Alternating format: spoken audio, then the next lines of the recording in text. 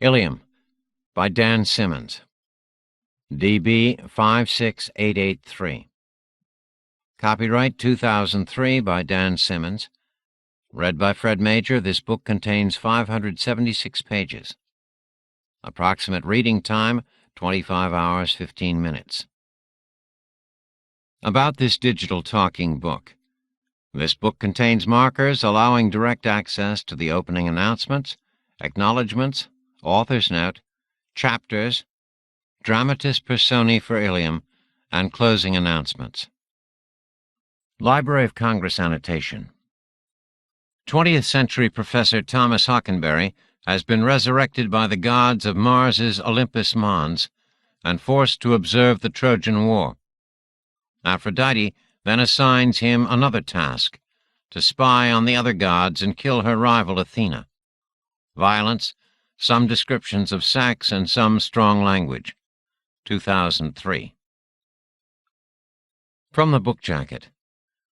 From the multiple award-winning author of the Hyperion Cantos, one of the most acclaimed and popular series in contemporary science fiction, comes a huge and powerful epic of high-tech gods, human heroes, total war, and the extraordinary transcendence of ordinary beings. From the towering heights of Olympus Mons on Mars, the mighty Zeus and his immortal family of gods, goddesses, and demigods look down upon a momentous battle, observing and often influencing the legendary exploits of Paris, Achilles, Hector, Odysseus, and the clashing armies of Greece and Troy. Thomas Hockenberry, former 21st-century professor and Iliad scholar, watches as well. It is Hockenberry's duty to observe and report on the Trojan War's progress to the so-called deities who saw fit to return him from the dead. But the muse he serves has a new assignment for the wary Skolik, one dictated by Aphrodite herself. With the help of 40th-century technology, Hockenberry is to infiltrate Olympus, spy on its divine inhabitants, and ultimately destroy Aphrodite's sister and rival, the goddess Pallas Athena. On an Earth profoundly changed since the departure of the post-humans centuries earlier, the great events on the bloody plains of Ilium serve as mere entertainment. Its scenes of unrivaled heroics and unequaled carnage add excitement to human lives devoid of courage, strife, labor, and purpose. But this Eloi-like existence is not enough for Harmon, a man in the last year of his last 20, that rarest of postmodern men, an adventurer. He intends to explore far beyond the boundaries of his world before his allotted time expires, in search of a lost past, a devastating truth, and an escape from his own inevitable final facts. Meanwhile, from the radiation-swept reaches of Jovian space, 4 sentient machines race to investigate, and perhaps terminate, the potentially catastrophic emissions of unexplained quantum flux emanating from a mountaintop miles above the terraformed surface of Mars. The first book in a remarkable 2-part epic to be concluded in the upcoming Olympus, Dan Simmons's Ilium is a breathtaking adventure, enormous in scope and imagination, sweeping across time and space to connect 3 seemingly disparate stories in fresh, thrilling, and totally unexpected ways. A truly masterful work of speculative fiction, it is quite possibly Simmons's finest achievement to date in an already storied literary career. About the author, Dan Simmons is the Hugo Award-winning author of Hyperion and The Fall of Hyperion and their sequels, Endymion and The Rise of Endymion. He has written the critically acclaimed suspense novels Darwin's Blade and The Crook Factory, as well as other highly respected works including Summer of Night, its sequel A Winter Haunting, and Song of Kali, Carrion Comfort, and Worlds Enough and Time. Simmons makes his home in Colorado.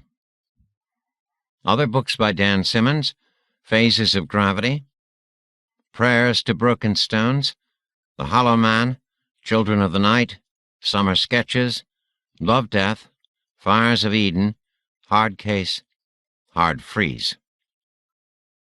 This novel is dedicated to Wabash College, its men, its faculty, and its legacy. Meanwhile, the mind from pleasureless withdraws into its happiness. The mind, that ocean where each kind does straight its resemblance find. Yet it creates, transcending these, far other worlds and other seas, annihilating all that's made to a green thought in a green shade. Andrew Marvell's The Garden. Of possessions, cattle and fat sheep are things to be had for the lifting, and tripods can be won, and the tawny high heads of horses, but a man's life cannot come back again. It cannot be lifted nor captured again by force, once it has crossed the teeth's barrier. Achilles in Homer's The Iliad, Book 9, 405 through 409. A bitter heart that bides its time and bites. Caliban in Robert Browning's Caliban upon Setebos. Acknowledgements. While many translations of the Iliad were referred to in preparation for the writing of this novel, I would specifically like to acknowledge the following translators: Robert Fagles, Richmond Lattimore, Alexander Pope, George Chapman, Robert Fitzgerald, and Alan Mandelbaum. The beauty of their translations is manifold, and their talent is beyond this writer's comprehension.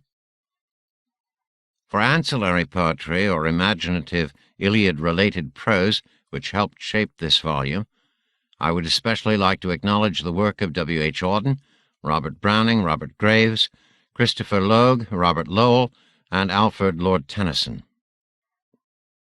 For research and commentary on the Iliad and Homer, I would like to acknowledge the work of Bernard Knox, Richmond Lattimore, Malcolm M. Wilcock, A. J. B. Wace, F. H. Stubbings, C. Carigny, and members of the Homeric Scholia, too numerous to mention. For insightful commentary on Shakespeare and Browning's Caliban upon Setebos, I gratefully acknowledge the writings of Harold Bloom, W. H. Auden, and the editors of the Norton Anthology of English Literature. For an insight into Auden's interpretation of Caliban upon Setebos and other aspects of Caliban, I refer readers to Edward Mendelssohn's later Auden. Monmouth's insights into the sonnets of Shakespeare were largely guided by Helen Wendler's wonderful The Art of Shakespeare's Sonnets. Many of Orphew of Io's comments on the work of Marcel Proust were inspired by Roger Shattuck's Proust's Way, a field guide to In Search of Lost Time. To readers interested in emulating Monmouth's Bardolitous love of Shakespeare, I would recommend Harold Bloom's Shakespeare, The Invention of the Human, Herman Gollob's Me and Shakespeare, Adventures with the Bard, and Shakespeare, A Life by Park Honan. For detailed maps of Mars before the terraforming, I owe a great debt of gratitude to NASA, the Jet Propulsion Laboratory, and Uncovering the Secrets of the Red Planet, published by the National Geographic Society, edited by Paul Rayburn, with foreword and commentary by Matt Golombek.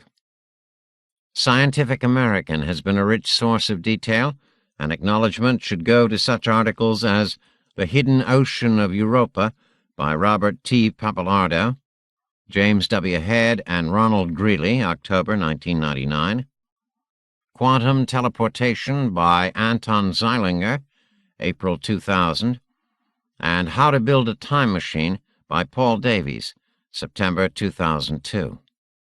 Finally, my thanks to Clea Richardson for details on how to build a homemade casting furnace with a wooden cupola. Author's Note. When my kid brother and I used to take our toy soldiers out of the box, we had no problem playing with our blue and gray Civil War soldiers alongside our green World War II guys. I prefer to think of this as a precocious example of what John Keats called negative capability. We also had a Viking, a cowboy, an Indian, and a Roman centurion flinging grenades, but they were in our Time Commando platoon. Some anomalies demand what the Hollywood people insist on calling a backstory. With Ilium, however, I thought a certain consistency was required. Those readers who teethed, as I did, on Richard Lattimore's wonderful 1951 translation of the Iliad will notice that Hector, Achilles, and Aias have become Hector, Achilles, and Ajax, big and little. In this I agree with Robert Fagles in his 1990 translation that while these more Latinized versions are farther from the Greek, Hector versus Achilles, and the Achaeans and the Argioi, the more faithful version sometimes sounds like a cat coughing up a hairball. As Fagles points out, no one can claim perfect consistency, and it tends to read more smoothly when we return to the traditional practice of the English poets by using Latinate spellings and even modern English forms for the heroes and their gods. The exception to this, again, as per Fagles, is when we would have Ulysses instead of Odysseus, or, say, Minerva replacing Athena. Alexander Pope, in his incredibly beautiful translation of the Iliad into heroic couplets, had no problem with Jupiter or Jove ripping Ares, not Mars, a new one, but my negative capability falters here. Sometimes it seems you have to play with just the green guys. Note, for those readers who, like me, have problems in an epic tale telling the gods, goddesses, heroes, and other characters apart without a scorecard, I would refer you to our Dramatis Personae beginning on page 573. 1. The Plains of Ilium. Rage. Sing, O Muse, of the rage of Achilles, of Peleus' son, murderous man-killer fated to die. Sing of the rage that cost the Achaeans so many good men, and sent so many vital, hearty souls down to the dreary house of death. And while you're at it, O Muse, sing of the rage of the gods themselves, so petulant and so powerful here on their new Olympus, and of the rage of the post-humans, dead and gone though they might be, and of the rage of those few true humans left, self-absorbed and useless though they may have become. While you are singing, O Muse, sing also of the rage of those thoughtful, sentient, serious but not so close to human beings out there dreaming under the ice of Europa, dying in the sulphur ash of Io, and being born in the cold folds of Ganymede. Oh, and sing of me, O Muse, poor born again against his will Hockenberry, poor dead Thomas Hockenberry, Ph.D., Hockenbush to his friends, to friends long since turned to dust on a world long since left behind. Sing of my rage, yes, of my rage, O Muse. Small and insignificant though that rage may be, when measured against the anger of the immortal gods, or when compared to the wrath of the god-killer Achilles. On second thought, O Muse, sing of nothing to me.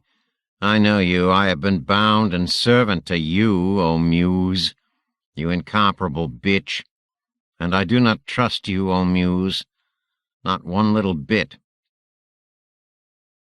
If I am to be the unwilling chorus of this tale, then I can start the story anywhere I choose. I choose to start it here. It is a day like every other day in the more than 9 years since my rebirth. I awaken at the Scholia Barracks, that place of red sand and blue sky and great stone faces. Am summoned by the Muse, get sniffed and passed by the murderous Cerberids, am duly carried the 17 vertical miles to the grassy summits of Olympus via the high-speed east slope crystal escalator, and, once reported in at the Muse's empty villa, receive my briefing from the Scholic going-off shift, don my morphing gear and impact armor, slide the taser baton into my belt, and then QT to the evening Plains of Ilium.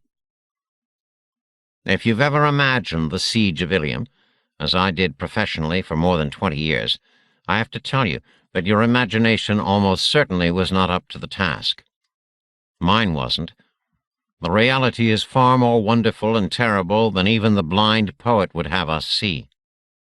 First of all, there is the city Ilium, Troy, one of the great armed polias of the ancient world, more than 2 miles away from the beach where I stand now, but still visible and beautiful and domineering on its high ground, its tall walls lighted by thousands of torches and bonfires, its towers not quite as topless as Marlowe would have us believe, but still amazing, tall, rounded, alien, imposing. Then there are the Achaeans, and Danaans and other invaders, technically not yet Greeks, since that nation will not come into being for more than 2,000 years, but I will call them Greeks anyway, stretched mile after mile here along the shoreline. When I taught the Iliad, I told my students that the Trojan War, for all its Homeric glory, had probably been a small affair in reality, some few thousands of Greek warriors against a few thousand Trojans.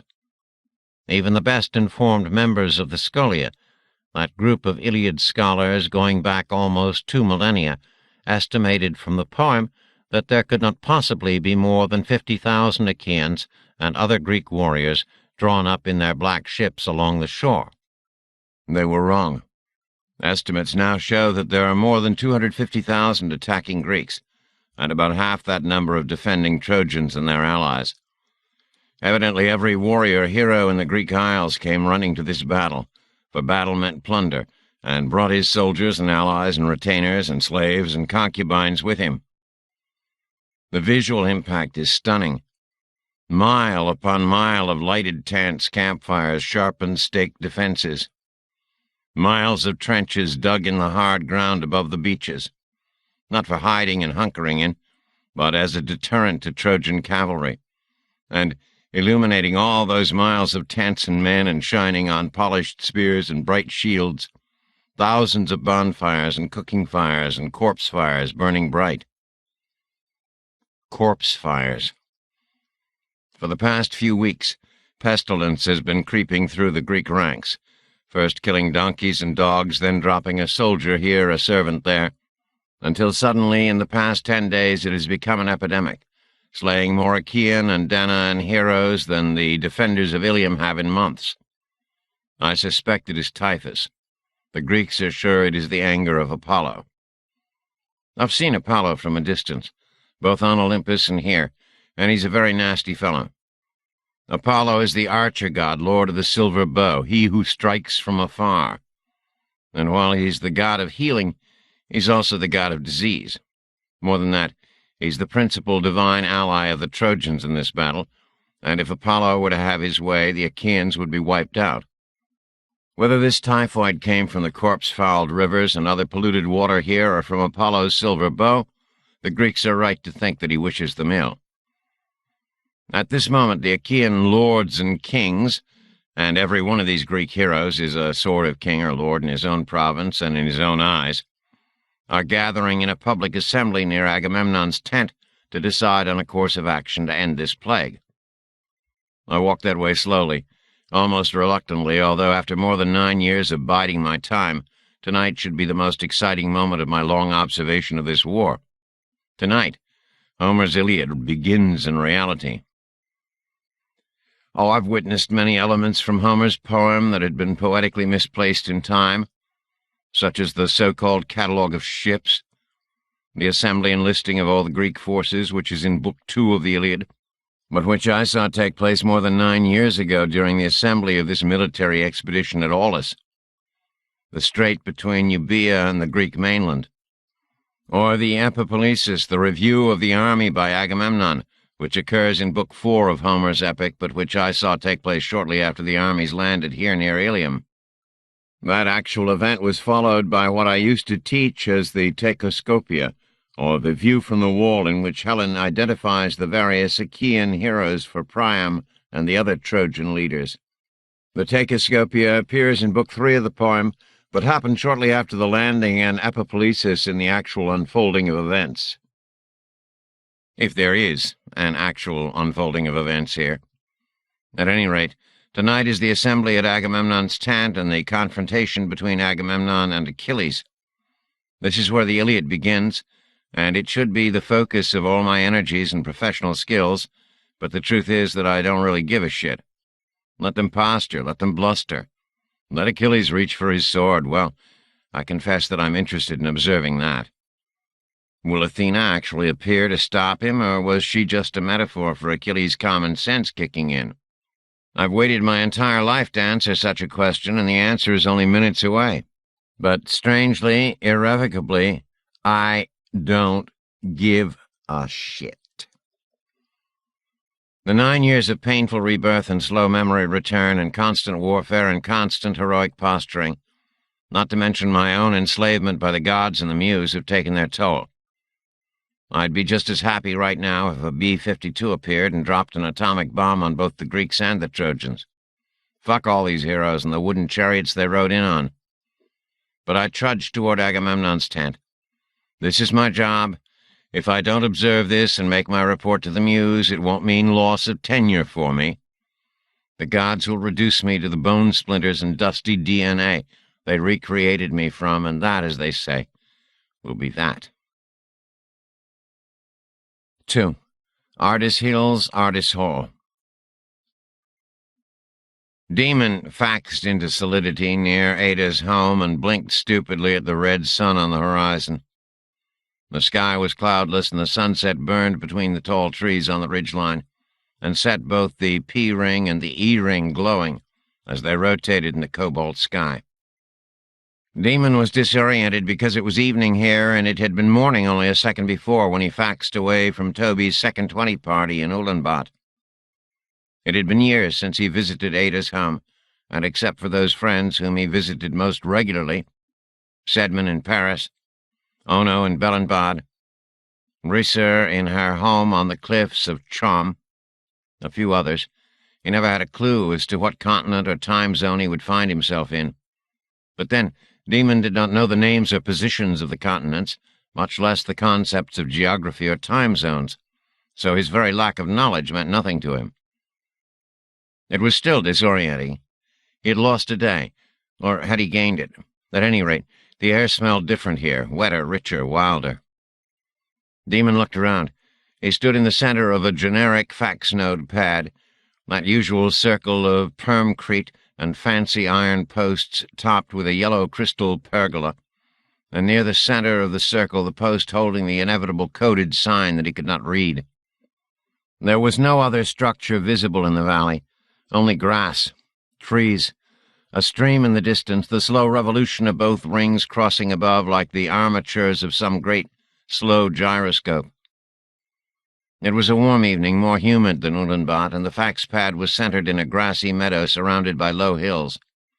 20 feet beyond the pad circle stood an ancient two-person, one-wheeled open carryall, with an equally ancient servitor floating above the driver's nook, and a single voynix standing between the wooden tongues. It had been more than a decade since Demon had visited Ardis Hall, but now he remembered the barbaric inconvenience of all this. Absurd, not having one's home on a fax node. "Demon Ur?" queried the servitor, although it obviously knew who he was. Demon grunted and held out his battered Gladstone. The tiny servitor floated closer, took the luggage in its padded cusps, and loaded it in the carryall's canvas boot, while Demon climbed aboard. "Are we waiting for others?" "You are the final guest," replied the servitor. It hummed into its hemispherical niche and clicked a command. The voynix clamped onto the carryall tongues and began jogging toward the setting sun, its rusty peds and the carryall's wheel raising very little dust on the gravel roadway. Demon settled back on the green leather, rested both hands on his walking cane, and enjoyed the ride. He had come not to visit Ada, but to seduce her. This is what Demon did, seduce young women. That and collect butterflies. The fact that Ada was in her mid-20s and Demon was approaching his second 20 made no difference to him. Neither did the fact that Ada was his first cousin. Incest taboos had eroded away long ago. Genetic drift was not even a concept to Demon, but if it had been, he would have trusted the firmery to fix it, The Firmary fixed everything. Demon had been visiting Ardis Hill 10 years earlier in his role as cousin, and trying to seduce Ada's other cousin, Virginia, out of sheer boredom, since Virginia had all the attractiveness of a Voynix. When he had first seen Ada nude, he had been walking down one of the endless Ardis Hall corridors in search of the breakfast conservatory when he had passed the younger woman's room. The door was ajar, and there, reflected in a tall, warped mirror, was Ada, bathing from a basin with a sponge and wearing only a mildly bored expression. Ada was many things, but overly hygienic was not one, Demon had learned. And her reflection, this young woman just emerging from the chrysalis of girlhood, had arrested him, this adult man, just a bit older then than Ada was now. Even then, with the puffiness of childhood still present in her hips and thighs and bud-nipple breasts, Ada was a sight worth stopping to appreciate. Pale, the girl's skin stayed a soft, parchment white no matter how long she stayed outside. Her grey eyes, raspberry lips, and black hair was an amateur eroticist's dream. The cultural mode had been for women to shave their armpits then, but neither young Ada, nor, Demon sincerely hoped, her adult counterpart had paid any more attention to that than she did to most other cultural modalities. Frozen in the tall mirror then, and pinned and mounted in the collection tray of Demon's memory now, was that still girlish but already voluptuous body, heavy pale breasts, creamy skin, alert eyes, all that paleness punctuated by the 4 dashes of black hair. The wavy question mark of hair she kept carelessly pinned up except when she played, which was most of the time. The 2 commas under her arms, and the perfect black exclamation mark, not yet matured to a delta, leading to the shadows between her thighs. Riding in the carryall, Demon smiled. He had no idea why Ada had invited him to this birthday celebration after all these years, or whose 20 they were celebrating. But he was confident that he would seduce the young woman before he faxed back to his real world of parties and long visits and casual affairs with more worldly women. The Voynix trotted effortlessly, pulling the carryall with only the gravel hiss underped and the soft humming of ancient gyroscopes in the carriage body.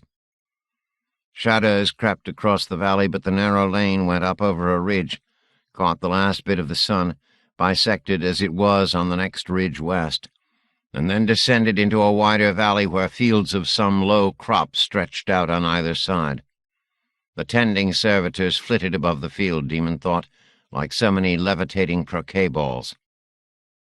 The road turned south, left to Demon, crossed a river on a wooden-covered bridge, and then switchbacked up a steeper hill and entered an older forest. Demon vaguely remembered hunting for butterflies in that ancient forest 10 years ago, later on the day he had seen young Ada nude in the mirror. He remembered his excitement at collecting a rare breed of mourning cloak near a waterfall, the memory mingling with the excitement at seeing the girl's pale flesh and black hair. He remembered now the look Ada's reflection had given him when the pale face looked up from her ablutions. Disinterested, neither pleased nor angry, immodest but not brazen, vaguely clinical, looking at 27-year-old Demon frozen by lust in the hallway, much the way Demon himself had studied his captured mourning cloak. The carryall was nearing Ardis Hall. It was dark under the ancient oaks and elms and ash trees nearing the top of the hill, but yellow lanterns had been set along the roadway, and lines of colored lanterns could be glimpsed in the primeval forest, perhaps outlining trails. The Voynix padded out of the woods, and a twilight view opened up. Ardis Hall glowing on its hilltop, white gravel paths and roads winding away from it in every direction. The long, grassy sward extending down from the manor house for more than a quarter-mile before the greenway was blocked by another forest. The river beyond, still glowing, reflecting the dying light in the sky, and through a gap in the hills to the southwest, glimpses of more forested hills, black, devoid of lights, and then more hills beyond that, until the black ridges blended with dark clouds on the horizon. Demon shivered.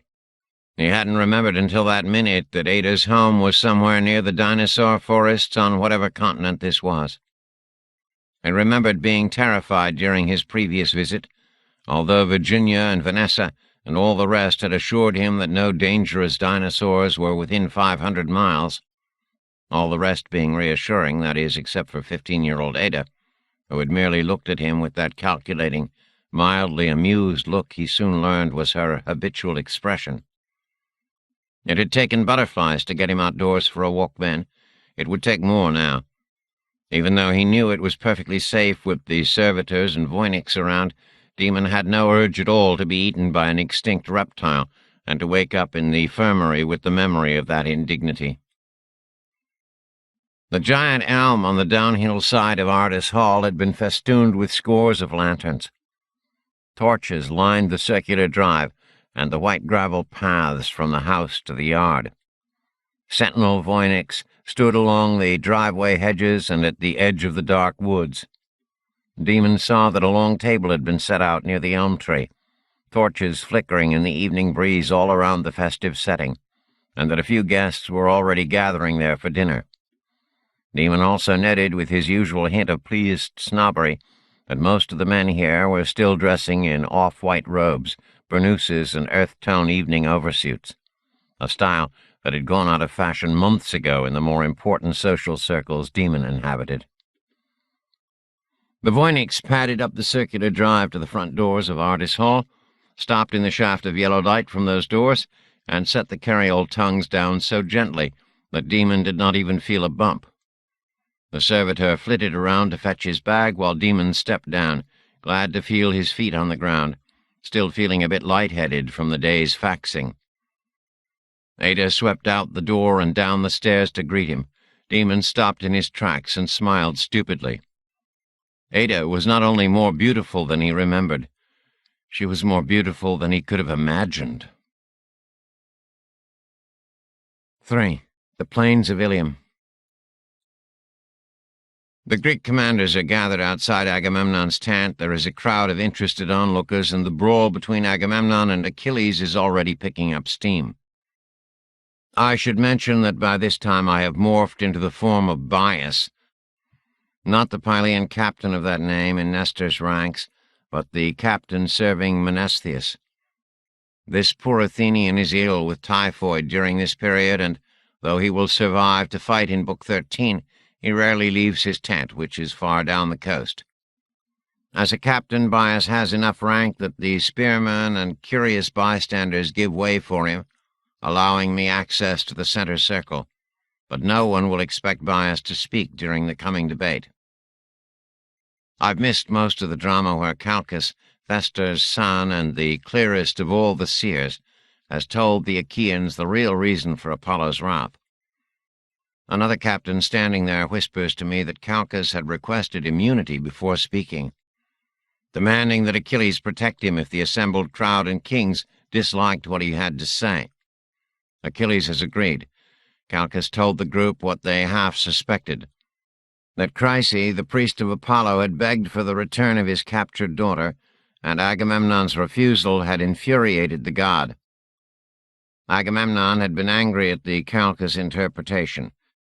"He shit square goat turds," whispered the captain with a wine-scented laugh.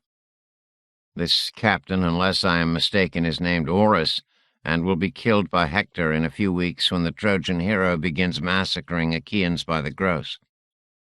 Oris tells me that Agamemnon agreed just minutes ago to give back the slave girl Chryseis.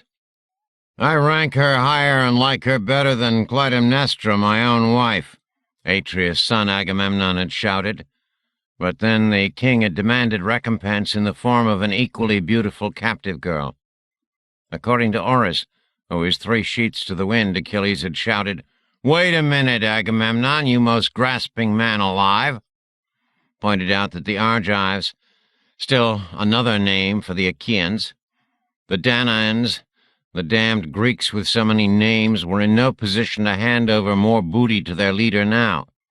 Someday, should the tide of battle turn back their direction, promised the man-killer Achilles, Agamemnon would get his girl. In the meantime, he told Agamemnon to give Chryseis back to her father and to shut up. At that point, Lord Agamemnon, Atreus' son, began shitting whole goats, laughs Horus, speaking loudly enough that several captains turned to frown at us. I nod and look at the inner circles. Agamemnon, as always, is in the center of things. Atreus' son looks every inch the supreme commander, tall, beard rolled in classic curls, a demigod's brow and piercing eyes, muscles oiled, dressed in the finest gear and garb. Directly opposite him, in the open bullseye of the circle, stands Achilles. Stronger, younger, even more beautiful than Agamemnon, Achilles almost defies description. When I first saw him at the catalogue of the ships more than 9 years ago, I thought that Achilles had to be the most godlike human walking among these many godlike men. So imposing was the man's physical and command presence. Since then, I've realized that for all his beauty and power, Achilles is relatively stupid, a sort of infinitely more handsome Arnold Schwarzenegger. Around this inner circle are the heroes I spent decades teaching about in my other life. They do not disappoint when encountered in the flesh. Near Agamemnon, but obviously not siding with him in the argument now raging, is Odysseus, a full head shorter than Agamemnon, but broader in the chest and shoulders, moving among the Greek lords like a ram among sheep, his intelligence and craftiness visible in his eyes and etched into the lines on his weathered face. I've never spoken to Odysseus, but I look forward to doing so before this war ends and he leaves on his travels.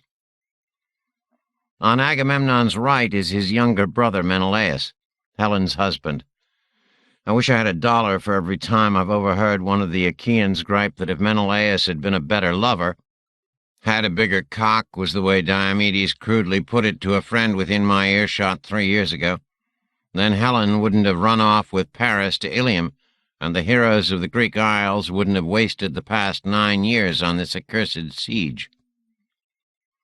On Agamemnon's left is Orestes, not Agamemnon's son left at home and spoiled, who will someday avenge his father's murder and earn his own play, but only a loyal spear-carrier of the same name who will be slaughtered by Hector during the next big Trojan offensive.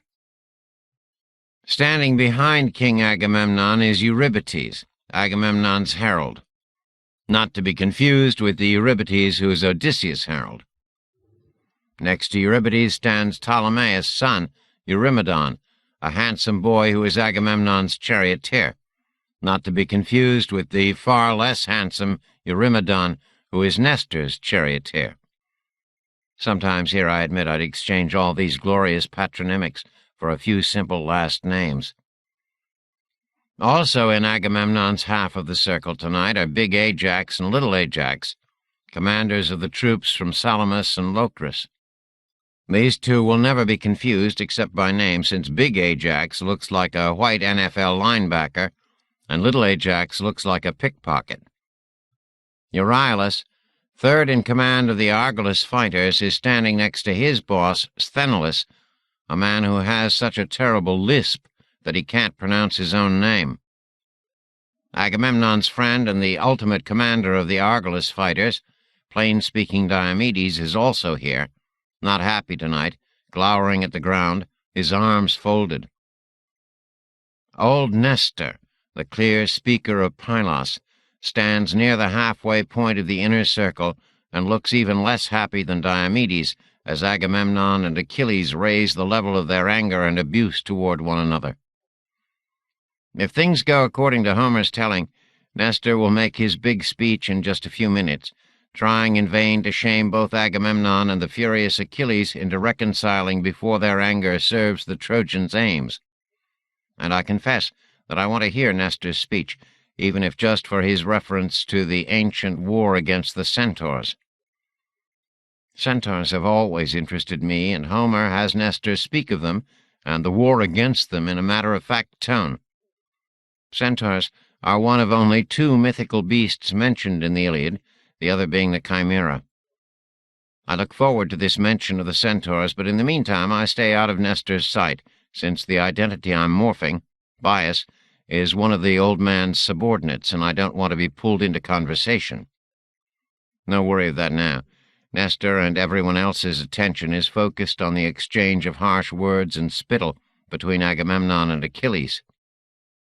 Standing near Nestor and obviously allying themselves with neither leader are Menestheus, who will be killed by Paris in a few weeks if things proceed according to Homer, Eumelus, leader of the Thessalians from Pheræ, Polyxenus, co-commander of the Epeans, Polyxenus' friend Thalpius, Thoas, commander of the Aetolians, Leontius and Polypoetes in their distinctive Argisan garb, also Machaon and his brother Podalirius with their various Thessalian lieutenants standing behind them. Odysseus' dear friend Lucas, fated to be killed in a few days by Antiphus, and others I've come to know well over the years, not just by sight but by the sound of their voices, as well as by their distinctive modes of fighting and bragging and making offerings to the gods. If I haven't mentioned it yet, the ancient Greeks assembled here do nothing in a half-assed way. Everything is performed to the full extent of their abilities, every effort running what one 20th-century scholar called the full risk of failure. Opposite Agamemnon and standing to the right of Achilles is Patroclus, the man-killer's closest friend, whose death by Hector's hand is fated to set off the true wrath of Achilles and the greatest slaughter in the history of warfare, as well as Tlepolemus, the mythic hero Heracles' beautiful son, who fled his father's uncle, and who will soon die by Sarpedon's hand. Between Tlepolemus and Patroclus stands old Phoenix, Achilles' dear friend and former tutor, whispering to the son of Diocles, or Silicus, who will be killed by Aeneas soon enough. To the raging Achilles' left is Idomeneus, a far closer friend of the man-killers than I had suspected from the poem. There are more heroes in the inner circle, of course, as well as countless more in the mob behind me, but you get the idea. No one goes nameless either in Homer's epic poem or in the day-to-day reality here on the Plains of Ilium. Every man carries his father's name, his history, his lands and wives and children and chattel with him at all times, in all encounters, both martial and rhetorical. It's enough to wear a simple scholar out. All right, godlike Achilles, you cheater at dice, you cheater at war, you cheater with women. Now you are trying to cheat me, Agamemnon is shouting. Oh, no, you don't. You're not going to get past me that way. You have the slave girl, Briseis, as beautiful as any we've taken, as beautiful as my Chryseis. You just want to cling to your prize while I end up empty-handed. Forget it. I'd rather hand over command of the army to Ajax here, or Idomeneus, or crafty Odysseus there, or to you, Achilles, you, rather than be cheated so. Do it then, sneers Achilles. It's time we had a real leader here. Agamemnon's face grows purple. Fine. Haul a black ship down to the sea and fill it with men to row and sacrifices for the gods. Take Chryseis if you dare, but you will have to perform the sacrifices, Achilles, O killer of men. But I know that I'll take a prize as recompense, and that prize will be your lovely Briseis. Achilles' handsome face is contorted with rage. Shameless! You're armored in shamelessness and shrewd in greed, you dog-faced coward! Agamemnon takes a step forward, drops his scepter, and puts a hand on his sword. Achilles matches him step for step and grips the hilt of his own sword. The Trojans have never done us any harm, Agamemnon, but you have. It wasn't the Trojan spearmen who brought us to this shore, but your own greed. We're fighting for you, you colossal heap of shame. We followed you here to win your honor back from the Trojans, yours and your brother Menelaus, a man who can't even keep his wife in the bedroom. Here, Menelaus steps forward and grips his sword. Captains and their men are gravitating to one hero or the other now, so the circle is already broken, turning into three camps. Those who will fight for Agamemnon, those who will fight for Achilles, and those near Odysseus and Nestor, who look disgusted enough to kill both of them. My men and I are leaving, shouts Achilles, back to Phthia. Better to drown in an empty ship heading home in defeat than to stay here and be disgraced, filling Agamemnon's goblet and piling up Agamemnon's plunder. Good! Go, shouts Agamemnon. By all means, desert.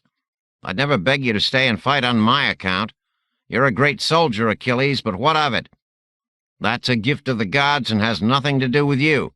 You love battle and blood and slaughtering your enemies, so take your fawning myrmidons and go. Agamemnon spits. Achilles actually vibrates with anger. It is obvious that he is torn between the urge to turn on his heel, take his men, and leave Ilium forever, and the overwhelming desire to unsheathe his sword and gut Agamemnon like a sacrificial sheep. But know this, Achilles, Agamemnon goes on, his shout dropping to a terrible whisper that can be heard by all the hundreds of men assembled here.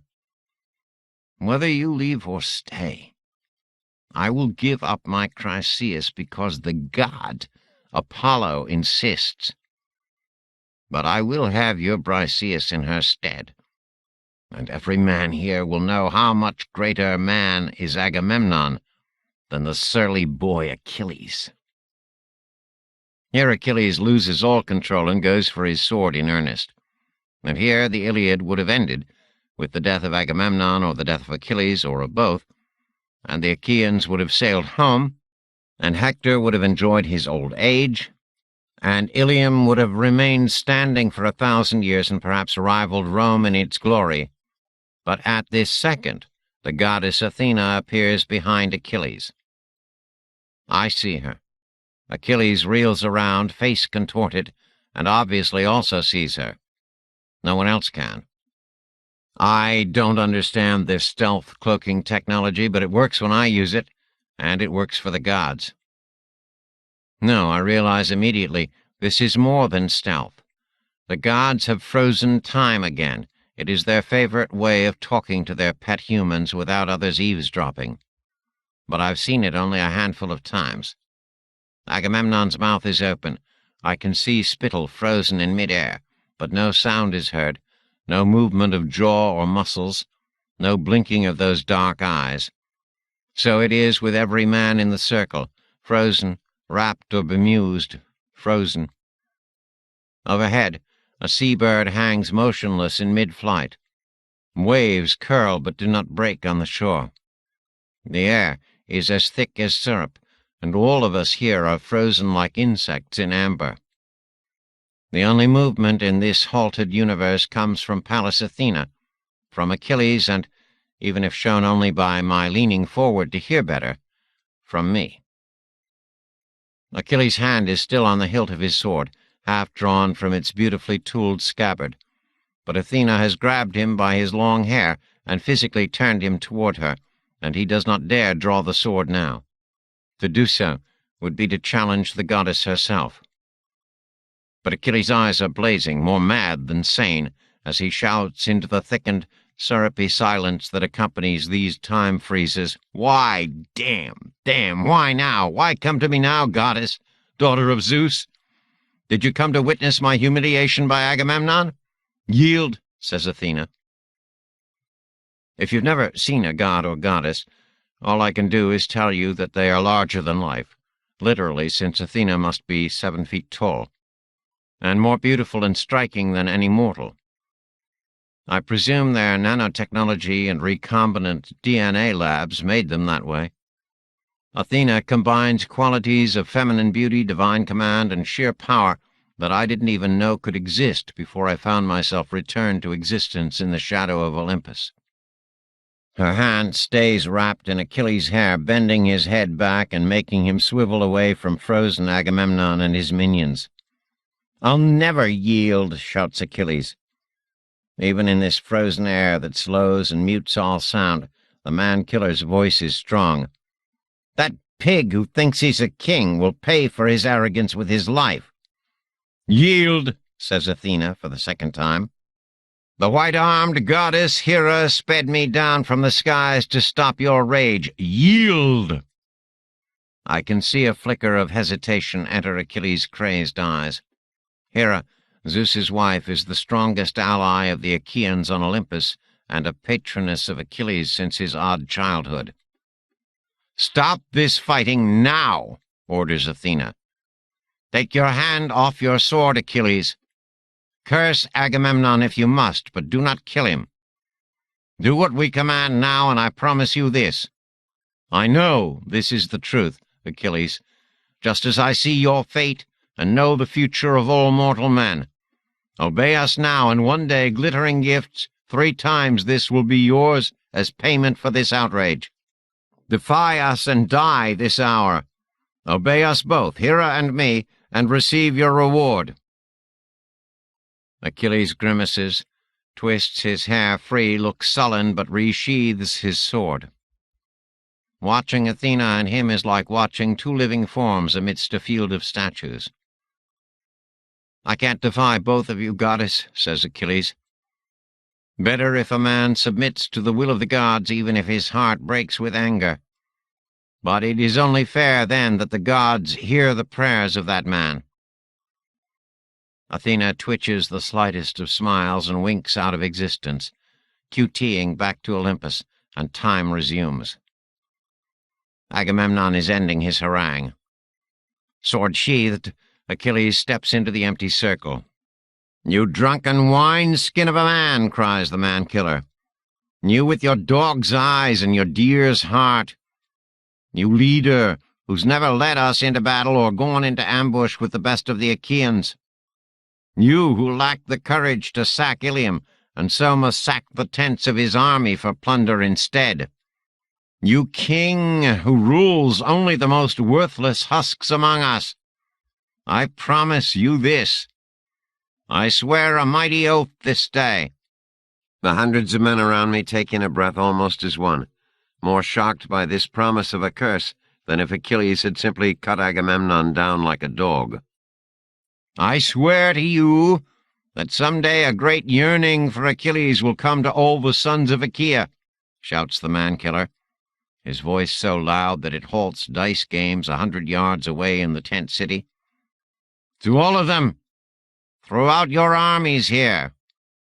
But then, Atrides, stricken to your soul, though you'll be, nothing you do will save you, scythed like so much wheat by the man-murdering Hector.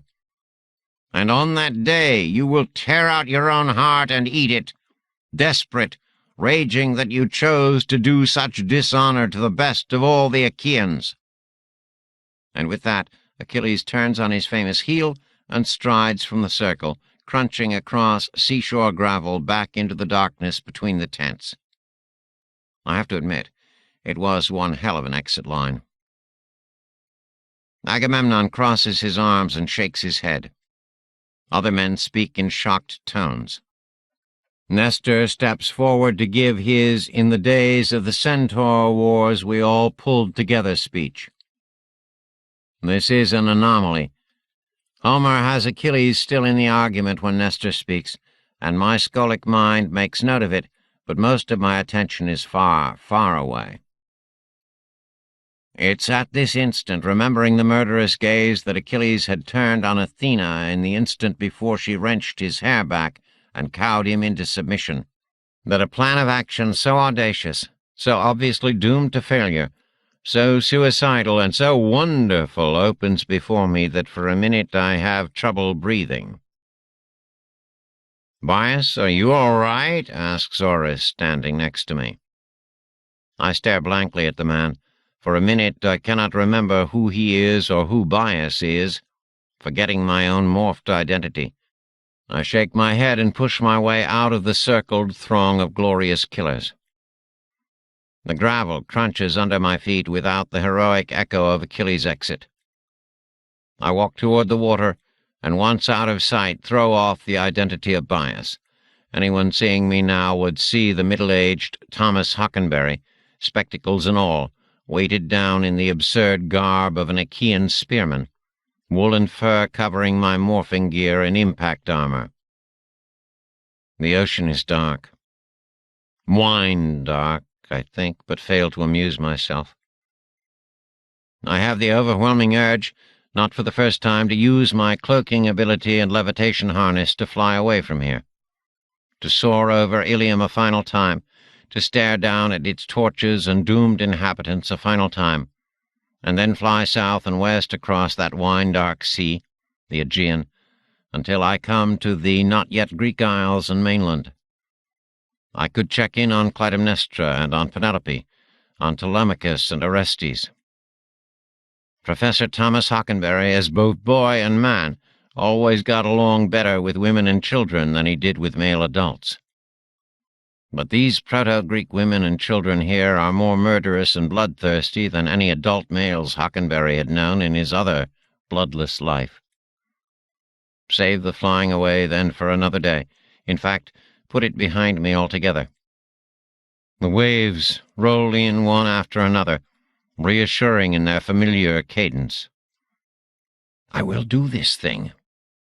The decision comes with the exhilaration of flying. No, not of flying, but in the thrill of that brief instance of zero gravity one achieves when throwing oneself from a high place and knowing that there is no going back to solid ground. Sink or swim, fall or fly. I will do this thing. 4. Near Conamara Chaos. Monmouth, the European Moravec submersible, was 3 kilometers ahead of the Kraken and gaining, which should have created some sense of confidence in the diminutive robotic organic construct, but since Kraken often had tentacles 5 kilometers long, it didn't. It was an aggravation. Worse than that, it was a distraction. Monmouth had almost finished with his new analysis of Sonnet 116, was eager to email it to Orfu on Io, and the last thing he needed now was to have his submersible swallowed. He pinged the Kraken, verified that the huge, hungry, jellied mass was still in flagellant pursuit, and interfaced with the reactor long enough to add another 3 knots to his ship's speed. The Kraken, which was literally out of its depth here, so close to the Conamara Chaos region and its open leads, flailed to keep up. Monmouth knew that as long as they were both traveling at this speed, the Kraken would be unable to extend its tentacles to full reach to engulf the submersible. But if his little sub were to encounter something, say a big wad of flashlight kelp, and he had to slow, or worse yet, got fouled in the glowing strands of goo, then the Kraken would be on him like a— "Oh, well, damn," said Monmouth, abandoning any attempt at simile and speaking aloud to the humming silence of the submersible's cramped environmental cavity. His sensors were plugged into the ship's systems, and virtual vision showed him huge clumps of flashlight kelp dead ahead. The glowing colonies were floating along the isothermal currents here, feeding on the reddish veins of magnesium sulfate that rose to the ice shelf above like so many bloody taproots. Monmouth thought dive, and the submersible dived 20 clicks deeper, clearing the lower colonies of kelp by only a few dozen meters. The Kraken dived behind him. If a Kraken could grin, it would be grinning now. This was its killing depth. Monmouth reluctantly cleared Sonnet 116 from his visual field and considered his options. Being eaten by a Kraken less than 100 kilometers from Conamara Chaos Central would be embarrassing. It was these damn bureaucrats' fault. They needed to cull their local subseas of monsters before they ordered one of their Moravec explorers back to a meeting. He could kill the Kraken, but with no harvester submersible within 1,000 clicks, the beautiful beastie would be torn to shreds and devoured by the parasites in the flashlight kelp colonies, by salt sharks, by free-floating tube worms, and by other Kraken long before a company harvester could get near it. It would be a terrible waste. Monmouth pulled his vision out of virtual long enough to look around his enviro-niche, as if a glimpse of his cluttered reality could give him an idea. It did. On his console desk, along with the leather-bound volumes of Shakespeare and the Wendler printout, was his lava lamp, a little joke from his old Moravec partner, Ertzweil, almost 20 J-years ago. Monmouth smiled and re-engaged virtual along all bandwidths. This close to Chaos Central, there would have to be diapirs, and Kraken hated diapirs. Yes, 15 clicks south by southeast, an entire belch field of them, rising slowly toward the cap ice, just as languidly as the wax blobs did in his lava lamp. Monmouth set his course to the nearest diapir, rising to a lead, and added 5 more knots just to be safe. If there was such a thing as safety within tentacle range of a mature kraken. A diapir was nothing more than a blob of warm ice, heated by the vents and gravitational hot zones far below, rising through the Epsom salt sea toward the ice cap that had once covered 100% of Europa, and which now, 2,000 years after the Cryobot Arbiter Company arrived, still covered more than 98% of the moon. This diapir was about 15 clicks across and rising rapidly as it approached the surface cap. Kraken did not like the electrolytic properties of diapirs. They refused to foul even their probe tentacles with the stuff, much less their killing arms and maws. Monmouth's sub reached the rising blob a good 10 kilometers ahead of the pursuing Kraken, slowed, morphed its outer hull to impact strength, pulled in sensors and probes, and bored into the glob of slush. Monmouth used sonar and EPS to check the lenticulae and navigation leads, still some 8,000 meters above him. In a few minutes, the diapir itself would mush into the thick cap ice, flow upward through fissures, lenticulae and leads, and bubble slush ice in a fountain 100 meters high. For a short time, this part of Conamara chaos would look like Lost Age America's Yellowstone Park, with red sulfur geysers geysing and hot springs boiling. Then the spray trail would disperse in Europa's 1/7 Earth gravity, fall like a slow-motion slush storm for kilometers on either side of each surface lenticula, and then freeze in Europa's thin, artificial atmosphere, all 100 millibars of it, adding more abstract sculptural forms to the already tortured ice fields. Monmouth couldn't be killed in literal terms. Although part organic, he existed rather than lived, and he was designed tough. But he definitely did not want to become part of a fountain or a frozen chunk of an abstract sculpture for the next 1,000 years. For a minute he forgot both the Kraken and Sonnet 116 as he worked the numbers. The diapir's ascent rate, his submersible's forward progress through the slush, the fast-approaching cap ice, and then he downloaded his thoughts to the engine room and ballast tanks. If it worked right, he would exit the south side of the diapir half a click before glob impact with the ice and accelerate straight ahead, doing an emergency surface blow just as the tidal wave from the diapir fountain was forced down the lead. He would then use that 100 click-per-hour acceleration to keep him ahead of the fountain effect, essentially using his submersible like a surfboard for half the distance to Conamara Chaos Central. He'd have to make the final 20 clicks or so to the base on the surface after the tidal wave dissipated, but he had no choice. It should be one hell of an entrance. Unless something had blocked the lead ahead, or unless another submersible was coming out lead from Central. That would be embarrassing for the few seconds before Monmouth and the Dark Lady were destroyed. At least the Kraken would no longer be a factor. The critters refused to rise closer than 5 clicks to the surface cap. Having entered all the commands and knowing that he'd done everything he could think of to survive and arrive at the base on time, Monmouth went back to his sonnet analysis. Monmouth's submersible, which he had long ago named the Dark Lady, cruised the last 20 kilometers to Conamara Chaos Central, down a kilometer-wide lead, riding on the surface of the Black Sea beneath a black sky. A 3/4 Jupiter was rising, clouds bright and cloud bands roiling with muted colors, while a tiny Io skittered across the rising giant's face not far above the icy horizon. On either side of the lead, striated ice cliffs rose several hundred meters, their sheer faces dull gray and blunted red against the black sky.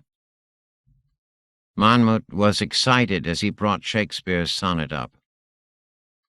Sonnet 116. Let me not to the marriage of true minds admit impediments. Love is not love which alters when it alteration finds, or bends with the remover to remove.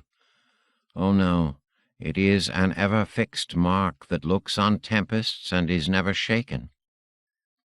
It is the star to every wandering bark, whose worth's unknown, although his height be taken.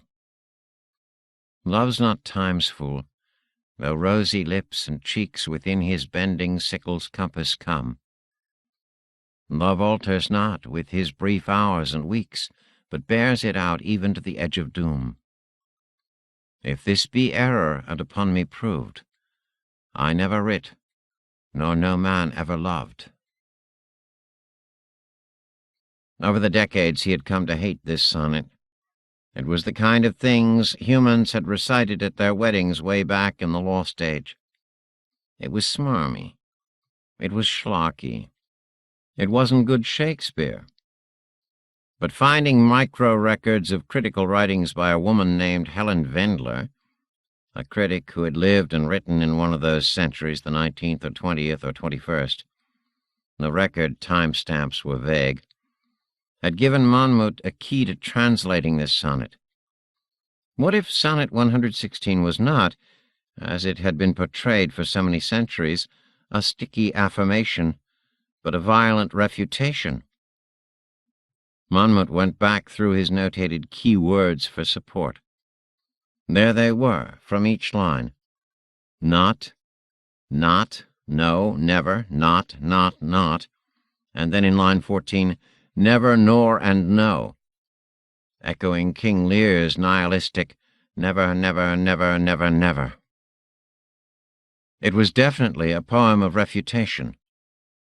But refutation of what?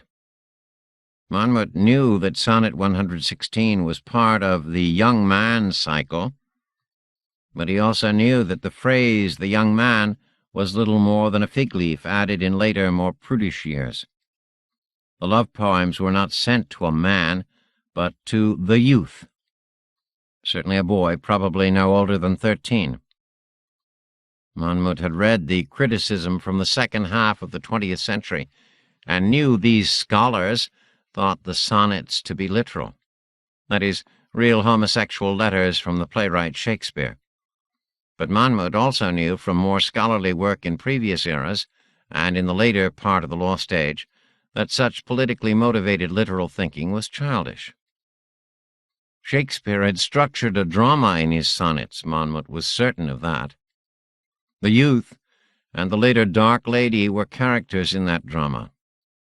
The sonnets had taken years to write and had not been produced in the heat of passion, but in the maturity of Shakespeare's full powers.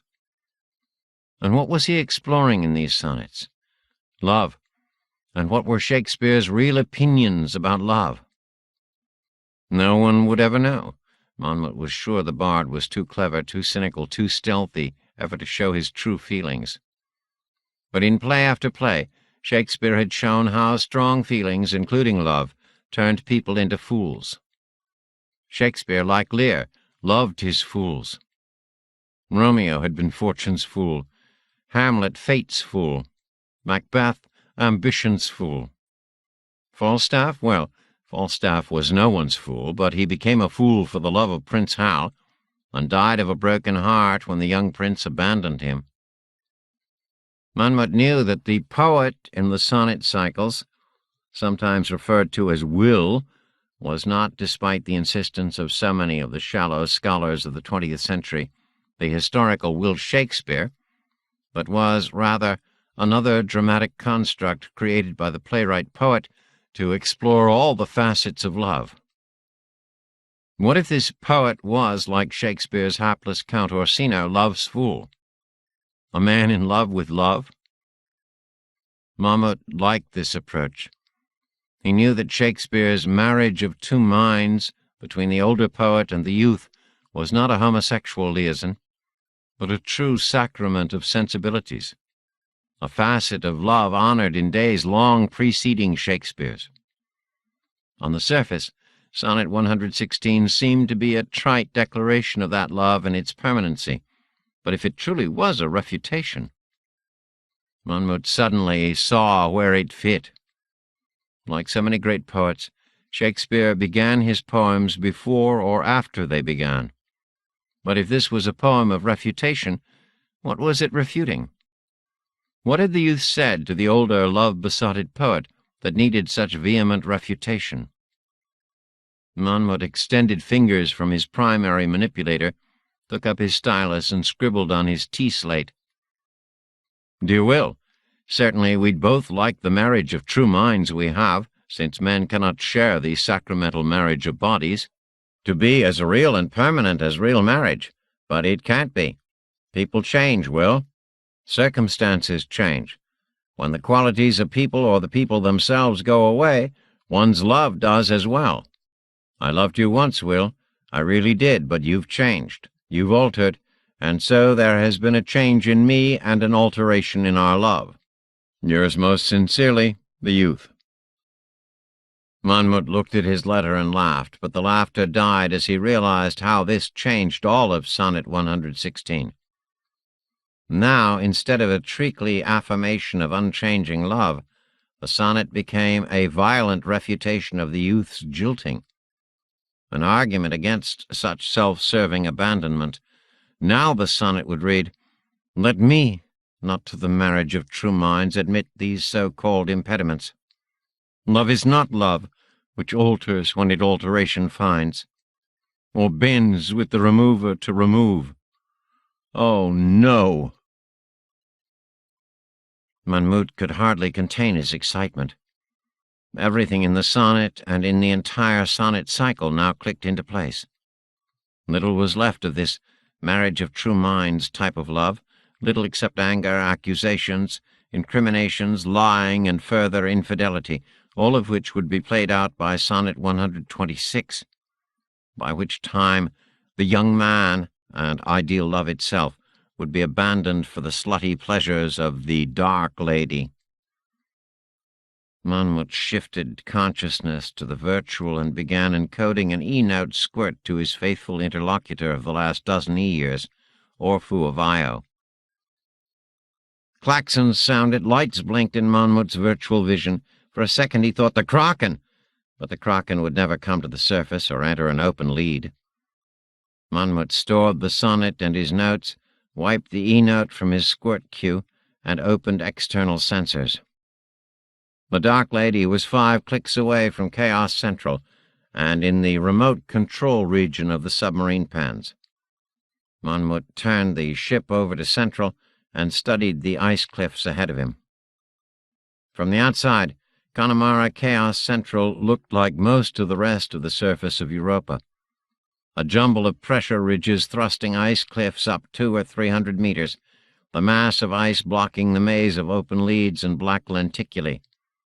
But then the signs of habitation became visible, the black maw of the sub-pens opening, the elevators on the cliff face moving, more windows visible on the face of the ice, navigation lights pulsing and blinking atop surface modules and habitation nodes and antennae, and far above, where the cliff ended against black sky, several interlunar shuttles storm-lashed to the landing pad there.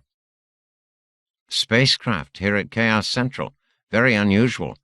Even as Monmouth finished the docking, set his ship's functions on standby, and began separating himself from the submersible's systems, he was thinking, what the hell have they called me here for?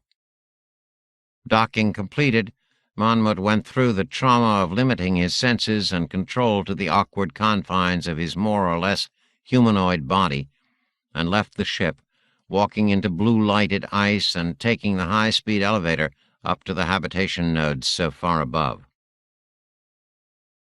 5. Ardis Hall.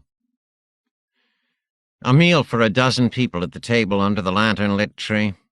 Venison and wild boar from the forest, trout from the river below, beef from the cattle herds pastured between Ardis and the Farcaster pad, red and white wines from Ardis vineyards, fresh corn, squash, salad, and peas from the garden, and caviar faxed in from somewhere or the other. "Whose birthday is it, and which 20?" asked Demon, as servitors passed food to the dozen diners at the long table. "It's my birthday, but not my 20, replied the handsome, curly-haired man named Harmon. "Pardon me?" Damon smiled, but did not understand. He accepted some squash and passed the bowl to the lady next to him. "Harmon is celebrating his annual birthday," said Ada from her place at the head of the table. Demon was physically stirred by how beautiful she looked in her tan and black silk gown.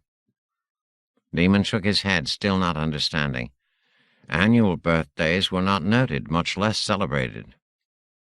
"So you're not really celebrating a birth 20 tonight," he said to Harmon, nodding at the floating house servitor to replenish his wine-glass. "But I am celebrating my birthday," Harmon repeated with a smile. "My 99th. Demon froze in shock and then looked around quickly, realizing that it must be some kind of joke peculiar to this crowd of provincials, but certainly a joke in bad taste.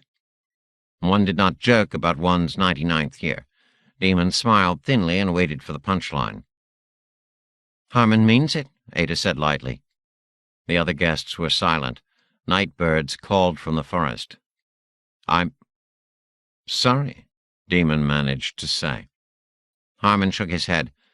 "I'm looking forward to the year. I have a lot of things to do."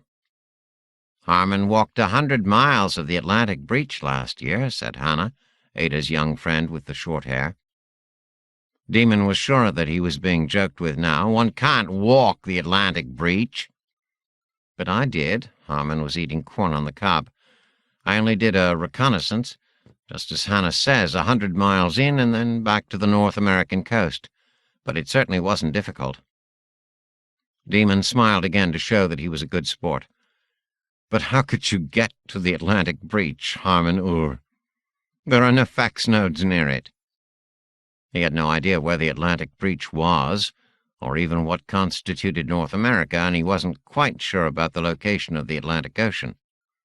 But he was certain that none of the 317 fax nodes were near the breach. He had faxed through each of those nodes more than once, and had never glimpsed the legendary breach. Harmon put down the corn. "I walked, Demon Ur. From the North American eastern coast, the breach runs directly along the 40th parallel, all the way to what the Lost Age humans called Europe. Spain was the last nation-state where the breach comes ashore, I think.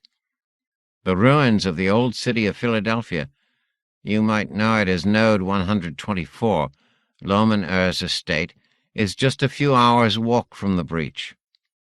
If I'd had any courage and packed enough food, I could have hiked all the way to Spain." Demon nodded and smiled and had absolutely no idea what this man was babbling about. First, the obscenity of bragging of his 99th year, then all this talk of parallels and lost-age cities and walking. No one walked more than a few hundred yards. Why should they? Everything of human interest lay near a fax node, and those few distant oddities, such as Ada's Ardis, could be reached by carriole or droshky. Demon knew Loman, of course. He had recently celebrated Ono's third 20 at the extensive Loman estate. But all the rest of Harmon's soliloquy was gibberish. The man had obviously gone mad in his final days. Well, the final formery fax and ascension would soon take care of that. Demon looked at Ada, their hostess, in hopes that she would intervene to change the topic. But Ada was smiling as if agreeing with everything Harmon had said. Demon looked down the table for help, but the other guests had been listening politely, even with apparent interest, as if such babble were part of their regular provincial dining repartee. "The trout is quite good, isn't it?" he said to the woman on his left. "Was yours good?" A woman across the table, a heavy-set redhead, probably deep into her third 20, set her most prominent chin on her small fist and said to Harmon, "What was it like? In the breach, I mean." The curly-haired, deeply tanned man demurred, but others along the table, including the young blonde woman about whose trout Demon had inquired, and who had rudely ignored the query, all clamored for Harmon to talk. He finally acquiesced with a graceful motion of his hand. "If you've never seen the breach, it's a fascinating sight just from the shore. It's about 80 yards wide, a cleft going east as far as one can see, becoming more and more narrow toward the horizon, until it seems just a slice of brightness inset along the line where ocean meets sky. Walking into it is slightly strange. The sand along the beach is not wet where the breach ends. No surf rolls back into it. At first, all of one's attention is focused on one or the other of the edges. Walking into wading depth, you notice the abrupt sheer of water like a glass wall separating the walker from the curl and roll of tide. You have to touch the barrier. No one could resist. Spongy, invisible, very slightly yielding to heavy pressure, cool from the water on the other side, but impenetrable. You walk deeper on dry sand. Over the centuries, the sea bottom has felt only the moisture of rain, and so the sand and dirt are solid. The remaining sea creatures and plants there dried out, desiccated almost to the point of appearing fossilized. Within a dozen yards, the sheared walls of water on both sides rise far over your head. Shadows move within. You see small fish swimming near the barrier between air and sea, then the shadow of a shark, then the pale glow of jellied, floating things you can't quite identify. Sometimes the sea creatures approach the breach barrier, touch it with their cold heads, and then turn away quickly as if alarmed. A mile or so out, and the water is so far over your head that the sky above grows darker. A dozen or so miles out, and the walls of water on either side rise more than 1,000 feet above you. The stars come out in the slice of sky you can see even in daylight. "No," said a thin, sandy-haired man far down the table. Damon remembered his name, Lois. "You're joking." "No," said Harmon, "I'm not." He smiled again. "I walked for about 4 days, slept during the night, turned back when I was out of food." "How did you know whether it was night or day?" asked Ada's friend, the athletic young woman named Hannah. "The sky is black, and the stars are out in the daytime sky," said Harmon. "But the slices of ocean on either side hold the full band of light, from bright blue far above to murky black along the bottom at the level of the breach walkway." "Did you find anything exotic?" asked Ada. "Some sunken ships, ancient, lost age and earlier, and one that might be newer." He smiled again. "I went to explore one of them, a huge, rusted hulk emerging from the north wall of the breach, tilted on its side. I entered through a hole in the hull, climbed ladders, made my way north along tilted floors using a small lantern I'd brought along, until suddenly in one large space, I think it was called a hold, there was the breach barrier from the ceiling to the tilted floor, a wall of water, alive with fish. I set my face against the cold, invisible wall and could see barnacles, mollusks, sea snakes, and life forms encrusting every surface, feeding on one another, while on my side, dryness, old rust, the only living things consisting of me and a small white land crab that had obviously migrated, as I had, from the shore. A wind came up and rustled the leaves in the tall tree above them. Lanterns swayed, and their rich light played across the silk and cotton clothing and hairdos and the hands and warmly lighted faces around the table. Everyone was rapt. Even Demon found himself interested, despite the fact that it was all nonsense. Torches and braziers along the walkway flickered and crackled in the sudden breeze. "What about the Voynix?" asked a woman sitting next to Lois. Demon could not remember her name. "M.A., perhaps." "Are there more or fewer than on land? Sentinels or motile?" "No Voynix." Everyone at the table seemed to take a breath. Demon felt the same sudden surge of shock he'd experienced when Harmon had announced that it was his 99th year. He felt a surge of vertigo. Perhaps the wine had been stronger than he'd thought. "No Voynix," repeated Ada, in a tone not so much of wonder but of wistfulness. She raised her glass of wine. "A toast," she said. Servitors floated closer to fill glasses. Everyone raised his or her own glass. Demon blinked away the dizziness and forced a pleasant, sociable smile into place. Ada did not announce a toast, but everyone, even after a moment Demon, drank the wine as if she had. The wind had come up by the end of the meal, clouds moving in to obscure the P and E rings, and the air smelled of ozone and of the curtains of rain dragging across the dark hills to the west. So the party moved inside, and then broke up as couples wandered off to their rooms or to various wings and rooms for entertainment. Servitors produced chamber music in the South Conservatory. The glassed-in swimming pool to the rear of the manor attracted a few people, and there was a midnight buffet laid out in the curved bay of the second-floor observation porch. Some couples went to their private rooms to make love, while others found a quiet place to unfold their turrets and to go to Troy. Demon followed Ada, who had led Hannah and the man named Harmon to the third-story library. If Demon's plan of seducing Ada before the weekend was over was to succeed, he had to spend every free minute with her. Seduction, he knew, was both science and art, a blend of skill, discipline, proximity, and opportunity. Mostly proximity. Standing and walking near her, Demon could feel the warmth of her skin through the tan and black silk she wore. Her lower lip, he noticed again after a decade, was maddeningly full, red, and meant for biting. When she raised her arm to show Harmon and Hannah the height of shelves in the library, Demon watched the subtle, soft shift of her right breast under its thin sheath of silk. He had been in a library before, but never one this large.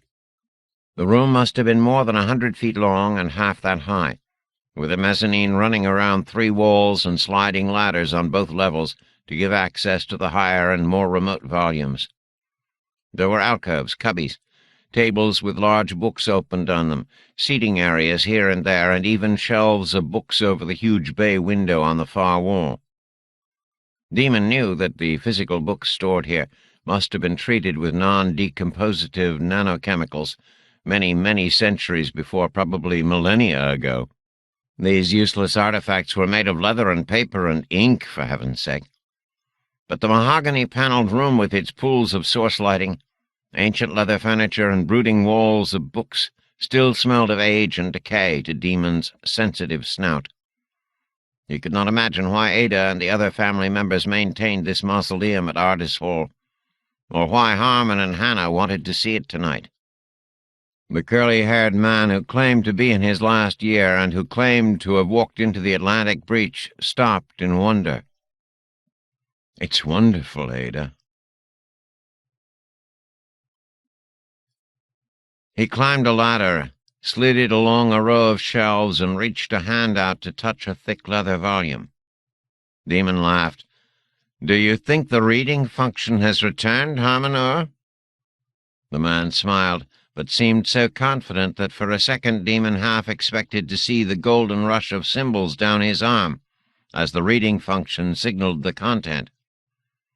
Demon had never seen the lost function in action, of course, but had heard it described by his grandmother and other old folks describing what their great-great-grandparents had enjoyed. No words flowed. Harmon pulled his hand back.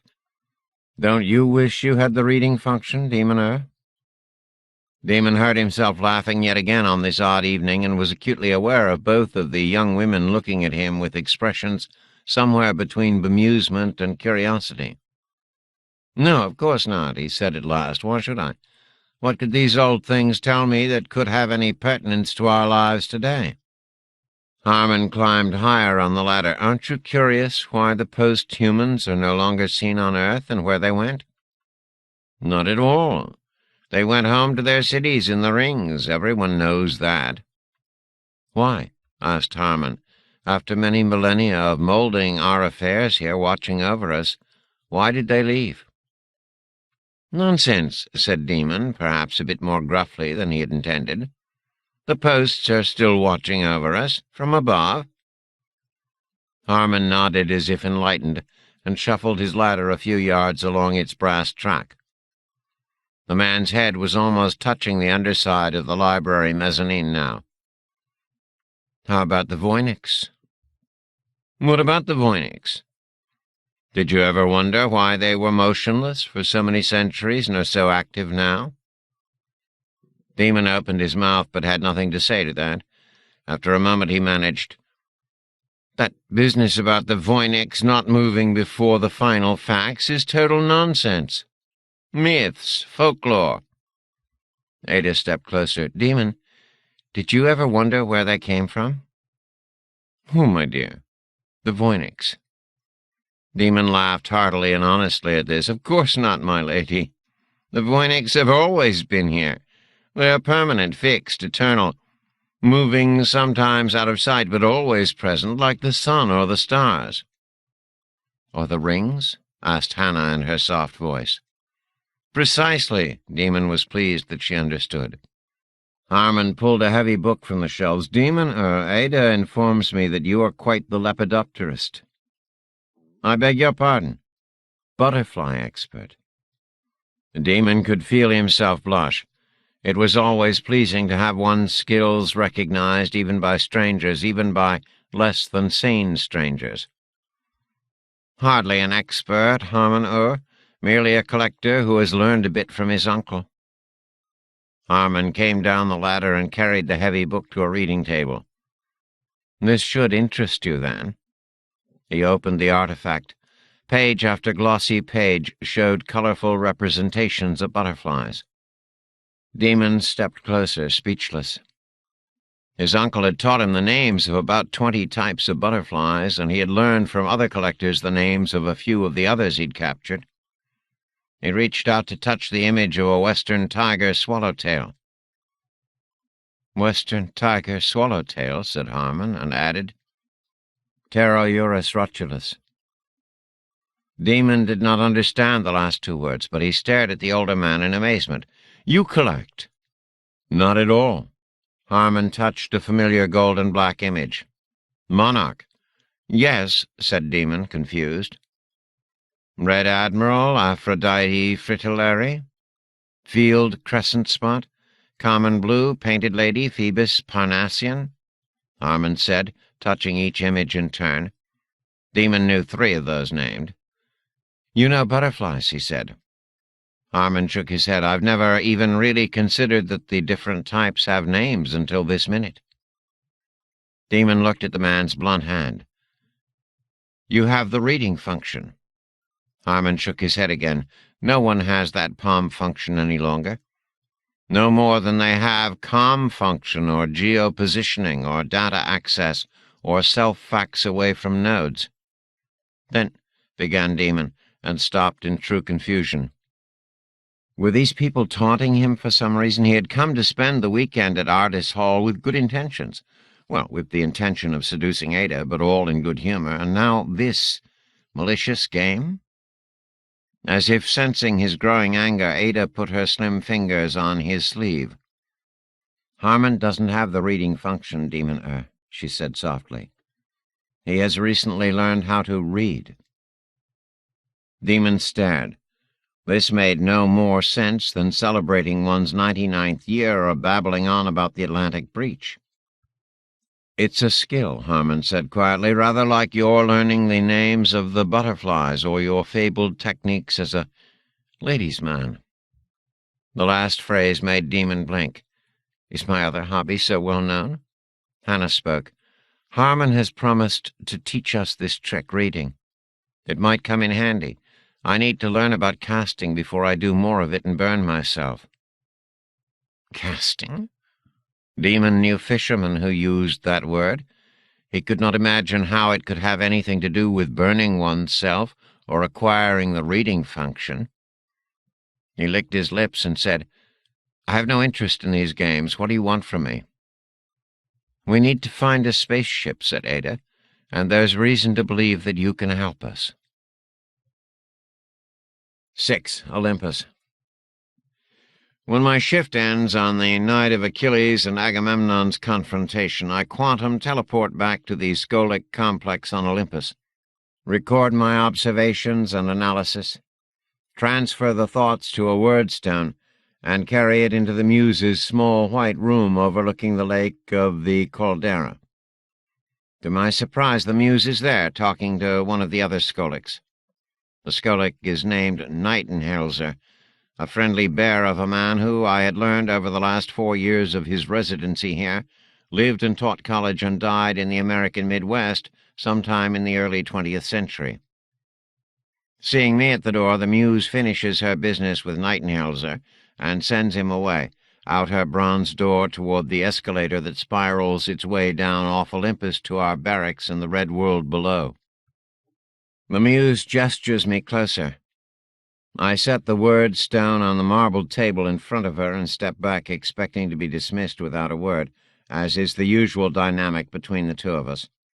Surprisingly, she lifts the wordstone while I'm still there and closes her hand around it, even as she closes her eyes to concentrate. I stand and wait. I confess that I am nervous. My heart pounds and my hands, clasped behind my back as I stand in a sort of professional parody of a soldier's at-ease position, are sweaty. I decided years ago that the gods cannot really read minds, that their uncanny perception of mortals' thoughts, heroes and Skolics alike, comes from some advanced science in the study of facial muscles, eye movements, and the like. But I could be wrong. Perhaps they are telepathic. If so, and if they bothered to read my mind during my moment of epiphany and decision on the beach after Agamemnon's and Achilles' showdown, then I am a dead man. Again. I've seen Skolics who displease the muse, much less the more important gods. Some years ago, the 5th year of the siege actually, there was a Skolik from the 26th century, a chubby, irreverent Asian with the unusual name of Brewster Lynn.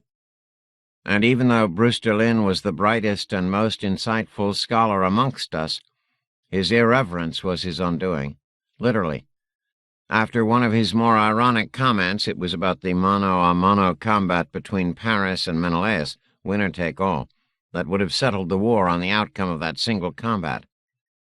The one-on-one fight to the death between Helen's Trojan lover and her Achaean husband, although staged in front of 2 cheering armies, with Paris beautiful in his golden armor and Menelaus fearful with his eye full of business, was never consummated. Aphrodite saw that her beloved Paris was going to be hacked into worm meat, so she swooped down and spirited him off the battlefield back to Helen, where, like effete liberals in every age, Paris was more the happy warrior in bed than on the battlefield. So it was after one of Brewster Lynn's amusing comments on the Paris-Menelaus episode that the muse, not amused, snapped her fingers, and the billions upon trillions of obedient nanocytes in the hapless Skolik's body aggregated and exploded outward in one giant nano-lemming leap, shredding the still-smiling Brewster Lynn into 1,000 bloody shreds in front of the rest of us, and sending his still-smiling head rolling toward our feet as we stood at attention. It was a serious lesson, and we took it to heart. No editorializing. No making merry with the serious business of the gods' sport. The wages of irony is death. The muse opens her eyes and looks at me now. "Hockenberry," she says, her tone that of a personnel bureaucrat from my century about to fire a mid-level white-collar worker. "How long have you been with us?" I know the question is rhetorical, but when queried by a goddess, even a minor goddess, one answers even rhetorical questions. 9 years, 2 months, 18 days, goddess. She nods. I am the oldest surviving Skolik, or rather, I am the Skolik who has survived the longest. She knows this. Perhaps this official recognition of my longevity is my elegy before explosive termination by nanocyte. I had always taught my students that there were 9 muses, all daughters of Mnemosyne. Cleis, Euterpe, Thaleria, Melpomene, Terpsichore, Erato, Plymnia, Urania, and Calliope, each one granted, at least by later Greek tradition, control of some artistic expression such as flute or dance or storytelling or heroic song. But in my 9 years, 2 months, and 18 days serving the gods as observer on the Plains of Ilium, I've reported to, seen, and heard of only one muse, this tall goddess who sits in front of me now behind her marble table. Still, because of her strident voice, I've always thought of her as Calliope, even though the name originally meant she of the beautiful voice. I can't say this solo muse has a beautiful voice. It's more klaxon than Calliope to my ear, but it's certainly one I've learned to jump to when she says frog. "Follow me," she says, rising fluidly and walking out the private side door of her white marble room. I jump and follow. The muse is God-sized, that is to say, over 7 feet tall, but in perfect human proportions, less voluptuous than some of the goddesses, but built like a 20th-century female triathlete. And even in the lessened gravity here on Olympus, I have to scramble to keep up as she strides across the close-cropped green lawns between white buildings. She pauses at a chariot nexus. I say chariot, and it is vaguely chariot-like, low, roughly horseshoe-shaped, with a niche in the side allowing the muse to step up into it. But this chariot lacks horses, reins, and driver. She grips the railing and beckons me up. Hesitantly, heart-pounding wildly now, I step up and stand to one side as the muse taps her long fingers across a gold wedge that might be some sort of control panel. Lights blink. The chariot hums, crackles, becomes suddenly girdled by a latticework of energy, and rises off the grass, twirling as it climbs. Suddenly, a holographic pair of horses appears in front of the chariot and gallop as they seem to pull the chariot through the sky. I know that the holographic horses are there for the Greeks and Trojans' need for closure, but the sense that they are real animals pulling a real chariot through the sky is very strong. I grab the metal bar along the rim and brace myself, but there is no sense of acceleration even as the transport disc jigs and jags, swoops once 100 feet above the muse's modest temple, and then accelerates toward the deep depression of the lake of the caldera. Chariot of the gods, I think, and blame the unworthy thought on fatigue and adrenaline. I've seen these chariots 1,000 times, of course, flying near Olympus or above the plains of Ilium, as the gods shuttle to and fro on their godlike business, but I've always seen them from my vantage point on the ground. The horses look real from that angle, and the chariot itself seems far less substantial when you're in one. Flitting 1,000 feet above the summit of a mountain, volcano actually, that itself rises some 85,000 feet above the desert floor. The summit of Olympus should be airless and ice-covered, but the air here is as thick and breathable as it is some 17 miles lower, where the Skolnick barracks huddle at the base of the volcanic cliffs. And rather than ice, the broad summit is covered with grass, trees, and white buildings, large enough and grand enough to make the Acropolis look like an outhouse. The figure 8 of the lake of the caldera at the center of the summit of Olympus is almost 60 miles across, and we zip across it at near supersonic speed. Some force field or bit of godly magic keeping the wind from tearing our heads off. At the same time, it muffles the sound. Hundreds of buildings, each with acres of manicured lawn and gardens around it, gods' homes, I presume, surround the lake, while great 3-tiered auto-triremes move slowly across the blue waters. Skolnick Brewster-Lynn once told me that he estimated that Olympus was the size of Arizona, its grassy summit equaling approximately the surface area of Rhode Island. It was strange to hear of things here being compared to states on that other world, in that other time, from that other existence. Clinging to the thin railing with both hands, I peek out beyond the mountaintop. The view is breathtaking. We are high enough that I can see the curve of the world. To the northwest, the great blue ocean extends to that inverted cusp of horizon. To the northeast runs the coastline, and I fancy that even from this distance I can see the great stone heads that mark the boundary between sea and land. Due north is the scythe of the unnamed archipelago, just visible from the shoreline a few miles from our Skolnick barracks. Then nothing but blue again all the way to the pole. To the southeast I can see 3 other tall volcanic summits thrusting above the horizon, obviously lower than Olympus's summit, but unlike climate-controlled Olympus, white with snow. One of them, I guess, must be Mount Helicon, home to my muse and her sisters, if sisters she has. To the south and southwest, for hundreds of miles, I can make out a succession of cultivated fields, then wild forests, then red desert beyond, then perhaps forest again, until land blends with clouds and haze, and no amount of blinking or rubbing of eyes can resolve the detail there. The Muse sweeps our chariot around and descends toward the west shoreline of the Lake of the Caldera. I see now that the white specks I noticed during our crossing of the lake are huge white buildings, fronted with columns and steps, graced with gigantic pediments, and decorated with statuary. I am sure that no scholic has seen this part of Olympus, or at least seen it and lived to tell the rest of us about it. We descend near the largest of the giant buildings, the chariot touches down, and the holographic horses wink out of existence. Several hundred other sky chariots are parked helter-skelter on the grass. The Muse removes what looks to be a small medallion from her robe. "Hockenberry, I have been ordered to take you somewhere where you cannot be.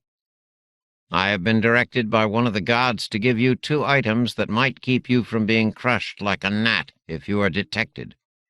Put these on." The Muse hands me 2 objects, a medallion on a chain and what looks to be a tooled leather hood.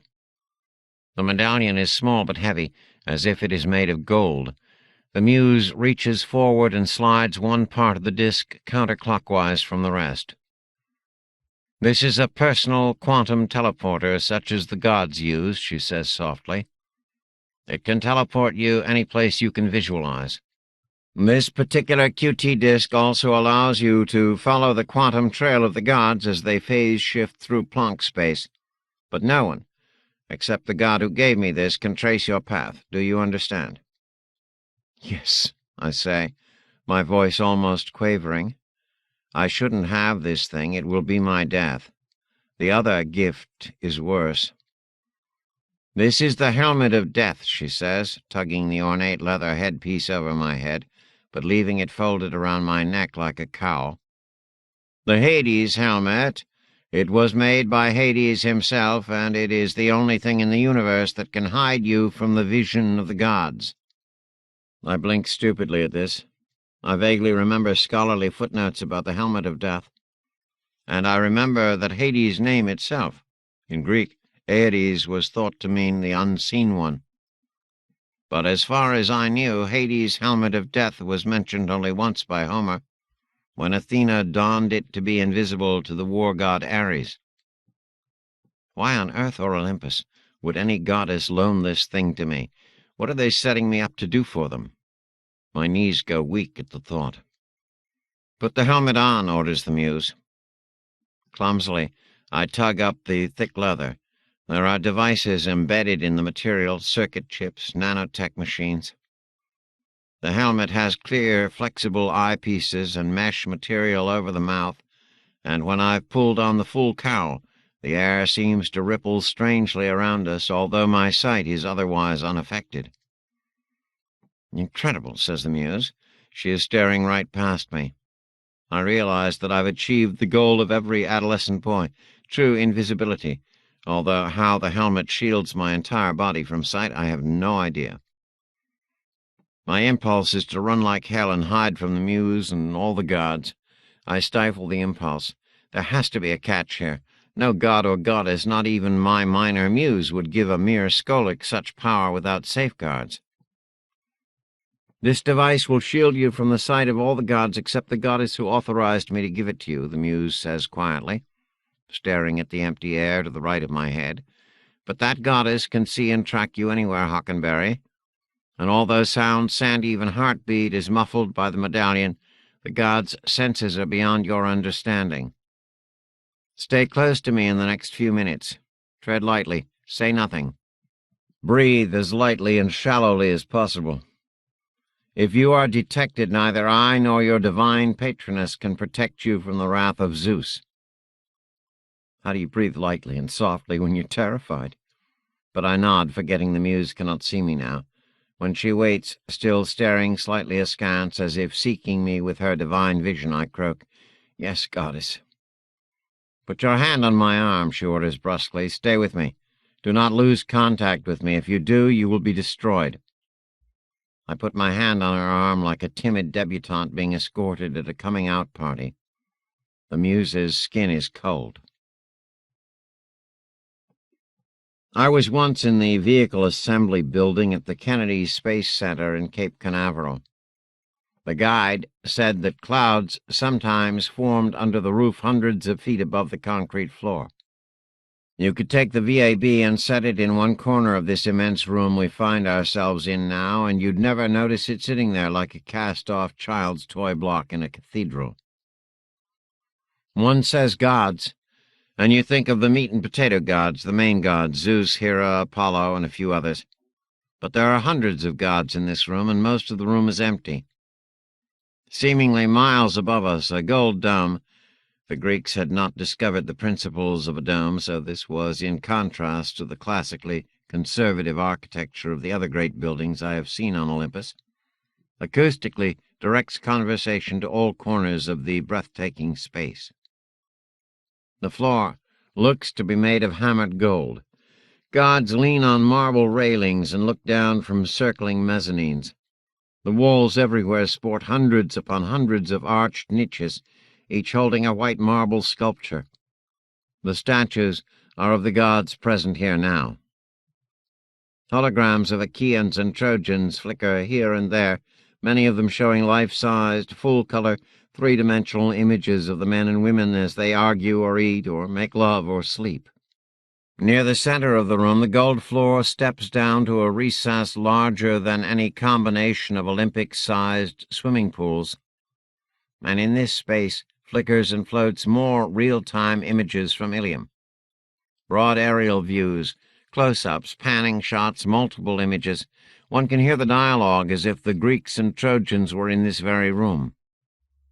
Around this vision pool, sitting in stone thrones and lounging on plush couches and standing in their cartoon-like togas, are the gods. The important gods, the meat and potato, known by grade schoolers gods. Lesser gods move aside as the Muse approaches this center pool, and I hurry to stay with her, my invisible hand tremulous on her golden arm, trying not to squeak my sandals or trip or sneeze or breathe. None of the deities seem to notice me. I suspect that I will know very quickly if any of them do.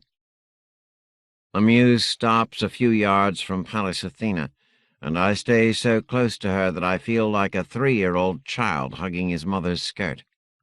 There is a fierce argument underway, even as Hebe, one of the minor goddesses, moves among the others, pouring some sort of golden nectar into their gold goblets. Zeus sits on his throne, and it is obvious to me at a glance that Zeus is the king here, he who drives the storm clouds, god among gods. No cartoon image, this Zeus, but an impossibly tall reality whose bearded, oiled, and palpably regal presence makes my blood turn to frightened sludge.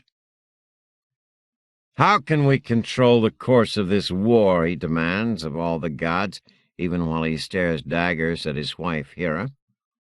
"Or the fate of Helen? If goddesses such as Hera of Argos and Athena, guardian of her soldiers, keep intervening, such as this stopping Achilles' hand in the act of drawing the blood of the son of Atreus?" He turns his storm-cloud gaze on a goddess lounging on purple cushions. "Or you, Aphrodite, with your constant laughter, always standing by that pretty boy Paris, driving away evil spirits and deflecting well-cast spears. How can the will of the gods, and more important of Zeus, be clear even here, if you meddling goddesses keep protecting your favorites at the expense of fate? Despite all your machinations, Hera, Menelaus may yet lead Helen home, or perhaps, who knows, Ilium may prevail. It is not for a few female gods to decide these things. Hera folds her slender arms. So frequently in the poem is Hera referred to as the white-armed goddess that I half expect her arms to be whiter than the other goddesses' arms. But although Hera's skin is milky enough, it's no visibly milkier than that of Aphrodite's or Hera's daughter Hebe, or any of the other female gods I can see from my vantage point here near the image pool. Except for Athena, that is, who looks strangely tanned. I know that these descriptive passages are a function of Homer's type of epic poetry. Achilles is referred to repeatedly as swift-footed, Apollo as one who shoots from afar, and Agamemnon's name is usually preceded by wide-ruling or lord of men. The Achaeans are strong-greaved, and their ships black or hollow, and so forth. These repeated epithets met the heavy demands of dactylic hexameter more than mere description, and were a way for the singing bard to meet metric requirements with formulaic phrases. I've always suspected that some of these ritual phrases, such as Dawn stretching forth her rosy fingertips, were also verbal placeholders, buying the bard a few seconds to remember, if not invent, the next few lines of action. Still, as Hera begins to retort to her husband, I am looking at her arms. "Son of Cronos, dreaded majesty," she says, white arms folded, "what in the hell are you talking about? How dare you consider making all of my labors pointless? I'm talking sweat here, immortal sweat, poured out launching Achaea's armies, stroking these male heroes' egos just to keep them from killing each other before they killed Trojans, and taking great pains, my pains, O Zeus, in heaping greater pains on King Priam and the sons of Priam and the city of Priam." Zeus frowns and leans forward on his uncomfortable-looking throne, his huge white hands clenching and unclenching. Hera unfolds her arms and throws up her hands in exasperation. "Do what you please, you always do, but don't expect any of us immortals to praise you." Zeus stands. If the other gods are 8 or 9 feet tall, Zeus must stand 12 feet high. His brow is more folded than furrowed now, and I am using no metaphor when I say that he thunders, "Hera, my dear, darling, insatiable Hera! What has Priam or the sons of Priam ever done to you, that you have become so furious, so relentless to bring down Priam's city of Ilium?" Hera stands silent, hands at her side. This seems only to increase Zeus's royal fury. "This is more appetite than anger with you, goddess," he roars. "You won't be satisfied until you knock down the Trojans' gates, breach their walls, and eat them raw." Hera's expression does nothing to deny this charge. "Well, well," thunders Zeus, almost spluttering in a way all too familiar to husbands across the millennia. "Do as you please. But one more thing, and remember it well, Hera. When there comes a day that I am bent on destroying a city and consuming its inhabitants, a city you love as I love Ilium, then don't even think about attempting to oppose my fury." The goddess takes 3 quick steps forward, and I am reminded of a predator pouncing, or some chess master seeing his opening and taking it. "Yes! The 3 cities I love best are Argos and Sparta and Mycenae of the wide ways, its streets as broad and regal as ill-fated Ilium's. All these you can sack to your Vandals' heart's content, my lord. I will not oppose you. I will not begrudge your will. Little good it would do me anyway, since you are the stronger of us 2. But remember this, O Zeus. Although I am your consort, I am also born of Cronos and thus deserving of your respect." "I never suggested otherwise," mutters Zeus, taking his hard seat again. "Then let us yield one to the other on this point," says Hera, her voice audibly sweeter now. "I to you, and you to me. The lesser gods will comply. Quickly now, my husband. Achilles has left the field for now, but a mewling truce makes quiet the killing ground between Trojans and Achaeans. See that the Trojans break this truce and do first injury, not only to their oaths, but to the far-famed Achaeans." Zeus glowers, grumbles, shifts in his chair, but orders the attentive Athena, "Go quickly down to the quiet killing ground between Trojans and Achaeans. I order you to see that the Trojans are the first to break the truce and do injury to the far-famed Achaeans." "And trample on the Argives in their triumph," prompts Hera. "And trample on the Argives in their triumph," Zeus orders wearily. Athena disappears in a QT flash. Zeus and Hera leave the room, and the gods begin to disperse, speaking softly amongst themselves. The Muse beckons me to follow with a subtle flick of her finger and leads me out of the assembly hall. "Hockenberry," says the goddess of love, reclining on her cushioned couch, the gravity, light as it is, giving emphasis to all her silky, milky-weighted voluptuousness. The Muse had led me to this other room in the great hall of the gods, this darkened room with only the double glow from a low burning brazier and from something that looked suspiciously like a computer screen. She had whispered to me to remove the helmet of death, and I was relieved to take the leather hood off, but terrified to be visible again. Then Aphrodite had entered, assumed her position on the couch, and said, "That will be all until I summon you, Meriti." And the Muse had stepped out through a secret door. Meliti, I thought. Not one of the 9 Muses, but a name from an earlier era, where the Muses were thought to be 3. Meliti of practicing, Nemi of remembering, and Edie of— "Hockenberry, I was able to see you in the Hall of the Gods," says Aphrodite, blinking me out of my scolic reverie. "And if I had pointed you out to Lord Zeus, you would be something less than ashes now. Even your QT medallion would not have allowed you to escape, for I could follow your phase-shift path through time and space itself. Do you know why you are here?" "Aphrodite is my patroness. She's the one who ordered the Muse to give me these devices. What do I do? Kneel, prostrate myself on the floor in the presence of divinity? How do I address her? In my 9 years, 2 months, and 18 days here, my existence has never been acknowledged by a god before, not counting my Muse." I decide to bow slightly, averting my eyes from her beauty, from the sight of pink nipples showing through thin silk, of that soft cusp of stomach sending shadows into that triangle of dark fabric where her thighs meet. "No, goddess," I say at last, all but forgetting the question. "Do you know why you were chosen as Scolic, Hockenberry? Why your DNA was exempted from nanocyte disruption? Why, before you were chosen for reintegration, your writings on the war were factored into the simplex?" "No, goddess." "My DNA is exempt from nanocyte disruption?" "Do you know what a simplex is, mortal shade?" "Herpes virus, I think." "No, goddess," I say.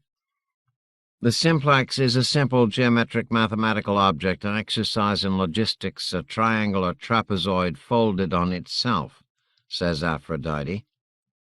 "Only combined with multiple dimensions and algorithms defining new notional areas, creating and discarding feasible regions of n-space, planes of exclusion become inevitable contours.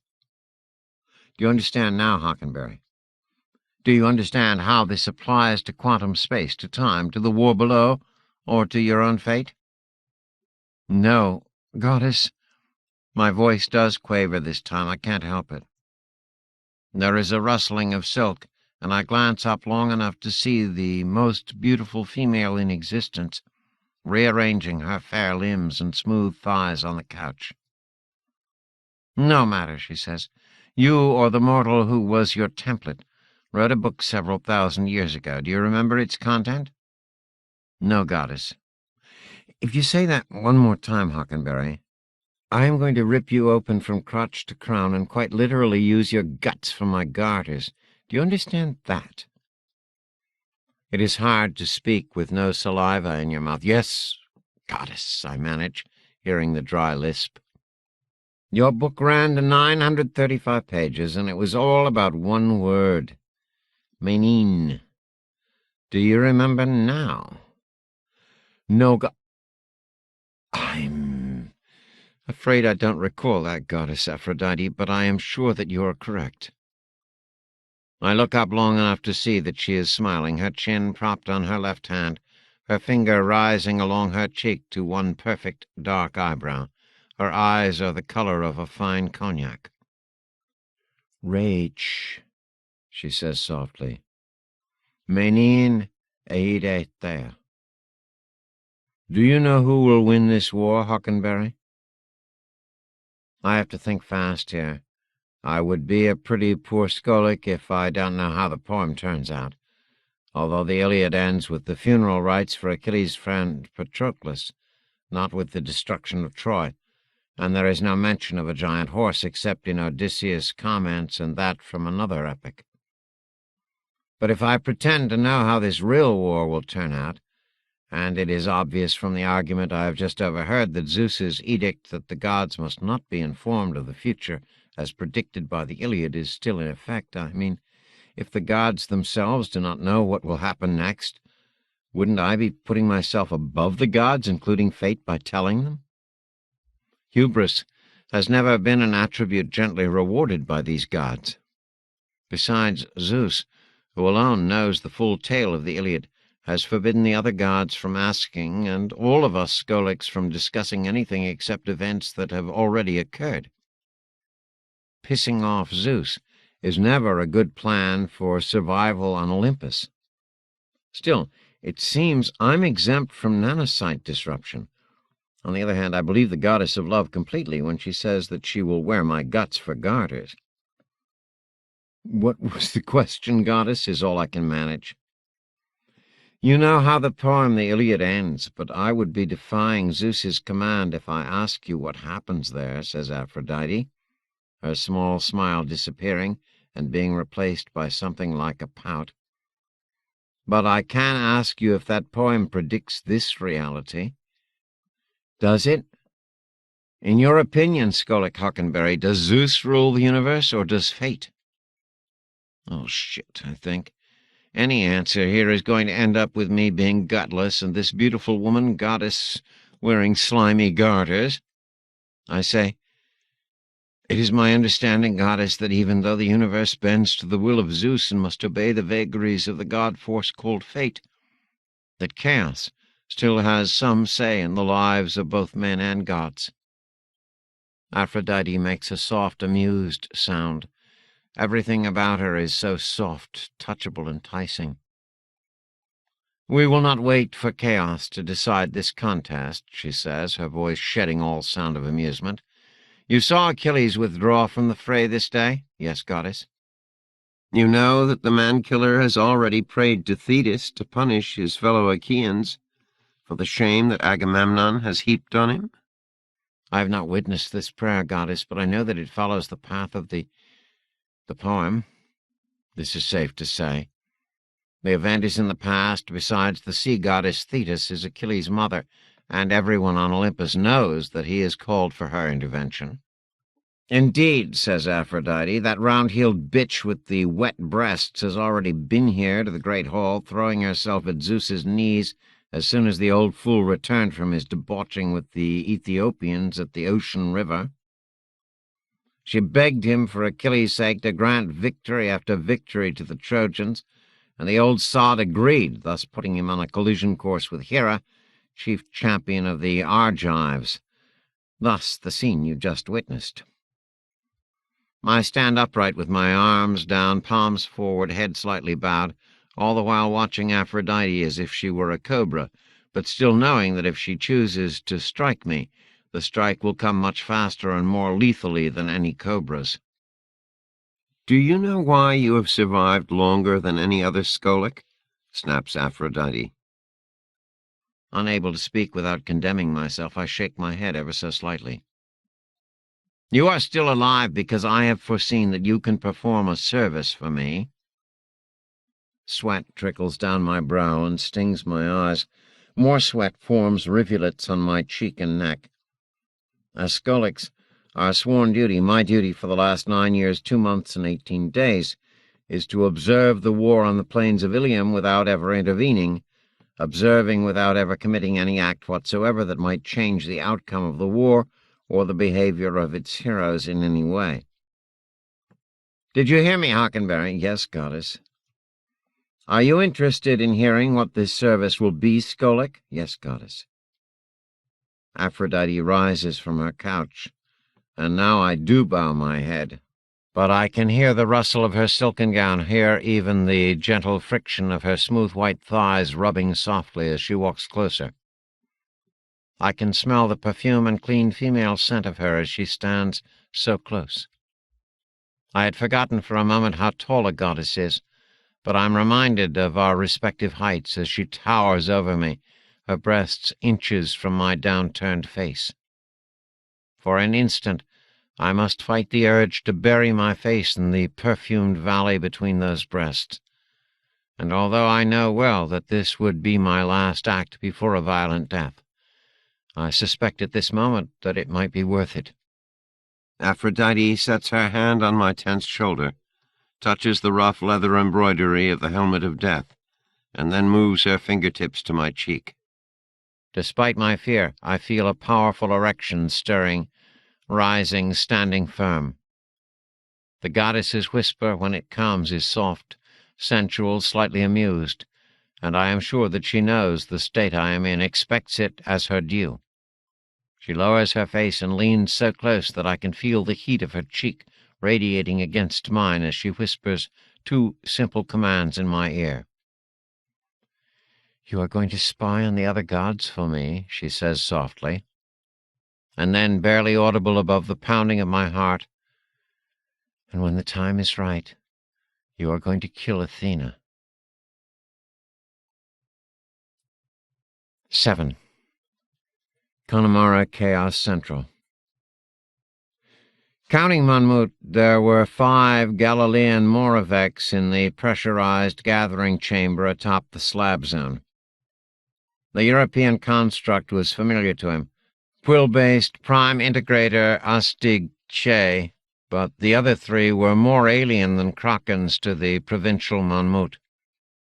The Ganymeden Moravek was tall, elegant as all Ganymedens, atavistically humanoid, sheathed in black, bucky carbon and staring through his fly's eyes. The Callistan was more Monmouth's size and design, about a meter long, only vaguely humanoid, showing sin skin and even some real flesh under clear polyamide coating, massing only 30 or 40 kilograms. The Ionian construct was impressive. A heavy-use Moravek of ancient design, built to withstand plasma torus and sulfur geysers. The Io-based entity was at least 3 meters tall and 6 meters long, shaped rather like a terrestrial horseshoe crab, heavily armored, with an untidy myriad of morphable appendages, thrusters, lenses, flagella, whip antennae, broad-spectrum sensors, and facilitators. The thing was obviously used to hard vacuum. Its surface was pitted and sanded and repolished, then repitted again, so many times that it looked as pockmarked as Io itself. Here, in the pressurized conference room, it used powerful source repellers to keep from gouging the floor.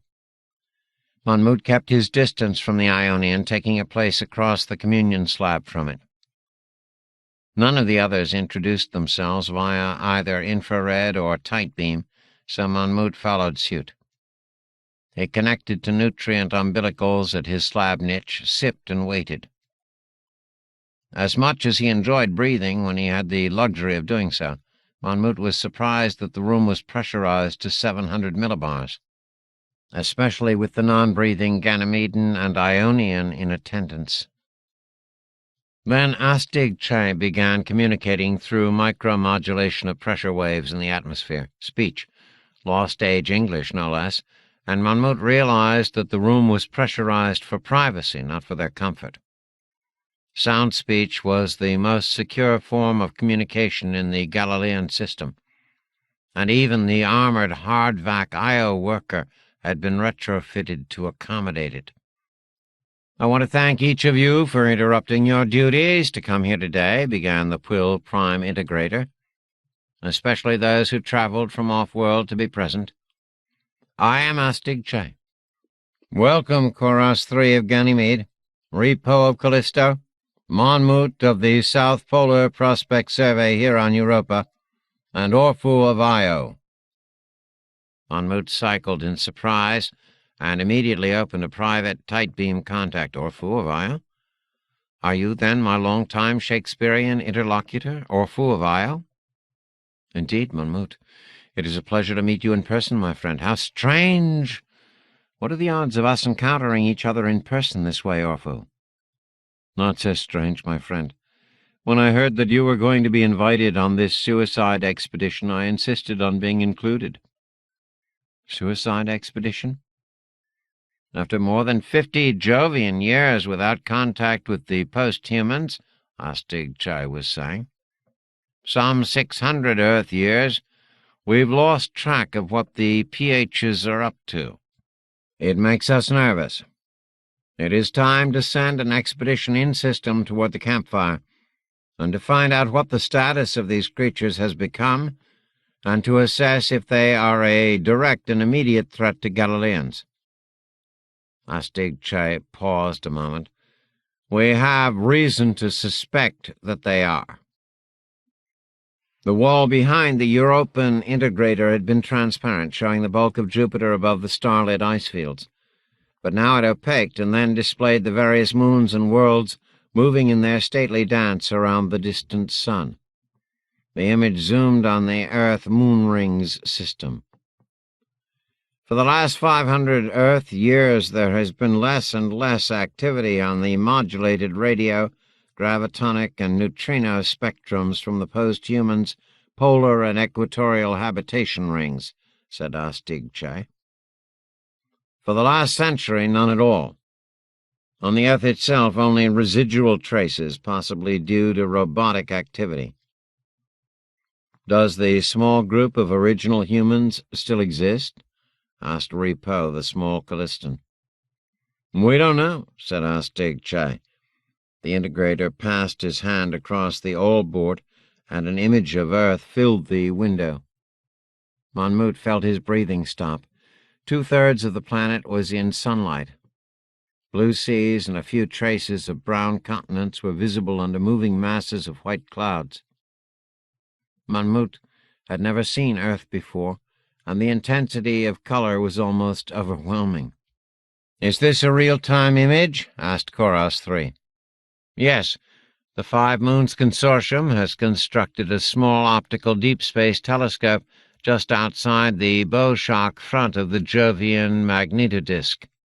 Repo was involved in the project.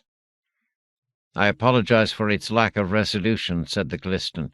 It has been over a Jovian century since we've resorted to visible light astronomy, and this project was rushed. Are there signs of the originals? Asked Orphu of Io. The descendants of your Shakespeare, Orphu said on tight beam to Monmouth. Unknown, said Astig. The greatest resolution is just under 2 kilometers, and we've seen no sign of original human life or artifacts other than previously mapped ruins. There is some neutrino fax activity, but it may be automated or residual. In truth, the humans are of no concern to us right now. The post-humans are. My Shakespeare? You mean our Shakespeare? Monmouth tight-beamed to the big Ionian. Sorry, Monmouth. As much as I love the sonnets and even your bard's plays, my own concentration has been on Proust. Proust? That aesthete? You're joking. Not at all. There came a rumble on the subsonic spectrum of the tight band which Monmouth interpreted as the Ionian's laughter. The integrator brought up images of some of the millions of orbital habitations moving in their stately ring dance around Earth. Many were white, others silver. As brilliant as they looked in the heavy light so close to the sun, they also looked strangely cold and empty. No shuttles, no evidence of ring-to-Earth neutrino faxing, and the convoy bridge of heavy materials being accelerated between the rings and Mars, observed as recently as 20 Jovian years ago, 240-some Earth pH ring years ago, is gone. You think the post-humans are gone? Asked Chorus 3. Died off somehow or migrated? We know there was a sea change in their energy use. Chronoclastic, quantum, and gravitational, said the integrator. The unit was taller and a bit more humanoid than Monmouth, sheathed in bright yellow surface shield materials. His voice was soft, calm, carefully modulated. Our interest now turns to Mars. The image of the fourth planet filled the window. Monmouth's interest in Mars was marginal at best, and his images of it were from the Lost Age. This world looked nothing like the photos and holos from that era. Instead of a rust-red world, this recent image of Mars revealed a blue sea covering most of the northern hemisphere. The Valles Marineris River Valley showing a ribbon of blue many kilometers wide connecting to that ocean. Much of the southern hemisphere remained reddish-brown, but there were also large splotches of green. The Tharsis volcanoes still ran southwest to northeast in dark procession, one with a visible smoke plume, but Olympus Mons now rose within 20 kilometers or so of a huge bay arcing in from the northern ocean. White clouds clumped and grouped across the sunlit half of the image, and bright lights glowed somewhere near Hellas Basin, beyond the dark edge of the Terminator. Monmouth could see a hurricane spiraling north of the Chryse-Planitia coastline. They terraformed it, Monmouth said aloud. The posts terraformed Mars. How long ago? Asked Orphu of Io. None of the Galileans had any special interest in Mars, in any of the inner worlds for that matter, except for their literature. So this could have happened any time in the 2,500 terrestrial years since the break between Moravex and humanity. In the last 200 years, said Astigchai. Perhaps in the last century and a half. Impossible. Chorus 3's statement was flat and final. Mars could never be terraformed in so short a time. Yes, impossible, agreed Astigchai, but it was. So the posts migrated there, said Orphu of Io.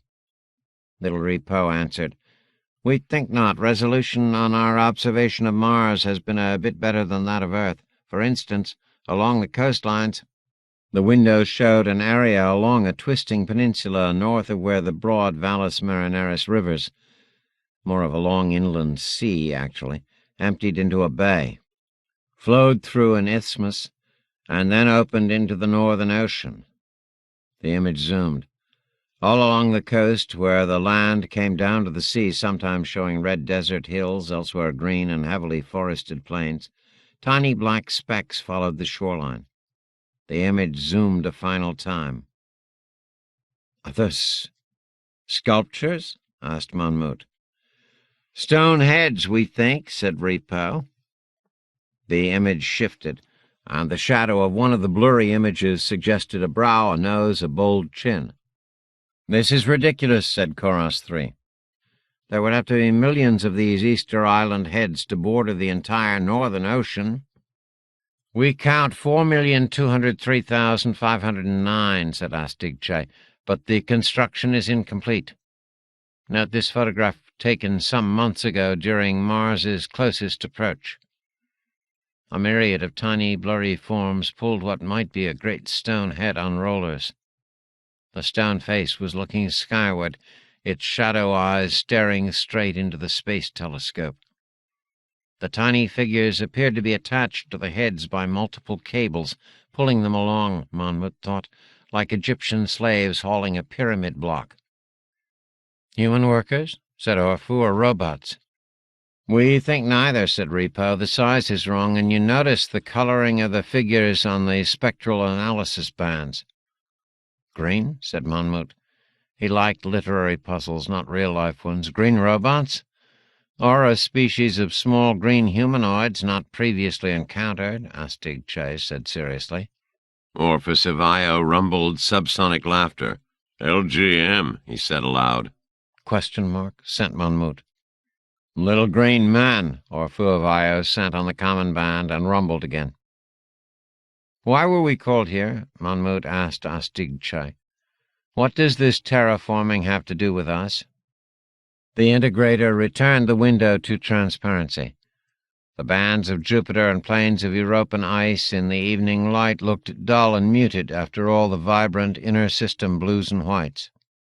"We're sending a team to Mars to investigate this and report back," said Asteroid. "You've been chosen. You can say no now." The four remained silent on all communications spectra. "I said report back," continued the Prime Integrator, "but not necessarily come back. We have no sure way of returning you to the Jovian system. Please signal if you would like to be replaced on this mission."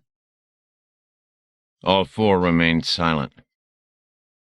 "All right," said the European Integrator. "You'll download the specifics of the expedition in a few minutes, but let me cover the high points.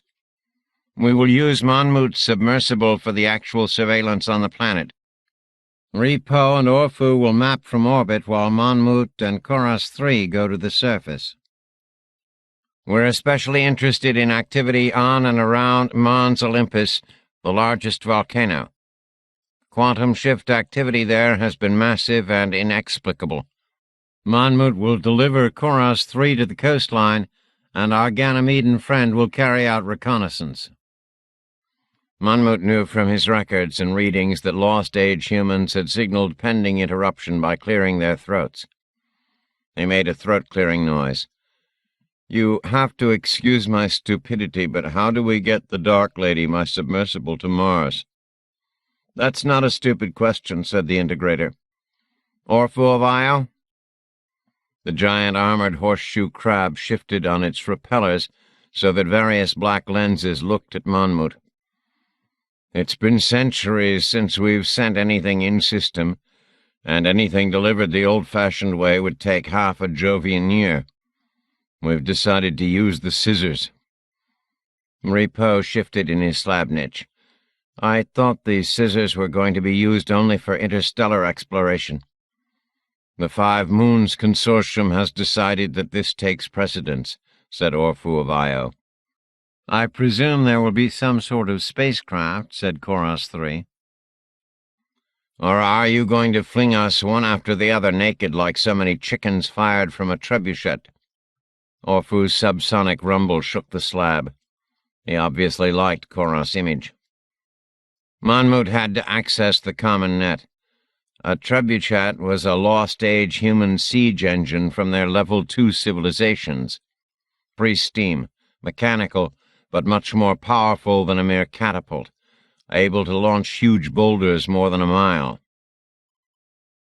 "A spacecraft exists," said Asteroid.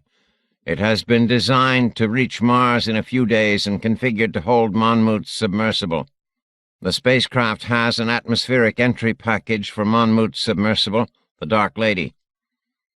"Reach Mars in a few days," repeated Repo. "What are the delta-V factors leaving Io's flux tube?" "Just under 3,000 gravities," said the Integrator. "Earth Gs." Monmouth, who had never experienced a gravity load greater than Europa's, much less than 1/7 Earth G, tried to imagine 21,000 such Gs. He couldn't. "During acceleration, the ship, including the Dark Lady, will be packed with gel," said Orfu of Io. "We'll be as comfy as circuit chips in a gelatin mold." It was obvious that Orfu had been involved in planning the spacecraft and Repo in observing the two worlds. Koros 3 had probably had advance warning about his command role in such an expedition. It seemed to Monmouth that only he had been left out of the preparation for this mission, probably because his role, driving the Dark Lady through the Martian seas, was so unimportant. Perhaps he thought, "I should opt out of this expedition after all." "Proust," he tight-beamed the big Ionian. "Too bad we aren't going to Earth, my friend. We could visit Stratford-on-Avon, buy a souvenir mug." It was an old joke between them, but in the present context it seemed funny again. Monmouth tight-beamed a decent simulacrum of Orfu's heavy laughter, and the big construct rumbled so heavily in return that all four of the others could hear it through the thick air. Repo was not laughing. He was obviously computing. Such a scissors fling would give us an initial velocity of almost 2/10 light speed, and even after a drastic magnetic scoop deceleration in system, we'll have an approach velocity of about 1,000th light speed, more than 300 kilometers per second.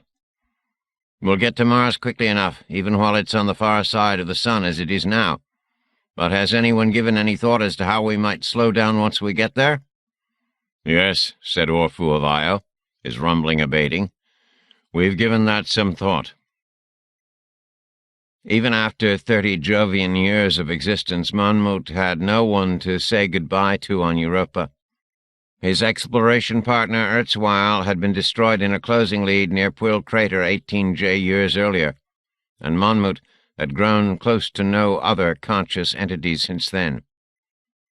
16 hours after the conference, Conamara Chaos Central ordered dedicated orbital tugs to lift the Dark Lady out of an open lead and boost it into orbit, where Hardvac Moravex, supervised by Orphu of Io, tucked the submersible into the waiting Mars craft and let ancient interlunar induction haulers truck the stack downhill to Io.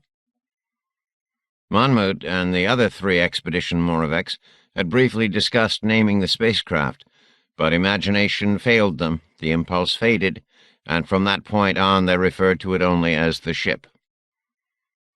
Like most spacecraft constructed by Moravex in the thousands of years since spacefaring began, the ship was something less than elegant, at least by classical standards.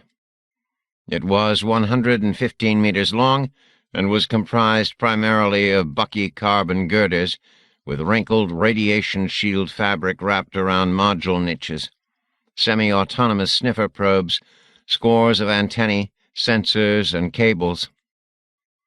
This ship was notably different from Jovian system machines, primarily because of its gleaming magnetic dipole core and its sporty outrider deflectors. Packed away in its lumpy snout were 4 fusion engine bells and the 5 horns of the Matloff-Fennelly scoop. A 10-meter-wide pimple on the stern held the folded boron sail. Neither scoop nor sail would be needed until the deceleration part of the journey, and the fusion engines had nothing to do with the acceleration phase of the mission. Monmouth stayed inside the Dark Lady, now packed with gel, while Koros 3 and Repo rode 60 meters away, in the forward control module they'd come to call the bridge. The plan was for Repo to handle all navigation chores during their brief Mad Mouse ride in, while Koros 3 served as titular commander of the expedition. The plan also called for the Ganymedan to transfer to Monmouth's submersible shortly before the Dark Lady, emptied of its gel, was to be dropped into the Martian atmosphere. Once in the oceans of Mars, Monmouth was to serve as a taxi driver, delivering Koros 3 to whatever landing point the commanding Ganymedan chose for his land-based spying. Koros had been downloaded various specifics of the mission that would not concern Monmouth. Orphu of Io had installed himself in his creche on the outer shell of the ship behind the 10 solenoid toruses and in front of the sail cable struts, and was connected to the bridge and the submersible by every sort of voice, data, and comm link imaginable. Most of his non-technical conversation was with Monmouth. "I'm still most interested in your theory of the dramatic construct of the sonnets, my friend. I hope we live long enough for you to analyze more of the cycle." "But Proust," responded Monmouth. "Why Proust when you can spend all of your existence studying Shakespeare?" "Proust was perhaps the ultimate explorer of time, memory, and perception," replied Orphu. Monmouth made a static sound. The scarred Ionian sent his rumble through the audio line. "I look forward to convincing you that both can be enjoyed and learned from, Monmouth, my friend." Koros 3's message came over the common line.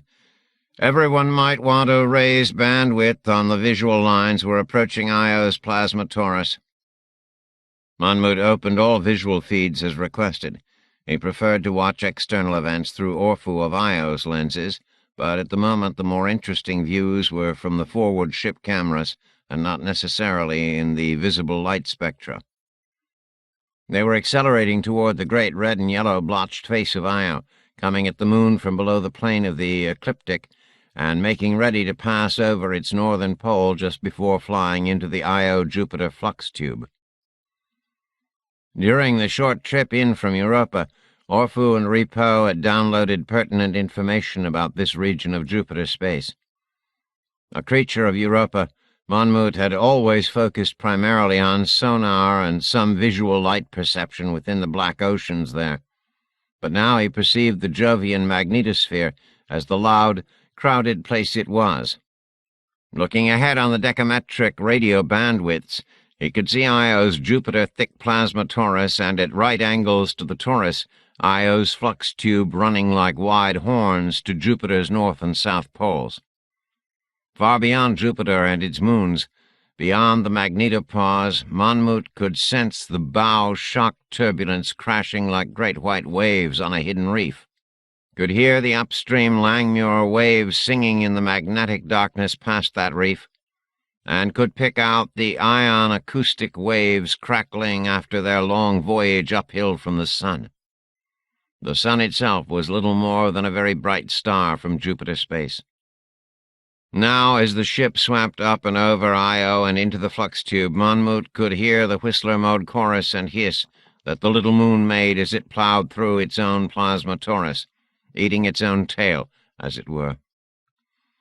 He could see the deep bands of equatorial emissions, and had to tone down the decametric and kilometric radio roar coming from the flux tube itself.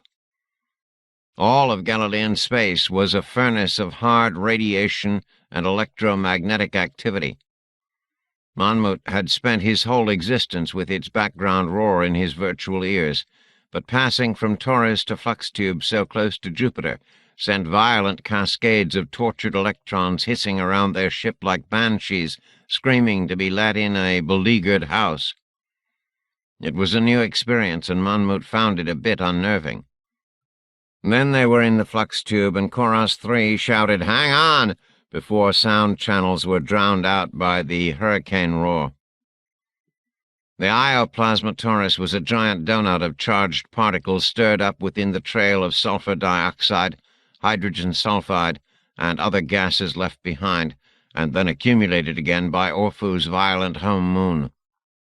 As Io sped in its fast 1.77-day orbit around Jupiter, slicing through the gas giant's magnetic field and plowing into its own plasma torus, it created a huge electrical current between Jupiter and itself, a double-horned cylinder of incredibly concentrated magnetic surges called the Io flux tube.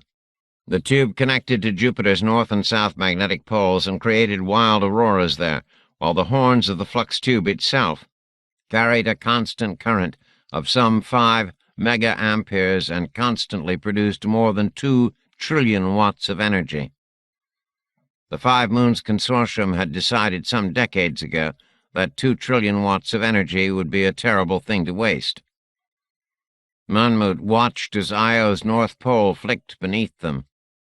Ejecta from various sulfur volcanoes, especially from Prometheus far south near the moon's equator, was being spewed 140 kilometers high and higher above the pockmarked surface, as if the violent moon was shooting at them, trying to make them turn back before they reached the point of no return. Too late. They were already there. On the common forward video, Repo's superimposed navigation brackets showed their proper insertion into the flux tube and projected alignment with the scissors. Jupiter rushed at them, rapidly filling the view ahead like a multi-striped wall. The physical blades of the scissors, that dual-armed rotating magnetic wave accelerator set within the natural particle accelerator of Io's flux tube, were 8,000 kilometers long, only a fragment of the flux tube's length of more than 500,000 curving kilometers connecting the North Pole of Io to the North Pole of Jupiter. But the scissors could move. As Orpheus of Io had explained to Monmouth, angular momentum can be a many splendid thing, my little friend.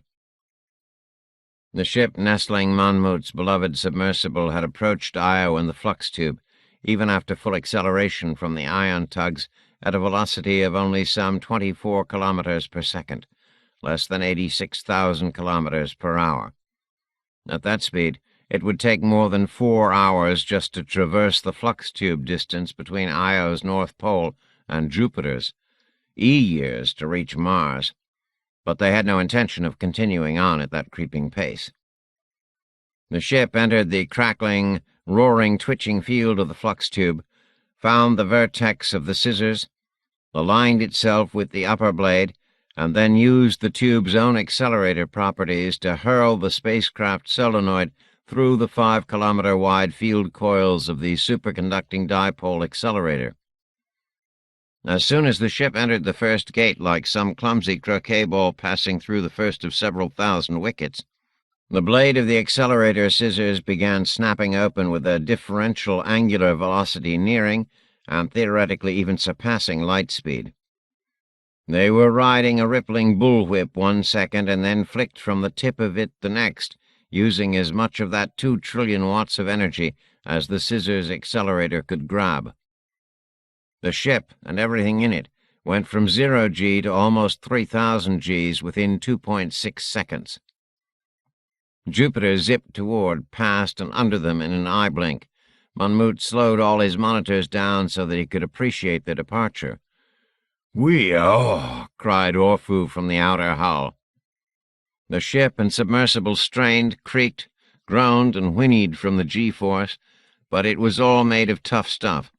The Dark Lady itself had been built to withstand several million kilograms per square centimeter of pressure in Europa's deep seas, and so were these Moraveks.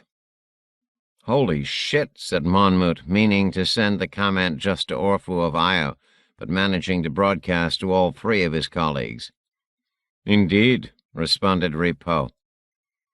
Jupiter's broiling polar lights, the brilliant auroral ovals surrounding the gas giant's North Pole, accompanied by Io's blazing footprint where the flux tube met atmosphere, flashed beneath them and disappeared astern. Ganymede, which had been 1,000,000 kilometers away across the system a few seconds before, zoomed toward them, flicked past, and was lost to sight behind them. "Yorick Sulcus," said Koros 3 on the common band, and for a moment Monmouth thought the command Moravek was choking or cursing before he noted the slightly sentimental tone to his usually cool voice, and realized that Koros must have been referring to some region on Ganymede itself. A half-glimpsed, grooved, and dirty snowball flashing past that must be home to the Ganymedan. The tiny moon Himalaya, which none of the crew had visited or cared to, whipped by like a firefly with its hair on fire. "We've passed through the bow-shock front," reported Ripault in his flat Callistan accent. "Out of the local pond for the first time, at least for this Moravek." Monmouth glanced at his screens. Ripault's readout reported that they were 53 Jupiter diameters out now and still accelerating. Monmouth had to check unused memory banks and see that Jupiter had a diameter of almost 142,000 kilometers before he got a sense of their speed. The ship was arcing above the plane of the ecliptic, but Monmouth vaguely remembered that the plan was for the sun's gravity to hook them back down toward Mars, which was on the far side of the sun at the moment. At any rate, navigation wasn't his concern. His job would begin when they landed in the ocean of Mars, and sailing there seemed simple enough. Rich sunlight, warm temperatures, shallow depths with no pressure to speak of, stars to navigate by at night, geo-positioning satellites that they'd drop into orbit so they could navigate during the day, almost no radiation compared to the surface on Europa, no kraken, no ice. No ice. It all seemed too simple. Of course, if the post-humans were hostile, there was a good chance that the Moraveks would not survive the trip to Mars or the atmospheric entry, and even they did, there was a high probability that they could never return to their homes in Jupiter space. But there was nothing Monmouth could do about any of that now. His thoughts began to turn back to Sonnet 127. "Everyone all right?" asked Koros 3. Everyone reported in that they were fine. It took more than a few thousand gravities sitting on their respective chests to get this crew down. Morale was high. Repo began reporting some other navigational and spacefaring facts, but Monmouth wasn't really paying attention.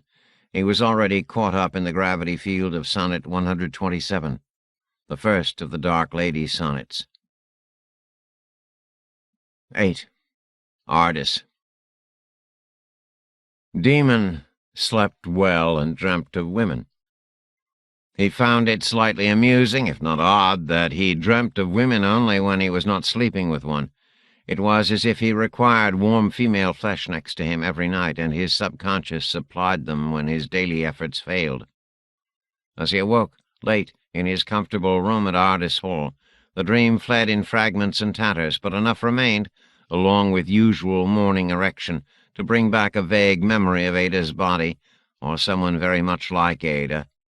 Warm, white-skinned, perfumed, with full buttocks and round breasts and solid thighs.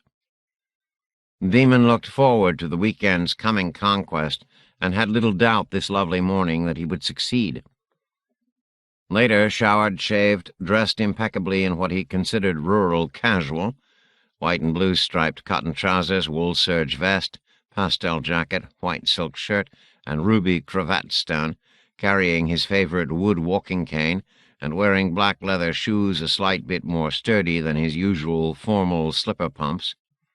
He breakfasted in the sunlit conservatory and learned to his satisfaction that Hannah and that Harmon person had left early that morning. Preparing for the evening's pour was Ada's cryptic explanation, and Demon did not have sufficient interest to ask for clarification. He was just glad the man was gone.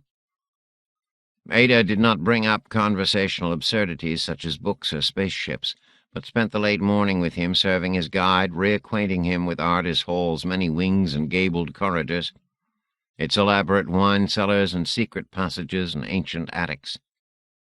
He remembered a similar tour on his first visit there, and the feckless girl Ada leading him up a rickety ladder to the rooftop jinker platform, and Demon, alert as ever to such revelations, had half-glimpsed a young man's heaven up her hoisted skirt as she climbed above him.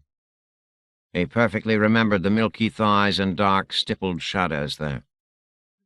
This morning they climbed the same ladder to the same jinker platform, but this time Ada gestured him ahead, only smiling at his gentlemanly protests that she go first, the smile suggesting some vixen memory of the event he had thought had gone unnoticed by her at the time.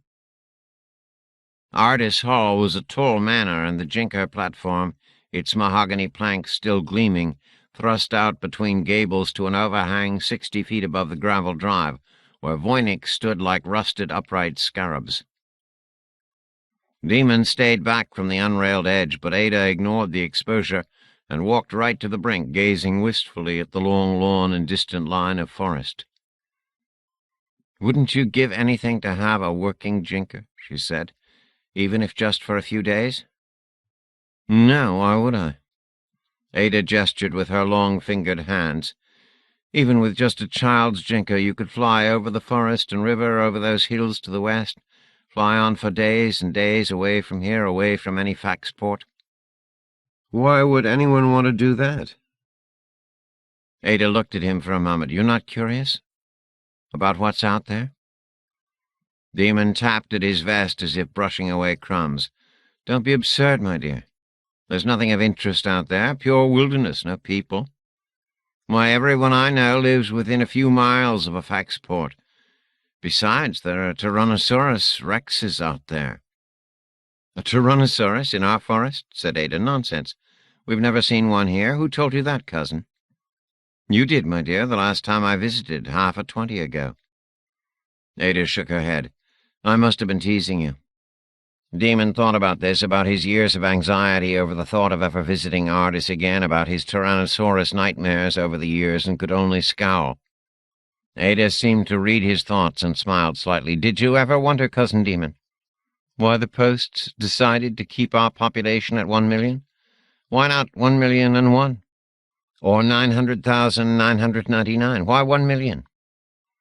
Demon blinked at this, trying to see the connection in her thoughts between talk of a lost-age child's jinker and dinosaurs and the human population that had been the same, well, forever. And he didn't like her reminding both of them that they were cousins, since old superstitions sometimes inhibited sexual relations between family members. "I find that such idle speculations lead to indigestion, even on such a beautiful day, my dear," he said. "Shall we return to a more felicitous topic?" "Of course," said Ada, blessing him with the sweetest of smiles. "Why don't we go down and find some of the other guests before lunch and our trip to the poor site?" This time she went first down the ladder. Luncheon was served outside on the northern patio by floating servitors, and Demon chatted amiably with some of the young people. It seemed that several more guests had faxed in for the evening's pour, whatever that was to be. And after the meal, many of the guests found couches in the house or comfortable lounge chairs on the shaded lawn in which to recline while draping their thin Turin cloths over their eyes. The usual time under Turin was an hour, so Demon strolled near the edge of the trees, keeping an eye out for butterflies as he walked. Ada joined him near the bottom of the hill. "You do not use the Turin, Cousin Demon?" "I do not," he said, hearing that he had sounded more prissy than he had intended. "I've accustomed myself to the things after almost a decade, but I don't indulge. You also abstain, Ada, my dear?" "Not always," said the young woman. She was twirling a peach-colored parasol as she strolled, and the soft light gave her pale complexion a beautiful glow. "I check in on the events now and again, but I seem to be too busy to become as addicted as so many are these days. Turins do seem to be ubiquitous." Ada paused in the shade of a giant elm with broad, low branches. She lowered and closed the parasol. "Have you tried it?" "Oh, yes. It was all the rage halfway between my 20s. I spent some weeks enjoying the excess of it all." He could not completely strain out the tone of distaste at the memory. "Since then, no." "Do you object to the violence, cousin?" Demon made a neutral gesture. "I object to its vicariousness." Ada laughed softly. "Precisely Harmon's reason for never indulging. You two have something in common." The thought of this was so unlikely that Demon's only response was to flick away dead leaves on the ground with the point of his walking stick. Ada looked up at the sun rather than calling up a time function on her palm. "They will be rousing themselves soon. 1 hour under the cloth equals 8 hours of turgid experience." "Ah," said Demon, wondering if her use of the cliché had been in the form of a double entendre. Her expression, always pleasant but bordering on the mischievous, gave no clue. "This poor thing, will it last long?" "It's scheduled to go most of the night." Demon blinked in surprise. "Surely we're not bivouacking down at the river or wherever this event is to be staged." He wondered if sleeping out under the stars and rings would improve his chances of spending the night with this young woman. "There will be provisions for those who want to stay all night at the poor site," said Ada. "Hannah promises that this will be quite spectacular, but most of us will come back up to the manor sometime after midnight." "Will there be wine and other drinks at the, poor?" asked Demon. "Most assuredly." It was Demon's turn to smile. Let the others stay for this spectacle. He would keep pouring Ada drinks through the evening, follow up on her turgid line of suggestive conversation, accompany her home with lock and proper planning, just the two of them in a small carryall, pour the full force of his not inconsiderable powers of attention upon her, and with only an added bit of additional luck this night he would not have to dream of women. By late afternoon, the 20 or so guests at the manor, some babbling about the day's Turin-experienced events, going on and on about Menelaus being shot by a poisoned arrow or some such nonsense, were gathered together by helpful servitors, and everyone departed for the poor site in a caravan of droshkis and carryalls. Voynich pulled the vehicles, while other Voynichs trotted alongside as security, although, Demon thought, if there were no tyrannosauruses in the woods, he failed to see a reason for security. He had maneuvered to be in the lead carriole with their hostess, and Ada pointed out interesting trees, glens, and streams as they rumbled and hummed 2 or more miles down the dirt path toward the river. Demon took up more room on their side of the red leather bench than he had to, even given his pleasant plumpness, and was rewarded with the feel of Ada's thigh alongside his for the duration of the voyage. Their destination, he saw as they came out on the limestone ridge above the river valley, was not the river exactly, but a tributary to the main channel, a literal backwater some 100 yards across, where erosion and flooding had created a wide shelf of sand, a sort of beach, on which a tall, rickety structure of logs, branches, ladders, troughs, ramps, and stairways had been constructed. It looked like a crude gallows to Demon, although he had never seen an actual gallows, of course. Torches rose from the shallow tributary, and the rickety contraption itself stood half on sand and half over water.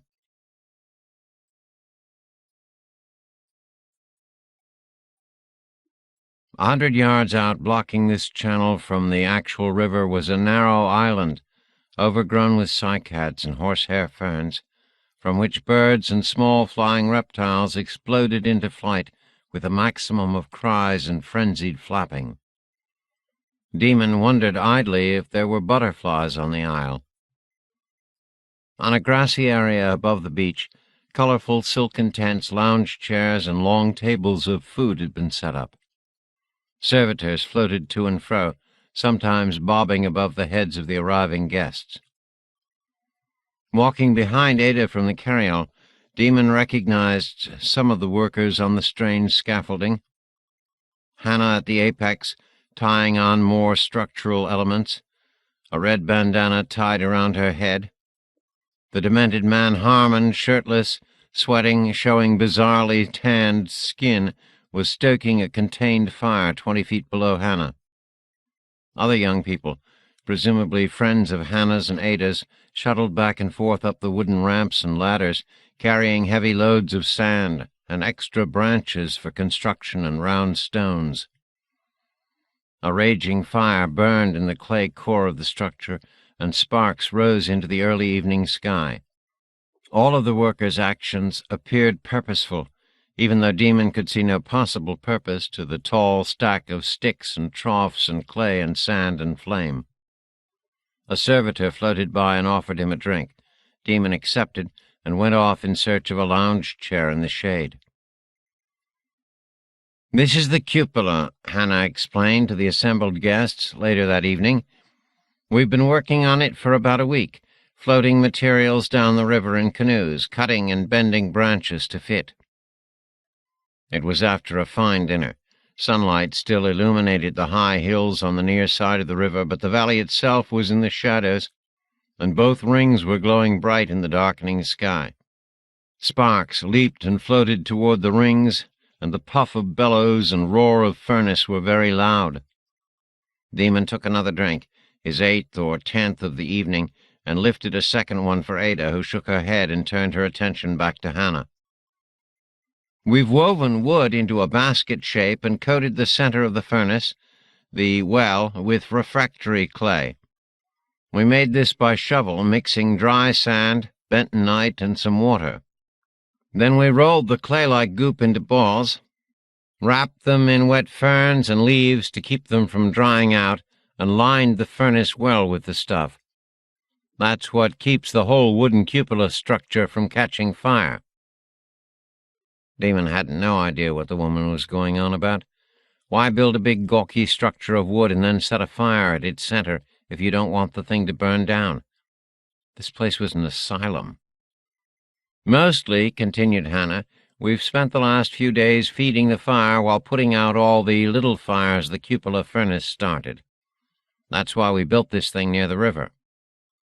"Wonderful," muttered Demon, and went in search of another drink, while Hannah and her friends, even the insufferable Harmon, droned on, using nonsensical terms such as coke bed, wind belt, tuyere, which Hannah was explaining meant some little air entrance on their clay-lined furnace, near which the young woman named Emma kept working the wheezing bellows, and melting zone, and moulding sand, and tap hole, and slag hole. It all sounded barbarous and vaguely obscene to Demon. "And now it's time to see if it works," announced Hannah, her voice revealing both exhaustion and exultation. Suddenly the guests had to stand back on the sandy river's edge, Demon retreating to the grassy sward near the tables, as all the young people and that damnable Harmon leaped into a frenzy of action. Sparks flew higher. Hannah ran to the top of the so-called cupola, while Harmon peered into the clay furnace-contained flames below, and shouted for this and that. Emma worked the bellows until she fell over, and was relieved by the thin man named Lois.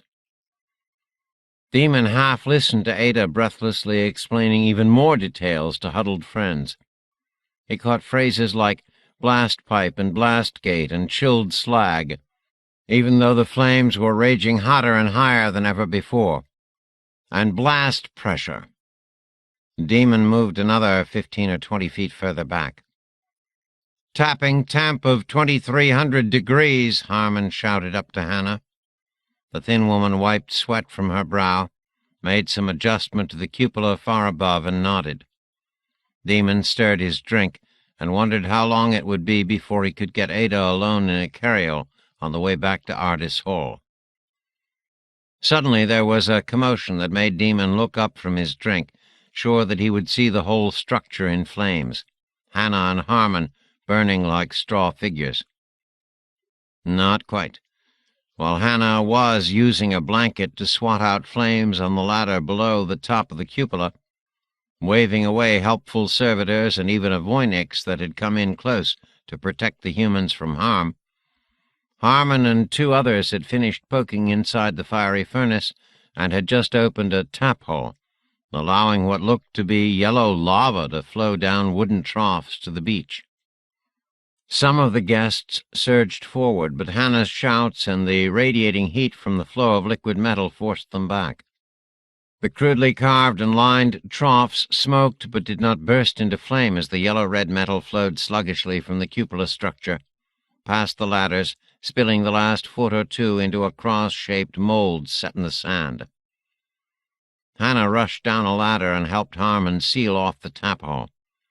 They both peered through a peephole into the furnace, did something to, Ada was explaining to a guest, the slag hole, different from the tap hole, Demon vaguely noticed, and then the young woman and the older man, soon to be a dead older man, Demon thought cruelly, leaped from the cupola structure onto the sand and rushed over to look at the mold.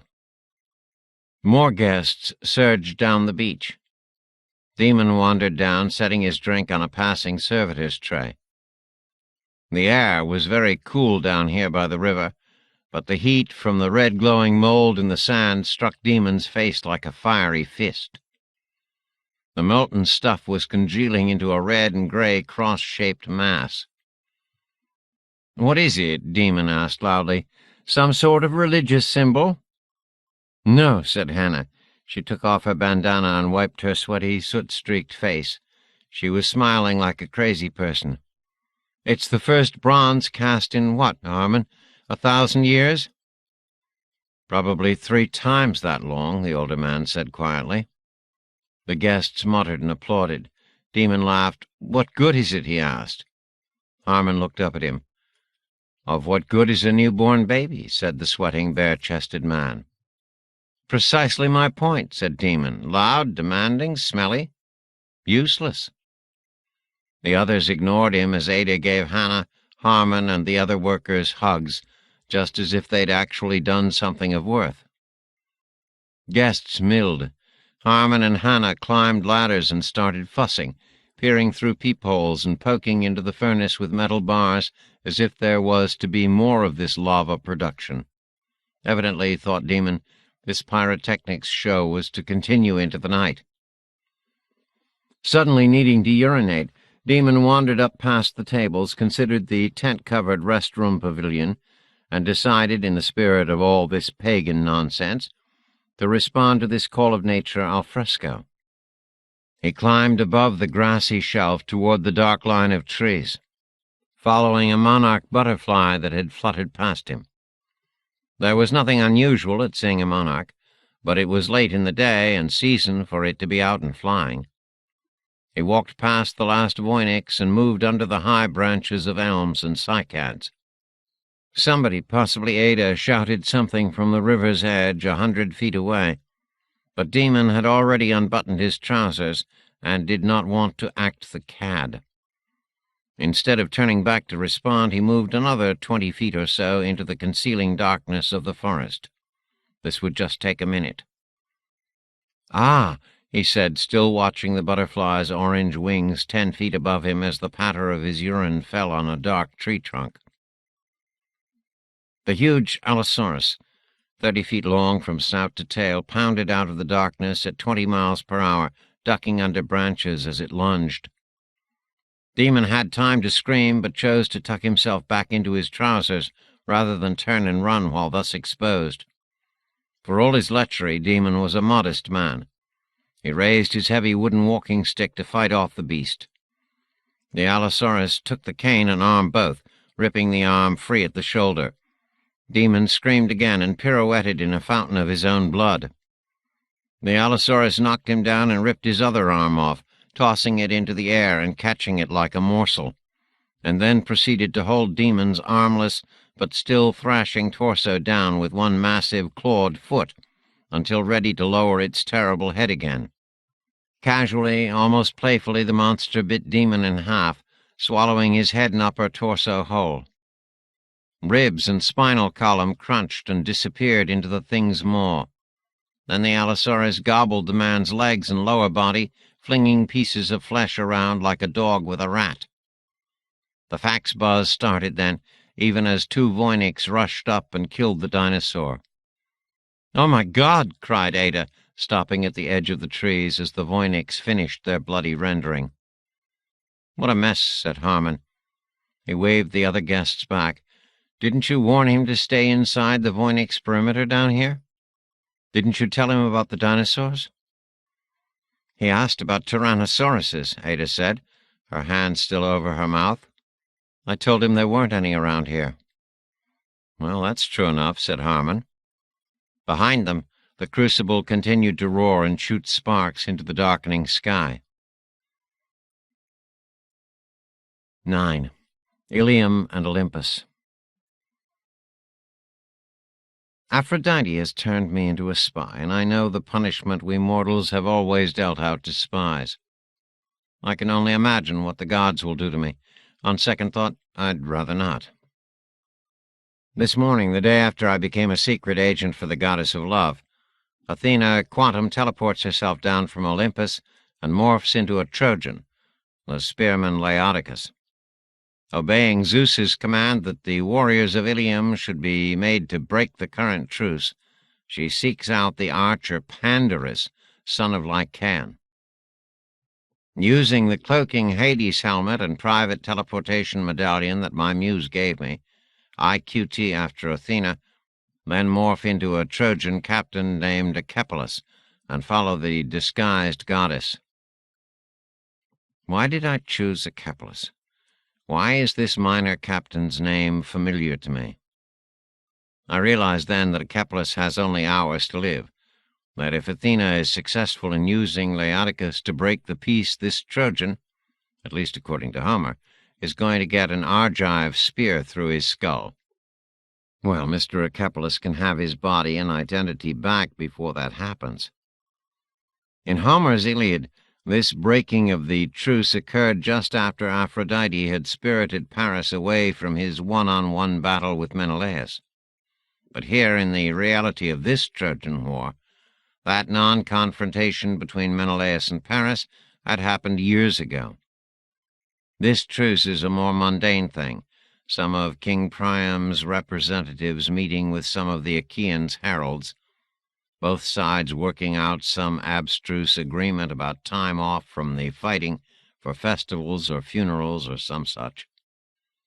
If you ask me, one of the reasons this siege has dragged out for almost a decade is all this time off from the fighting. The Greeks and Trojans have as many religious celebrations as our 21st-century Hindus had, and as many secular holidays as an American postal worker. One wonders how they ever managed to kill each other amidst all this feasting and sacrificing to the gods and 10-day funeral celebrations. What fascinates me now, so soon after I vowed to rebel against the gods' will, only to find myself much more of a pawn to their will than ever before, is the question of how quickly and how sharply real events in this war can swerve from the details of Homer's tale. Disparities in the past, the sequence of the gathering of the armies, for instance, or the timing of Paris's aborted battle with Menelaus, have all been minor discrepancies, easily explained by Homer's need to include certain past events in the short span of the poem, set in the 10th year of the war. But what if events really take a different course? What if I were to walk up to, say, Agamemnon this morning and stick this spear, poor doomed Echepolus' spear to be sure, but still a working spear, through the king's heart? The gods can do many things, but they can't return dead mortals to life. Or dead gods either, as oxymoronic as that sounds. Who are you, Hockenberry, to thwart fate and defy the will of the gods? Queries a craven, professorial little pissant voice that I listened to and followed most of my real life. I am me, Thomas Hockenberry, comes the reply from the contemporary me, as fragmented as he is, and right now I'm fed up with these power-addled thugs who call themselves gods. Now, in my role as spy rather than scholic, I stand close enough to hear the dialogue between Athena, morphed as Laodicus, and that buffoon but fine archer Pandarus. Speaking as one Trojan warrior to another, Athena Laodicus appeals to the idiot's vanity, tells him that Prince Paris will shower him with gifts if he kills Menelaus, and even compares him to the ultimate archer Apollo, if he has the skill to bring off this shot.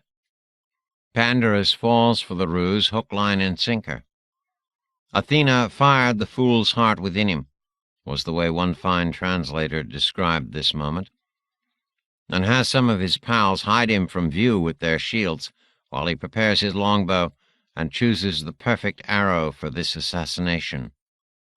For centuries, scholics, Iliad scholars, have argued the issue of whether or not the Greeks and Trojans used poison on their arrows. Most scholics, myself included, argued the negative. Such behavior simply did not seem to meet these heroes' high standards of honor in battle. We were wrong. They sometimes do use poison, and a lethal, fast-acting poison it is. This explains why so many of the wounds listed in the Iliad were so quickly fatal. Pandarus lets fly. It's a brilliant shot. I track the arrow as it flies hundreds of yards, arcing and then hurtling directly toward Agamemnon's red-headed brother.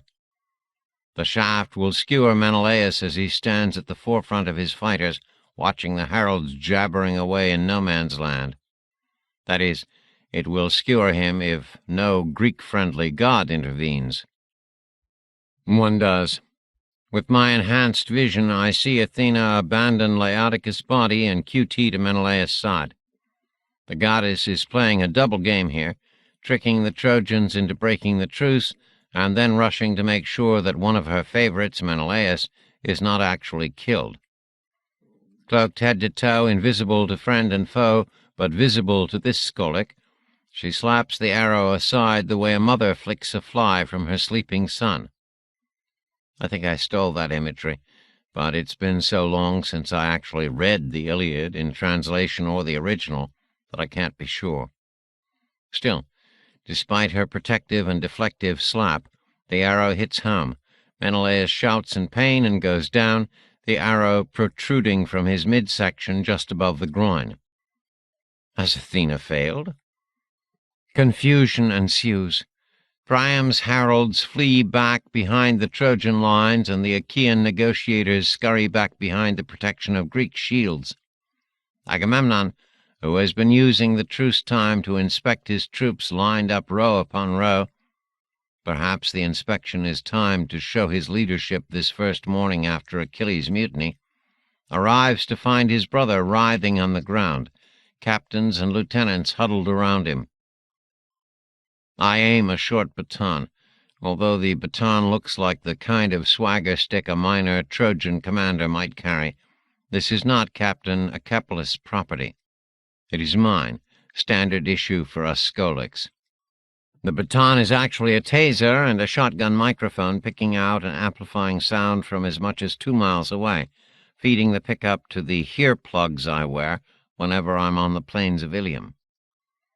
Agamemnon is giving his dying brother one hell of a eulogy. I see him cradle Menelaus' head and shoulders in his arms, and hear him go on about the terrible vengeance he, Agamemnon, will wreak on the Trojans for the murder of noble Menelaus, after which he laments about how the Achaeans will, despite Agamemnon's bloody vengeance, lose heart, give up the war, and take their black ships home after Menelaus dies. After all, what's the use of rescuing Helen if her cuckolded husband is dead? Holding his moaning brother, Agamemnon plays the prophet. But the plowlands here in Priam will feed your flesh to the worms and rot your bones, O my brother. As you lie dead before the unbreached walls of Troy, your mission failed. Cheery stuff. Just the kind of thing a dying man wants to hear. Wait, grunts Menelaus through gritted teeth. Don't bury me so fast, big brother. The arrowhead's not lodged in a mortal spot, see? It penetrated my bronze war belt and got me in the love handle I've been meaning to lose, not in the balls or belly. Ah, yes, says Agamemnon, frowning at the wound where the arrow has only lightly penetrated. He almost, not quite, sounds disappointed. The whole eulogy is moot now, and it sounded as if he'd worked on it for a while. But the arrow is poisoned, gasps Menelaus, as if trying to cheer his brother up. Menelaus's red hair is matted with sweat and grass, his golden helmet having rolled away when he fell. Standing, dropping his brother's shoulders and head so quickly that Menelaus would have crashed back to the ground if his captains had not caught him, Agamemnon shouts for Talthybius, his herald, and orders the man to find Machaon, Asclepius' son, Agamemnon's own doctor, and a damned good one, too, since Machaon is supposed to have learned his craft from Chiron, the friendly centaur. Now it looks like any battlefield from any age, a fallen man screaming and cursing and crying as the pain begins to flow through the initial shock of injury. Friends on one knee gathered around, helpless, useless. Then the medic and his assistants arriving, giving orders, pulling the barbed bronze head out of ripping flesh, sucking out poison, packing clean dressings on the wound, even while Menelaus continues to scream like the proverbial stuck pig. Agamemnon leaves his brother to Machaon's ministrations and goes off to rouse his men to combat, although the Achaeans, even without Achilles in their ranks today, seem hungover and angry and surly and in little need of a rousing to get them to fight. Within 20 minutes of Pandarus's ill-conceived arrow shot, the truce is over, and the Greeks attack Trojan lines along a 2-mile stretch of dust and blood. It's time for me to get out of Achepelis' body before the poor son of a bitch catches a spear in the forehead. I don't remember much of my real life on Earth. I don't remember if I was married, if I had children, where I lived, except for murky images of a book-lined study where I read my books and prepared my lectures. Nor all that much about the university I taught at in Indiana, except images of stone and brick buildings on a hill with a wonderful view to the east. One of the odd things about being a Skolic is that fragments of non-Skolic essential memories do return after months and years, which may be one of the reasons the gods don't allow us to live that long. I am the oldest exception. But I remember classes, and my students' faces, my lectures, some discussions around an oval table. I remember a fresh-faced young woman asking, "But why did the Trojan War go on so long?" I also remember being tempted to point out to her that she had been raised in an era of fast food and fast wars. McDonald's and the Gulf War, Arby's and the war on terrorism, but that in ancient days the Greeks and their foes would no more think of hurrying a war than of rushing through a fine meal. Instead of insulting my students' attention spans, I explained to the class how these heroes had welcomed battle, how one of their words for combat was karme, which came from the same root as kara, rejoice.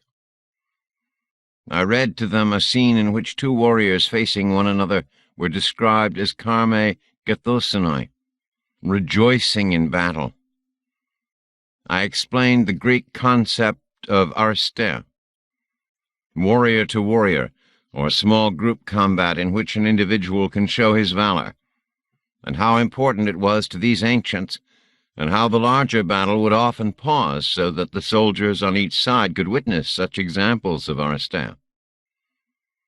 "So you mean stammered one fresh-faced female student, her brain running in place, her stammer illustrating that irritating speech and thought defect that spread like a virus among young Americans during the end of the 20th century. Like the war would have been over a lot sooner if they hadn't kept stopping for this whatchamacallit? Precisely, I had said, with a sigh, looking at the old Hamilton clock on the wall in the hope of deliverance. But now, after more than 9 years of watching arste in action, I can say in certainty that these one-on-one combats, so beloved by both Trojans and Argives, are one of the reasons for this prolonged, endless, slow-as-molasses siege. And like even the most sophisticated Middle American traveling too long in France, one of my urges now was to get back to fast food, or in this case, fast war. A little bombing, a little airborne invasion, bim-bang, thank you, ma'am, home to Penelope. But not this day. Achapeus is the first Trojan captain to die in the Achaean attack. Perhaps it is because the man is still groggy and disoriented after my borrowing of his body, but as his group of Trojan fighters closes with a Greek group led by Nestor's son Antilochus, a good friend of Achilles, poor Achapeus is slow to raise his long spear. So Antilochus thrusts first.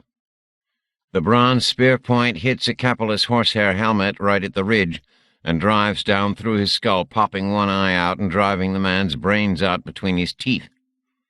Achapeus goes down, as Homer likes to say, like a toppled tower. Now begins a dynamic I've seen all too often, but which never ceases to fascinate me. The Greeks and Trojans fight for reasons of honor first, it is true, but booty comes in a close second. These men are professional warriors. Killing is their work and plunder is their pay.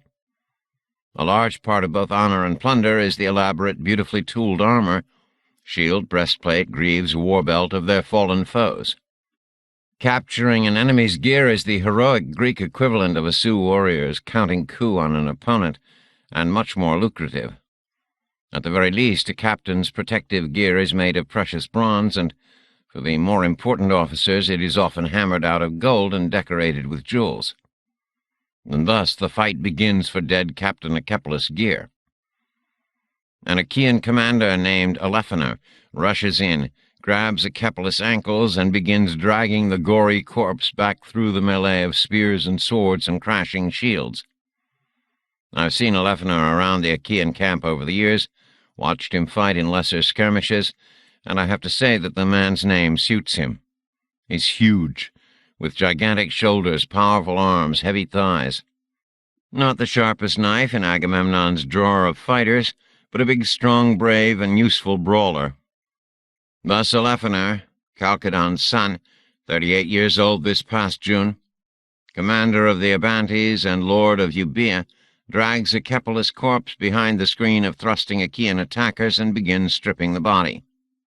Then Agenor, a Trojan fighter, son of Antenor, father of Echeclus, both of whom I've seen on the streets of Ilium, slips between the battling Achaeans and catches sight of Alephaner's exposed ribs as the big man bends low beneath the protection of his shield to finish stripping Achapeus' corpse. Agenor leaps forward and stabs his spear into Alephaner's side, splintering ribs and pulping the big man's heart into a shapeless mass. Alephaner vomits blood and collapses. More Trojan fighters surge forward, beating off the Achaean attack, as Aegina rips his spear free and begins to strip Athena of his war belt and sheaves and chestplate. Other Trojans drag Echepolus' near-nude body back toward Trojan lines.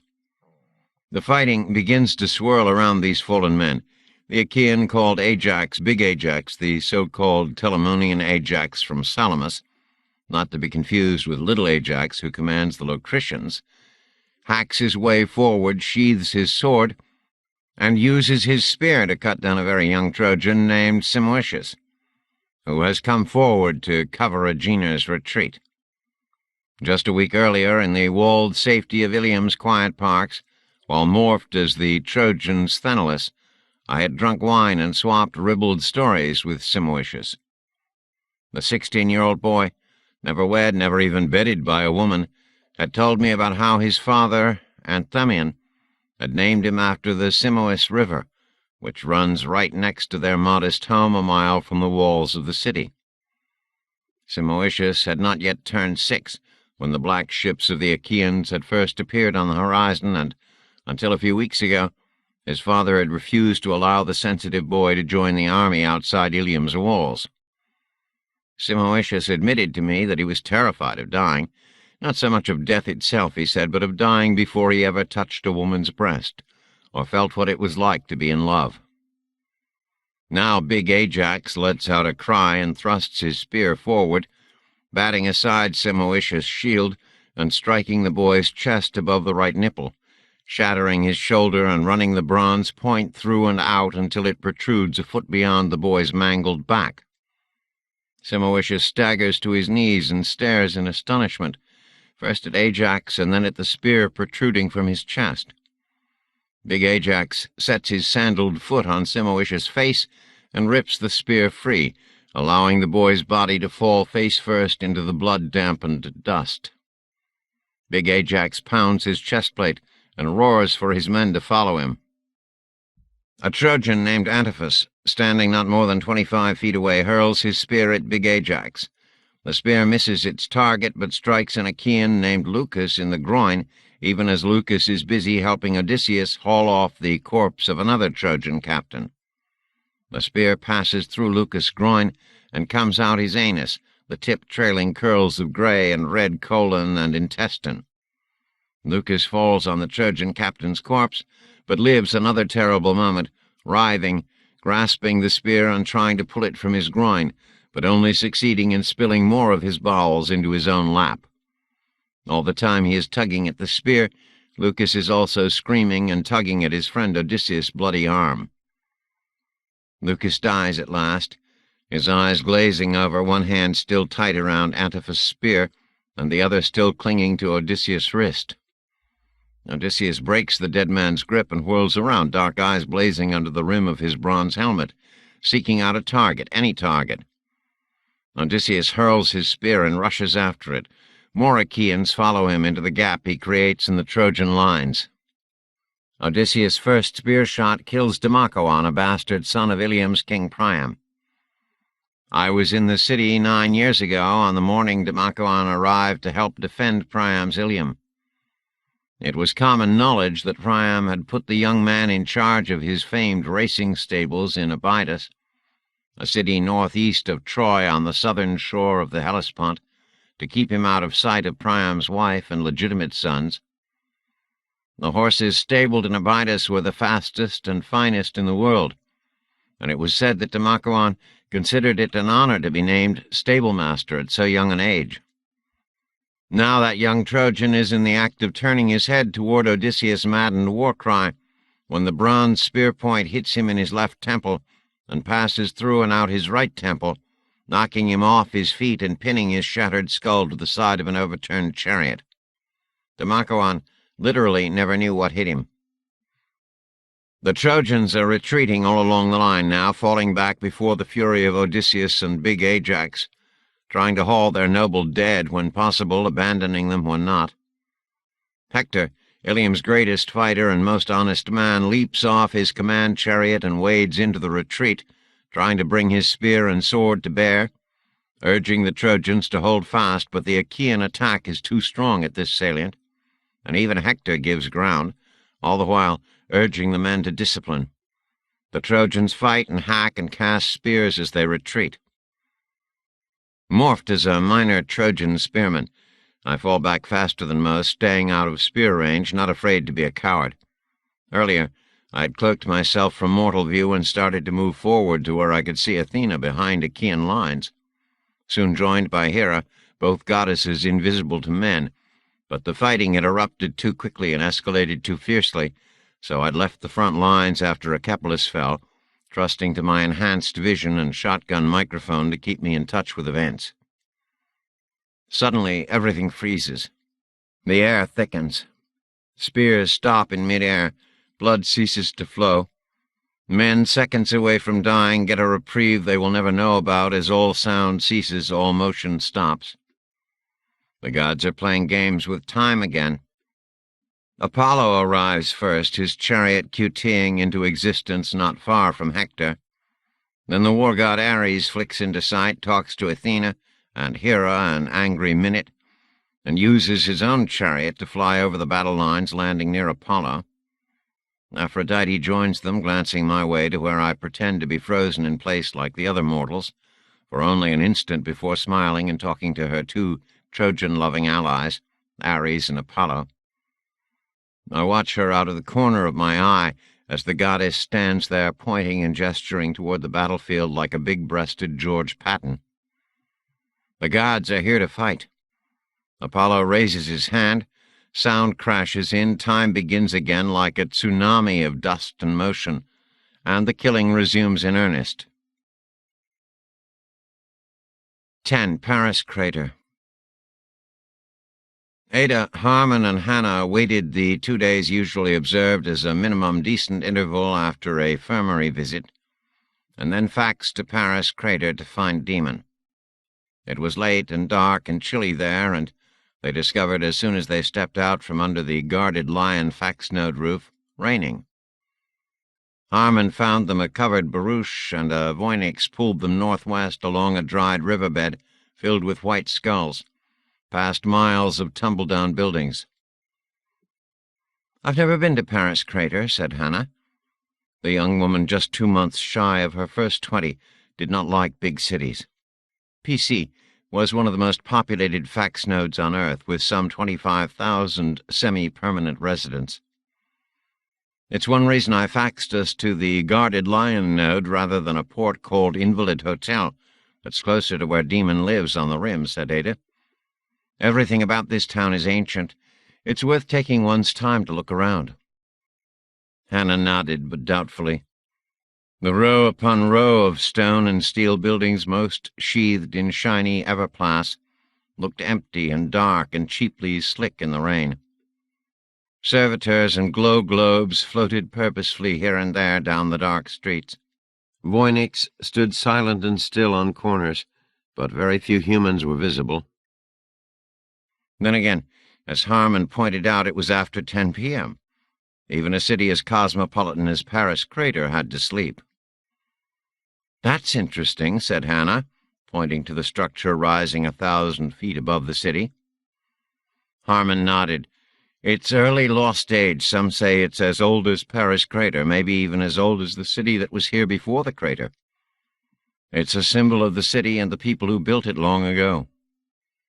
"Interesting," Hannah said again. 1,000 feet tall, the rough representation of a naked woman appeared to be made of some clear polymer. The head was sometimes obstructed by low clouds, then briefly visible, and Hannah could see that the face was featureless, except for a gaping grin between red lips. Black, coiled springs 50 feet long spiraled like curls from the spherical head. The legs were spread wide, feet hidden from view behind the dark buildings to the west, but the thighs bunched as thick and wide as Ardis Hall. The breasts were huge, globular, absurd, alternately filling and emptying with broiling, photoluminescent red liquid, levels now rising, now filling, now waterfalling down the insides of the belly and legs, then sometimes rising again all the way to the raised arms and smiling face. The light from the glowing belly and breasts and massive buttocks painted the tops of taller structures around the crater a ruby red. "What's it called?" she asked. "La putain énorme," said Ada. "What does it mean?" "No one knows," said Harmon. He instructed the Voynix to turn left onto a rickety bridge, and they clip-clopped onto what had once been an island when water flowed in the river of dry skulls, toward the ruins of a building that once must have been quite large. Now a low dome, glowing with a purple light, sat inside the tumbled walls like a strange egg in a nest of scattered stones. "Wait here," Harmon told the Voynix, and led the two women through the overgrown ruins and into the translucent dome. A slab of white stone about 4 feet high sat in the center of the space. There were gutters at the base of the slab and drains in the stone floor. Behind and above the slab rose a crude statue of a naked man, carved from the same white rock. The man held a bow and a notched arrow. "This is marble," said Hannah, running her hand over the surface of the block. She knew stone. "What is this place?" "A temple to Apollo," said Harmon.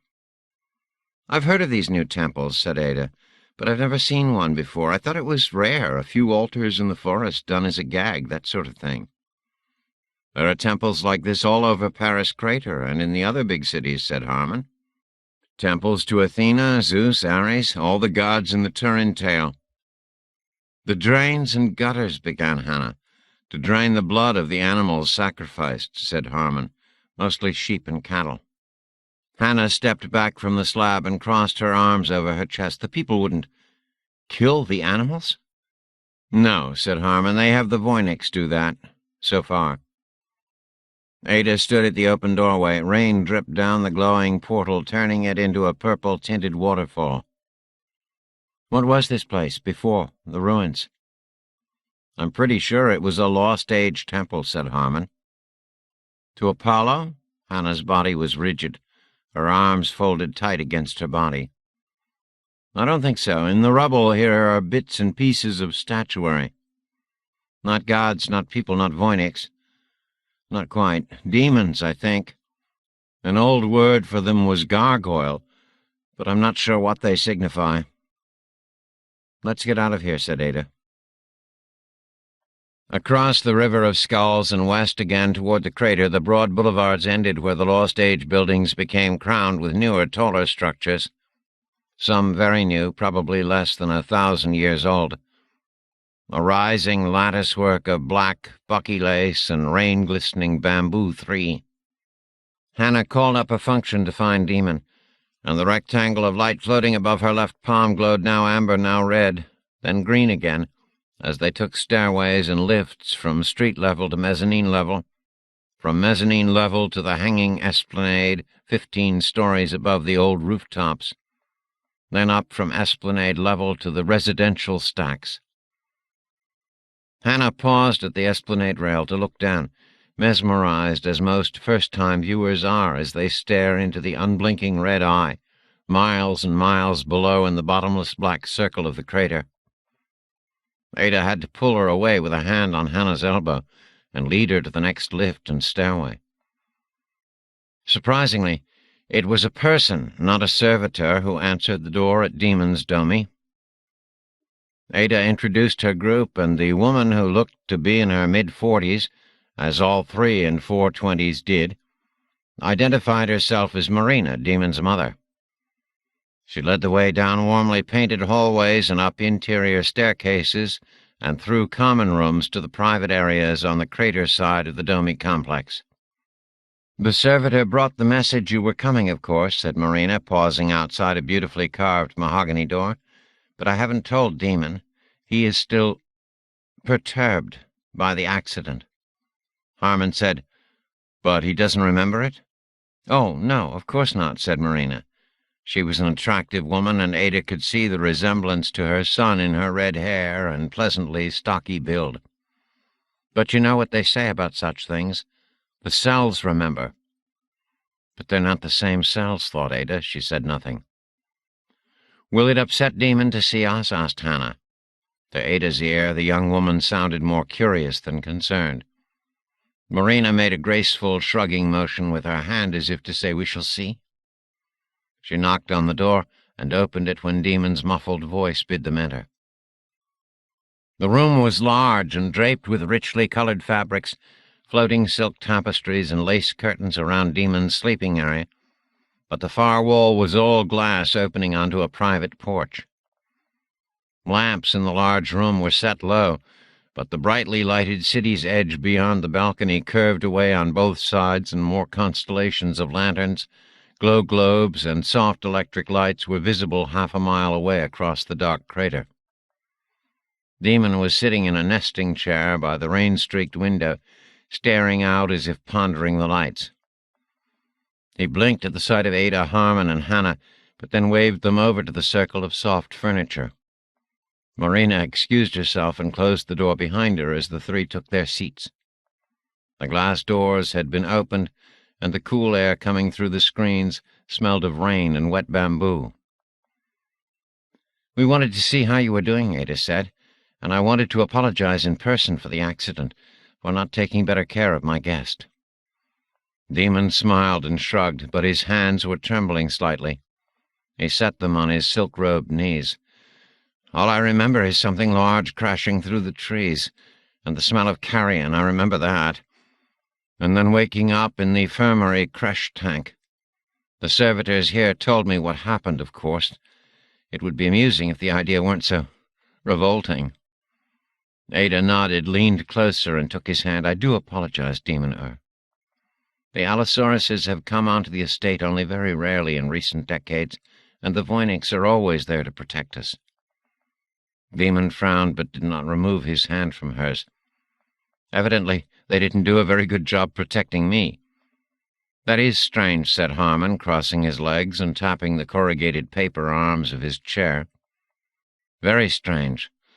I can't remember the last time a Voynix failed to protect a human in such a situation."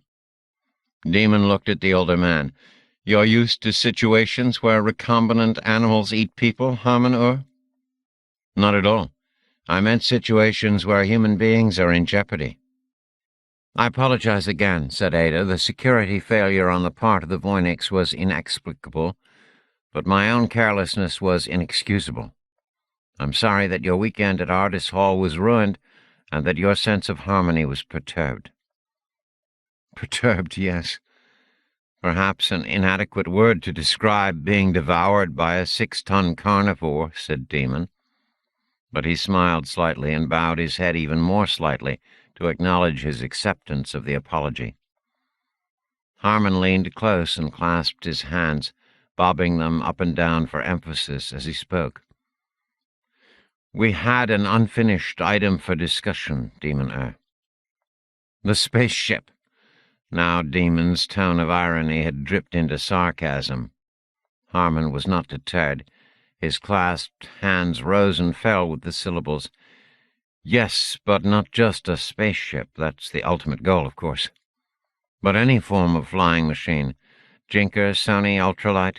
Anything to allow us to explore between fax ports." Demon sat back, away from Harmon's intensity, and folded his arms. "Why do you persist with this? Why do you bother me about this?"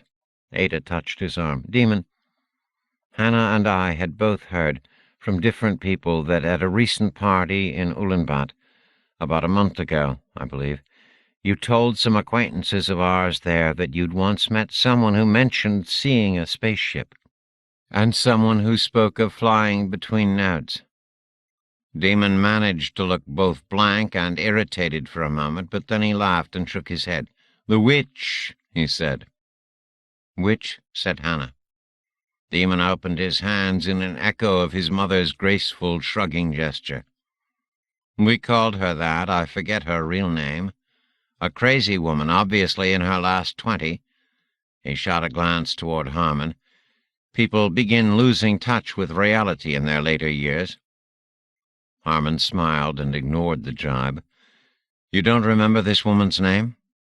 Demon gestured again, less gracefully this time. "No." "Where did you meet her?" asked Ada. "The last Burning Man, 1.5 years ago. I forget where it was held. Somewhere cold. I just followed friends from Chom when they faxed there. Lost age ceremonies never interested me very much, but there were many fascinating young women at this gathering. I was there, Hannah said, her eyes bright. About 10,000 people came. Harmon pulled a much-folded sheet of paper from a tunic pocket and began spreading it on the padded ottoman between them. Do you remember which node? Hannah shook her head. It was one of the half-forgotten nodes, one of the empty ones. The organizers sent the node code around the day before the ceremony began. No one lived there, I think. It was a rocky valley surrounded by snow. I remember that it was light all day, all night for the 5 days of Burning Man, and cold. The servitors had set up a plank field over the whole valley and heaters here and there in the valley itself, so it wasn't uncomfortable, but no one was allowed beyond the edges of the valley. Harmon looked at his faded and folded sheet of microvellum. The page was covered with squiggly lines, dots, and arcane runes like those found in books. He stabbed a finger down on a dot near the bottom.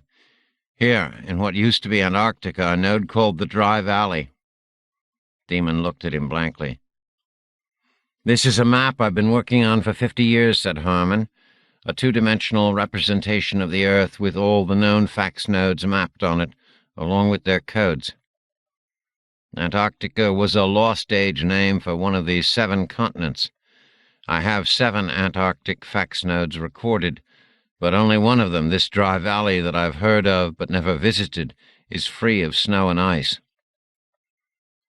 This obviously did nothing to enlighten Demon. Even Ada and Hannah looked confused.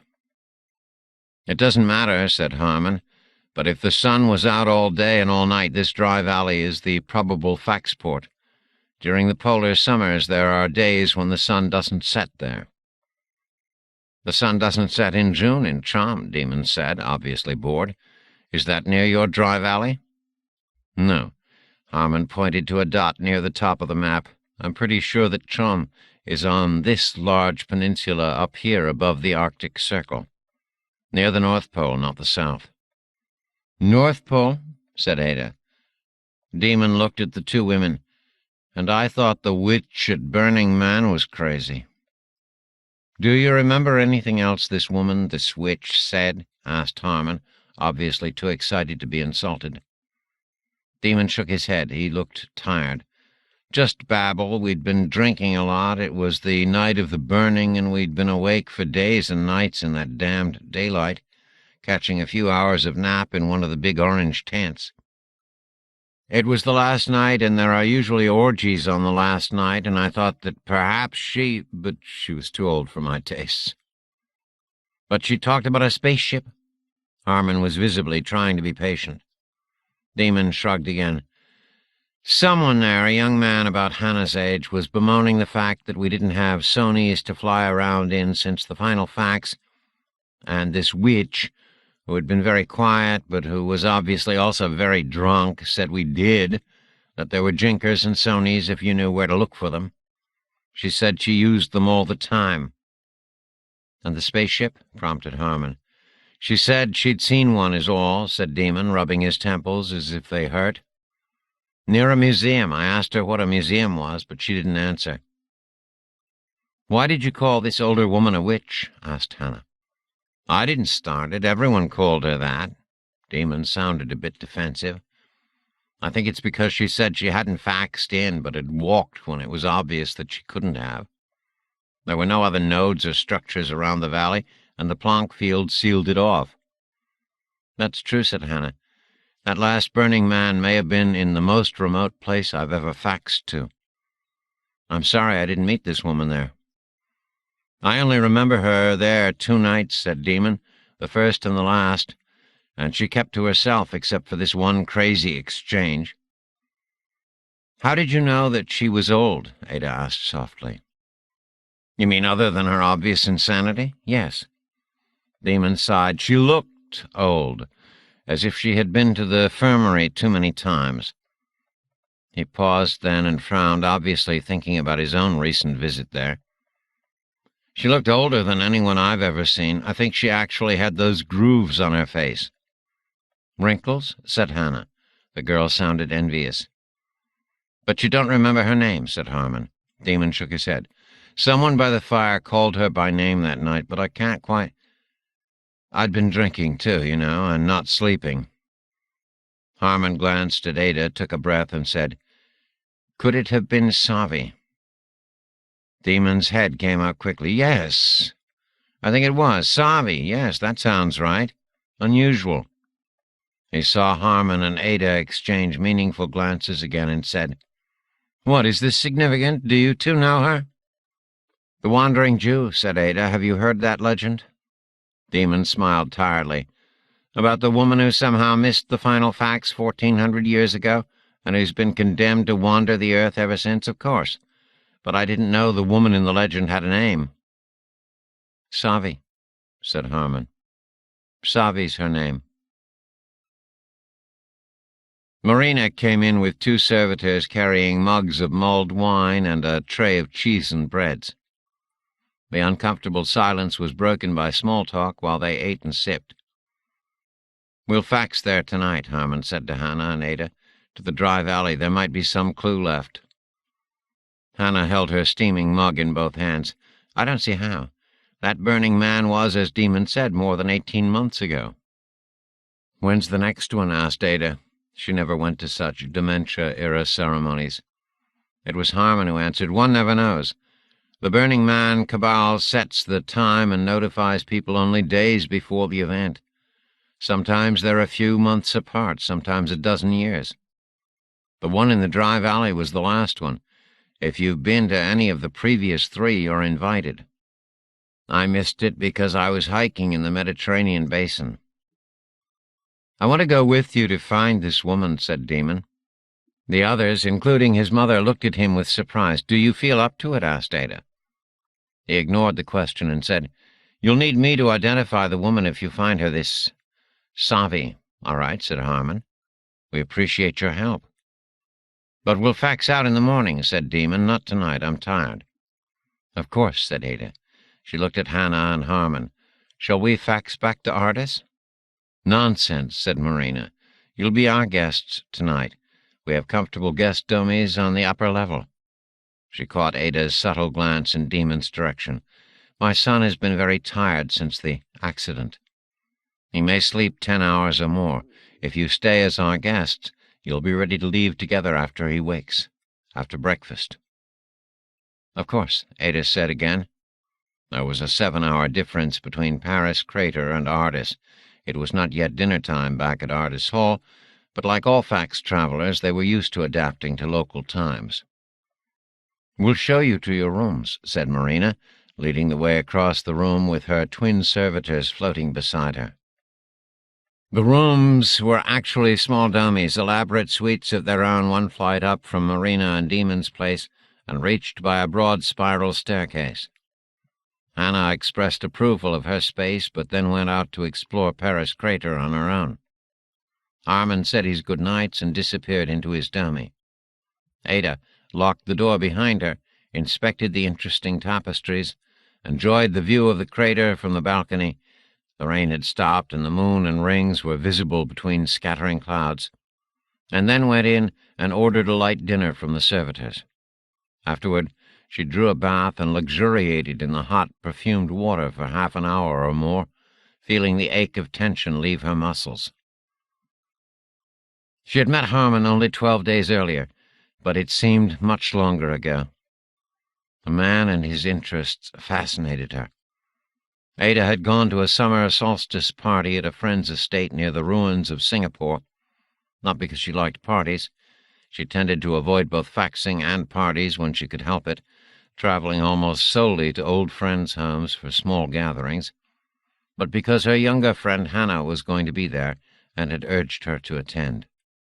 The solstice party had been fun in its way, and many of the people interesting, since her friend there had just celebrated her 4th 20.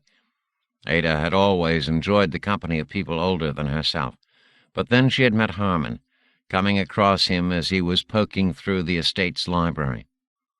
The man was quiet, reticent even, but Ada had drawn him out, using some of the tactics her smarter friends had used on her to get her to talk more. Ada did not know what to think about Harmon's trick of learning how to read without a function. He had not confessed the ability until another meeting at another friend's house just 6 days before the gathering at Ardis Hall. But the more Ada thought about it, the more amazed she was. Ada had always considered herself to be well educated. She knew all the usual folk songs and legends. She had memorized the 11 families and all their members. She knew many of the fax nodes by heart. But Harmon's breadth of both knowledge and curiosity left her breathless.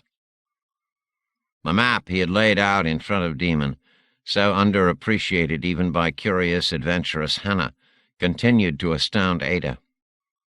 She had never even run across the concept of map before Harmon had shown her the diagrams less than a week earlier. It was Harmon who had explained to her that the world was a sphere. How many of Ada's friends knew that? How many of them had ever wondered about the shape of the world on which they lived? Of what use was that arcane bit of knowledge? The world was your home, and the fax network you used to see your friends in their homes. Whoever thought about the shape of the physical structure that lay beneath and beside that fax net? And why would they? Ada knew even from that first weekend around Harmon that the man's interest in the long-departed post-humans bordered on obsession. No, amended Ada, lying in the warm bath-water and moving bubbles up her breasts to her throat with her long, pale fingers. It is an obsession with Harmon. He can't stop thinking about the post-humans, where they are, why they left, to what purpose. Ada did not know the answer, of course, but she had come to share in Harmon's passionate curiosity, approaching it as a game, an adventure, and he kept asking questions that would have made any of Ada's other friends simply laugh. Why are there just 1 million of us humans? Why was that number chosen by the posts? Why never one more, one less? And why 100 years assigned to each of us? Why do they save us even from our own follies so we can live 100 years? The questions were so simple and so profound that they were embarrassing. It was like hearing an adult ask why we have belly buttons. But Ada had joined in the quest for a flying machine, perhaps a spaceship to fly up to the rings and talk to the post-humans in person. Now for this final fax-era legend of the Wandering Jew, and every day that passed brought more excitement. Like Demon being eaten by an Allosaurus. Ada blushed, seeing her pale skin redden down to the line of water and bubbles. That had been terribly embarrassing. None of the other guests could ever remember anything similar happening. Why hadn't the Voynichs offered better protection? What exactly are the Voynichs? Harmon had asked her 12 days earlier in the treehouse complex near Singapore. Where do they come from? Did the Lost Age humans build them? Are they a produce of the Rubicon dementia? Did the posts create them? Or are they alien to this world and time and here for their own purposes? Ada remembered her uneasy laughter that evening as they sat on the vined terrace, champagne in hand, when he had asked such an absurd question in such serious tones. But she had not been able to answer it then, nor had her friends in the intervening days, although their laughter was more nervous even than her own had been. And now Ada, after a lifetime of seeing Voynichs every day, looked at them with a curiosity bordering on alarm. Hannah had begun to react the same way. What are you, she had wondered, just that evening as they had stepped out of their barouche in Paris Crater and left the Voynich standing there apparently eyeless, its rusted carapace and leathery hood wet from the rain, its killing blades retracted but manipulator pads extended and curled, still holding the stays of their carriage. Ada stepped out of the water, dried herself, slipped into a thin robe, and told the servitors to leave her. They exited via one of their osmotic wall membranes. Ada went out onto the balcony. Harmon's room and balcony adjoined hers on the right, but privacy on the porches was assured by a tightly latticed bamboo fiber screen that extended 3 feet out beyond the porch railing. Ada walked to the partition, stood at her rail a moment, looking down at the red-eyed crater below, lifted her eyes to the clearing sky with its stars and moving rings, and then she flung her leg over the railing, feeling the smooth, wet bamboo against the flesh of her inner thigh an instant before she stepped out barefoot, feeling her way along the thin rim of the partition. For a second, she was connected to the porch only by the pressure of her toes and fingertips, feeling blindly around the partition on the other side to find the matching narrow ledge, feeling gravity pull her back into emptiness. What would it feel like to fall so far toward burning magma, to know that I would be dead after a few terrible and totally free minutes of falling? She knew she would never know. If she let go now, if her bare toes and fingers slipped now, she would never remember the next seconds and minutes after she woke in the infirmary tanks. The post-humans did not grant humans memories of their own death. Ada pressed her breasts against the edge of the partition, fought to find balance, and swung her left leg around, her bare foot finding the narrow bamboo seam running back to Harmon's porch. She did not dare look up to see if Harmon was out on his balcony or at the glass door. All her attention was focused, keeping her toes from slipping, her fingers from sliding off the wet and slippery bamboo tree. She reached the porch and stepped onto the edge of it, clinging to the railing so tightly that her arms were shaking. Feeling her strength ebbing in the post-adrenaline surge of weakness, she quickly swung her left leg up and over, feeling the robe fall open, scratching the underside of her leg on a seam in the railing. Harmon was sitting cross-legged on a white-cushioned chaise longue, watching her. His balcony was lighted by a single, glass-shielded candle. "You might have helped," she whispered, not knowing why she said it or why she was whispering. She saw that Harmon was also wearing nothing but a thin silk guest robe, only loosely sashed. He smiled and shook his head. "You were doing fine, but why not just come around and knock?" Ada took a deep breath and, as in answer, loosened the belt of her robe and let it open. The air, moving in from above the crater, was cool, but with currents of warmer air embedded in the breeze as it caressed her lower belly. Harmon rose, crossed to her, looked her in the eyes, and closed her robe, tying it without pressing his fingers against her. "I am honored," he said, also whispering now. "But not yet, Ada, not yet." He took her hand and led her to the chaise longue. When both of them were lying back on it side by side, Ada blinking in surprise and blushing in something like humiliation, whether at the rejection or at her own brazenness, she was not sure. Harmon reached behind the chair and came out with 2 cream-colored Turin scarves. He folded each so that the embroidered microcircuitry was properly positioned. "I don't," began Ada. "I know. But just this once. I think that something important's about to happen. Let us share this." She lay back on the soft cushion and let Harmon adjust the turn across her eyes. She felt him lie back next to her, his right hand lying loosely across her left hand. The images and sounds and sensations flowed in. 11. The Plains of Ilium. The gods have come down to play. More precisely, they have come down to kill. The battle has been raging for some time now, with the god Apollo lashing on the Trojans, with Athena spurring on the Argives, and other gods lounging in the shade of a tree on the nearest hill, sometimes laughing, Iris and their other servants pouring them wine. I've watched the Thracian chief Pyrrhus, a bold Trojan ally, kill gray-eyed Diaries with a rock. Diaries, co-commander of the Epean contingent of the Greeks, went down with only a broken ankle after battle-maddened Pyrrhus threw the rock, but most of Diaries' comrades fell back. Pyrrhus hacked his way through the few who had stayed to guard their fallen captain, and, helpless now, his ankle smashed, poor Diaries had to lie there while Pyrrhus rushed in, speared the Thracian in the belly with his long casting spear, and pulled the man's bowels out, hooking them on the barbed spear point and twisting more out while Diaries screamed.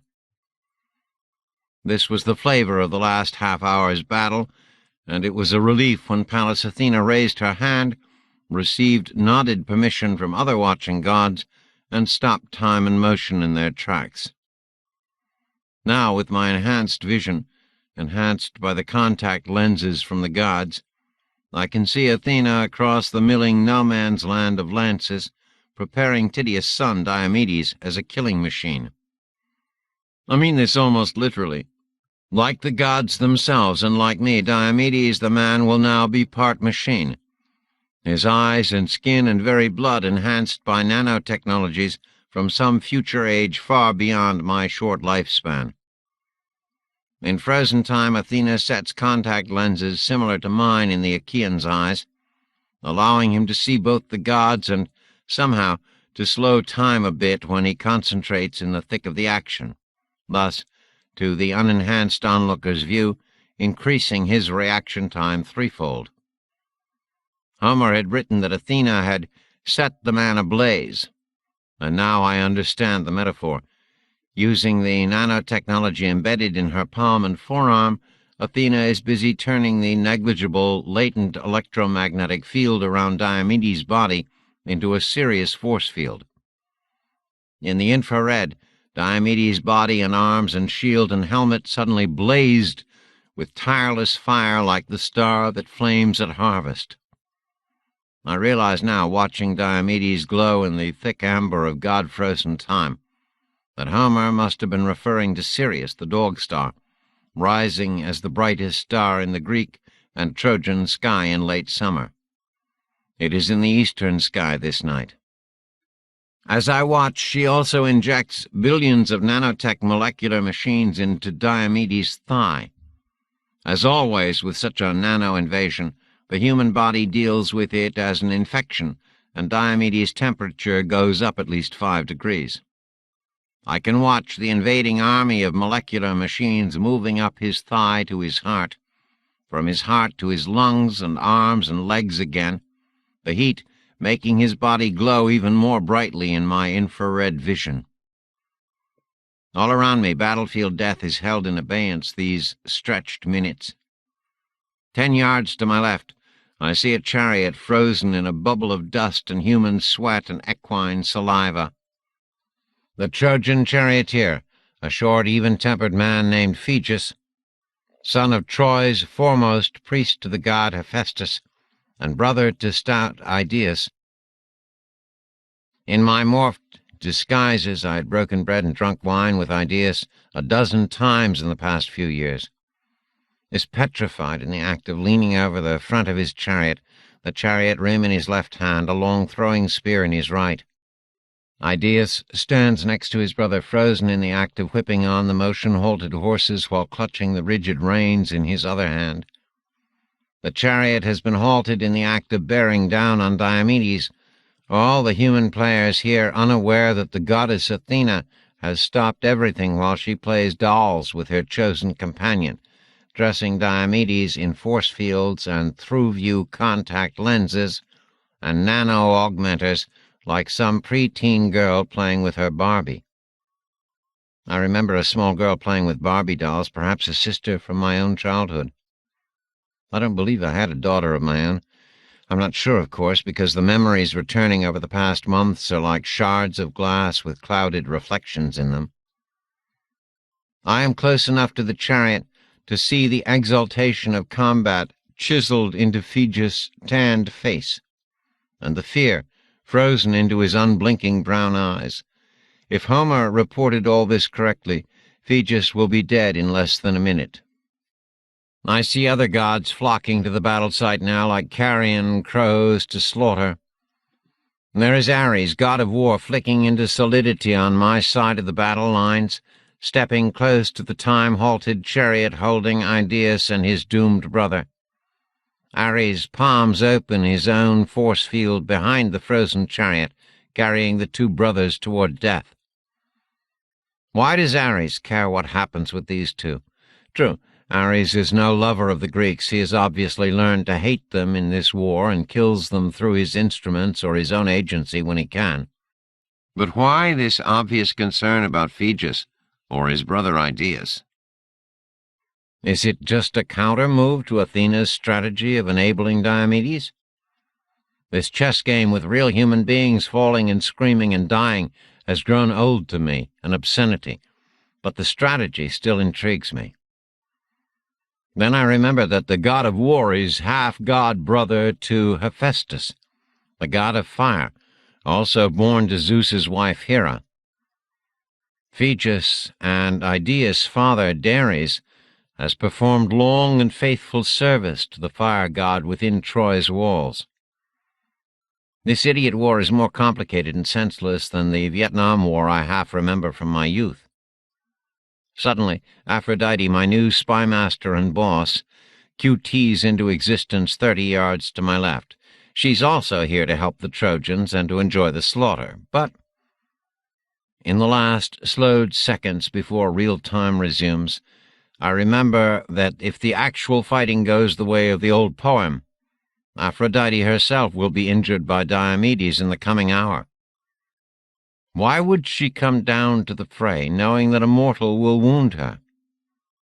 The answer is the same that I've been reminded of so forcibly over the past 9 years, but now the fact of it hits me with the force and flash of a nuclear explosion. The gods don't know what will happen next. None but Zeus, it seems, is allowed to peer ahead at fate's checklist. All of us Skolics are aware of this. We are not allowed by Zeus's prohibition to discuss future events with the gods, and they are forbidden to ask us about the future books of the Iliad. Our task is only to confirm after the fact that Homer's Iliad has been truthful to the events of the day we are tasked to observe and record. Many's the time that Nightenhelzer and I, while watching the little green men haul their face stones toward the shore as the sun sets behind the sea to the west, have commented on this paradox of the gods' own blindness to coming events. I know that Aphrodite will be injured this day, but the goddess herself does not. How can I use this information? If I were to tell Aphrodite, Zeus would know. I don't know how he would know, but I know he would, and I would be atomized and Aphrodite punished in some lesser way. How can I use the information that Aphrodite, the goddess giving me these gifts to spy with, will be, maybe, injured by Diomedes this day? I don't have time to find the answer. Athena finishes her fussing with Diomedes and releases her grip on space and time. Real light and terrible noise and violent motion resumes. Diomedes steps forth, body and face and shield blazing, the light evidently apparent even to the other mortals, visible to his fellow Achaeans and the opposing Trojans. Idaeus completes the motion of lashing his horses forward. The chariot roars and rumbles toward the Greek line directly at the startled Diomedes. Phaedrus hurls his spear at Diomedes. The spear misses by an inch, the spear point passing over the son of Tydeus' left shoulder. Diomedes, skin-flushed, forehead blazing with fever sweat and battle heat, hurls his own spear. It flies true, catching Phaedrus dead center in the chest, between the nipples, I think Homer had sung it in Greek. And Phaedrus is flung backward off the chariot, striking the ground and cartwheeling several times, the spear breaking off and splintering as the corpse tumbles to a stop in the dust of the chariot he had been riding 5 seconds before. Death, when it comes fast on the Plains of Ilium. Idaeus leaps off the chariot, rolls and struggles to his feet, sword in hand, prepared to protect his brother's body. Diomedes snatches up another spear and rushes forward again, obviously ready to spit Idaeus the way he has just slaughtered the young man's brother. The Trojan turns to flee, leaving his brother's body behind in the dust in his panic, but Diomedes throws strong and true, casting the long spear at the center of the running man's back. Ares, the god of war, flies forward, literally flies forward, using the same type of levitation harness the gods have issued me, and pauses, time again, protecting Ideas from a flying spear now frozen not 10 feet from the running man's back. Then Ares extends his force field around Ideas, resuming time long enough for the energy field to deflect Diomedes' spear. Then Ares quantum teleports the terrified man off the battlefield completely, sending him somewhere safe. To the shocked and terrified Trojans, it is as if a blink of black night has snatched their comrade away. So that Ares' brother Hephaestus, the fire god, will not have lost both his future priests, I think, but then lurch backward to safety as the battle resumes and more Greeks follow Diomedes into the breach created by the killing of Phegeus. The empty chariot bounces across the rocky plain and is captured by cheering Achaeans. Ares is back now, QTing into semi-solidity, a tall god shape as he tries to rally the Trojans, shouting in a god voice for them to regroup and fend off Diomedes. But the Trojans are split, some running in terror at the approach of blazing Diomedes, some turning in obedience to the war god's booming voice. Suddenly Athena levitates across the heads of Greeks and Trojans, seizes Ares' wrist, and whispers urgently to the furious god. The two QT away. I look to my left again, and the goddess Aphrodite, invisible to the Greeks and Trojans struggling and cursing and dying around her, motions with her hand for me to follow them. I pull down Death's helmet and become invisible to all the gods except Aphrodite. Then I trigger the medallion around my neck and QT after Athena and Ares, following their passage through space-time as easily as I would follow footprints in wet sand. It's easy being a god, if you have the right equipment. They have not teleported far, only about 10 miles, to a shaded place along the banks of the Scamander. The gods call it the Xanthus, the broad river that runs across the Plains of Ilium. When I QT into solidity about 15 paces from them, Ares' head snaps around and he stares right at me. For an instant, I know that the Hades helmet has failed. They see me, and I am dead. "What is it?" asks Athena. I thought I felt something, a stir, a quantum stir. The goddess turns her gray eyes in my direction. There's nothing there I can see in all the phase shift spectra. "I can as well," snaps Ares, and turns his gaze away from me. I let out a shaky breath as silently as I can.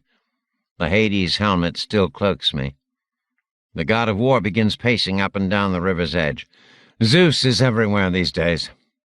Athena walks beside him. "Yes, Father is angry at us all." "Then why do you provoke him?" The goddess stops. "Provoke him how? By defending my Achaeans from slaughter?" "By preparing Diomedes to do slaughter," says Ares. I notice for the first time the reddish tint to the tall, perfectly muscled god's curly hair. "This is a dangerous thing you do, Pallas Athena." The goddess laughs softly. "We've been intervening in this battle for 9 years. It's the game, for God's sake. It's what we do. I know that you plan to intervene on your beloved Ilium's behalf this very day, slaughtering my Argives like sheep. Is this not dangerous, this active participation by the god of war? Not as dangerous as arming one side or the other with nanotech. Not as dangerous as retrofitting them with phase shift fields. What are you thinking, Athena? You're trying to turn these mortals into us, into gods." Athena laughs again, but puts on a serious expression when she notices that her laughter only makes Ares more angry. "Brother, my augmentation of Diomedes is short-lived. You know that. I want only for him to survive this encounter. Aphrodite, your darling sister, has already urged on the Trojan archer Pandarus to wound one of my favorites, Menelaus. And even as we speak, she's whispering in the archer's ear, 'Kill Diomedes.'" Ares shrugs. I know that Aphrodite is his ally and his instigator, like a pouting little boy, an 8-foot-tall pouting little boy with a pulsing energy field. He finds a smooth stone and skips it across the water. "What does it matter if Diomedes dies today or next year? He's mortal, he'll die." Now Athena laughs without embarrassment. "Of course he will die, my dear brother. And of course, a single mortal's life or death is of no consequence to me. But we must play the game. I'll not let that bitch whore Aphrodite change the will of the fates. Who among us knows the will of the fates? Snaps Ares, still pouting, his arms folded across his powerful chest. Father does. Zeus says he does, says the god of war with a sneer. Are you doubting our lord and master? Athena's tone is almost, not quite, light and teasing. Ares looks around quickly, and for a second I fear I've given myself away by making a noise where I stand on a flat boulder, afraid to leave footprints in the sand. But the war god's gaze moves on. I show no disrespect to our father, Ares says at last, his voice reminding me of Richard Nixon's when he was speaking into the hidden Oval Office microphone he knew was there, putting his lies on the record. My allegiance and loyalty and love all go to Zeus, Pallas Athena. Which our father must certainly note and reciprocate, responds Athena, no longer hiding the sarcasm in her voice. Suddenly Ares' head snaps up. God damn you, he shouts. You just brought me here to get me away from the battlefield while your cursed Achaeans kill more of my Trojans. Of course. Athena launches the two syllables as a taunt, and for a second I think I'm going to witness something I've not seen in my 9 years here, a direct battle between two gods. Instead, Ares kicks sand in a final show of petulance and QTs away. Athena laughs, kneels by the scamander, and splashes cold water on her face. Fool, she whispers, to herself, I presume, but I take it as a statement directed at me, protected here only by the Hades helmet's distortion field. Fool, seems to me an accurate judgment of my folly. Athena QTs back to the battlefield. After a minute devoted to trembling at my own foolishness, I phase shift and follow. The Greeks and Trojans are still killing each other. Big news. I seek out the only other Skolic visible on the field. To the unaided eye, Nightenhelzer is just another slovenly Trojan foot soldier hanging back from the worst of the fighting. But I can see the telltale green glow the gods have marked us Skolics with even when we're morphed. So I take off the Hades helmet, morph into the form of Phalces, a Trojan who will be killed by Antilochus by and by, and I walk over to join Nightenhelzer where he stands on a low ridge looking down on the carnage. Good morning, Skolic Hockenberry, he says when I approach. We're speaking in English. No other Trojan is near enough to hear us over the clash of bronze and the rumble of chariots, and both of these motley coalitions are used to odd tribal languages and dialects. Good morning, Skolic Nightenhelzer. Where have you been the last half hour or so? Taking a break, I say. It happens. Sometimes the carnage gets to be too much even for us Skolics, and we QT away to Troy for a quiet hour or so, or for a large flagon of wine. Did I miss much? Nightenhelzer shrugs. Diomedes came charging in about 20 minutes ago and was struck by an arrow right on schedule. Pandarus arrow, I say, nodding. Pandarus is the same Trojan archer who wounded Menelaus earlier. I saw Aphrodite inciting Pandarus, says Nightenhelzer. The big man has his hands in the pockets of his rough cape. Trojan capes had no pockets, of course, so Nightenhelzer had sewn these in.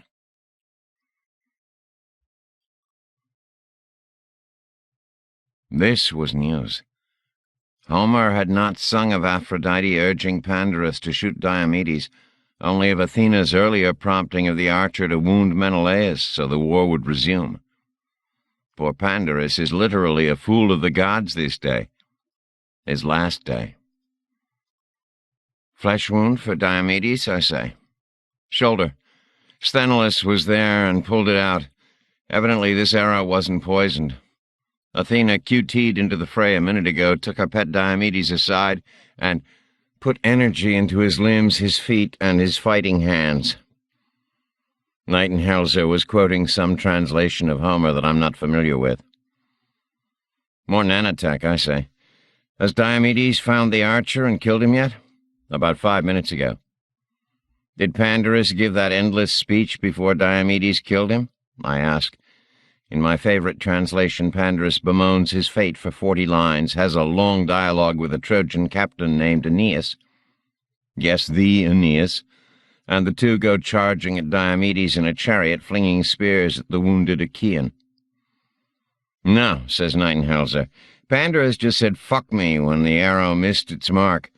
Then he leaped on the chariot with Aeneas, tossed a spear that went right through Diomedes' shield and breastplate, but missed flesh, and said 'shit' in the second before Diomedes' spear caught him right between the eyes. Another case, I presume, of Homer's poetic license in all the speech-making." And Aeneas? That encounter is crucial to history as well as the Iliad. I can't believe I missed it. Aphrodite saved him just a minute ago, confirms Nightingaleser. Aeneas is the mortal son of the goddess of love, and she watches over him carefully. Diomedes smashed Aeneas' hip bone to bits with a boulder, just as in the poem, but Aphrodite protected her wounded boy with a force field and is carrying him off the field now. It really pissed Diomedes off. I shield my eyes with my hand. Where's Diomedes now? But I see the Greek warrior before Nightingaleser can point him out, about 100 yards away in the center of a melee far behind Trojan lines. There is a mist of blood in the air around shining Diomedes and a heap of corpses on each side of the slashing, hacking, stabbing Achaean. The augmented Diomedes appears to be hacking his way through waves of human flesh to catch up to the slowly retreating Aphrodite. "Jesus," I say softly. "Yeah," says the other Skolic. "In the last few minutes he's killed Astynous and Hyperon, Abas and Poliades, Xanthus and Thoon, Achaemon and Chromius, all the captain pairs." "Why in twos?" I ask, thinking aloud. Nightingaleser looks at me as if I'm a slow student in one of his freshman classes. "They were in chariots, Hockenberry, 2 men per chariot. Diomedes killed them all as the chariots came at him." "Ah," I say, embarrassed now. My attention isn't on the murdered Trojan captains, but on Aphrodite. The goddess has just paused in her retreat from the Trojan lines, still carrying the wounded Aeneas, and is now strutting to and fro, clearly visible to the milling and frightened Trojans fleeing Diomedes' attack. Aphrodite is forcing the Trojan fighters back toward the fray with stabs of electricity and shimmering force field shoves. Diomedes sees the goddess and goes berserk, hacking his way through a final protective line of Trojans to confront the goddess herself. He does not speak, but readies his long spear. Aphrodite raises a force field almost casually, still carrying the wounded Aeneas, obviously not worried by a mere mortal's attack. She has forgotten Athena's modifications of Diomedes. Diomedes leaps forward. The goddess's force field crackles and gives way. The Achaean lunges with his long spear, and the shaft and barb of it tear through Aphrodite's personal force field, silken robes, and divine flesh. The razor-sharp spear point slashes the goddess's wrist so that red muscle and white bone show. Golden ichor, rather than red blood, sprays into the air. Aphrodite stares at the wound for a second and then screams, an inhuman scream, something huge and amplified, a female roar out of a bank of amplifiers at a rock concert from hell. She reels, still screaming, and drops Aeneas. Rather than press home his successful attack on Aphrodite, Diomedes unsheathes his sword and prepares to decapitate the unconscious Aeneas.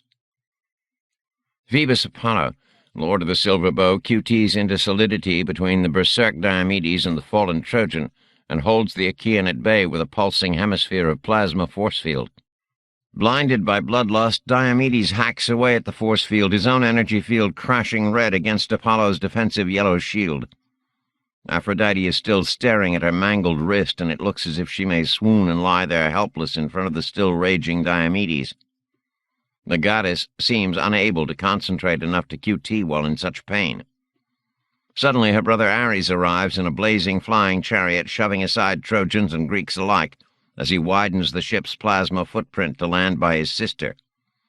Aphrodite is blubbering and wailing in pain, trying to explain that Diomedes has gone mad. "He'd fight Father Zeus," screams the goddess, collapsing in the war god's arms.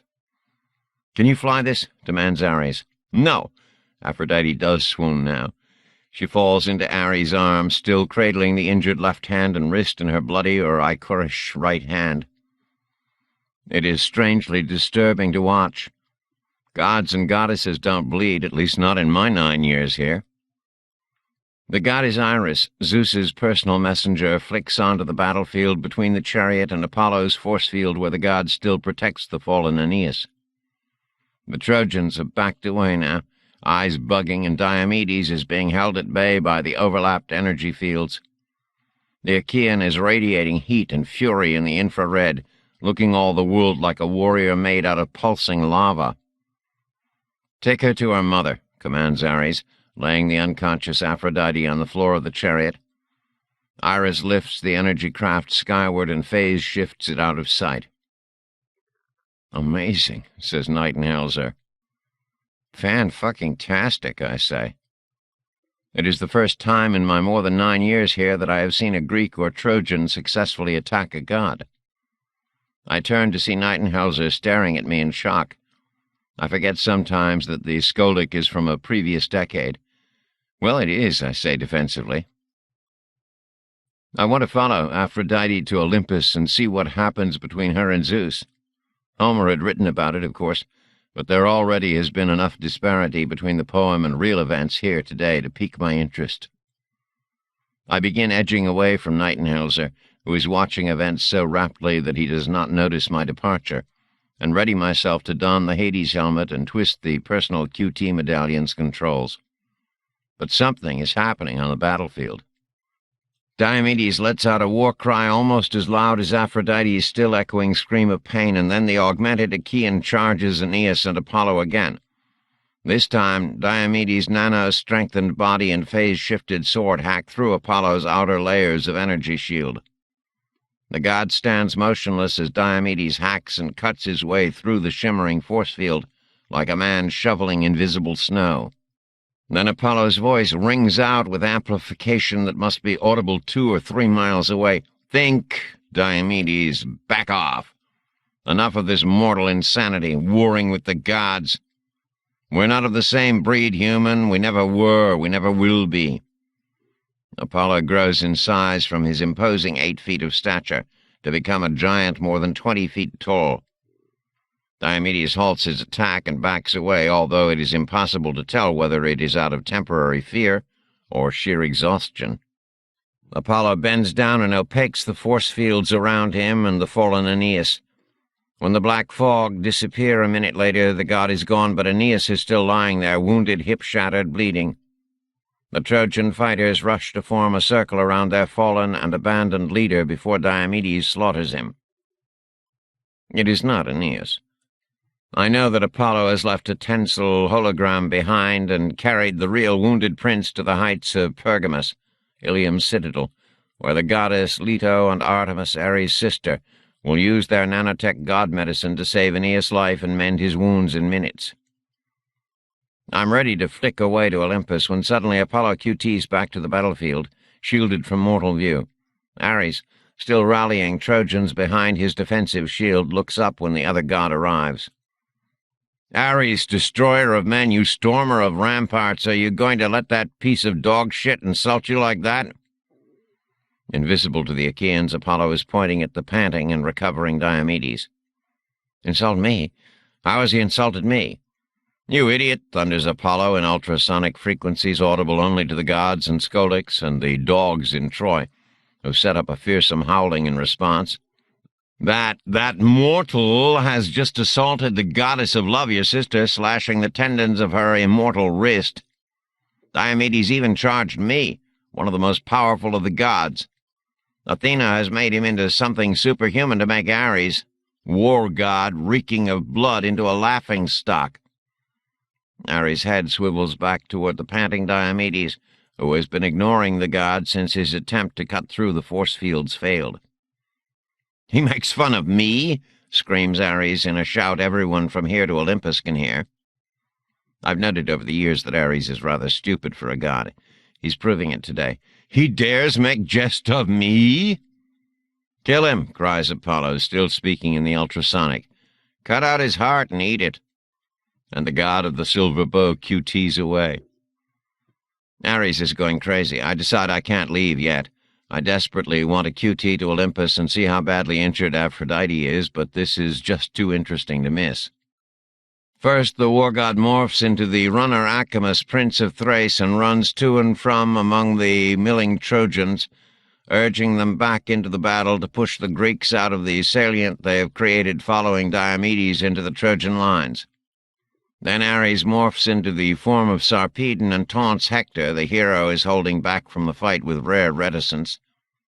Shamed by what he thinks are Sarpedon's accusations, Hector rejoins his men. When Ares sees that Hector is rallying the main body of Trojan fighters, the god becomes himself and joins the circle of fighters holding the Greeks away from the hologram of unconscious Aeneas. I confess, I've never seen fighting this fierce during my 9 years here. If Homer taught us anything, it is that the human being is a frail vessel, a fleshly flagon of blood and loose guts just waiting to be spilled. They're spilling now. The Achaeans don't wait for Ares to get his second wind, but rush in with chariot and spear behind the wild leadership of Diomedes and Odysseus. Horses scream, chariots splinter and tumble, horsemen drive their steeds into a wall of spear points and gleaming shields. Diomedes flames to the front again, calling his men forward even while he kills every Trojan who comes within his reach. Apollo flicks back to the battlefield in a swirl of purple mist and releases the healed Aeneas, the real Aeneas, into the fray. The young man has been healed and more. He flows with light the way modified Diomedes did when Athena had finished with him. The Trojans, already rallying behind Hector, let out a massed yell at the sight of their resurrected prince and launched their counterattack. Now it is Aeneas and Diomedes leading the fighting on opposite sides of the line, killing enemy captains by the bucketful, while Apollo and Ares urge more Trojans into the fray. I watch as Aeneas slaughters the carefree Achaean twins, Orsilochus and Creton. Now Menelaus, recovered from his own wound, shoves past Odysseus and rushes toward Aeneas. I hear Ares laugh. The war god would love it if Agamemnon's brother, Helen's real husband, the man who started this war by mislaying his wife, was cut down dead this day. Aeneas and Menelaus come within arm's reach of each other, the other fighters backing away in respect for Aristeia, the two warriors' spears thrusting and fainting, thrusting and fainting. Suddenly, Nestor's brother, Antilochus, good friend to the all-but-forgotten Achilles, leaps forward to stand shoulder to shoulder with Menelaus, obviously afraid the Greek cause will die with their captain if he does not intervene. Confronted with two legendary killers rather than one, Aeneas backs away. 200 yards east of this confrontation, Hector has waded into the Achaean line with such ferocity that even Diomedes falls back with his men. With his augmented vision, Diomedes must see Ares, invisible to the others, fighting at Hector's side. I still want to leave to check on Aphrodite, but I can't tear myself away right now. I can see Nightingale's madly taking notes on his recorder Ansible. This makes me laugh, since the thousands of noble Trojans and Argives battling here are all as preliterate as 2-year-olds. If they found Nightingale's scribblings even in Greek, they would mean nothing to these men. All the gods are getting into the act now. Hera and Athena blink back into existence, Zeus's wife visibly urging Athena into the fight. Athena does not resist.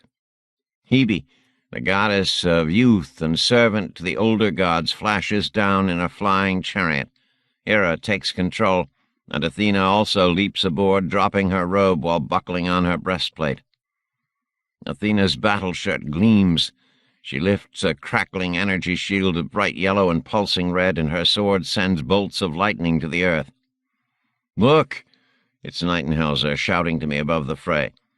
There's real lightning coming from the north, a towering bank of dark stratocumulus rising 40,000 feet or higher into the hot afternoon sky. The cloud suddenly shapes itself into the form and visage of Zeus. "Leap to it, then, wife and daughter," roars the thunder from that storm. "Athena, see if you're the war god's match. Bring him down if you can." Black clouds roil low over the battlefield while rain and lightning strike down at Trojan and Argive alike. Hera brings the chariot low over the heads of the Greeks, then lower still, scattering Trojans like leather and bronze tenpins. Athena leaps down into a real chariot next to exhausted, blood-encrusted Diomedes and his faithful driver Sthenelus. "Are you done for this day, mortal?" she screams at Diomedes, the last word dripping sarcasm. "Are you half the size of your father to stop when your opponents hold the field so?" She gestures to where Hector and Ares are sweeping the Greeks back before their charge. "Goddess," Diomedes gasps, "the immortal Ares protects Hector, and—" "Do I not protect you?" roars Athena, 15 feet tall and growing, looming over the fading glow of Diomedes. "Yes, goddess, but—" "Diomedes, joy of my heart, cut down that Trojan and the god who protects him." Diomedes looks startled, even horrified. "We mortals may not kill a god. Where is that written?" Booms Athena and leans over Diomedes, injecting him with something new, pouring energy from her personal god field to his. The goddess grabs the hapless Sthenelus and throws him 30 feet from the chariot. Athena takes the reins of Diomedes' chariot and whips the horses forward, straight toward Hector and Ares and the entire Trojan army. Diomedes readies his spear as if he fully plans to kill a god, to slay Ares. "And Aphrodite wants to use me to kill Athena herself," I think, heart pounding with the terror and excitement of the moment. Things may soon be going quite differently than Homer predicted here on the plains of Troy. 12. Above the asteroid belt.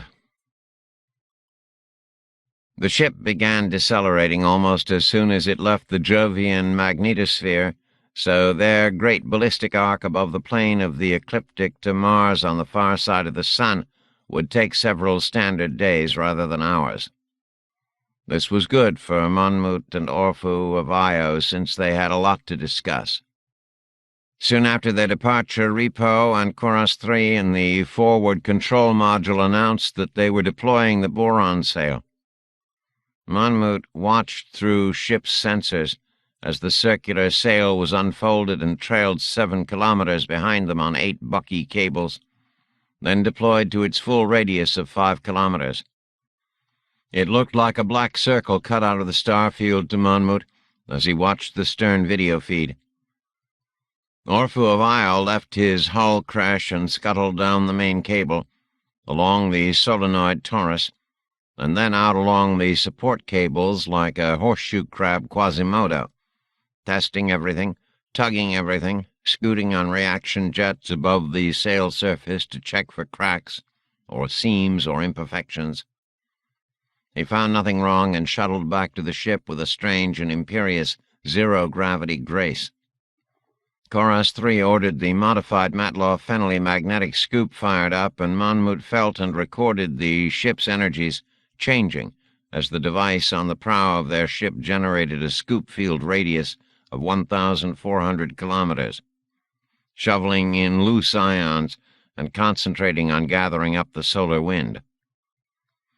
"How long is this going to take to decelerate us enough to be able to stop at Mars?" asked Monmouth on the common line, thinking that Orpheus would answer. It was the imperious Chorus 3 who responded.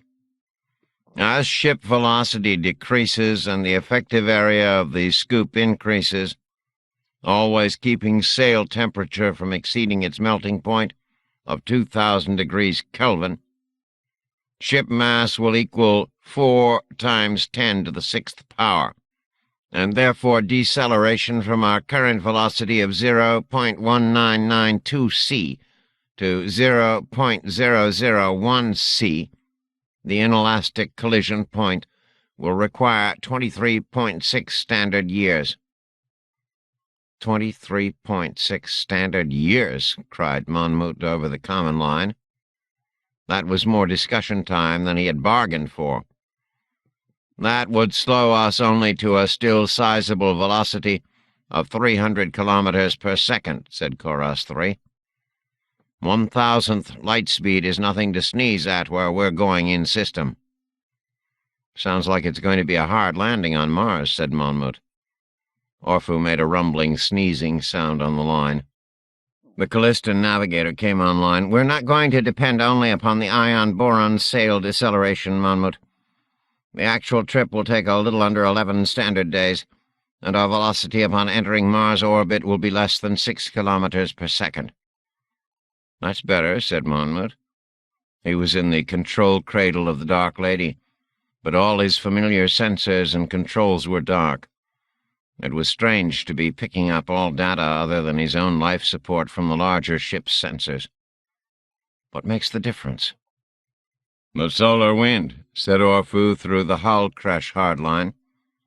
"It averages about 300 kilometers per second out here, and has an ion density of 10 to the 6th protons over m to the 3rd power.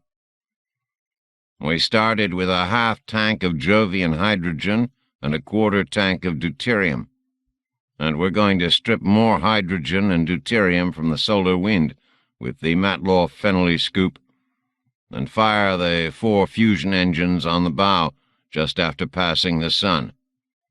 That's where the real deceleration is going to kick in." "I can't wait," said Monmouth. "Me too," said Orfu of Io.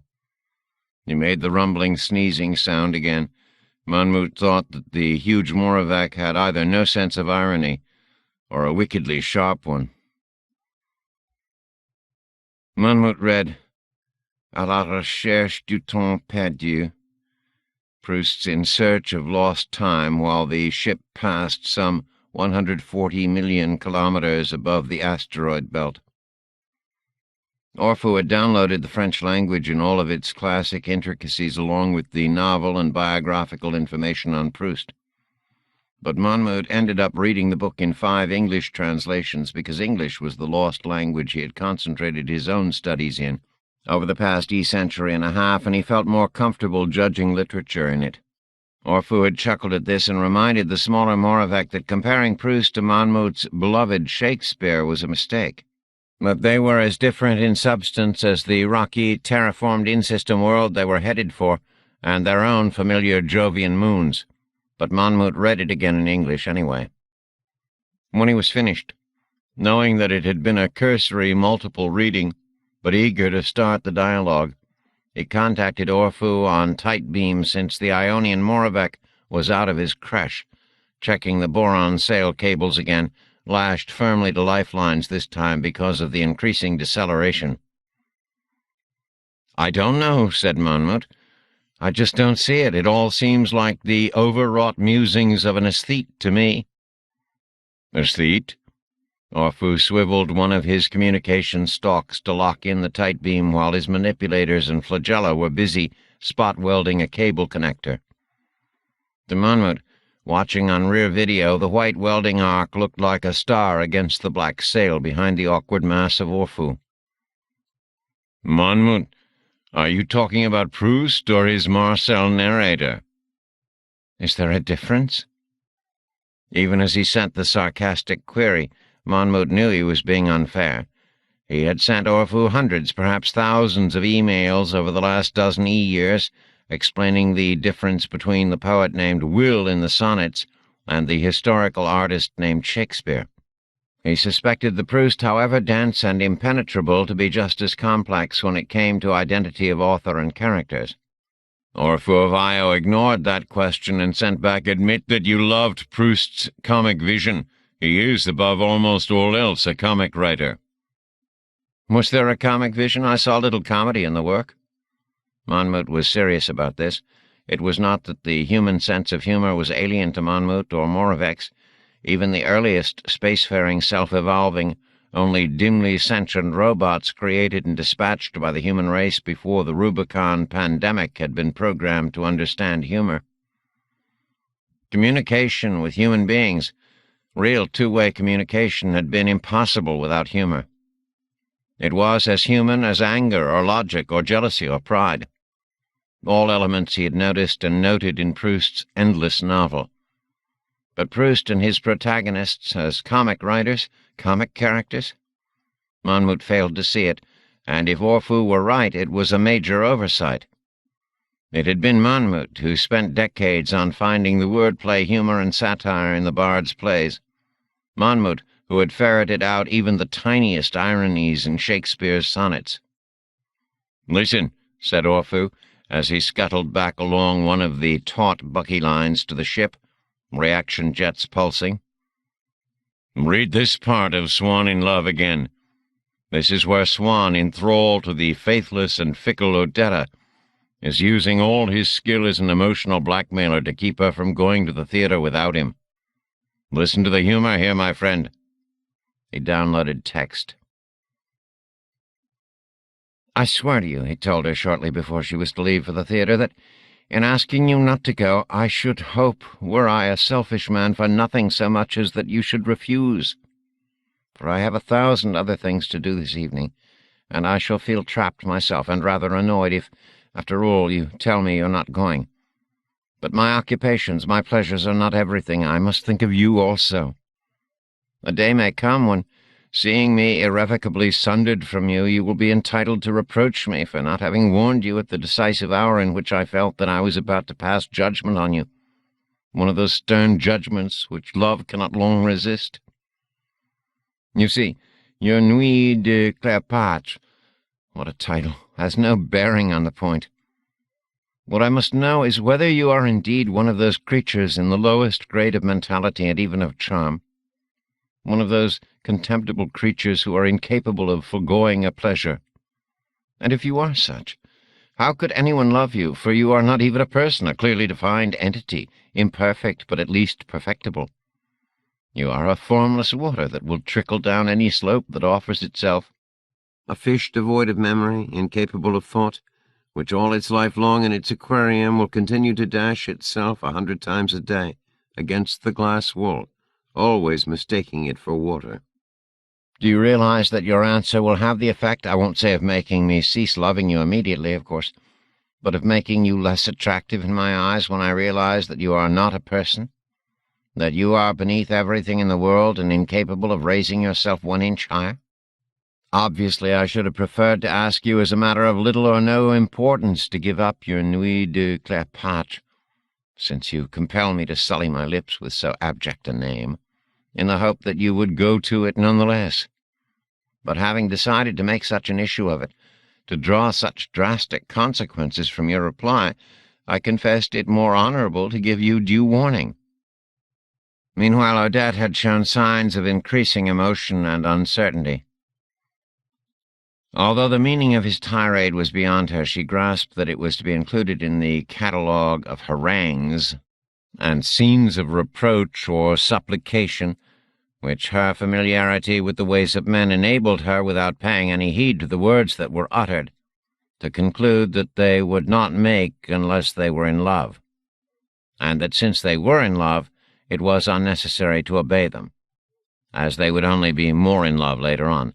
And so she would have heard Swan out with the utmost tranquillity had she not noticed that it was growing late, and that if he went on talking much longer, she would never, as she told him with a fond smile, obstinate but slightly abashed, get there in time for the overture.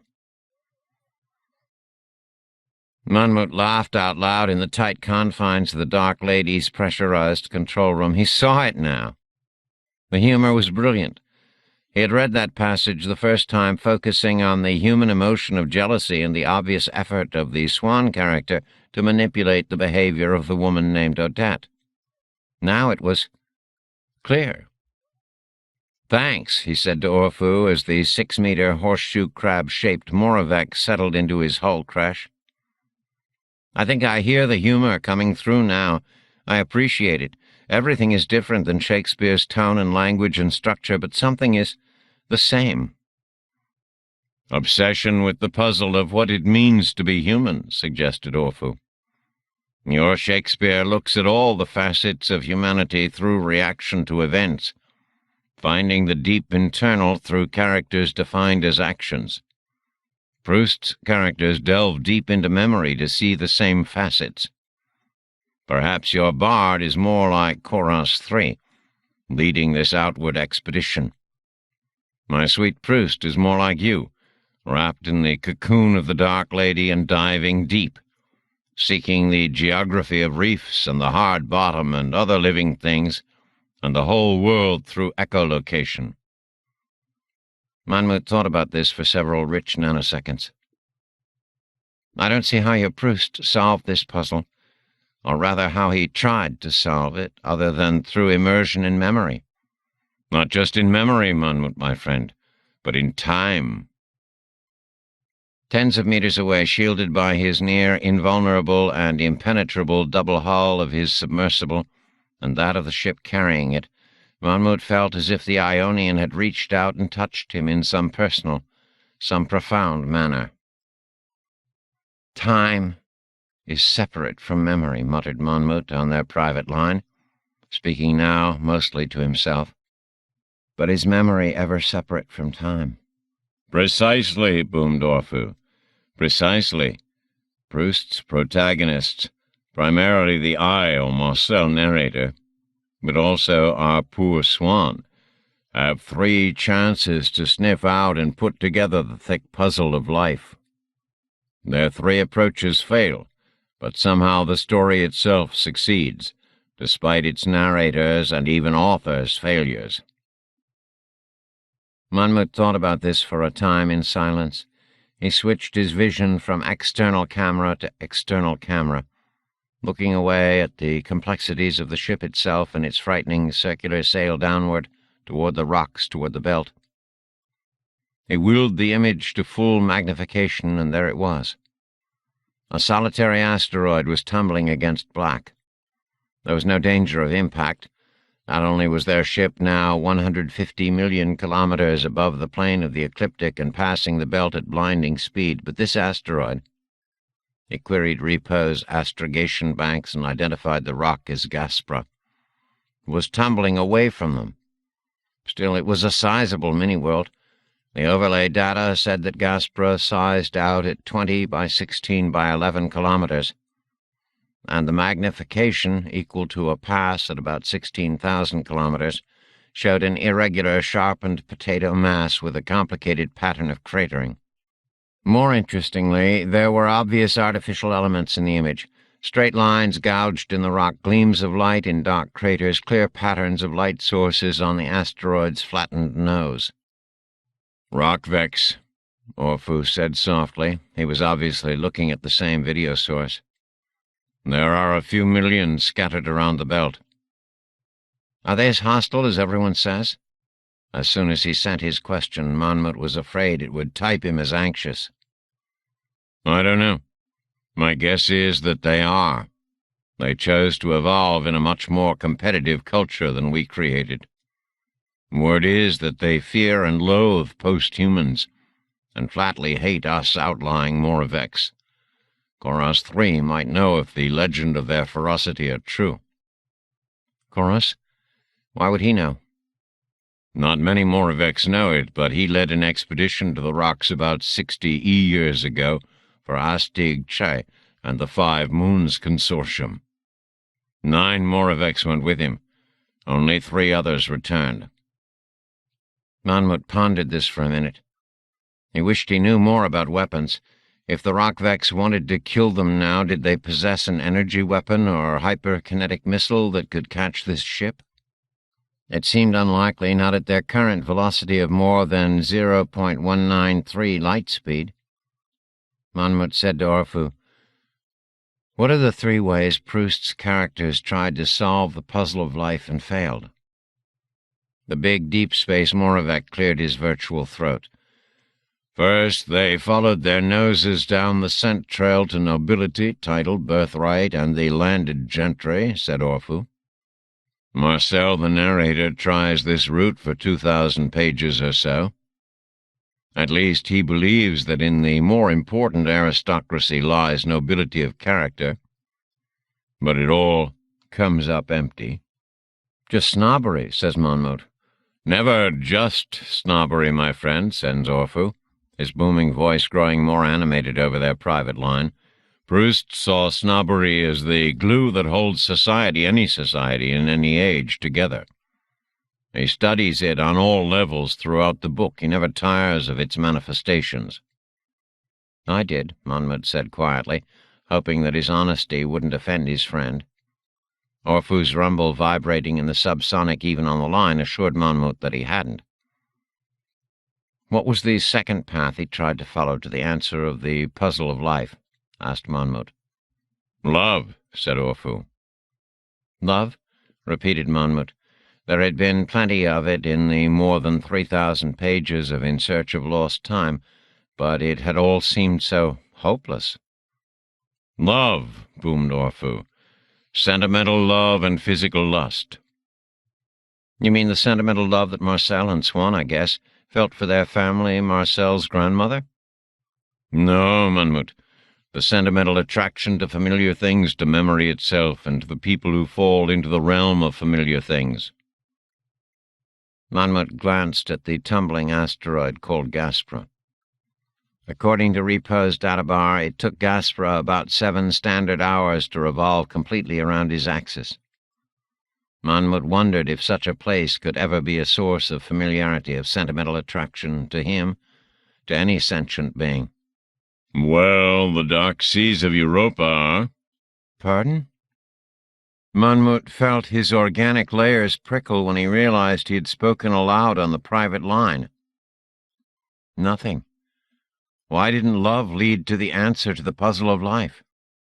Because Proust knew, and his characters discover, that neither love nor its more noble cousin friendship ever survived the entropy blades of jealousy, boredom, familiarity, and egotism, said Orpheus, and for the first time in their direct communication, Monmouth fancied that he heard a tone of sadness in the big Moravec's voice. Never? Never, said Orpheus, and rumbled a deep sigh. Remember the last lines of Swann in Love? To think that I wasted years of my life, that I hoped to die, that I had my greatest love affair with a woman who didn't appeal to me, who wasn't even my type. I noted that, said Monmouth, but I didn't know at the time if it was supposed to be terribly funny or horribly bitter or unspeakably sad. Which was it? All three, my friend, said Orpheus of Io. All three. What was Proust's character's third path to the puzzle of life? Asked Monmouth. He increased the O2 input to his chamber to clear away the cobweb tendrils of sadness that were threatening to gather in his heart.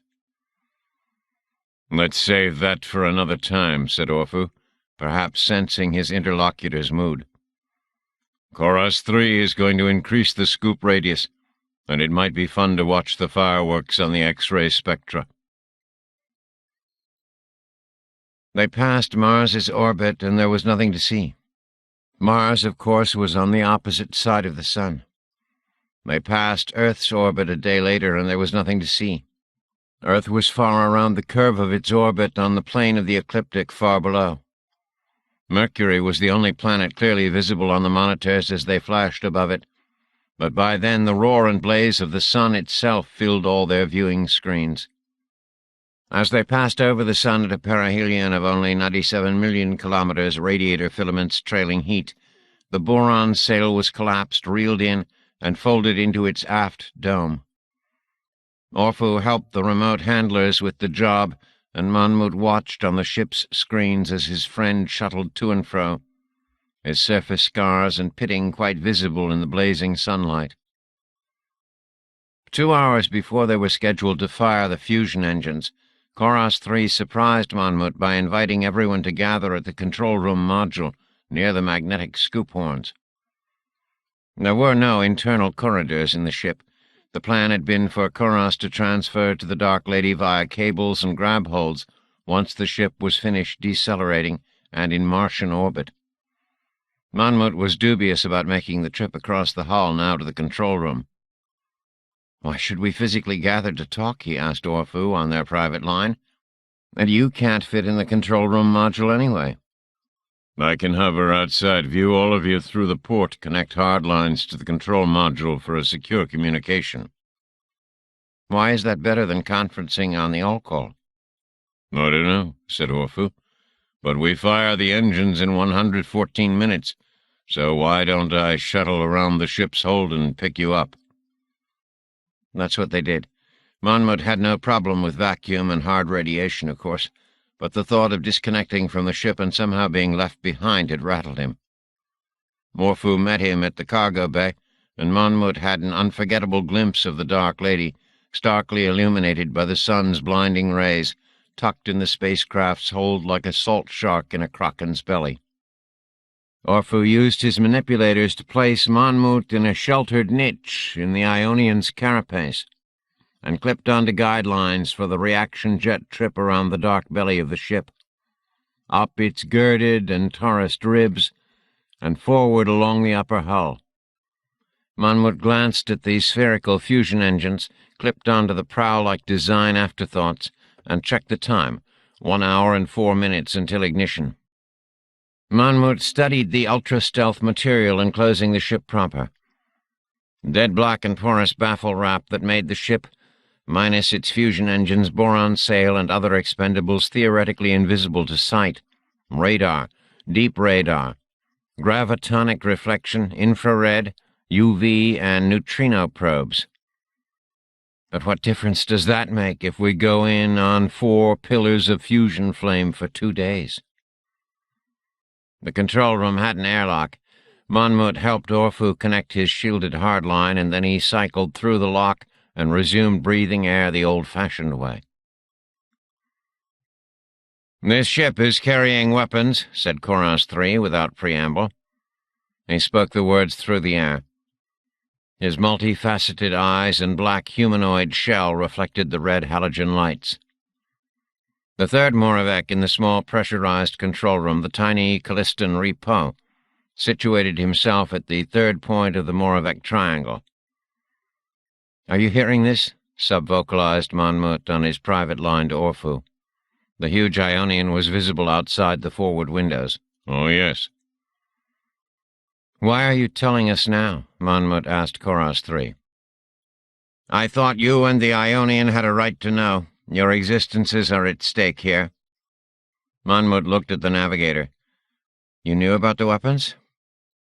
"I knew about the defense weaponry built into the ship," replied Repo. "I didn't know until now that there would be weapons brought to the surface, but it was a logical assumption." "To the surface," repeated Monmouth. "There are weapons in the Dark Lady's hold." It was not really a question. Koros III nodded in that age-old humanoid signal of confirmation. "What kind?" demanded Monmouth. "I'm not at liberty to say," the tall Ganymedan said stiffly. "Well, perhaps I'm not at liberty to transport weapons in my submersible," snapped Monmouth. "You have no choice in the matter," said Koros III. His voice sounded more sad than imperious. Monmouth seethed.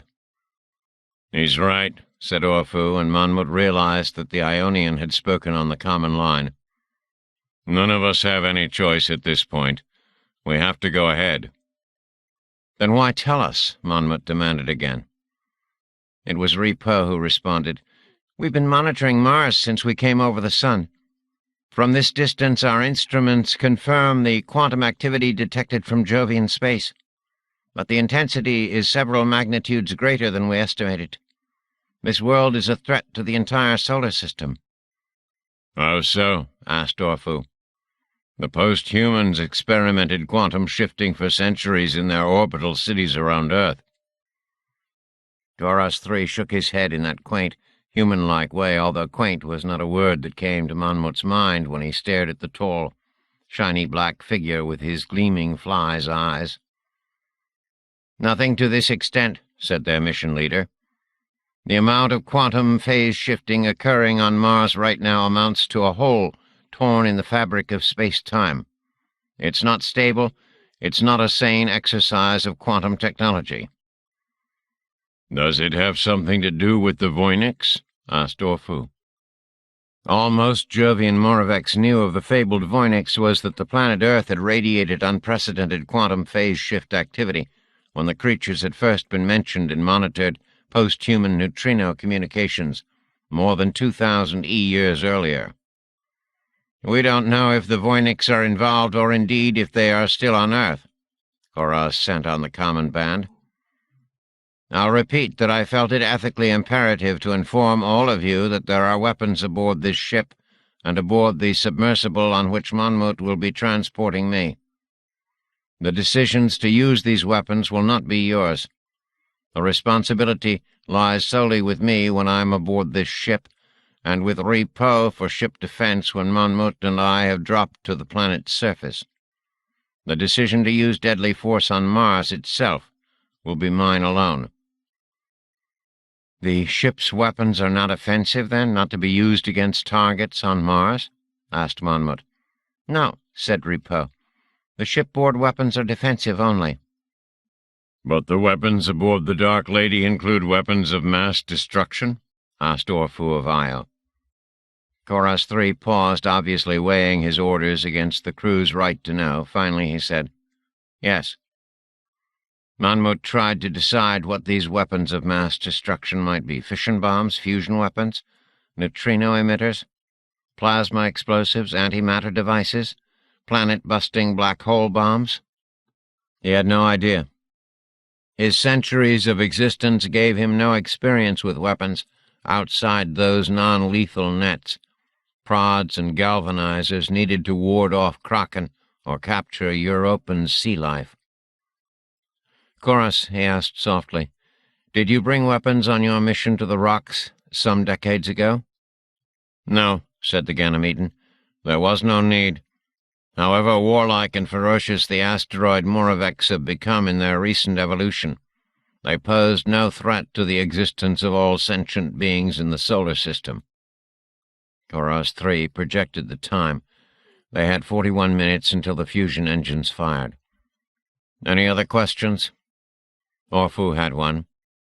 "Why are we wrapped in ultra-stealth if we're approaching Mars behind 4 fusion trails that will light us up like a supernova, visible day and night for Sols to anything with eyes on the Martian surface?" "Wait, you're trying to get a response, trying to make them attack us?" "Yes," said Koros. "It was the easiest way to assess their intentions. The fusion engines will shut off while we are still 18 million kilometers from Mars.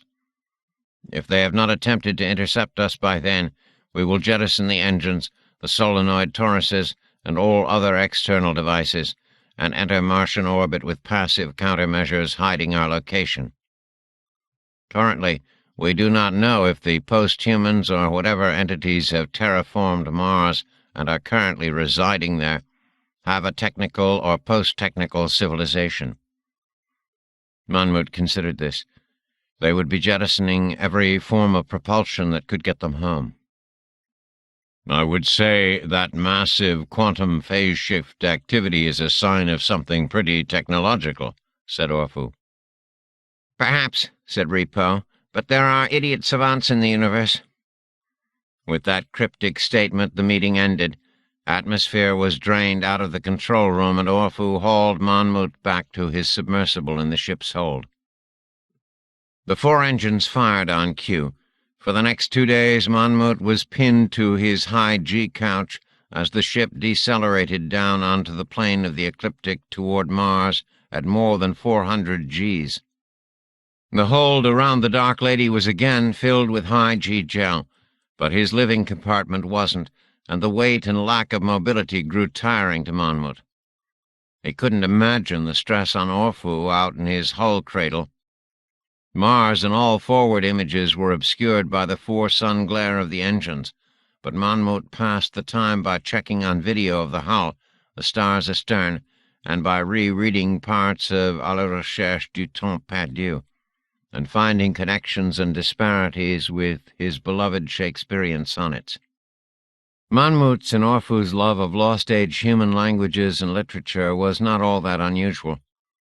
More than 2,000 years earlier, the first Moraveks to be sent out to Jovian space to explore the moons and to contact the sentients known to be in the atmosphere of Jupiter were programmed by the first post-humans with elaborate full-sensory tapes of human history, human culture, and the human arts.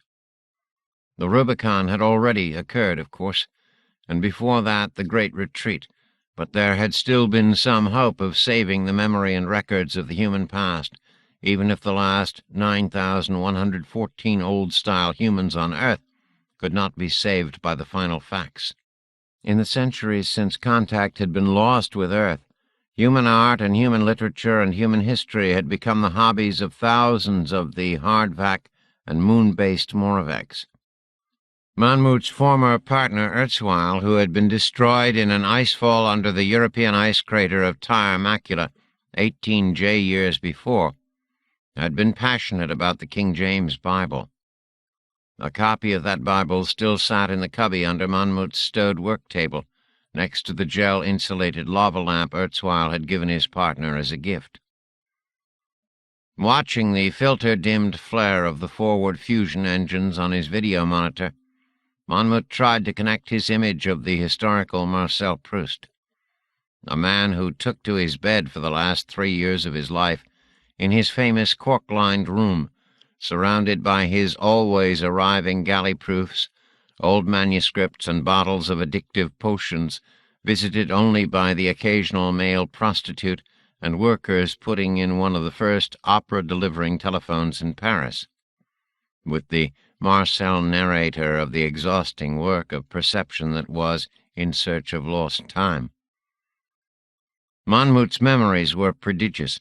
He could call up the street maps of Paris in 1921, could download every photograph or drawing or painting ever done of Proust, could look at the Vermeer that caused Proust's character to faint, could cross-check every character in the books with every real human being Proust had known. But none of this helped that much in Monmouth's understanding of the work. Human art, Monmouth knew, simply transcended human beings.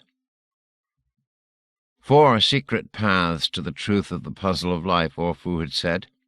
The first, Proust's character's obsession with nobility, with aristocracy, with the upper echelons of society, was obviously a dead end. Monmouth did not have to wade through 3,000 pages of dinner parties the way Proust's protagonist had in order to realize this. The second, the idea of love as the key to life's puzzle, this fascinated Monmouth. Certainly Proust, like Shakespeare, but in a completely different way, had attempted to explore all facets of human love: heterosexual, homosexual, bisexual, familial, collegial, interpersonal, as well as love of places and things and of life itself. And Monmouth had to agree with Orfu's analysis that Proust had rejected love as a true line to deeper understanding. The third path for Marcel had been art and music. But while that had led Marcel to beauty, it had not led to truth. What is the fourth path? And if that failed for Proust's heroes, what was the true path under and behind the pages, unknown to the characters but perhaps glimpsed by Proust himself? All Monmouth had to do to find out was open the line to Orfu. Lost in their own thoughts, perhaps the two friends had communicated very little during this last day of deceleration. He'll tell me later, thought Monmouth, and perhaps by then I'll see it myself, and see if it connects to Shakespeare's analysis of what lies beyond love. Certainly the bard had all but rejected sentimental and romantic and physical love by the end of the sonnets. The fusion engines stopped firing. The release from high G and hull-transmitted noise and vibration was almost terrifying. Immediately, the spherical fuel engine spheres were jettisoned, small rockets carrying them away from the ship's trajectory. "Releasing sail and solenoid," came Orfu's voice on the common line. Monmouth watched on various hull video feeds as these components were ejected into space. Monmouth went back to the forward video. Mars was clearly visible now, only 18 million kilometers ahead and below them. Repo provided trajectory overlays on the image. Their approach looked perfect. Small internal ion thrusters were continuing to slow the ship and preparing to inject it into a polar orbit. "No records of radar or other sensor tracking during our descent," said Chorus 3. "No attempt at interception." Monmouth thought that the Ganymedan had great dignity, but also a propensity for stating the obvious. "We're getting data through our passive sensors," said Repo. Monmouth checked the readouts. If they had been approaching, say, Europa, the displays would have shown radio, gravitonic, microwave, and a host of other technology-related emissions coming from the Moravec-inhabited moon. Mars showed nothing. But the terraformed world was certainly inhabited. Already the bow-mounted telescope was able to pick up images of the white houses on Mons Olympus, the straight and curved slashes of roads, the stone heads lining the shore of the northern sea, and even some glimpses of individual movement and activity, but no radio traffic, no microwave relays, none of the electromagnetic signature of a technological civilization. Monmouth remembered the phrase that Repo had used, idiot savants. "Prepare to enter Mars orbit in 16 hours, announced Koros. "We will observe from orbit for another 24 hours. Monmouth, prepare your submersible for deorbit burn 30 hours from now." "Yes," said Monmouth over the common line, stifling the urge to add a "sir." Mars seemed quiet enough for most of the 24 hours they were in polar orbit around it.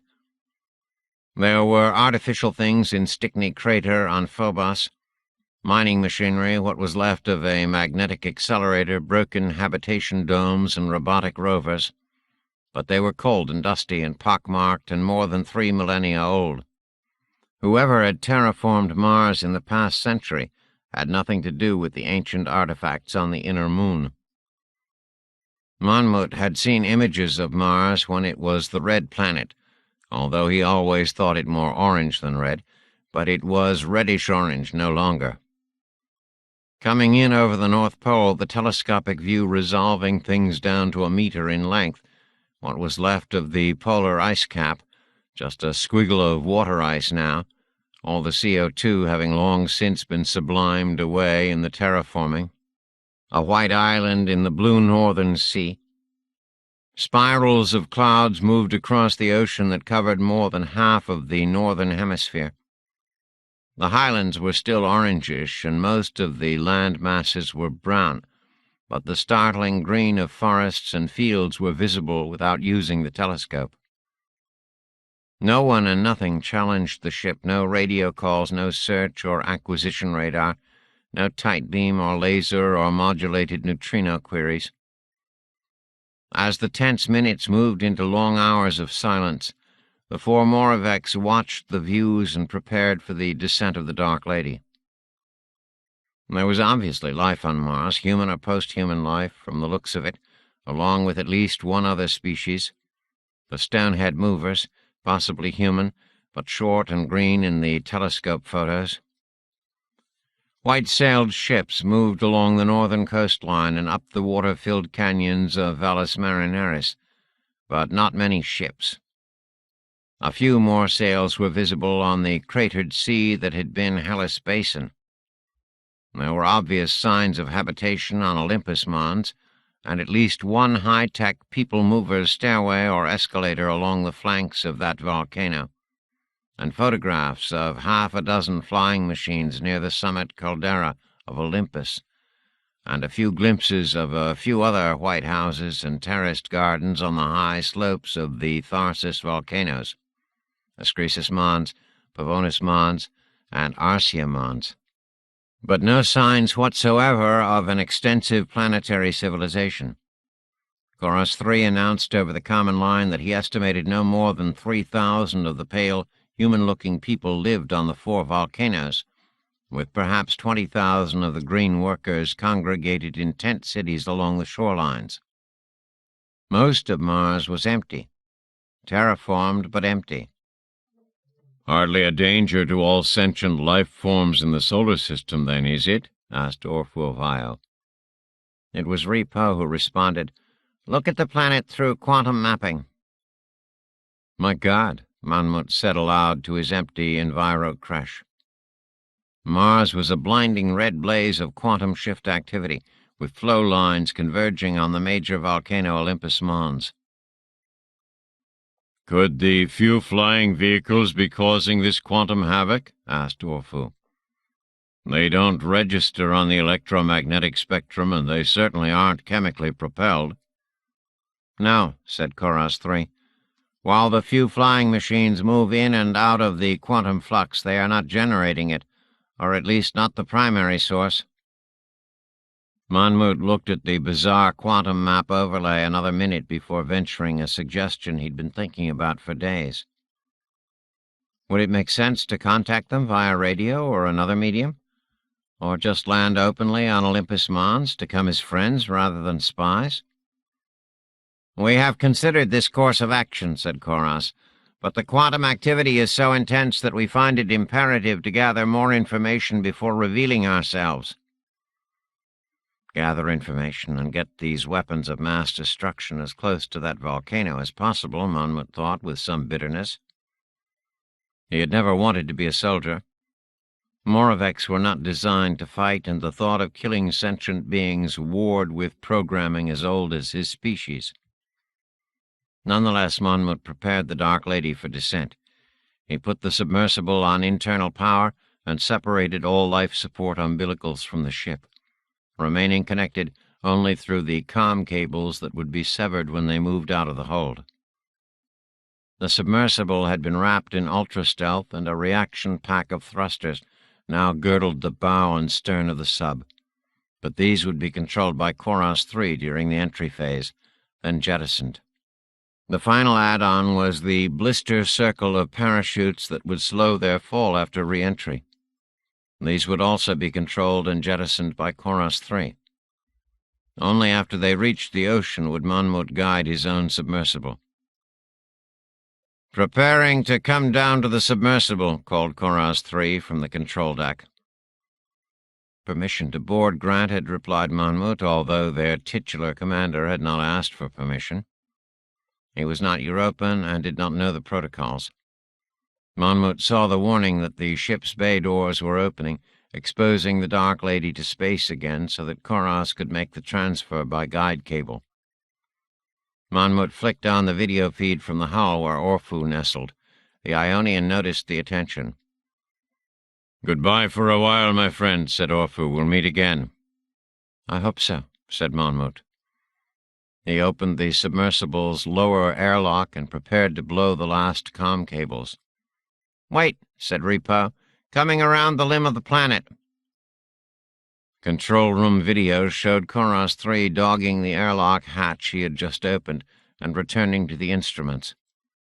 Monmouth removed his finger from the button arming the comm line pyrotechnics. Something was coming around the edge of Mars. Currently it was just a radar blip. The forward telescope gimbaled to acquire it. "It must have launched from Olympus when we were out of line of sight," said Orphu. "Hailing it now," said Repo. Monmouth monitored the frequencies as their ship began calling. The blip did not answer. "Do you see this?" said Koros 3. Monmouth did. The object was less than 2 meters long, an open chariot sans horses, and surrounded by a gleaming force field. There were 2 humanoids in the open vehicle, a man and a woman, the female apparently steering it and the taller male just standing there, staring straight ahead as if he could see the stealth-wrapped ship some 8,000 kilometers away. The woman was tall and regal and blonde. The man had short gray hair and a white beard. Orphu rumbled his laugh on the common line. "It looks like pictures of God," he said. "I don't know who his girlfriend is." As if hearing this insult, the gray-bearded man raised his arm. The video input flared and died the same instant Monmouth was thrown against the restraints of his high-G couch. He felt the ship shudder twice terribly, and then begin tumbling wildly, centrifugal forces throwing Monmouth hard to the right, then up, then to the left. "Is everyone all right?" he screamed on the all-line. "Can you hear me?" For several tumbling seconds the only response was silence and line noise. Then Orphu's calm voice came through the snarl of static. "I can hear you, my friend." "Are you all right? Is the ship all right? Did we fire on them?" "I'm damaged and blinded," said Orphu as the static hissed and crackled. "But I saw what happened before the blast blinded me. We didn't fire on them, but the ship is half gone, Monmouth." "Half gone?" Monmouth repeated stupidly. "What?" "Some sort of energy lance." The control room, Koras and Repo, gone. Vaporized. All the bow gone. The upper hull is slagged. The ship is tumbling about twice per second and beginning to break up. My own carapace has been breached. My reaction jets are gone. Most of my manipulators are gone. I'm losing power and shell integrity. Get the submersible away from the ship. Hurry. I don't know how, called Monmouth. Koras had the control package. I don't know. Suddenly the ship lurched again, and the comm and video lines were severed completely. Monmouth could hear a violent hissing through the hull, and realized that it was the ship boiling away around him. He switched on the submersible's own cameras and saw only plasma glow everywhere. The Dark Lady began tumbling and twisting more wildly, although whether with the dying ship or by itself, Monmouth could not tell. He activated more cameras, the submersible's underwater thrusters, and the damaged control system. Half the systems were out or slow to respond. Orfu? No response. Monmouth activated the omnidirectional masers, attempting a tight beam lock. Orfu? No response. The tumbling intensified. The Dark Lady's hold, pressurized for Koras' arrival, suddenly lost all of its atmosphere, spinning the submersible more wildly. "I'm coming for you, Orfu," called Monmouth. He blew the inner airlock door and slapped his restraint straps off. Behind him somewhere, either in the ship tearing itself apart or in the Dark Lady herself, something exploded and slammed Monmouth violently against the control panel and then down into darkness. 13. The Dry Valley. In the morning, after a good breakfast prepared by Demon's mother's servitors at her Paris Crater apartments, Ada and Harmon and Hannah and Demon faxed to the site of the last burning man. The fax node was lighted, of course, but outside the circular pavilion it was deep night, and the wind howl was audible even through the semi-permeable force field. Harmon turned to Demon. "This was the code I had, 2186. Does it seem right to you?" "It's a fax node pavilion," whined the younger man. "They all look alike, plus it's dark outside.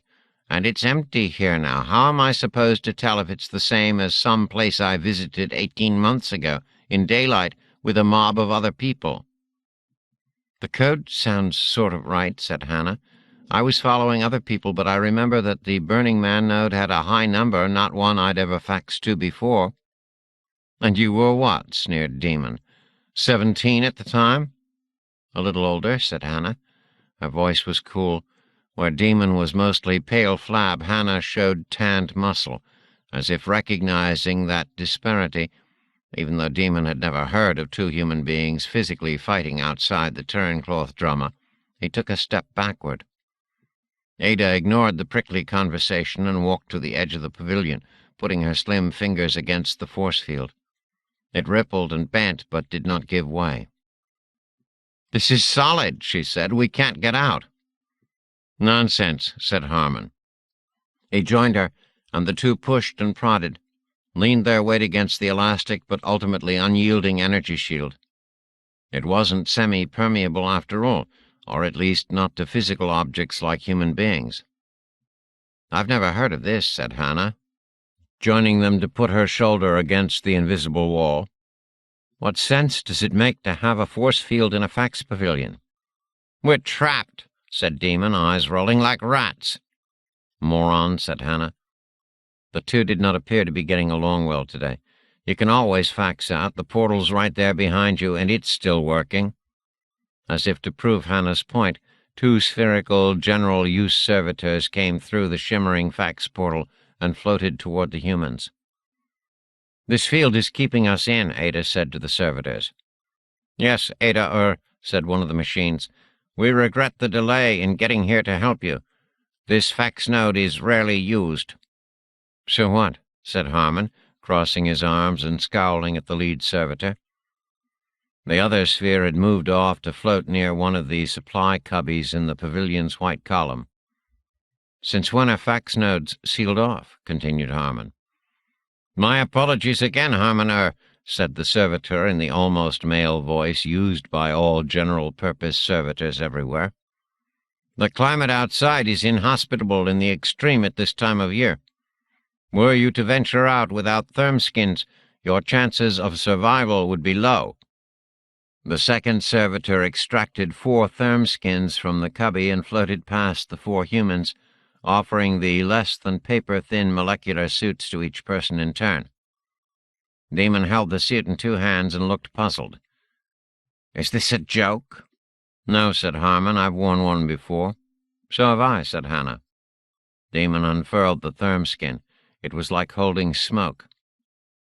"This won't fit on over my clothes." "It's not supposed to," said Harmon. "It has to go next to the skin. There's a hood on it as well, but you'll be able to see and hear through it." "Can we wear our regular clothes over it?" asked Ada. There was a hint of concern in her voice. After her useless exhibitionism the night before, she was not feeling very adventurous, at least not when it came to nudity.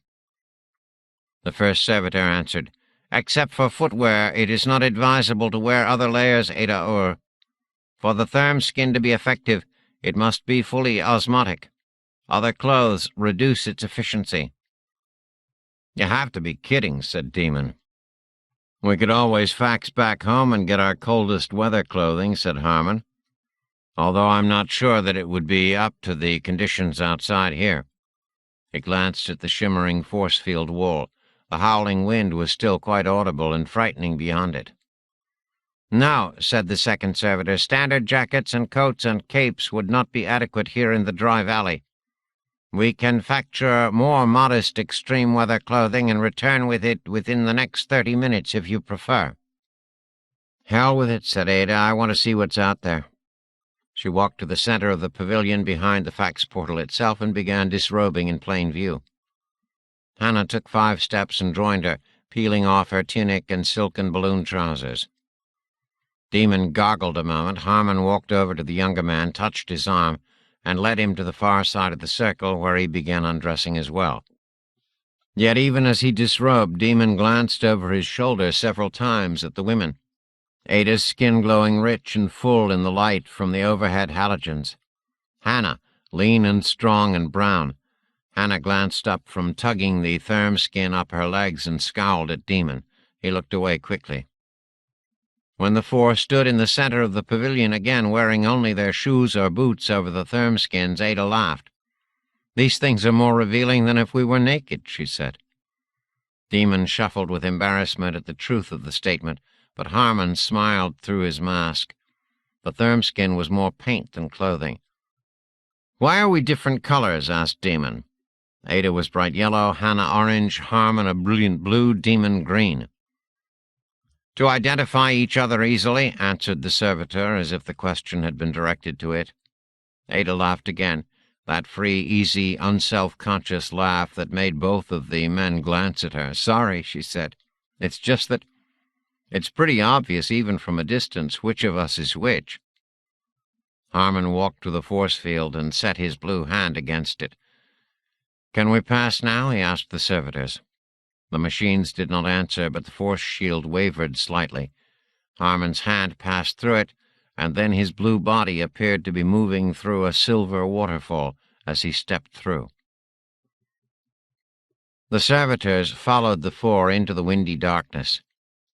"We don't need your escort," Harmon said to the machines. Demon noticed that the other man's voice was lost in the wind, but he could hear clearly through the thermskin cowl. There was some sort of transmission device and earphones in the molecular suit. "I apologize, Harmon, said the first servitor, but you do. For the light." Both servitors were illuminating the rough ground with multiple flashlight beams from their shells. Harmon shook his head. "I've used these thermskins before in the high mountains and far north. They have light enhancement devices in the cowl lenses." He touched his temple, feeling around for a second. "There. I can see perfectly well now. The stars are brilliant." "Oh my," said Ada as her night vision switched on. Rather than the small circles of light afforded by the servitors' flashbeams, the entire dry valley was now visible each rock and boulder glowing brightly. When she looked up, the blazing stars took her breath away. When she turned her head, the lighted fax-node pavilion was a glowing, roaring furnace of light. Their therm skins glowed in color. "This is so wonderful," said Hannah. She walked 20 paces away from the group, jumping from rock to rock. They were at the bottom of a wide rocky valley with gradual cliffs on either side. Above them, snowfields glowed bright blue-white in the starlight, but the valley itself was all but free from snow. Clouds moved in front of the stars like phosphorescent sheep. The wind howled around them, buffeting them even when they stood still. "I'm cold," said Demon. The pudgy young man was shifting from foot to foot. He had worn only walking slippers. "You may return to the pavilion and leave us," Harmon said to the servitors.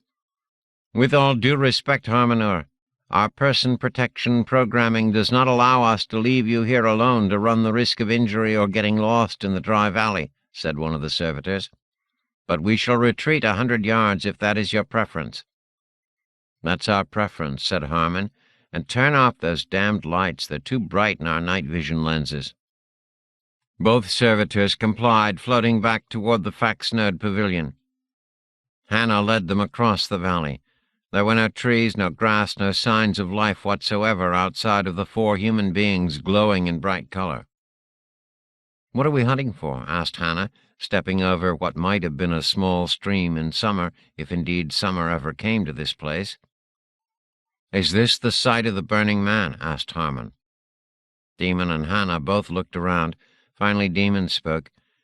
"It could be, but there were, tents and pavilions and restrooms and flow domes, and the force field over the valley, and big heaters, and the Burning Man, and daylight, and it was different then.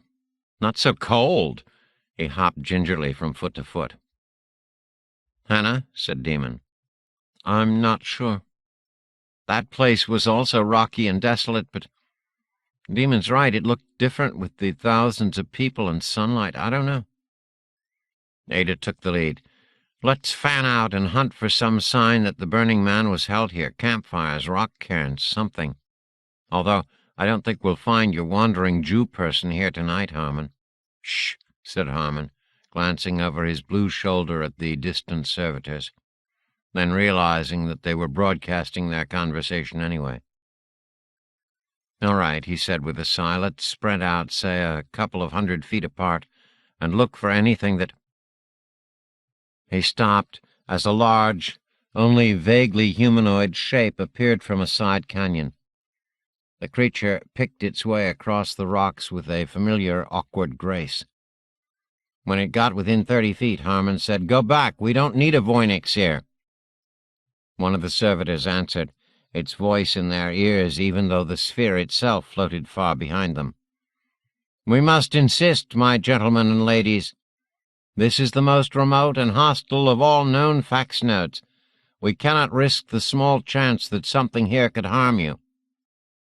"Are there dinosaurs?" asked Demon, his voice on edge. Ada laughed again and opened her arms and hands to the dark and howling cold. "I doubt it, Demon. They'd have to be some tough, recombinant winter breed I've never heard of." "Anything's possible," Hannah said, pointing to a large rock near the entrance to another side canyon, about 50 yards to their right. "That could be an Allosaurus right there, just waiting for us." Demon took a step back and almost tripped over a rock. "There aren't any dinosaurs here," said Harmon. "I don't think there's any living thing here. It's too damned cold. If you doubt me, lift your cowls for a second." The others did. The molecular earphones rang with their exclamations. "You stay back unless called," Harmon directed the Voynix. The creature moved back 30 paces. They walked up the valley northwest according to their palm direction finders. The stars shook from the force of the wind, and occasionally all 4 of them would have to huddle in the shelter of a large boulder to keep from getting blown over. When the gale lessened in intensity, they spread out again. "There's something here," came Ada's voice. The others hurried to join the yellow form 100 feet to their south.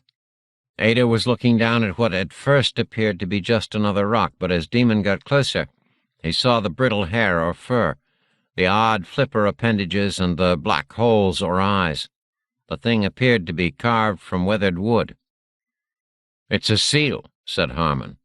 "What's that?" asked Hannah, kneeling to touch the still figure. "An aquatic mammal. I've seen them near coastlines, away from fax nodes." He also knelt and touched the animal's corpse. "This thing's dried out. Mummified is the word. It may have been here for centuries. Millennia." "So we're near a coast," said Ada.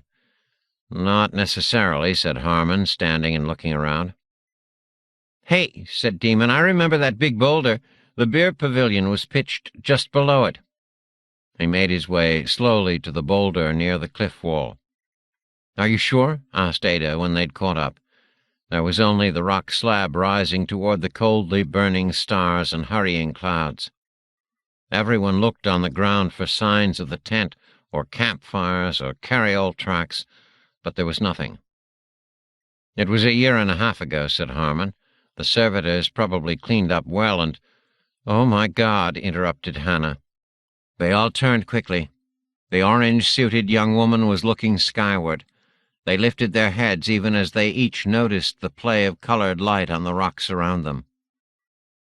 The night sky was alive with curtains of shimmering, dancing light, bars of blues and yellows and dancing reds. "What is it?" whispered Ada. "I don't know," Harmon responded, also whispering. The light continued to writhe across the uncloudy portions of the sky. Harmon lifted off his thermskin cowl. "My God, it's almost as brilliant without the night vision. I think I saw something like this once, decades ago, when I was—" "Servitors," interrupted Demon, "what is this light?" "A form of atmospheric phenomenon associated with charged particles from the sun interacting with Earth's electromagnetic field," came the voice from the distant machine. "We no longer have the particulars of the scientific explanation, but it goes under different names, including—" "All right," said Harmon, "that's enough. Hey." He had pulled on his cowl again and was looking at the rock slab in front of them. There were complex scratchings on the rock. They did not look as if they had been made by the wind or other natural causes. "What is it?" asked Ada. "It doesn't look like the symbols in the books." "No," agreed Harmon. "Something from the Burning Man?" said Hannah. "I don't remember scratches on the rock near the beer tent," said Demon. "But maybe the servitors scratched up the surface, moving some of the stuff out after the celebration." "Perhaps," said Harmon. "Should we keep hunting around here?" asked Ada. "Try to find some sign that this woman you're after was here, or even that the Burning Man was here? Maybe there are some ashes left." "In this wind?" laughed Demon. "After 1.5 years? "A pit," said Ada. "A campfire. We could—" "No," said Harmon. "We're not going to find anything here. Let's fax somewhere warm and get some lunch." Ada turned her yellow head to look at Harmon, but she said nothing. The 2 servitors had floated toward them, and the Voynix loomed just behind them. "We're going," Harmon told the closer servitor. "You can use your flashlight beams to illuminate our way back to the fax pavilion." It was just after midday in Ulaanbaatar, and the usual 100 or so guests were milling at Toby's ongoing second 20 party on the 79th floor of the Circles to Heaven. The hanging gardens rustled and sighed from the breeze blowing off the red desert. Demon was greeted by a host of young men and women who had not noticed his absence over the past few days, but he followed Harmon, Hannah, and Ada as they found hot finger food at the long banquet table and had cold wine poured by a servitor. Harmon led them away from the crowd to a stone table near the low wall at the edge of the circle. 800 feet below, camel caravans driven by servitors and followed by Voynix padded in on the hard-packed Gobi highway.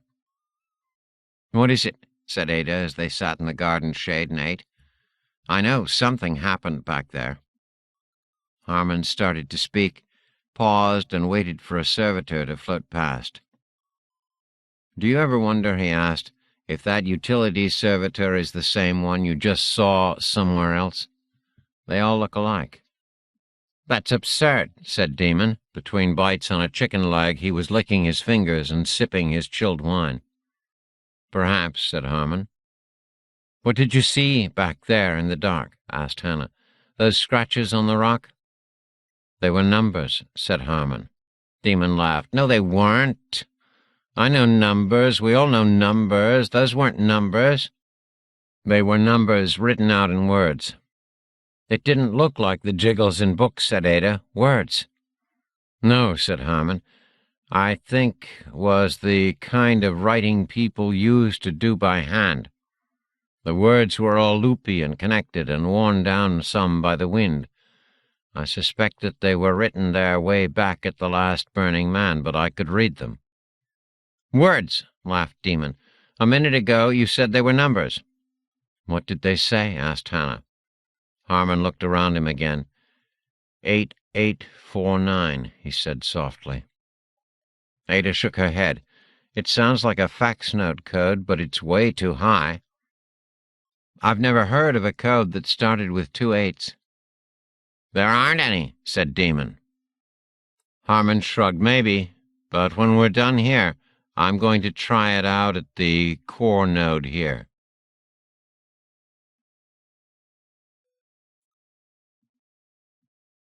Ada looked out at the distant horizon. The rings were visible above them, 2 milky strings crossing in a pale blue sky. "Is that why you kept the 4 thermskins rather than throwing them in the disposal bin as the servitors told us to do?" "I didn't know you noticed that I did," said Harmon. He grinned and drank wine. "I tried to do it on the sly. I guess I'm not very good at secrets. At least the servitors had already faxed away."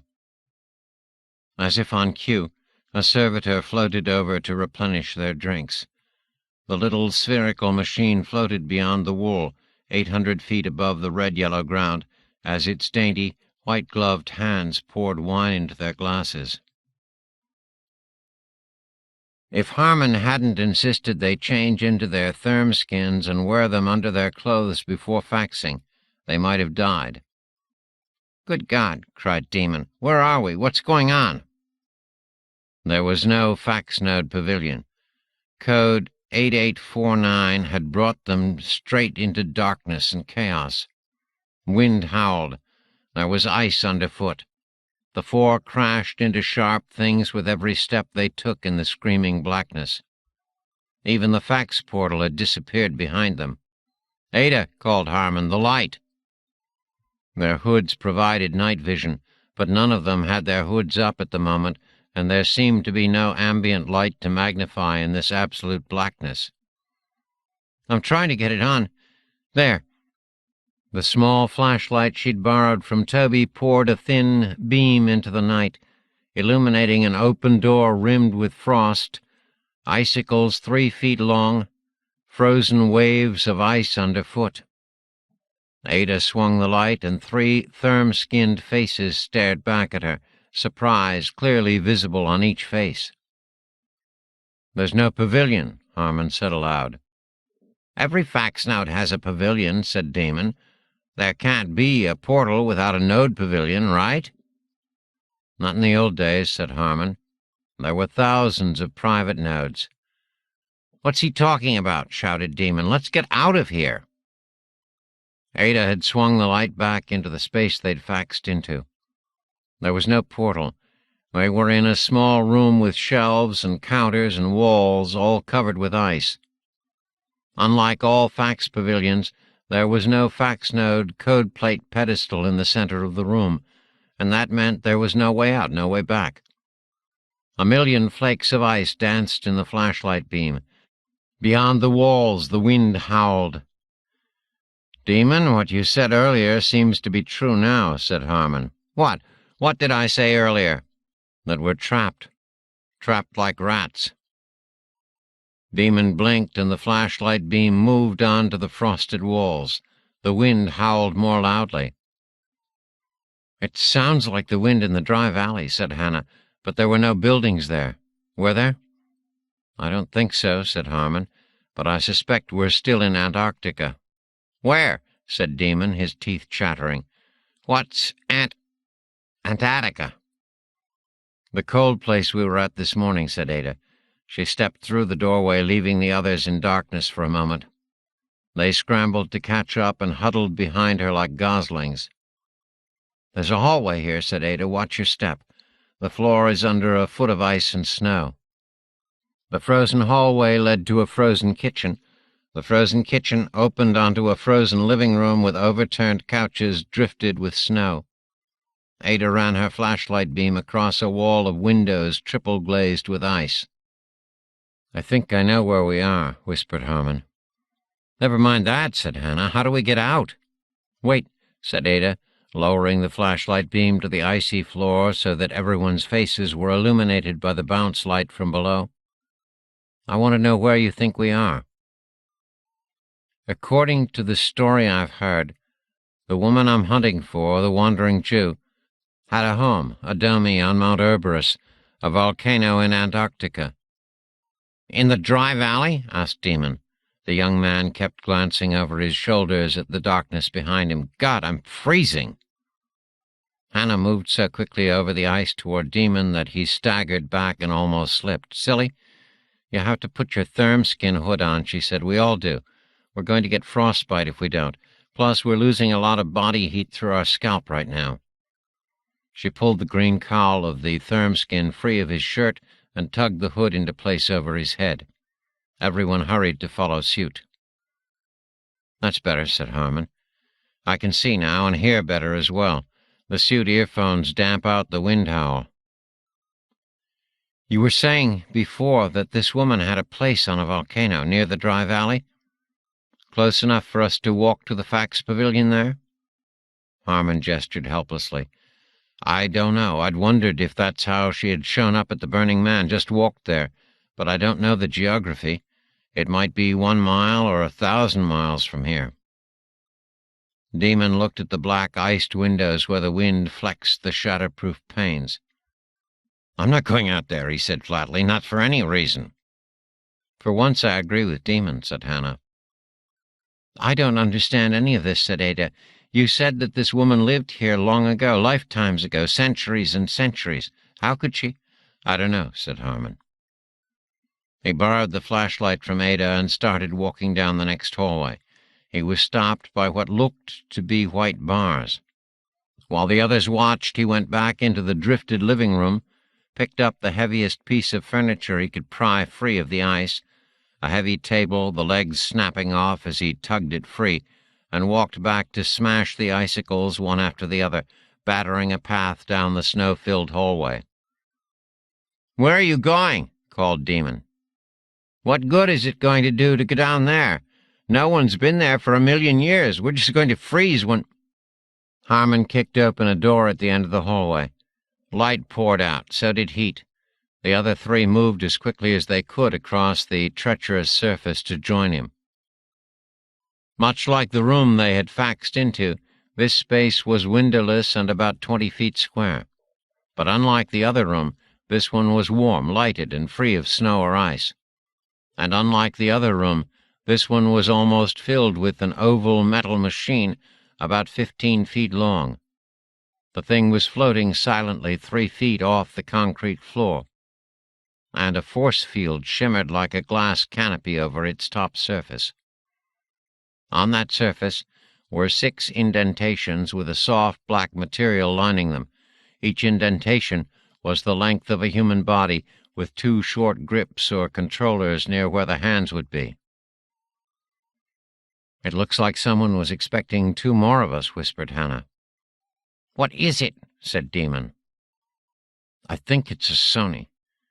"Also called an AFV," said Harmon, his own voice hushed. "What?" said Demon. "What do those words mean?" "I don't know," said Harmon, "but people in the Lost Ages used to fly around in them." He touched the force field. It parted like quicksilver under his fingers, flowed around his hand, swallowed his wrist. "Careful," said Ada. but Harmon had already lowered himself first onto his knees, and then onto his stomach, then prone, and settling into the black material. His head and back rose just slightly above the curved upper surface of the machine. "It's fine," he said, "comfortable and warm." That settled it for the others. Ada was the first to crawl onto the craft, stretching out on her stomach and grasping the two handle grips. "Are these controls of some sort?" "I've no idea," said Harmon, as Hannah and Demon crawled onto the disk and settled into the outer impressions, leaving the two rear center depressions empty. "You don't know how to fly the thing?" asked Ada, a bit more shrilly this time. "From the books? From your reading?" Harmon just shook his head. "Then what are we doing on it?" said Ada. "Experimenting." Harmon twisted the top off his right hand grip. There was a single red button there. He pressed it. The wall ahead of them disappeared as if it had been blown out into the Antarctic night. Cold wind and flying snow swept around them in a blinding implosion, as if the air in the room had been sucked out and the storm pulled back in its place. Harmon opened his mouth to say, "Hang on!" But before he could speak, the Sony leaped out of the room at an impossible velocity, pressing the bottoms of their boots back against metal and making them each cling wildly to the hand grips. The force field bubble over their heads kept them alive as the Sony, the AFV, the Thing, flew out from the white volcano with its ice-crusted and shattered buildings clinging to its seaward side. The night vision lenses in their therm-skin hoods showed them the fir forest along the coast gone back to ice and death, the abandoned and drifted over robotic equipment along the curve of a bay, and then the white sea, the frozen sea. The Sony leveled off about 1,000 feet above that frozen sea and hurtled out away from land. Harmon released one of the hand grips long enough to activate the direction finder on his palm. "Northeast," he said to the others over their suit comms. No one replied. Everyone was clinging and shaking too fiercely to comment on the direction the machine was headed while taking them to their deaths. What Harmon did not say aloud was that if the old maps he had studied were accurate, there was nothing out this direction for thousands of miles, nothing. 10 minutes of flight and the Sony began losing altitude. They had passed beyond the ice and now were flying over black water scattered with icebergs. "What's happening?" said Ada. She hated the quaver in her own voice. "Is this thing out of energy, fuel?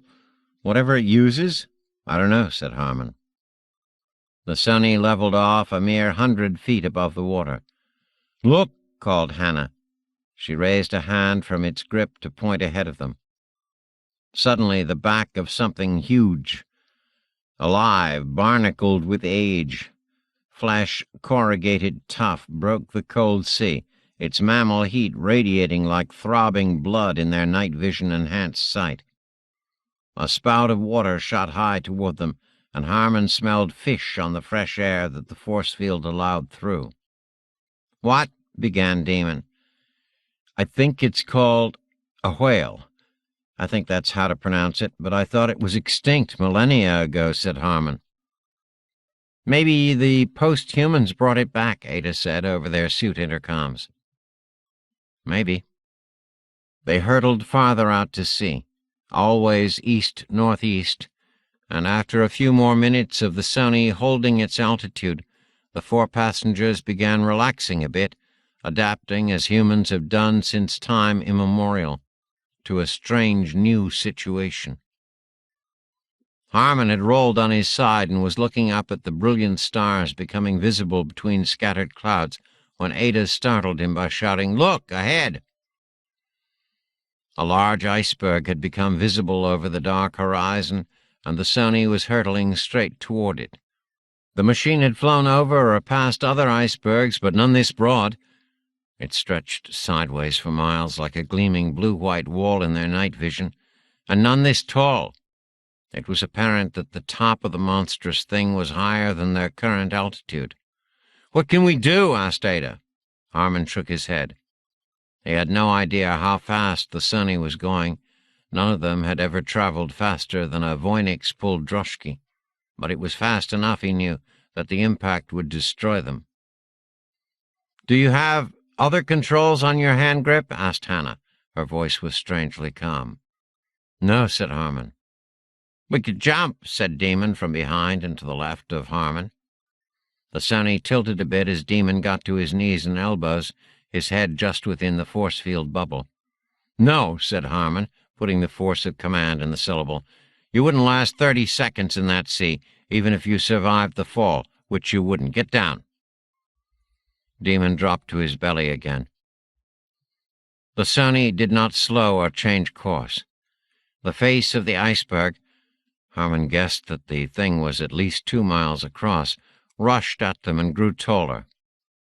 Harmon estimated that it rose at least 300 feet above the water. They would strike it 2/3 of the way down its cold face. "There's nothing we can do?" said Ada, making it more a statement than a question. Harmon pulled his hood off and looked at her. The cold air was not so bad within their force-field cockpit. "I don't think so," he said. "I'm sorry." He reached across with his right hand to take her left hand. She swept her thermskin hood off to show him her eyes. She and Harmon interlaced fingers for a few seconds. A few hundred yards before fiery collision, the Sunny slowed again and gained altitude. It whisked over the top edge of the iceberg with 10 feet to spare, and banked to the right until it was flying south above the icy surface. It slowed more, hovered, and settled onto the surface, snow hissing under its heated underside. Harmon and the others lay where they were for a silent moment, hanging on to the hand grips, not sharing their thoughts. The force field bubble disappeared, and suddenly the terrible cold and wind burned at Harmon's face. He pulled his hood down in a hurry, glancing at Ada as she did the same. "We should get off this thing before it decides to take us somewhere else," Hannah said softly on the comm. They scrambled off. The wind shoved them off balance, relented, shoved at them again. Spindrift pelted their outer clothing and hoods. "What now?" whispered Ada. As if in answer, a double row of red infrared beacons winked on, outlining a 10-foot-wide path from the Sunny for 100 yards to nothing. They walked together, holding each other upright in the wind. If the beacon lights had not burned so brightly in their night vision, they would have turned their backs to the wind and been lost in seconds, lost until they stepped off the edge of the iceberg somewhere to their right. The path ended in a hole in the iceberg's surface. Steps had been hacked out of the ice and disappeared toward another red glow far below. "Shall we?" said Hannah. "What choice do we have?" asked Demon. The steps were slippery under their street boots, but some sort of climbing rope had been attached to the right wall with metal spikes and loops, and the four clung to the line while descending. Harmon had counted 40 steps when the stairway ended in a wall of ice. No, the steps continued to their right and down, 50 steps this time, then left and down again for 50 more. The whole descent illuminated by spaced infrared cold flares set into the ice. At the bottom of the steps, a corridor led deep into the iceberg, the way illuminated now by green and blue cold flares as well as red. At places they came to junctions, but one choice was always dark, the other illuminated. Once they climbed along a slowly ascending corridor. Another time they descended for 100 feet or more. The bends and junctions and choices became too labyrinthine to keep track. "Someone's expecting us," whispered Hannah. "I'm counting on it," said Ada. They emerged into a broad hall, perhaps 100 feet across at the widest. The ice ceiling 30 feet above, various other entrances dotting the walls and connected by ice stairways. The floor graded to different levels. Heaters on pedestals glowed orange, and there were a variety of light sources spiked into the walls, floors, and ceilings. On one of the low platforms lay what looked to be furry animal hides, cushions, and a low table with bowls of food and pitchers and goblets of drink. The four gathered around the table but looked dubiously at its contents. "It's all right," said a woman's voice behind them. "It's not poisoned." She had emerged from a high ice door near the platform, and now she descended a zigzag of stairs toward them. Harmon had time to notice the woman's hair, gray-white, an almost unheard-of choice except for a few eccentrics, and her face, lined with wrinkles just as Demon had said. This woman was old, in a way none of them, except for Demon at the last Burning Man, had ever seen, and the effect unsettled even Harmon with his 99 years. Other than the obvious age, the woman was attractive enough. Her stride was strong, and she wore a commonplace blue tunic top, cord trousers, and solid boots, the one dash of eccentricity being the red wool cape over her shoulders. The cape's cut was complicated, never quite resolving itself into simple folds. As she stepped onto the platform a few feet from them, Harmon noticed the dark metal object in her right hand. As if noticing the device for the first time herself, she raised it toward them. "Do any of you know what this is?" "No," said Demon, Ada, and Hannah in a soft chorus. "Yes," said Harmon, "it's some sort of lost-age weapon." The other three looked at him. They had seen weapons in the Turin-cloth drama, swords, spears, shields, bows, and arrows, but nothing so machine-like as this blunt black thing. "Correct," said the woman. "This is called a gun, and it only does one thing. It kills." Demon took a step toward the old woman. "Are you going to kill us? Did you bring us all this way to kill us?" The old woman smiled and set the weapon on the table next to a bowl of oranges. "Hello, Demon," she said. "It's nice to see you again, although I'm not sure you'd remember me from our last meeting. You were in a pretty advanced state of inebriation." "I remember you, Savi," said Demon, his tone cool. "And all of you," continued the old woman, "Hannah, Ada, Harmon, welcome. You were very persistent in following clues, Harmon." She sat on the furs, gestured, and one after the other the four sat around the low table with her. Savi picked up an orange, offered it, and began peeling it with a sharp fingernail when the others declined. "We haven't met," said Harmon. "How do you know my name? Our names?" "You've left quite a wake behind you. What is your people's honorific these days? Harmon or Wake? Hiking far from fax nodes so the Voyniks have to follow you. Learning to read, seeking out the few remaining libraries in the world, including Ada Urs." She nodded in Ada's direction, and the young woman nodded in return. "How do you know that Voyniks followed me anywhere?" asked Harmon. "The Voyniks monitor anyone unusual," said Savi. She separated the orange into segments, put 2 segments on 4 linen cloths, and offered them around.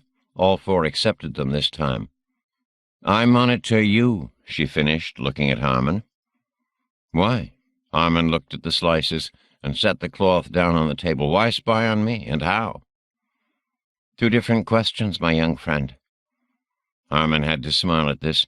No one who knew him had called him young in a very long time.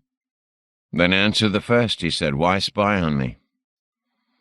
Savi finished the second slice of orange and licked her fingers. Harmon noticed Ada studying the older woman with fascination, looking at her wrinkled fingers and age-mottled hands.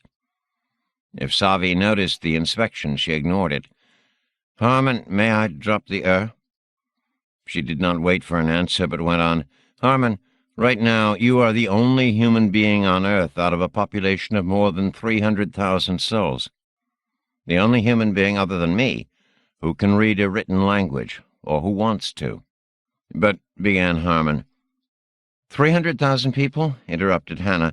"There are 1,000,000 of us. There have always been 1,000,000 of us." Savi smiled but shook her head. "My dear, who told you that there are 1,000,000 living human beings on the Earth today?" "Why, no one. I mean, everyone knows." "Precisely," said Savi. "Everyone knows. But there is no mechanism to count the population." "But when someone ascends to the rings," continued Hannah, showing her confusion. "Another child is allowed to be born," finished Savi. "Yes. So I have noticed during the last millennium or so. But there is no population of 1,000,000 of you, far fewer." "Why would the posts lie to us?" asked Demon. Savi raised one eyebrow. "The posts." "Ah, yes, the posts. Have you spoken to a post-human recently, Demon? Demon must have considered that question rhetorical. He did not answer. "I have spoken to post-humans," Savi said quietly. This carried the others into silence. They waited silently. Such an idea was, at least to Harmon and Ada, literally breathtaking. "But that was a long time ago," the old woman said, speaking so softly that the other leaned closer to hear. "A long, long time ago. Before the final facts." Her eyes, a startling gray-blue a second before, now looked clouded, distracted. Harmon shook his head. "I was the one who heard the story about you, the Wandering Jew, the last of your lost age, but I don't understand. How can you live beyond your 5th 20? Ada blinked at Harmon's rudeness, but Savi did not seem to mind. "First of all, this 100-year lifespan is a relatively recent addition to humankind, my dears. It is something the posts came up with only after the final facts. Only after they botched everything. Our future, the Earth's future, in that disastrous final facts. Only centuries after my 9,113 post-Rubicon fellow humans were faxed into the neutrino system, never to be returned, although the posts promised them they would be. Only after that genocide did your precious post-humans rebuild the core population of your ancestors and come up with this idea of 100 years and a theoretical herd population of 1,000,000 people." Savi stopped and took a breath. She was obviously agitated. She took another breath and gestured to the pitchers on the table. "I have tea here, if you are interested. Or a very strong wine. I am going to take some wine." She did so, pouring with slightly shaking hands. She gestured to their goblets. Demon shook his head. Hannah and Ada took tea. Harmon accepted a goblet of red wine. "Harmon," she began again, more composed now, "you asked 2 questions before I digressed from my answer. First, why have I noticed you? Second, how have I survived for so long? The answer to your first question is that I am interested in what the Voyniks are interested in and alarmed by, and they are interested in and alarmed by your behavior over the past decades." "But why would the Voyniks notice or care about me?" began Harmon. Savi held up one finger. "To your second question, I can say that I stay alive over these past centuries by sleeping much of the time and by hiding when I am awake. When I move, it is either by Sony, you enjoyed a ride in one today, or through hiking between the fax node pavilions." "I don't understand," said Ada. "How can you hike between fax nodes?" Savi stood. The others stood with her. "I understand it's been a busy day for you, my young friends, but much lies ahead if you choose to follow me. If not, the Sony will return you to the nearest fax node pavilion, in what used to be Africa, I believe. It is your choice." She looked at Demon. "Each of you must choose." Hannah drank the last of her tea and set the goblet down. "And what are you going to show us if we follow you, Savi? "Many things, my child. But first of all, I will show you how to fly and to visit places you've never heard of, places you've never dreamt of." The 4 looked at each other. Harmon and Ada nodded to each other, agreeing that they would follow the woman. Hannah said, "Yes, count me in." Demon seemed to be pondering the choice for a silent moment. Then he said, "I'll go, but before I go, I want some of that strong wine after all." Savi filled his goblet. 14. Low Mars Orbit. Manmut reset his systems and did a quick damage assessment. Nothing disabling to either his organic or cybernetic components. The explosion had caused rapid depressurization of 3 forward ballast tanks, but 12 remained intact. He checked internal clocks. He had been unconscious for less than 30 seconds before reset, and he was still connected virtually to his submersible across the usual bandwidths. The Dark Lady was reporting wild tumbling, some minor hull breach, monitoring system overloads, hull temperatures above boiling, and a score of other complaints, but there was nothing that demanded Monmouth's immediate attention. He rebooted video connections, but all he could see was the red-hot glowing interior of the spacecraft's hold, the open bay doors, and, through those doors, tumbling starfields. Orphu? There was no response on the common band or on any of the tight beam or maser channels, not even static. The airlock was still open.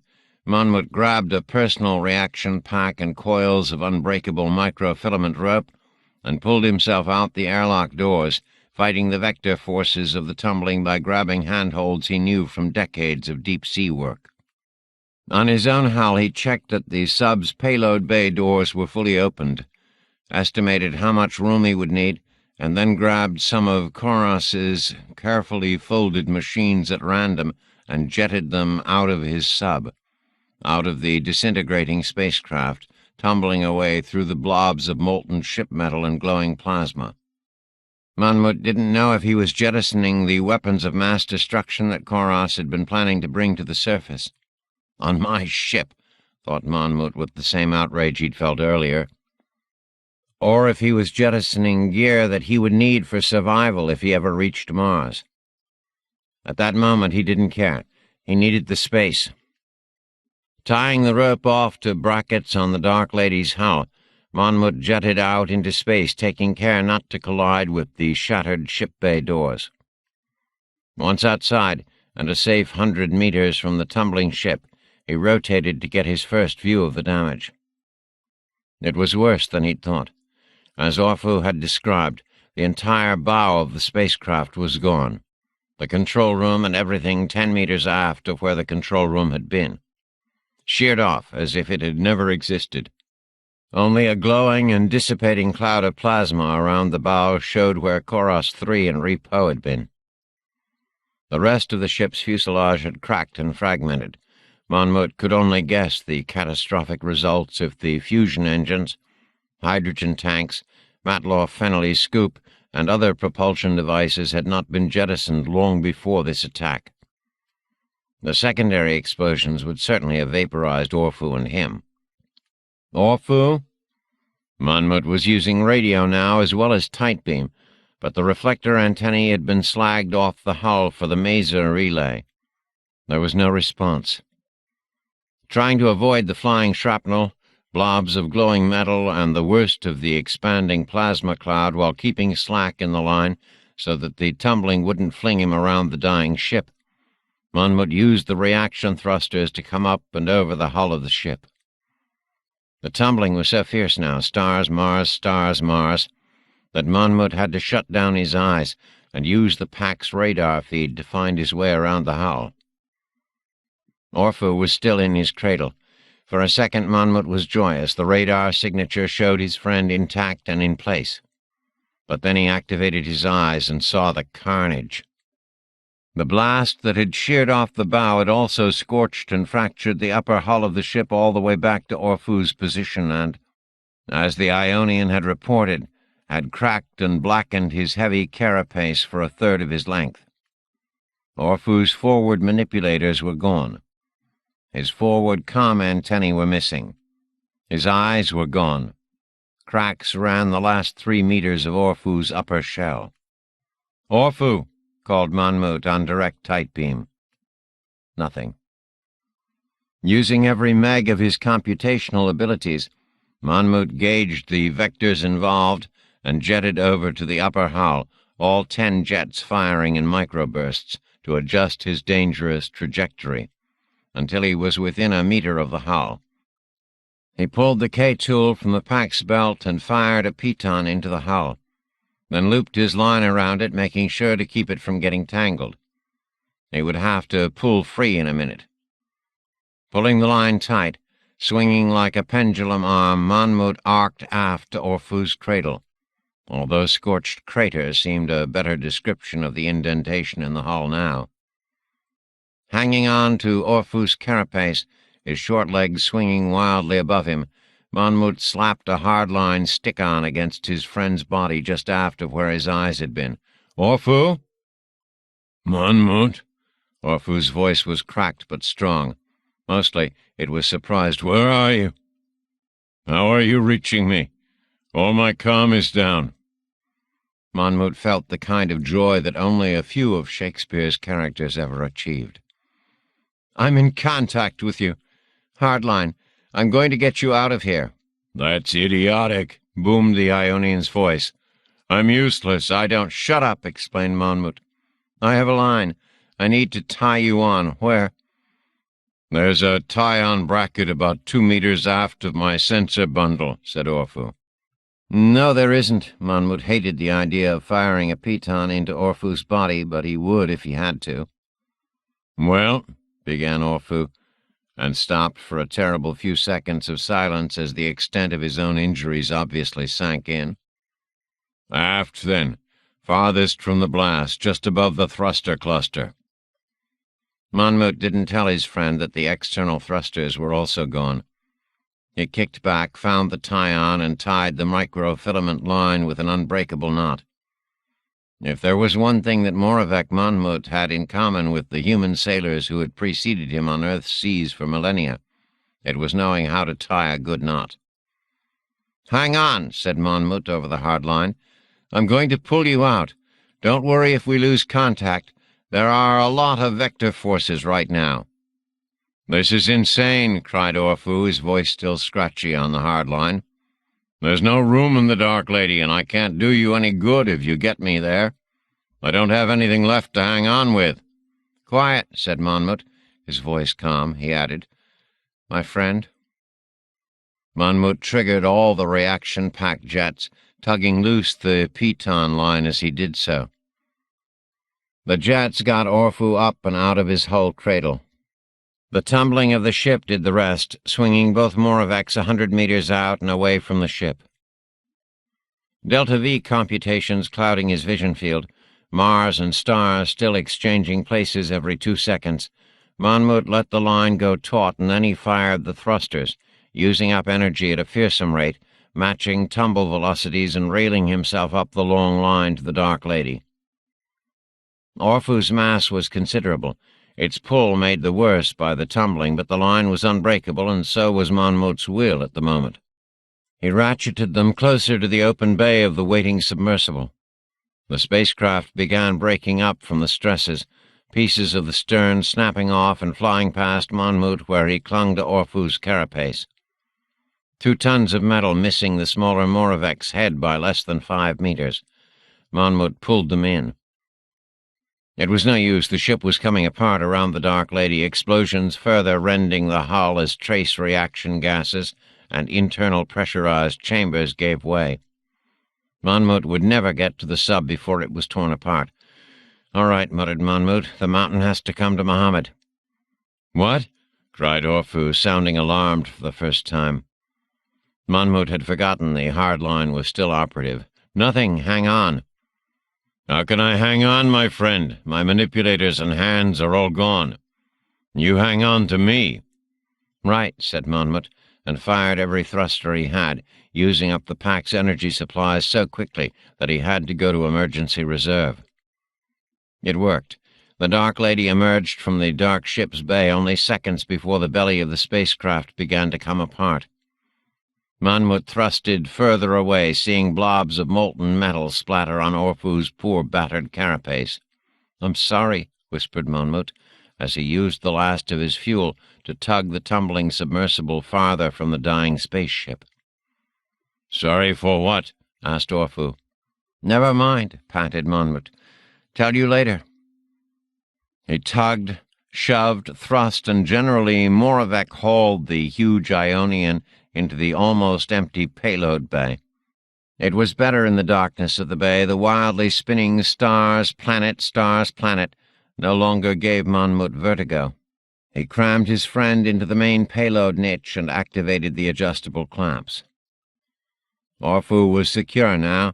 It was probable that all 3 of them, the Dark Lady and the 2 Moravecs, were doomed, but at least they'd end their existence together. Monmouth attached the sub's comm leads to the hardline port. "You're safe for now," gasped Monmouth, feeling the organic parts of his body nearing overload. "I'm going to cut my hardline comm now." "What?" began Orfu, but Monmouth had cut the portable line and pulled himself hand over hand to the payload bay airlock. It still cycled. With the last of his strength, he pulled himself up the vacuum-filled internal corridor to the enviro niche, dogged the hatch but did not pressurize the chamber, connecting to life support lead instead. O2 flowed, comm hissed, static. The ship's systems reported ongoing but survivable damage. "Still there?" said Monmouth. "Where are you?" "In my control room." "What's the status, Monmouth?" "The ship's essentially spun itself to bits. The sub's more or less intact, including the stealth wrapping and the thrusters fore and aft. But I don't have any idea how to control them." "Control them?" Then it obviously dawned on Orfu. "You're still going to try to enter Mars' atmosphere?" "What choice do we have?" There was a full second or two of silence while Orfu thought about that. Finally he said, "I agree." "Do you think you can fly this thing into the atmosphere?" "No chance in hell," said Monmouth, sounding almost cheerful. "I'm going to download what control software Koros put in and let you fly us in." There came that rumbling, sneezing noise over the hardline, although Monmouth found it very hard to believe that his friend was laughing at this particular moment. "You have to be joking. I'm blind, not just eyes and cameras missing, but my whole optical network burned out. I'm a mess. Essentially, I'm a bit of a brain in a broken basket. Tell me you're joking." Monmouth downloaded the programming the sub's banks had on the external add-on thrusters, parachutes, the whole cryptic smash. He activated all the sub's hull cameras, but had to look away. The tumbling was as terrible and vertigo-producing as before. Mars filled the view now.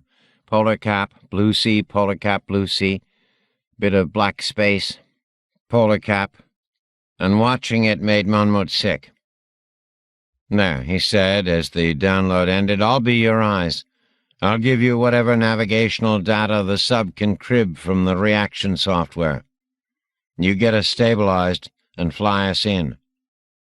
This time there was no mistaking the rumbling laughter. "Sure, why not?" said Orfu. "Hell, the fall alone will kill us." The rings of thrusters on the Dark Lady began to fire on Orfu's command. 15. The Plains of Ilium. Diomedes, literally driven into battle by war-geared, cloud-cloaked, horse-handling Athena, rushes to attack Ares. I've never seen anything like this. First, Aphrodite is wounded by the enhanced Argive, Tydeus' son, and now the war god himself has been called to single combat with Diomedes. Aristeia with a god. Incredible. Ares, in his usual fashion, had promised Zeus and Athena only this morning that he would help the Greeks, and now, spurred on by the taunts of Apollo and his own treacherous nature, he has begun attacking the Argives without quarter. Minutes ago the god of war slaughtered Periphas, Ochesius' son, the best fighter the Aetolian contingent of the Greeks had to offer, and is in the act of stripping Periphas naked when he looks up to see the chariot driven by Athena bearing down on him. The goddess herself is hidden now by a stealth cloak of darkness. Ares must know that some god or goddess is driving the chariot, but he does not take time to try to see through the stealth cloud. He is too eager to kill Diomedes. The god strikes first, casting his spear with the accuracy only a god can command. The spear flies up and over the edge of the chariot straight at Diomedes' heart, but Athena reaches out from her cloud of darkness and slaps it aside. For an instant, all Ares can do is stare with incredulity as his god-wrought spear goes flying off to embed its tungsten alloy tip in rocky soil. Now, as the chariot clatters by, it is Diomedes' turn. He leans far out and lunges with his own energy-enhanced bronze spear. Pallas Athena's shared sheath of plank field allows the human weapon to penetrate first the war god's force field, then the war god's ornate belt, then the war god's divine bowels. Ares' scream of pain when it comes makes Aphrodite's earlier world-shaking howl seem a whisper. I remember that Homer described this noise as a shriek, roaring, thundering loud as 9,000-10,000 combat soldiers when massive armies clash. That, it turns out, is an understatement. For the second time this bloody day both armies freeze in the grim business of their slaughter out of mortal fear at such divine noise. Even noble Hector, intent now on nothing more noble than hacking his way through Argive flesh to murder the retreating Odysseus, halts his assault and turns his head toward the patch of bloody ground where Ares has been wounded. Diomedes jumps from his Athena-driven chariot to finish the job on Ares, but the war god, still writhing in divine pain, is shifting, growing, changing, losing human form. The air around Diomedes and the other milling Greeks and Trojans fighting over Periphas' now forgotten corpse is suddenly filled with dirt, debris, bits of cloth and leather, as Ares abandons his god-human shape and becomes something else. Where the tall god Ares had stood a minute before now rises a twisting cyclone of black plasma energy, its static electricity discharging in random lightning bolts which strike Argive and Trojan alike. Diomedes halts his attack and cringes back, his bloodlust temporarily blunted by the cyclone's fury. Then Ares is gone, QTing away with his bowels held in only by his own ichor-bloodied hands, and the battlefield remains almost as frozen as if the gods have stopped time again. But no, the birds still fly, dust still settles, the air still moves. This motionlessness now is awe, nothing more, nothing less. "Have you ever seen anything like that, Hockenberry?" Nightingale's voice startles me. I'd forgotten he was there. "No," I say. We stand in silence a moment until the mortal battle begins anew, until Athena's cloaked form disappears from Diomedes' charging chariot, and then I begin to walk away from the other Skolik. "I'm going to morph and see how the royal family on the walls of Ilium is taking this," I tell Nightingale before disappearing from his sight. I morph all right, but it is only a ruse to cover my real disappearance. Hidden by dust and confusion in the Trojan ranks, I lift Death's helmet over my head and, activating the medallion, QT after the wounded Ares, following his quantum trail through twisted space to Olympus. I emerge from quantum shift not on the grassy swards of Olympus, nor in the hall of the gods, but in some vast space that looks more like the control room of a late 20th-century medical clinic than any structure or interior space I've seen on Olympus. There are clusters of gods and other creatures visible in the sterile-looking space, and for half a minute after phase shifting I hold my breath, yet again, heart pounding as I wait to see if these gods and their minions are able to detect my presence. Evidently not. Ares is on some sort of medical examination table with 3 humanoid but not quite human entities or constructs hovering around him and offering care. The creatures may be robots, although sleeker and more organic-looking and alien in appearance than any robots dreamt of in my day. And I see that one has started an IV drip while another is passing a glowing ultraviolet ray over Ares' torn belly. The god of war is still holding his guts in with his bloodied hands. Ares looks pained and frightened and angry. He looks, in other words, human. Along the long white-walled giant vats rise 20 feet or more and are filled with a bubbling violet fluid, various umbilicals and filaments, and gods. Tall, tanned, perfect human forms in various stages of what could be either reconstruction or decomposition. I see open organ cavities, white bones, striated red flesh, the sickening flash of bare skull.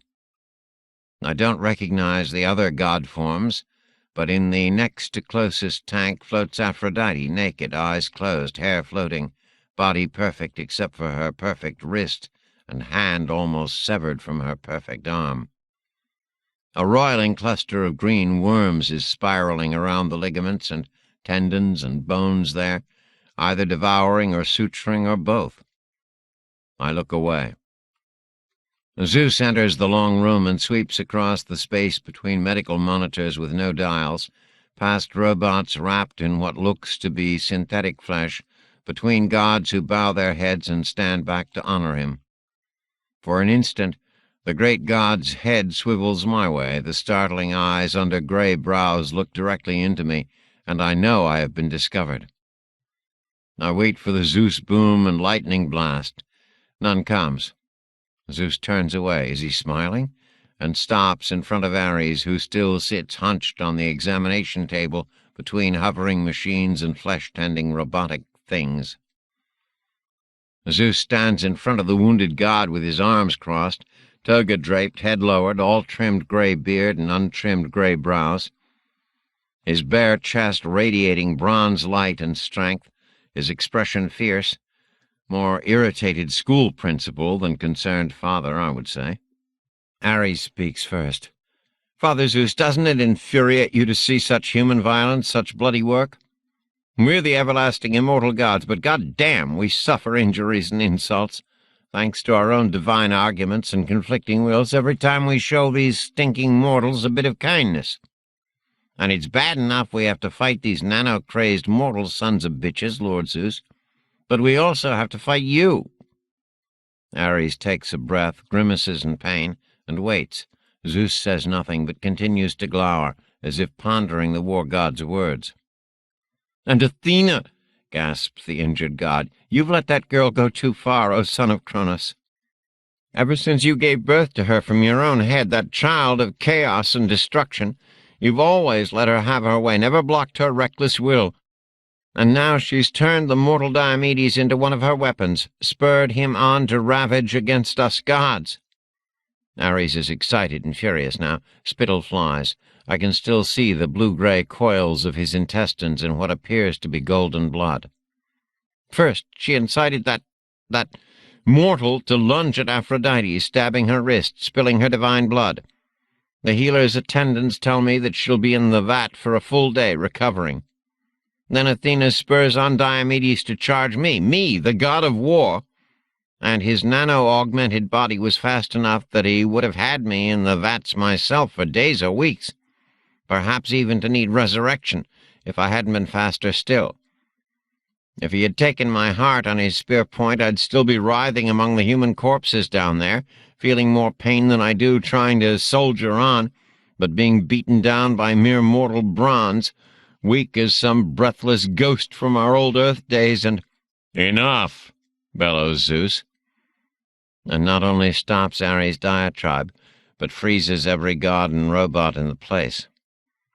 "I'll hear no more whining prattle from you, Ares, you lying, two-faced, treacherous sparrow fart. You miserable excuse for a man, much less for a god." Ares blinks at this, opens his mouth, but wisely, I think, does not choose to interrupt.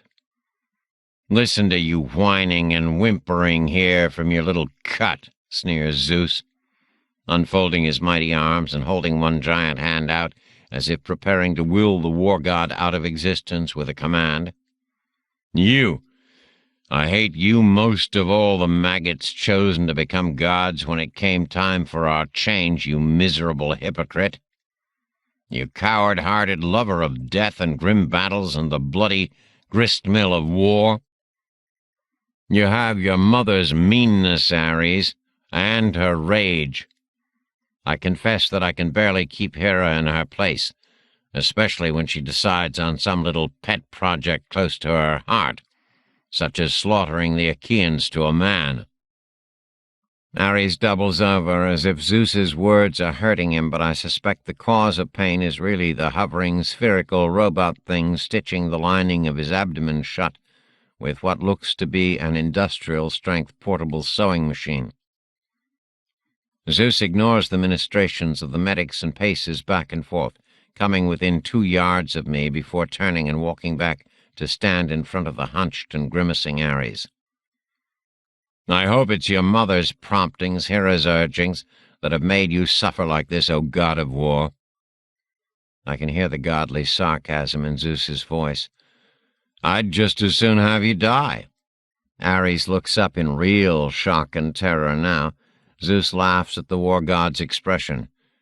"You didn't know that we can die? Die beyond vat reconstruction or recom resurrection? We can, my son, we can."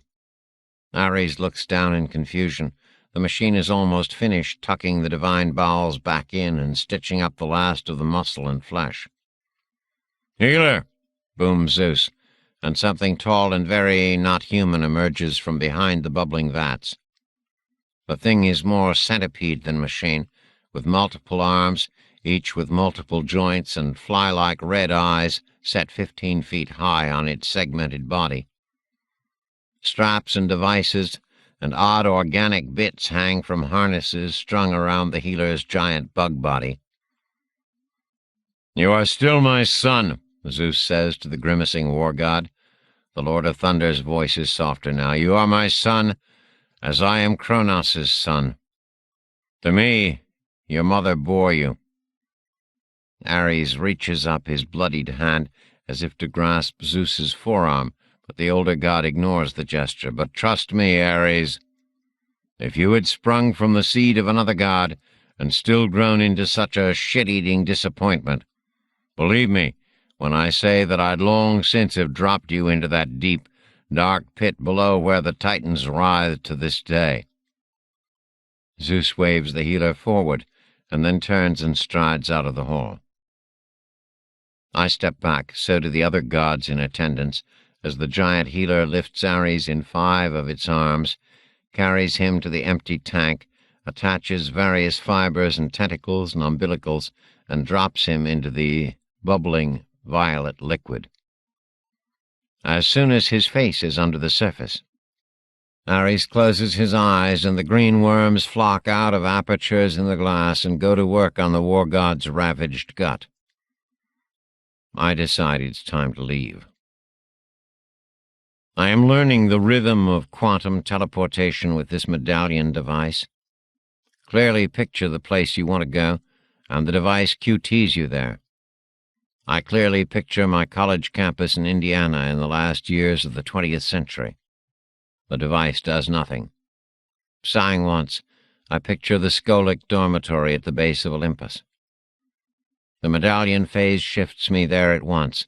I blink into existence, although not visibility because of the Hades helmet, just outside the red steps in front of the green doors of the Redstone Barracks building. It's been a damned long day, and all I want to do is find my bunk, get out of all this gear, and take a nap. Let Nightingaleser report to the Muse. As if my thought had summoned her, I see the Muse flick into existence just 2 yards from me and swing aside the barracks doors. I'm amazed. The Muse has never come to the barracks before. We always ride the crystal elevator to her. Secure in whatever Hades technology conceals me, I follow her into the common room. "Hockenberry!" she yells in her powerful goddess voice.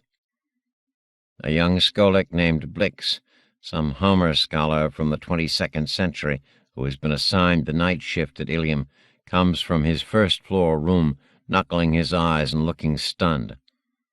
"Where is Hockenberry?" demands my Muse. Blix shakes his head, his mouth sagging open. He sleeps in boxer shorts and a stained undershirt. "Hockenberry!" demands the impatient Muse. "Nightingaleser says that he went to Ilium, but he's not there. He hasn't reported to me. Have you seen any of the day-shift Scolics come through here?" "No, goddess," says poor Blix, bowing his head in some sort of approximation of deference. "Go back to bed," the Muse says disgustedly.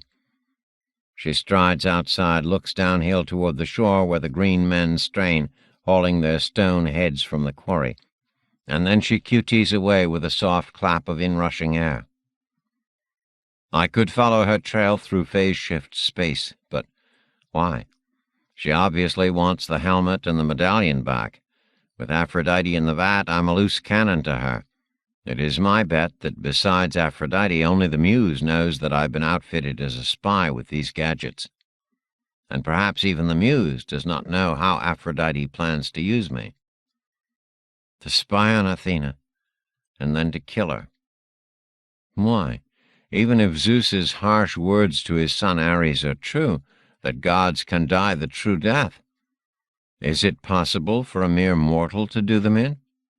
Diomedes had done his best this day to kill 2 gods, and did manage to put 2 of the gods out of action, floating in vats with green worms working on them. I shake my head. Suddenly I'm very tired and very confused. My effort to defy the gods, only 24 hours old now, has all but ended. Aphrodite will have me terminated by this time tomorrow. Where to go? I can't hide from the gods for very long, and if it becomes obvious that I'm trying, Aphrodite will have my guts for garters that much sooner. As soon as the goddess of love is back in action tomorrow, she'll see me, find me. I can QT back to the battlefield below Ilium and allow myself to be found by the Muse. It may be my best chance. Even if she appropriates my gear, she will probably allow me to live until Aphrodite is devatted. What do I have to lose? 1 day. Aphrodite will be in the vat for 1 day, and none of the other gods can see me or find me until she's back. 1 day. Effectively, I have 1 day left to live. With that in mind, I finally decide where I am going. 16. South Polar Sea. The 4 travelers decided to eat after all. Savi disappeared into one of her lighted tunnels for a few minutes and returned with warmer dishes. Chicken, heated rice, curried peppers, and strips of grilled lamb. The 4 had munched on their food in Ulaanbaatar hours earlier, but now they ate with enthusiasm. "If you're weary," said Savi, "you can sleep here tonight before we head off. There are comfortable sleeping areas in some of the nearby rooms." Each said he or she was not that tired. It was only late afternoon Paris crater time. Demon looked around, swallowed some of the grilled lamb he was chewing, and said, "Why do you live in a—" He turned to Harmon. "What did you call it?" "An iceberg," said Harmon. Demon nodded and chewed and turned back to Savi. "Why do you live in an iceberg?" The woman smiled. "This particular home of mine might be the result of, let's say, an old woman's nostalgia." When she saw Harmon looking at her intently, she added, "I was on a sort of sabbatical in a berg much like this when the final fax went on without me 14 of your allotted lifespans ago." "I thought that everyone was stored during the final fax," said Ada. She wiped her fingers on a beautiful tan linen napkin. "All the millions of old-style humans." Savi shook her head. "Not millions, my dear. There were just a few more than 9,000 of us when the posts carried out their final fax. As far as I can tell, none of those people, many of them my friends, were reconstituted after the hiatus. All of us survivors of the pandemic were Jews, you know, because of our resistance to the Rubicon virus." "What are Jews?" asked Hannah. "Or what were Jews?" "Mostly a theoretical race construct," said Savi. "A semi-distinct genetic group brought about by cultural and religious isolation over several thousand years." She paused and looked at her 4 guests. Only Harmon's expression suggested that he might have the slightest clue to what she was talking about. "It doesn't really matter," Savi said softly, "but it's why you heard of me referred to as the Wandering Jew, Harmon. I became a myth, a legend. The phrase Wandering Jew survived after the meaning was lost." She smiled again, but with no visible humor. "How did you miss the final fax?" asked Harmon. "Why did the post-humans leave you behind?" "I don't know. I've asked myself that question for centuries. Perhaps so that I could serve as witness." "Witness?" said Ada. "To what?" There were many strange changes in heaven and earth in the centuries before and after the final facts, my dear. Perhaps the posts felt that someone, even if just one old-style human being, should bear witness to all these changes. Many changes? Said Hannah. I don't really understand. No, my dear, you wouldn't, would you? You and your parents' parents have known a world that does not seem to change at all, except for some of the individuals, and they're only at a steady pace of a century per person. No, the changes I'm talking about were not all visible, to be sure. But this is not the Earth that the original old styles or the early posts once knew. What's the difference? Asked Demon, his tone showing everyone how little the answer might interest him. Savi trained her clear grey-blue eyes on him. For one thing, a small thing to be sure, certainly small when compared to all the others, but important to me nonetheless. There are no other Jews. She showed them the way to private toilet areas and suggested that they remove their therm skins for the voyage. Won't we need them? Asked Demon. It'll be cold getting to the Sony, said Savi, but we'll manage, and you won't need them after that. Ada changed out of her therm skin and was back in the main room on the couch, looking at the ice walls and thinking about all this, when Savi came out of a different side chamber. The older woman was wearing thicker trousers than before, stronger and higher boots, a lined cape, and a cap pulled low, her hair pulled back in a grey ponytail. She was carrying a faded khaki backpack that looked heavy. Ada had never seen a woman dress quite like this, and was fascinated by the old woman's style. She realized that she was fascinated by Savi in general. Harmon was also fascinated, it seemed, but with the weapon still visible in Savi's belt. "You're still considering shooting one of us?" he asked. "No," said Savi, "at least not right now, but there are other things that may need shooting from time to time." The walk up and out of the interior and across the surface to the Sony was cold. The wind was still howling and the snow was still pelting, but the machine was warm under its bubble force field. Savi took the front spot that Harmon had occupied during the flight out, and Ada settled into her place on the right, noticing that when Savi passed her hand over the black cowl under the hand grip, a holographic control panel appeared. "Where did that come from?" asked Harmon from his spot to the left of the old woman. One occupant indentation was still empty between Demon and Hannah. "It wouldn't have been a good idea for you to try to fly the Sony on your way here," said Savi. She checked to make sure that everyone was settled in and secure in their prone positions. Then she tweaked the hand grip, the machine hummed deeply, and they rose vertically 700 or 800 feet above the ice, did a full inverted loop. The force field kept them pressed in their places, but it felt as if there was nothing but air standing between them and a terrible death falling to the blue ice and black sea so far below. And then the machine righted itself, banked left, and climbed steeply toward the stars. When the machine was flying northwest at high speed and serious altitude, Harmon said, "Can this take us there?" He gestured with his left hand, his fingers pressing into the elastic force field above him. "Where?" said Savi, still concentrating on the holographic displays in front of her. She raised her eyes. "The P-ring?" Harmon was almost on his back, staring up at the polar ring moving north to south above them. The tens of thousands of individual components burning startlingly bright in the clear, thin air at this altitude.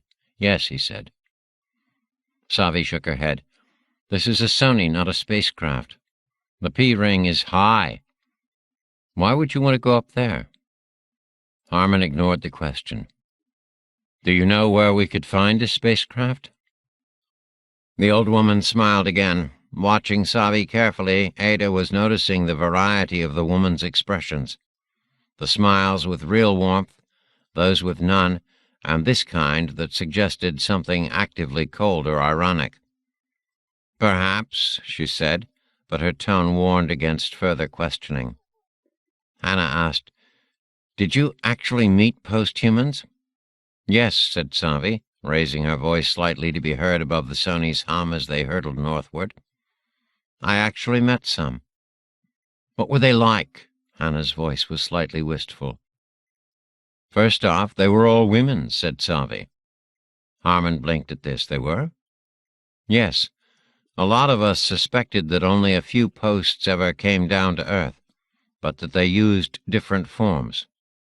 All female. Perhaps there were no male posthumans. Perhaps they didn't retain gender as they controlled their own evolution. Who knows?" "Did they have names?" asked Demon.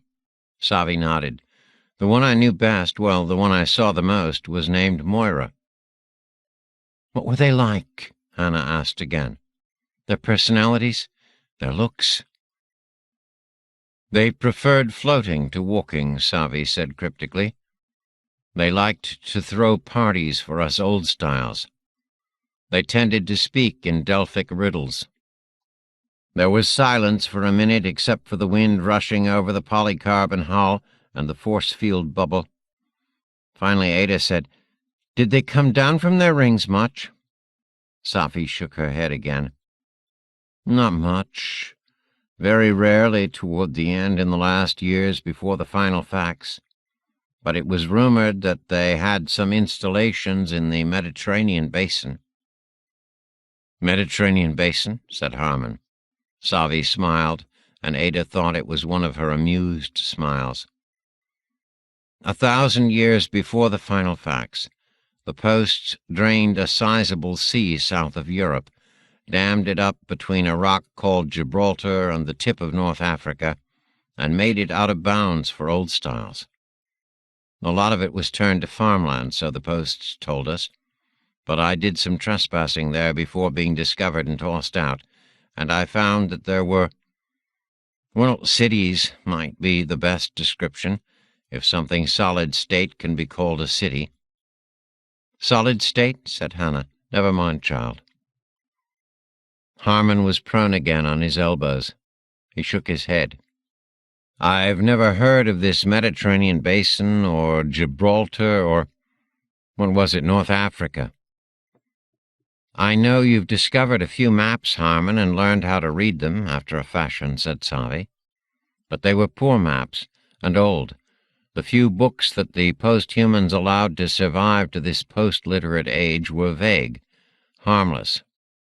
Harmon frowned again. They flew north in silence. Masoni carried them out of the polar night into afternoon light, away from the dark ocean, and across land at a height they could only guess at, and a speed they could only dream of. The P-ring faded as the sky grew blue, and the E-ring became visible to the north. They crossed land, hidden by tall white clouds, then saw high, snow-covered peaks and glacial valleys far below. Savi swooped the Sony lower, east of the peaks, and they flew 1,000 feet above rainforest and green savannas, still moving so quickly that more peaks appeared like dots above the horizon and then grew into mountains in mere minutes. "Is this South America?" asked Harmon. "It used to be," said Savi. "What does that mean?" "It means that the continents have changed quite a bit since any of the maps you've seen were drawn," said the old woman. "And they had quite a few more names since then as well. Did the maps you saw show this landmass connected to the one called North America?" "Yes." "No more." She touched the holographic symbols, twisted the hand grip, and the Sony flew lower. Ada rose up on her elbows, hair against the force field bubble, and looked around. Silently, except for the rush of air over their force bubble, the Sony flew just above treetop height. Cycads, giant ferns, ancient leafless trees flicked past. To the west rose the foothills along the line of high peaks. Farther east, rolling grasslands were dotted with more of these primitive trees. Large animals lumbered like mobile boulders near the rivers and lakes. Grazing animals with improbable snouts were streaked with white, brown, tan, red. Ada could identify none of them. Suddenly a herd of these grazing animals stampeded past, 100 feet beneath the Sony, all panicked, fleeing for their lives.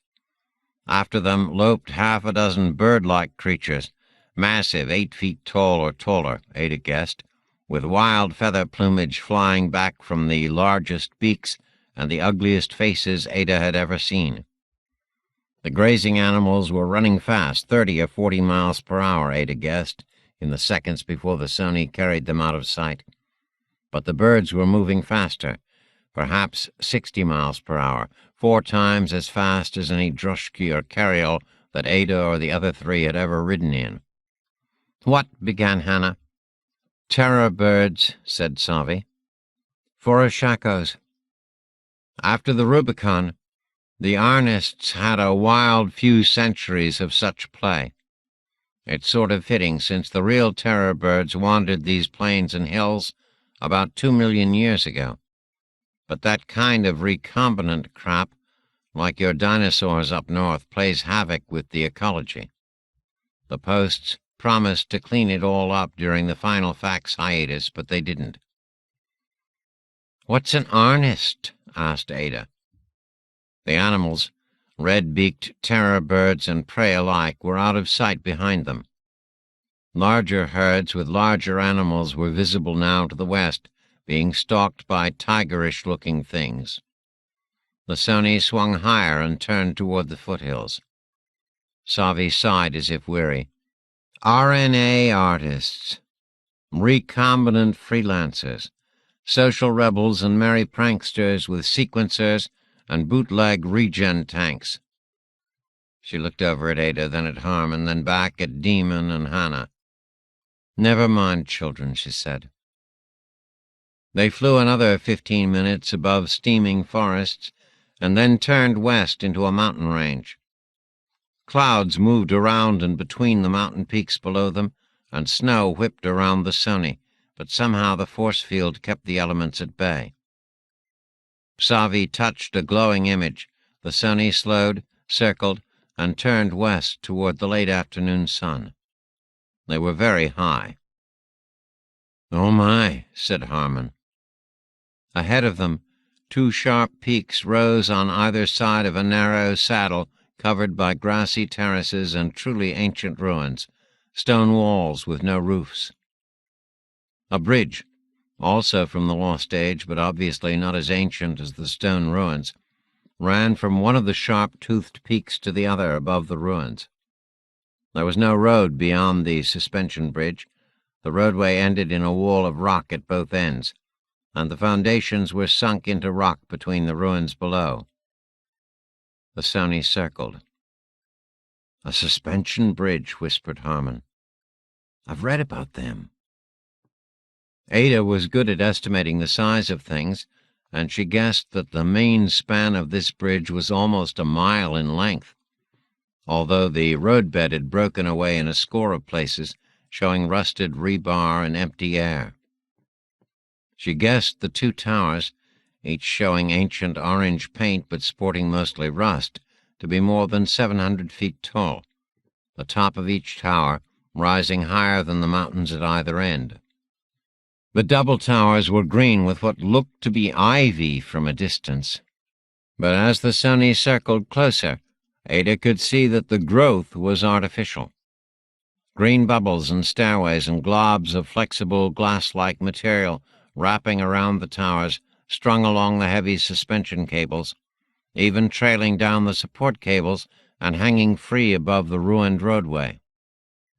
Clouds moved down from the high peaks and mixed with the fog rising from the deep canyons below the ruins on the hilltop, curling and writhing around the south tower and obscuring the roadway and hanging cables there. "Does this place have a name?" asked Ada. "The Golden Gate at Machu Picchu," said Savi, as she touched the controls to bring them closer. "What does that mean?" asked Demon. "I have no idea," said Savi. The Stonies circled the northern tower, dull orange and scabrous rust red in the bright sunlight here beyond the clouds, and floated slowly, carefully to the top of the tower, touching down without a sound. The force field died away. Savi nodded, and everyone crawled out, stretched, looked around. The air was cold and very thin. Demon wandered over to the rusted edge of the tower top, leaning out to look. Growing up with Paris Crater as his home base, he had no fear of heights. "I wouldn't fall if I were you," said Savi. "There's no infirmary rescue here. You die away from the fax nodes, you stay dead." Demon lurched backward, almost falling in his haste to get back from the edge. "What are you talking about?" "Just what I said," said Savi, hoisting her pack to her right shoulder. "There's no fax to the infirmary here. Try to stay alive until you get back." Ada looked skyward to where both rings were visible through the high, thin air. "I thought the post-humans could fax us from anywhere if we got into trouble." "To the rings," said Savi, her voice flat. "Where the infirmary heals you, to where you ascend after your 5th 20 to join the post-humans." "Yes," Ada said weakly. Savi shook her head. "It's not the posts who fax you away when something bad happens, rebuilding you. All that's myth. Or, to be less polite, bullshit." Harmon opened his mouth to speak, but it was Demon who spoke first. "I was just there," he said, anger in his voice. "In the infirmary, in the rings." "In the infirmary, yes," said Savi, "but not healed by post-humans. If they're up there, they don't care a whit about you, and I don't think they're up there anymore." The four stood on the rusted tower summit more than 500 feet above the ruined roadway, 800 feet above the grassy saddle and stone ruins. Wind from the higher peaks buffeted them and blew their hair. "After our last 20, we go up to join the posts," began Hannah, her voice small. Savi laughed and led the way toward an irregular glass globule blobbing up over the west end of the ancient tower top. There were rooms and ante-rooms and stairways descending and frozen escalators and smaller rooms off the main chambers. Ada thought it strange that the sky and the orange towers and the hanging cables and glimpses of the jungle and roadway below were not tinted green through the material, nor was the sunlight streaming in turned green. The green glass somehow passed colors accurately. Savi led them down and around from one green module to the next, from one side of the bifurcated tower to another through thin tubes that should have been swinging in the strong breeze but weren't. Some of the chambers extended 30 or 40 feet out beyond the tower, and Ada had no clue how the green globule was attached to the concrete and steel. Some of the rooms were empty. Others had artifacts. A series of animal skeletons stood silhouetted against the mountain skyline in one room. In another, what appeared to be replicas of machines lined display counters and hung from wires. In yet another, plexiglass cubes held fetuses of 100 creatures, none of them human, but some disturbingly close to human. In another room, faded holograms of star fields and ring fields moved over and through the observers. "What is this place?" asked Harmon. "A sort of museum," said Savi. "I think most of the important displays are missing." "Created by whom?" asked Hannah. Savi shrugged. "Not by the posts, I think. I don't know. But I'm pretty sure that the bridge, or the original of this bridge, it may be a replica, once stood above water near a lost-age city on what was then the west coast of the continent north of here. Have you heard of such a thing, Harmon?" "No." "Perhaps I dreamt it," said Savi with a rueful laugh. "My memory plays tricks on me after all these centuries of sleep." "You mentioned sleeping through the centuries once before," Demon said, his tone sounding brusque to Ada. "What are you talking about?" Savi had led them down a long spiral staircase in the green glass tube strung between the suspension cables, and now she gestured to a line of what appeared to be crystal coffins. "A form of cryosleep," she said, "only not cold. which is silly because that's what cryo meant originally.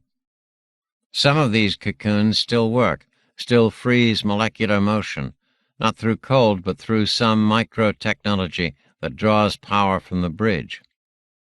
From the bridge? Said Ada.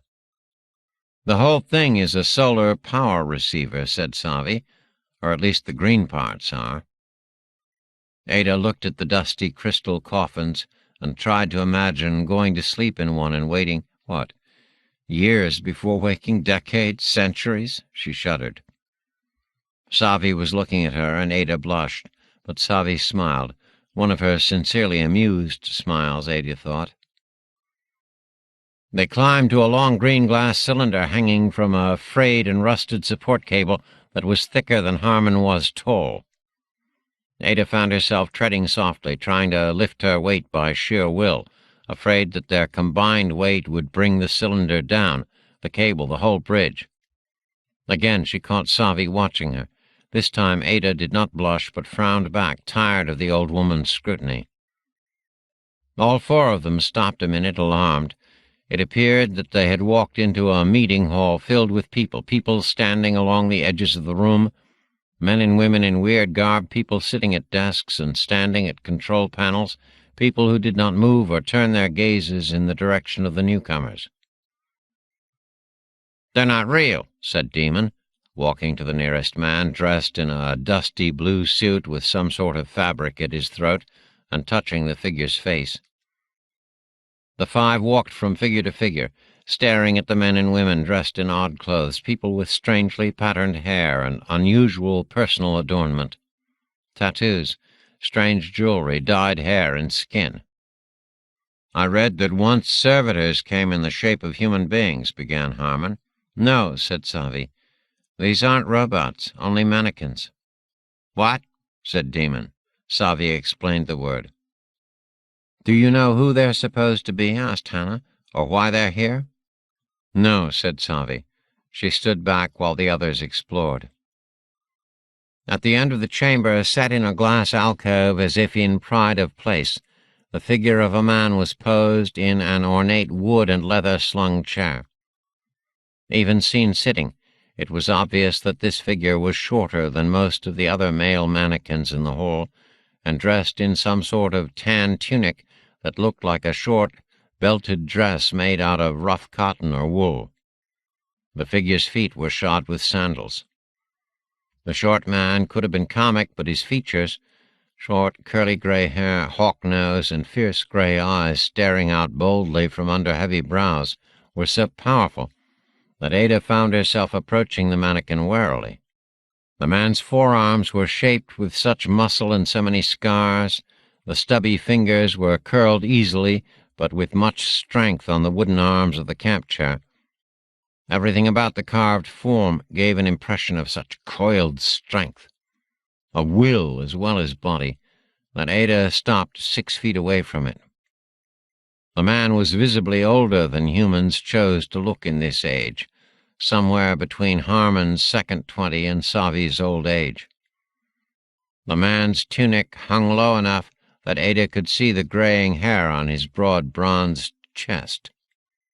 Demon hurried forward. "I know this man," he said, pointing. "I've seen him before." "From the Turin drama," said Hannah. "Yes, yes," said Demon, snapping his fingers in an attempt to remember. "His name is—" "Odysseus," said the man in the chair. He stood and took a step toward the startled Demon. "Odysseus, son of Laertes." 17. Mars. "She's stabilizing," said Monmouth over the hard-line to Orphu. "Roll rate down to about 1 revolution every 6 seconds. Pitch and yaw are approaching 0. "I'm going to try to flatten out the roll," said Orphu. "Tell me when you have the polar cap in the reticule." "Okay, no, it's drifting. Damn, what a mess." Monmouth was trying to line up the slash on the video feed with the white blur of the Martian polar cap through a blizzard of tumbling debris and still glowing plasma. Yes, said Orfu from the hold. I am a mess. I wasn't talking about you. I know. But I'm still a mess. I'd give half my Proust library if I had just one of my 6 eyes back. We'll get you hooked up to some visual feed, said Monmouth. Hell, we're tumbling again. Let it tumble until right before we enter the atmosphere, said Orfu. Save our thruster fuel and energy. And no, we're not going to get this vision thing fixed. I did a damage check after you plugged me in here, and it's not just the eyes and cameras that are missing.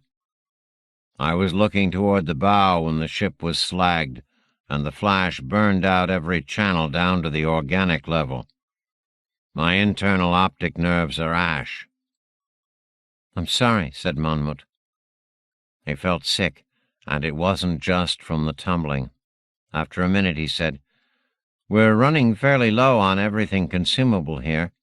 Water, air, reaction pack fuel. Are you sure you want to stay inside this debris field? It's our best chance, said Orfu. On radar, we're just another chunk of the destroyed spaceship. Radar? Said Monmouth. Did you see what attacked us? A goddamned chariot. You think a chariot has radar? Orfu rumbled a laugh. Do you think a chariot can launch an energy lance like the one that vaporized a third of the ship, including Koros and Repo?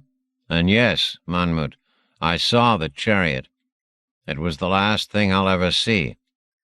But I don't believe for a second that it was actually a chariot with an oversized human male and female riding in open vacuum.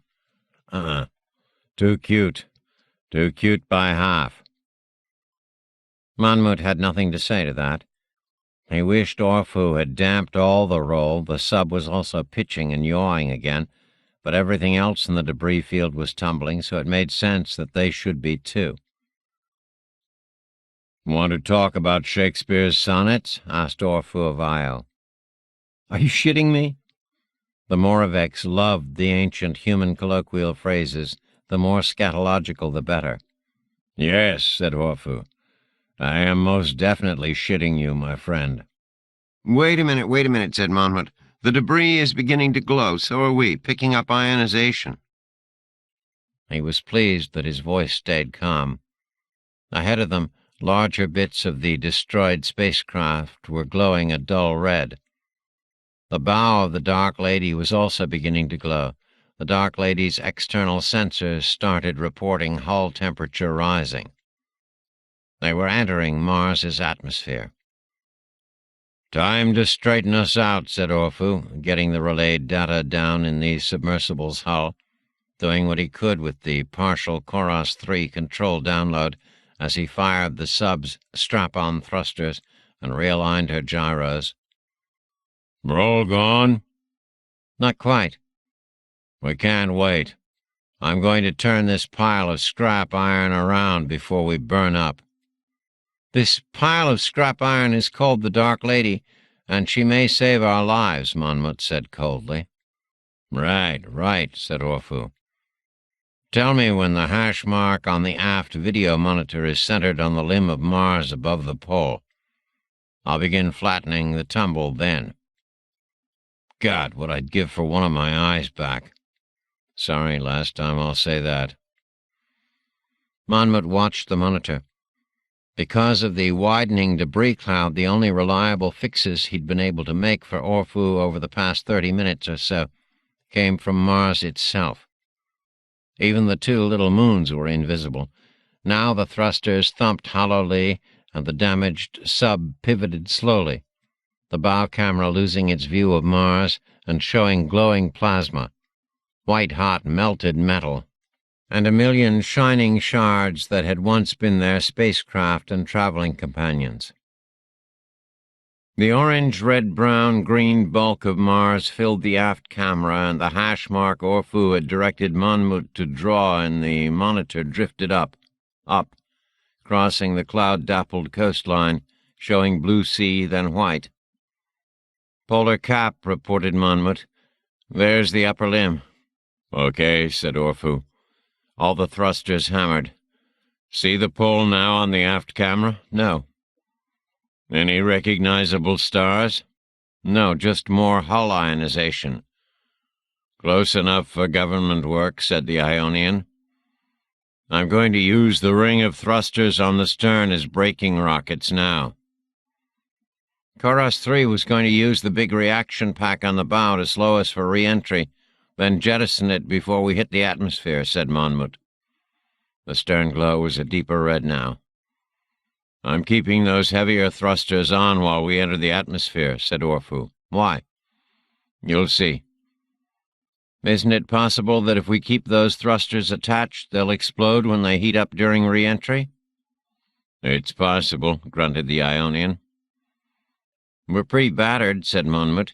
Any chance we'll break up as stuff burns away from the hull? Sure, there's a chance, said Orfu. He fired the heavy ion thrusters. Monmouth was pressed into his acceleration couch for 30 seconds, and then released as the noise and vibration ceased. He heard the heavy thump as the attitude control ring was ejected into space.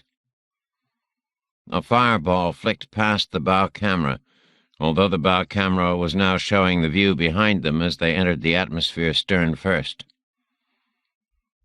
"We're definitely hitting atmosphere," said Monmouth, noticing that his voice wasn't quite as calm as before.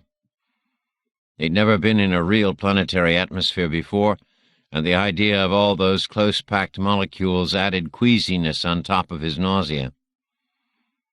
"The jettisoned thruster pack just turned white-hot and burst into flame. I can see the stern beginning to glow. So is the main reaction pack on the bow, but not as badly. Most of the heat and shock wave seems to be around our stern. Wow, we're falling behind some of the debris field, but it's all burning up ahead of us. It's like we're in the middle of a huge meteor storm." "Good," said Orfu. "Hang on." What had been the Moravec spacecraft hit the thickened Martian atmosphere very much as Monmouth had described to Orfu, as a meteor storm with the larger fragments massing several metric tons and stretching tens of meters across. 100 fireballs arced through the pale blue Martian sky, and a rattle of deep sonic booms shattered the silence of the northern hemisphere. The fireballs crossed the northern polar cap like a flight of fiery birds and continued south across the Tethys Sea, leaving long plasma vapor trails as they passed. It looked eerily as if the fragments were flying rather than falling. For hundreds of millions of years, Mars had boasted a negligible atmosphere of some 8 millibars, mostly carbon dioxide, as opposed to Earth's thick 1,014 millibars of pressure at sea level. In less than a century, through a process that none of the Moravecs understood, the world had been terraformed to a very breathable 840 millibars. The fireballs streaked across the northern kilometer in rough formation, leaving sonic boom footprints in their wake. Some of the smaller pieces, large enough to survive the fiery atmospheric entry but small enough to be deflected by the thick air, began splashing down some 800 kilometers south of the pole. If one were looking from space, it would appear that some deity was firing a string of oversized machine gun bullets, tracer rounds, into Mars' northern ocean. The Dark Lady was one of those tracer rounds. The stealth material around the stern and 2/3 of the hull burned off and joined the plasma trail streaming behind the hurtling submersible. External antennae and sensors burned away. Then the hull began to char and chip and flake. "Ah," said Monmouth from his acceleration couch, "shouldn't we think about popping the parachutes?" He knew enough of Koros's landing plan to know that the bucky carbon fiber chutes were supposed to deploy at around 15,000 meters, lowering them gently to the ocean's surface. Monmouth's last glimpse of the ocean before the stern optics had burned away convinced him that they were lower than 15,000 meters and coming down very fast. "Not yet," grunted Orfu. The Ionian had no acceleration couches in the hold, and it sounded as if the deceleration gravities were affecting him. "Use your radar to get our altitude." Radar's gone, said Monmouth. Will your sonar work? I'll try. Amazingly, it did work, showing a return of liquid water surface coming at them at a distance of 8,200 meters. 8,000 meters, 7,800 meters. Monmouth relayed the information to Orphu and added, "Shall we pop the parachutes now?" "The rest of the debris isn't deploying parachutes, so?" "So, do you really want to drift down under a canopy showing up on all their sensors?" "Whose sensors?" snapped Monmouth. But he understood Orphu's point. Still, 5,000 meters, he said, velocity 3,200 clicks per hour. Do we really want to hit the water at this speed? "Not really," said Orphu. "Even if we survive the impact, we'd be buried under hundreds of meters of silt. Didn't you say that this northern ocean is only a few hundred meters deep?" "Yes." "I'm going to rotate your ship now," said Orphu. "What?"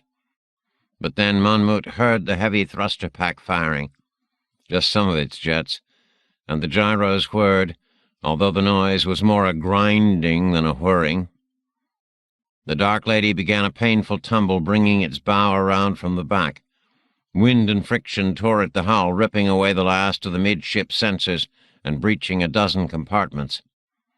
Monmouth switched off, screaming alarms. Bow forward now, one of the last working video pickups showed splashes in the ocean, if one can call steam and plasma impact plumes 2,000 meters high splashes, and Monmouth guessed it would be their turn in seconds. He described the impacts to Orphu and said, "Parachutes, please?" "No," said Orphu, and fired the main thrusters that should have been jettisoned in orbit. The deceleration forces threw Monmouth forward in his straps and made him wish for the acceleration gel they'd used in the I.O. flux tube slingshot maneuver. More columns of steam rose around the hurtling submersible, like Corinthian columns flicking past, and the ocean filled the view screen. The thrusters roared and swiveled, slowing their velocity. Monmouth saw the pack ring jettison and fly off behind them the instant the firing stopped. They were only 1,000 meters above the ocean, and the surface looked as hard as European surface ice to Monmouth's eye. Began Monmouth, pleading now and not ashamed of it. The two huge parachutes deployed. Monmouth's vision went red, then black. They hit the Tethys Sea. "Orphu? Orphu?" Monmouth was in darkness and silence, trying to get his data feeds back online. His environiche was intact, O2 still flowing. That was amazing. His internal clocks said that 3 minutes had passed since impact. Their velocity was 0. "Orphu?" "Arrgh," came a noise over the hard line. "Every time I get to sleep, you wake me." "How are you?" "Where am I might be the better question," rumbled Orphu. "I ripped free of the niche. I'm not even sure if I'm still in the Dark Lady. If I am, the hull is breached here. I'm in water. Salt water. Wait, maybe I just pissed myself." "You're still attached by hardline," said Monmouth, ignoring the Ionian's last comment. "You're probably still in the hold. I'm getting some sonar data. We're in bottom silt, but just under a few meters of the stuff. About 80 meters beneath the surface." "I wonder how many pieces I'm in," mused Orphu. "Stay there," said Monmouth. "I'm going to unclip from the hard line and come below to get you. Don't move." Orphu rumbled his laugh. "How can I move, old friend? All my manipulators and flagella have gone to that big Moravec heaven in the sky. I'm a crab without claws, and I'm not too sure about my shell. Monmouth, wait." "What?" Monmouth had unstrapped himself and was removing umbilicals and virtual control cables. "If somehow you could get to me, assuming the internal corridor isn't smashed flat and the hull doors aren't completely buckled or welded shut by the entry heat, what are you going to do with me?" "See if you're all right," said Monmouth, pulling the optical leads free. It was all darkness on the monitors anyway. "Think, old friend," said Orphu. "You drag me out of here, If I don't come apart in your hands, what next? I won't fit in your internal access corridors. Even if you hauled me around the outside of the sub, I can't fit into your enviro niche, and I sure as hell can't cling to the hull. Do you walk across the ocean bottom for 1,000 clicks or so, carrying me as you go? Monmouth hesitated. I'm still functioning, continued Orphu. Or at least still communicating. I even have O2 flowing through the umbilical and some electrical energy coming in. I must be in the hold even if it's flooded. Why don't you get the Dark Lady working and drive us somewhere more comfortable before we try to get together again? Monmouth went on external air and took several deep breaths. "You're right," he said at last. "Let's see what's what." The Dark Lady was dying. Monmouth had worked in this submersible through its various iterations and evolutions for more than an Earth century, and he knew it was tough. Properly prepared, it could take many metric tons per square centimeter of pressure and the stresses of the 3,000 G flux tube acceleration in stride. But the tough little sub was only as strong as its weakest part, and the energy stresses of the attack in Mars orbit had exceeded those weakest part tolerances. Her hull had stress fractures and unmendable flesh burns. At the moment, they were buried bow down with most of the sub in more than 3 meters of silt and harder seabed with only a few meters of the stern free of the mud. The hull and frame were warped, the hold bay doors were warped shut and unreachable, and 10 of the 18 ballast tanks had been breached. The internal gangway between Monmouth's control room and the hold was flooded and partially collapsed. Outside, 2/3 of the stealth material had burned away, carrying all of the external sensors with it. 3 of the 4 sonar arrays were out of action, and the 4th could only ping forward. Only one of the 4 primary propulsion jets was operable, and the maneuvering pulsars were a scrambled mess. Of greater concern to Monmouth was the damage to the ship's energy systems. The primary reactor had been damaged by energy surge during the attack and was operating at 8% efficiency. The storage cells were on reserve power. This was enough to keep a minimum of life support running, but the nutrient converter was gone for good, and they had only a few days' worth of fresh water. Finally, the O2 converter was offline. Fuel cells weren't producing air. Long before they ran out of water or food, Monmouth and Orphu would be out of oxygen. Monmouth had internal air supplies, but only enough for an E-day or two without replenishing. All Monmouth could hope was that since Orphu worked in space for months at a time, a little thing like no oxygen wouldn't harm him now. He decided to ask the Ionian about it later. More damage reports came in over the sub's surviving AI systems. Given an E-month or more in a Conamara Chaos ice dock with a score of Service Moraveks working on her, the Dark Lady could be saved. Otherwise her days, whether measured in Martian sols, Earth days, or Europan weeks, were numbered. Keeping in touch with the mostly silent Orphu on the hard line, afraid his friend would cease to exist without warning, Monmouth gave the most positive report he could and launched a periscope buoy. The buoy was deployed from the section of the stern still above the silt line, and it still worked. The buoy itself was smaller than Monmouth's hand, but it packed a wide array of imaging and data sensors. Information started flowing in. "Good news," said Monmouth. "The 5 Moons Consortium launched a rescue mission," rumbled Orphu. "Not quite that good." Rather than download the non-visual data, Monmouth summarized it to keep his friend listening and talking. "The buoy works. Better than that, the communication and positioning sats Koros 3 and Repose seated in orbit are still up there. I wonder whether persons who attacked us didn't sweep them out of space." "We were attacked by an Old Testament god and his girlfriend," said Orphu. "They might not deign to notice comsats."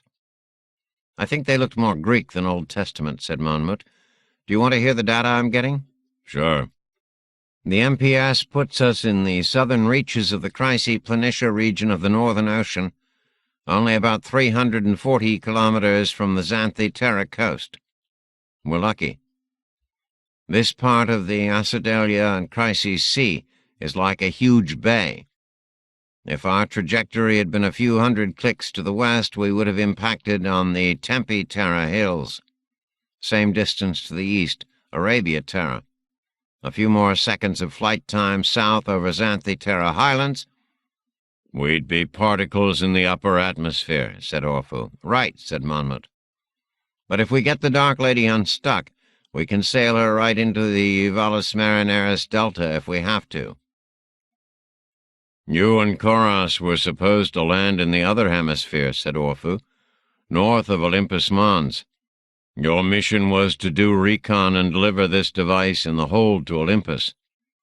Don't tell me the sub is in good enough shape to carry us up and around the Tempe-Terra Peninsula. No, admitted Monmouth. In truth, it would be an amazing stroke of luck if the Dark Lady held together and kept functioning long enough to get them to the nearest land. But he wasn't going to tell the Ionian that. Any other good news? Asked Orphu. Well, it's a pretty day on the surface. All liquid water as far as the buoy could see. Moderate swells of less than a meter, blue sky, temperature in the high 20s. Are they looking for us? Pardon me? Said Monmouth. Are the people that slagged us looking for us? Yes, said Monmouth. Passive radar showed several of those flying machines. Chariots. Several of those flying machines crisscrossing above the sea in the several thousand square kilometers of the debris impact footprint. Looking for us, said Orphu. No register of radar or neutrino search, said Monmouth. No energy search spectra at all. Can they find us, Monmouth? Orphu's voice was flat. Monmouth hesitated. He didn't want to lie to his friend. Possibly, he said. Almost certainly if they were using Moravec technology, but they don't seem to be. They're just looking. Perhaps just with eyes and magnetometers. They found us in orbit easily enough. Targeted us. Yes. There was no question that the chariot or its occupants had some sort of target acquisition device that had worked well at 8,000 clicks of distance. Did you reel in the buoy? Yes, said Monmouth. There were several seconds of silence, except for the creak of the damaged hull, the hiss of ventilation, and the thump and hum of various pumps working in vain to clear the flooded sections. We have several things going for us, Monmouth said at last. First, there are tons and tons of metal debris from the spacecraft in this footprint, and it's a long footprint. The first impacts weren't that far south of the polar cap. Second, we've settled in bow first, and the only section of the sub above the silt line, the stern, still has some tatters of loose stealth wrap on it. Third, we're powered down to the point that we have almost no energy signature at all. Fourth? Yes, said Orphu. Monmouth was thinking of the dying power supply, the dwindling reserves of air and water, and the doubtful propulsion system. Fourth, he said, they still don't know why we're here. Orphu rumbled softly. I don't think we do either, old friend. After a minute of no communication, Orphu said, Well, you're right. If they don't find us in the next few hours, we may have a chance. Or is there any other bad news? Monmouth hesitated. We have a slight problem with our air supply, he said at last. How serious a problem? We're not producing any.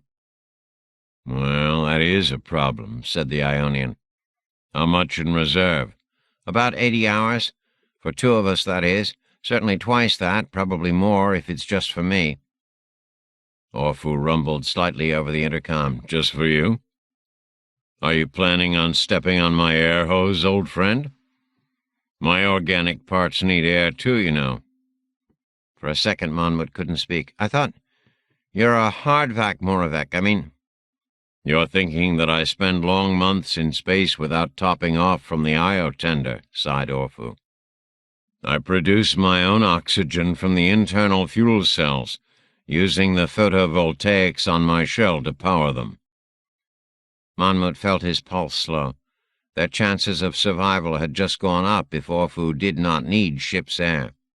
"But my shell photovoltaics are blasted to hell," Orphu said softly. "And the fuel cells haven't been producing O2 since the attack. I'm surviving on the ship's supply. I'm sorry, Monmouth."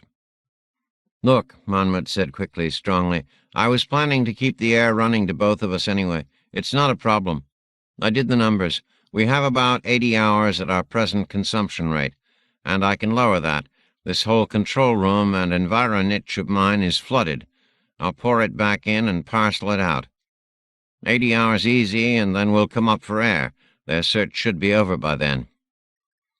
"Are you sure you can get the Dark Lady out of the mud?" asked Orphu. "Absolutely positive," lied Monmouth, voice firm. "I vote we lie doggo in the seabed for, say, 3 sols, 3 Martian days, 73 hours or so, to see if their chariot search is really cooled off. Or 12 hours after our last radar contact with them, whichever comes first." "Will that give us enough time to get out of the mud and to the surface, plus leave some oxygen and energy to spare?" Monmouth looked at his virtual wall of red alarm and non-function lights. 73 hours should be plenty of extra time, he said, but if they go away sooner than that, we should get to the surface and head for the coast. The lady can do about 20 knots on the surface with the reactor at this level, so it'll take the better part of the day and a half to get to land anyway, especially if we're picky about where to put in. "We'll just have to avoid being picky," said Orphu. "All right. It looks like the only thing we have to worry about for the next couple of days is boredom. Shall we play poker? Did you bring the virtual cards?"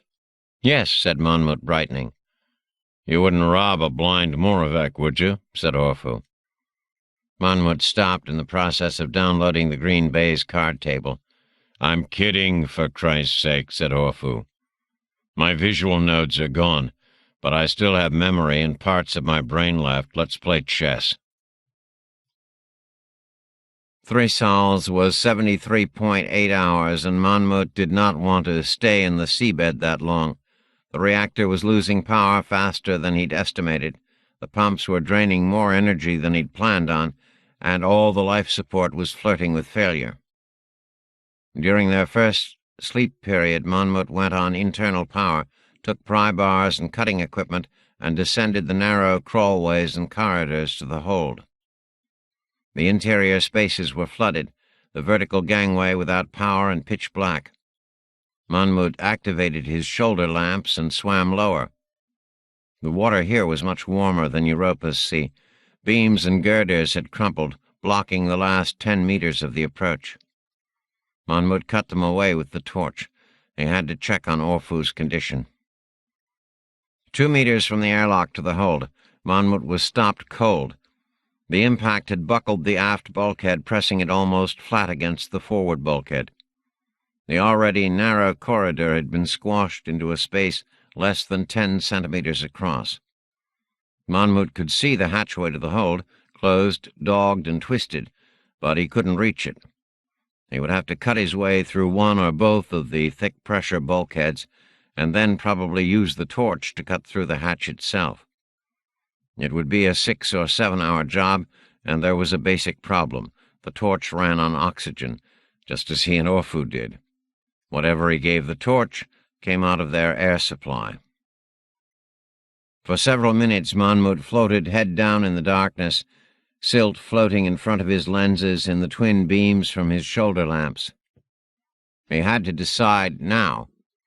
Once Orphu awoke and realized what he was doing, the Ionian would try to talk him out of it, and logic dictated that he be talked out of it.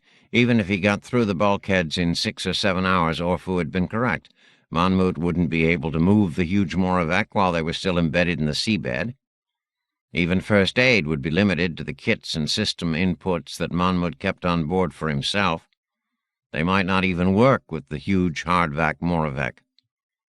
If Monmouth could really get the Dark Lady free of the silt and to the surface, That would be the best time for Monmouth to get to Orphu, even if he had to cut through the hull bay doors or outer hull.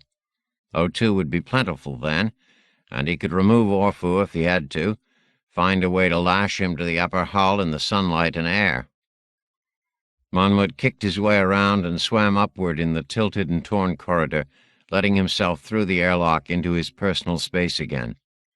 He stowed the cutting equipment. Later. He was no sooner in his acceleration couch again when Orphu's voice came over the comm. "You awake, Monmouth?" "Yes." "Where are you?" "At the controls. Where else would I be?" "Yes," said Orphu, his deep voice sounding weary and old on the hard line. "But I was dreaming. I thought I felt a vibration. I thought you might be." "I don't know." "Go back to sleep," said Monmouth. Moravec slept, if only to dream. "I'll wake you for the buoy check in 2 hours." Monmouth would deploy the periscope buoy for a few seconds every 12 hours, quickly scan the skies and gentle seas, and reel it back in. Flying machines were still crisscrossing the skies day and night at the end of the first 49 hours, but further north, nearer the pole. Monmouth was fairly comfortable. His control room and connecting enviro niche was undamaged, warm, and tilted only slightly bow down. He could move about if he wished. Several of the other habitable chambers had been flooded, including the science lab and Ertzweil's former cubby. But although the pumps soon cleared these spaces, Monmouth didn't bother flooding them with air. In fact, the first thing he had done after their initial conversation was to hook into his O2 umbilical and drain his enviro niche and control room. He told himself it was to save the oxygen, but he knew that part of the reason was that he felt guilty being so comfortable in his cozy niches when Orphu was in pain. Existential pain, at least, and floating in the flooded darkness of the hold. There was nothing Monmouth could do about that yet, not with 3/4 of the damaged sub embedded in the ocean floor. But he went into the vacuum-filled science lab and cobbled together comm units and other things he'd need if he ever managed to free the Ionian. "And free myself," thought Monmouth, although being separated from the Dark Lady did not seem like freedom to him. All deep-sea European cryobots had carried the kernel of agoraphobia in them, true terror of open spaces, and their evolved Moravec descendants had inherited it. On the second day, after their 8th chess game, Orphu said, "The Dark Lady has some sort of escape device, doesn't it?" Monmouth had hoped that Orphu wouldn't know this fact. "Yes," he said at last. "What kind?" "A little life bubble," said Monmouth, in a foul mood for having to talk about this. "Not much bigger than me, mostly meant to survive deep pressures and get me to the surface." "But it has a beacon. Its own life support system, some sort of propulsion and navigation systems, some water and food." "Yes," said Monmouth. "What of it?" "You wouldn't fit in it, and I can't tell you behind it." "Nothing," said Orphu. "I hate the idea of leaving the Dark Lady," Monmouth said truthfully, "and I don't have to think about it now, not for days and days." "All right," said Orphu. "I'm serious." "All right, Monmouth. I was just curious." If Orphu had rumbled amusement at him at that moment, Monmouth might well have crawled into the survival bubble and cast off. He was furious at the Ionian for raising this topic. "Want to play another game of chess?" Monmouth asked. "Not in this lifetime," said Orphu. At 61 hours after splashdown, there was only one chariot visible to radar, but it was circling just 8 clicks above them and 10 to the north. Monmouth reeled in the periscope buoy as quickly as he could. He sat listening to music over the intercom, Brahms, and down in his flooded hold, Orphu presumably was doing the same. Suddenly the Ionian asked, "Ever wonder why we're both humanists, Monmouth?" "What do you mean?" "You know, humanists. All Moravecs evolved into either us humanists, with our odd interest in the old human race, or the more interactive types like Kuros III. They're the ones who forge Moravec societies, 5 moon consortiums, political parties, whatever." "I never noticed," said Monmouth. "You're kidding me." Monmouth stayed silent. He was beginning to realize that in almost a century and a half of existence, he had managed to stay ignorant of almost everything important. All he knew were the cold seas of Europa, which he would never see again, and this submersible, which was hours or days away from ceasing to exist as a functioning entity. That, and Shakespeare's sonnets and plays. Monmouth barely resisted laughing on the hard line. What could be more useless? As if reading his mind again, Orpheus said, "What would the bards say about this predicament?" Monmouth was scanning the energy data and the consumable readouts. They couldn't wait the 73 hours. They would have to try to break free in the next 6 hours or so, and even then, if they weren't able to pull themselves free right away, the reactor might cease functioning altogether, overload, and— "Monmouth?" "I'm sorry, dozing. What about the bard?" "He must have something to say about shipwrecks," said Orpheus. "I seem to remember lots of shipwrecks in Shakespeare." "Oh, yes," said Monmouth, "lots of shipwrecks. 'Twelfth Night, The Tempest, the list goes on, but I doubt if there's anything in the plays to help us in this situation." "Tell me about some of the shipwrecks." Monmouth shook his head in the vacuum. He knew that Orpheus was just trying to take his mind off current realities. "Tell me about your beloved Proust," he said. "Does the narrator, Marcel, ever say anything about being lost on Mars?" "He does, actually," said Orpheus with the slightest hint of a rumble. "You're joking." "I never joke about à la recherche du temps perdu," said Orpheus in a tone that almost, not quite, convinced Monmouth that the Ionian was serious. "All right, what does Proust say about surviving on Mars?" said Monmouth. In 5 minutes he was going to deploy the periscope buoy again and bring them up even if the chariot was hovering 10 meters overhead. "In Volume 3 of the French edition, Volume 5 of the English translation I downloaded to you, Marcel says that if we suddenly found ourselves on Mars and grew a pair of wings and a new respiratory system, it would not take us out of ourselves," said Orpheus. "Not as long as we have to use our same senses. Not as long as we're stuck in our same consciousnesses." "You're kidding," said Monmouth. "I never kid about the character Marcel's perceptions in à la recherche du temps perdu," Orpheus said again, in a tone that told Monmouth that he was kidding all right, but not about that particular odd Mars reference. "Didn't you read the editions I sent you at the beginning of the voyage in system?" "I did," said Monmouth. "I really did. I just sort of skipped over the last couple of 1,000 pages. "Well, that's not uncommon," said Orpheus. "Listen. Here's a passage that comes after the growing wings and new lungs on Mars bit. Do you want it in French or English?" "English," Monmouth said quickly. This close to a terrible death from suffocation, he didn't want the added torture of listening to French. "The only true voyage, the only fountain of youth," recited Orpheus, "would be found not in traveling to strange lands, but in having different eyes, in seeing the universe with the eyes of another person, of 100 others, and seeing the 100 universes each of them sees, which each of them is." Monmouth actually forgot about their imminent asphyxiation for a minute as he thought about this. "That's Marcel's fourth and final answer to the puzzle of life, isn't it, Orpheus?"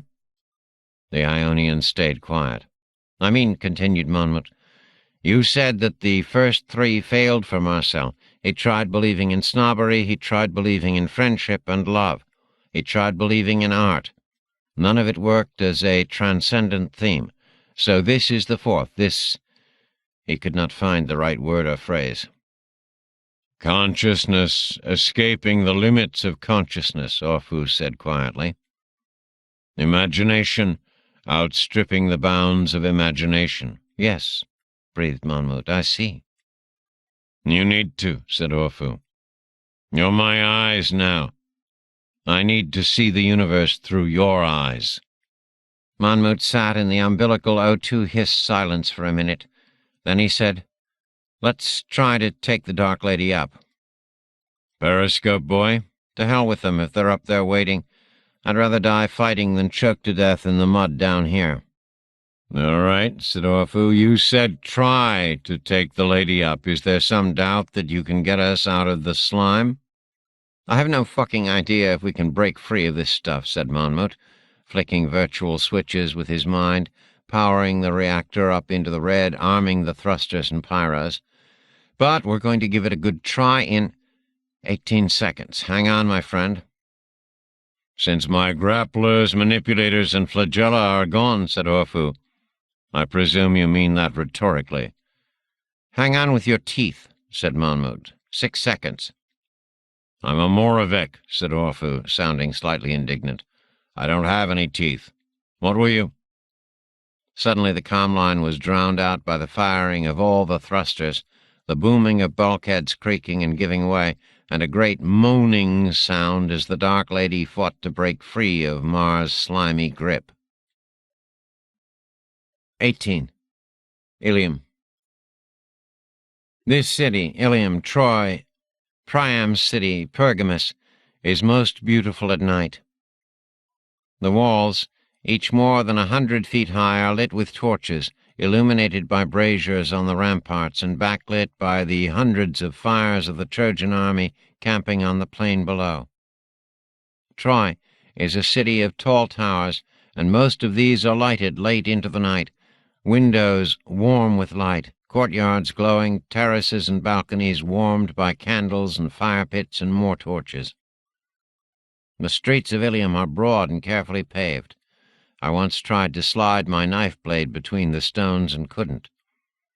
And most are lighted by open doorways, torches set into wall sconces, and by the cooking campfires of the thousands upon thousands of non-Trojan soldiers and their families living here now, allies to Ilium all. Even the shadows in Ilium are alive. Young men and women of the lower classes make love in the dark alleys and on shadowy terraces. Well-fed dogs and eternally clever cats slip from shadow to shadow, narrow alley to courtyard, loping along the edges of the broad thoroughfares where fruit and vegetables, fish and meat have fallen from the day's market carts and are theirs for the eating, and then slink back to narrow alleys' gloom and darkness under the viaducts. The residents of Ilium have no fear of starvation or deadly thirst. At the first alarm of the Achaeans' approach, many weeks before the dark ships arrived more than 9 years ago, hundreds of cattle and thousands of sheep were herded into the city, emptying farm fields for 400 square miles around the city. More such cattle drives happen regularly, and most of the beef gets to the city despite the Greeks' half-hearted efforts to interdict. Vegetables and fruits flow easily into Ilium, delivered by the same shrewd farmers and traders who sell food to the Achaeans. Troy was built where it was so many centuries ago, largely because of the huge aquifer under it. The city has 4 giant wells that always run fresh and deep. But to be on the safe side, Priam long ago ordered a tributary of the river Simois to the north of Ilium diverted and run through easily defended canals and underground viaducts into the city proper. The Greeks have more trouble finding fresh water than do the technically besieged residents of Ilium. The population of Ilium, easily the greatest city on earth at this time, has more than doubled since the war began. First into the city for protection came the farmers and goat herders and fishermen and other peripatetic former denizens of the plains of Ilium. Following them came the armies of the allies of Troy, not only the fighting men but often their wives and children and elders and dogs and cattle. And these allies include different groups: the Trojans, not from Troy itself, the Dardanians and others from smaller cities and outlying areas far beyond Ilium, including the Trojan loyal fighters from under Mount Ida and from as far north as Lycia. Also present now are the Andrasteans and other fighters from places many leagues east of Troy, as well as the Pelasgians from Larissa in the south. From Europe have come the Thracians, Paeonians, and Cicones. From the south shores of the Black Sea have come the Halisons, dwellers near the river Halys, and related to the Chalybes metal workers of ancient legend. One can hear campfire songs and curses in the city from the Paphlagos and Enetoi, a people from farther north along the Black Sea, who may be the great-great ancestors of the future Venetians. From north-central Asia Minor have come the shaggy Mysians. Animas and Nastes are two Mysian men I've spent time with and who will, according to Homer, be cut down by Achilles in the river battle to come. A slaughter so terrible that not only will the Scamander run red for months, but the river will be dammed up by the corpses of all the men Achilles will massacre there, including the unclaimed bodies of Nastes and Animas. Also here, recognizable by their wild hair, by their oddly shaped bronze gear, and by their smell, are the Phrygians, Myonians, Carians, and Lycians. This city is full and wonderfully alive and raucous all but 2 or 3 of its 24 hours each day. This is the finest and grandest and most beautiful city in the world, in this era, or my era, or any era in the history of all humankind. I am thinking this as I lie naked next to Helen of Troy in her bed, the linens smelling of sex and of us, the breeze cool through billowing curtains. Somewhere thunder rumbles as a storm approaches. Helen stirs and whispers my name. Hockenberry. I came into the city in late afternoon after QTing down from the hospital of the gods on Olympus, knowing that the Muse was looking for me to kill me, and that if she did not find me today, Aphrodite would when the goddess got out of her healing tank. I had thought to blend in with the soldiers watching the last of this long day's battles. Somewhere out there in the late afternoon sun and dust, Diomedes was still slaughtering Trojans. But when I saw Hector walking back to the city with only a few of his usual retinue, I morphed into one of the men I knew, Dolon, a spearman and trusted scout, soon to be killed by Odysseus and Diomedes, and followed Hector. The noble warrior came in through the Scaean gates, Ilium's main gates, made of sturdy oak planks as tall as 10 men the size of Ajax, and he was immediately besieged by the wives and daughters of Troy, asking about their husbands and sons and brothers and lovers. I watched Hector's tall, red Trojan crest move through the mob of women, his head and shoulders swimming above the sea of beseeching faces, and saw him when he finally stopped to address the growing mob. "Pray to the gods, you women of Troy," was all he said before turning on his heel and marching toward Priam's palace. Some of his soldiers crossed tall spears and covered his retreat, holding back the wailing mass of Trojan women. I stayed with the last 4 of his guard and silently accompanied Hector into Priam's magnificent palace, built wide, as Homer said, and gleaming with porches and colonnades of polished marble. We stepped back against the wall, evening shadows already creeping into the courtyards and sleeping chambers here, and stood guard as Hector met briefly with his mother. "No wine, mother," he said, waving away the cup she had ordered a servant to bring. "Not now, I'm too tired. The wine would sap what little strength and nerve I have left for the killing to come this evening. Also, I'm covered with blood and dirt and all the filth of battle. I'd be ashamed to lift a cup to Zeus with such dirty hands." "My son," said Hector's mother, a woman I had seen act with warmth and a good heart over the years, "why have you left the fighting if not to pray to the gods?" "It's you who have to pray," said Hector, his helmet next to him on the couch. The warrior was indeed filthy, face grimed with layers of dirt and blood turned to a reddish mud by his sweat, and he sat as only the deeply exhausted can sit, forearms on his knees, head bent, voice dulled. "Go to Athena's shrine, gather the most noble of Ilium's noblest women, and take the largest, most beautiful robe you can find in Priam's palace. Spread it across the knees of Athena's gold statue, and promised to sacrifice 12 yearling heifers in her temple, if only she will pity Troy. Ask the grim goddess to spare our city and our Trojan wives and helpless children from the terror of Diomedes." "Has it come to that?" whispered Hector's mother, leaning closer and taking one of her son's bloody hands in hers. "Has it finally come to that?" "Yes," said Hector, and struggled to his feet and lifted his helmet and left the hall. With the 3 other spearmen, I followed the exhausted hero as he walked 6 city blocks to the residence of Paris and Helen, a large compound with its cluster of regal terraces and residential towers and private courtyards. Hector brushed past guards and servants, pounded up steps, and flung open the door to Paris and Helen's private quarters. I half expected to see Paris in bed with his stolen consort. Homer had sung that the horny couple had gone straight to bed hours earlier, when Paris had been whisked from his showdown with Menelaus. But instead, Paris looked up from fondling his armor and battle gear as Helen sat nearby directing female servants in their embroidery. "What the fuck are you doing?" Hector snarled at the smaller man. "Sitting here like a woman, like a mewling infant, playing with your armor while the real men of Ilium die by the 100, while the enemy surges around the citadel and fills our ears with his foreign battle cries? Get up, you goddamn deserter! Get up before Troy is burned to cinders around your cowardly ass!" Instead of leaping to his feet in indignation, the royal Paris just smiled. "Ah, Hector, I deserve your curses. Nothing you say is unjust." "Then get off your butt and into that armor," Hector said brusquely, but the fury in his tone had suddenly died away, either robbed of force by fatigue or by Paris's calm refusal to defend himself. "I will," said Paris, "but first hear me out. Let me tell you something."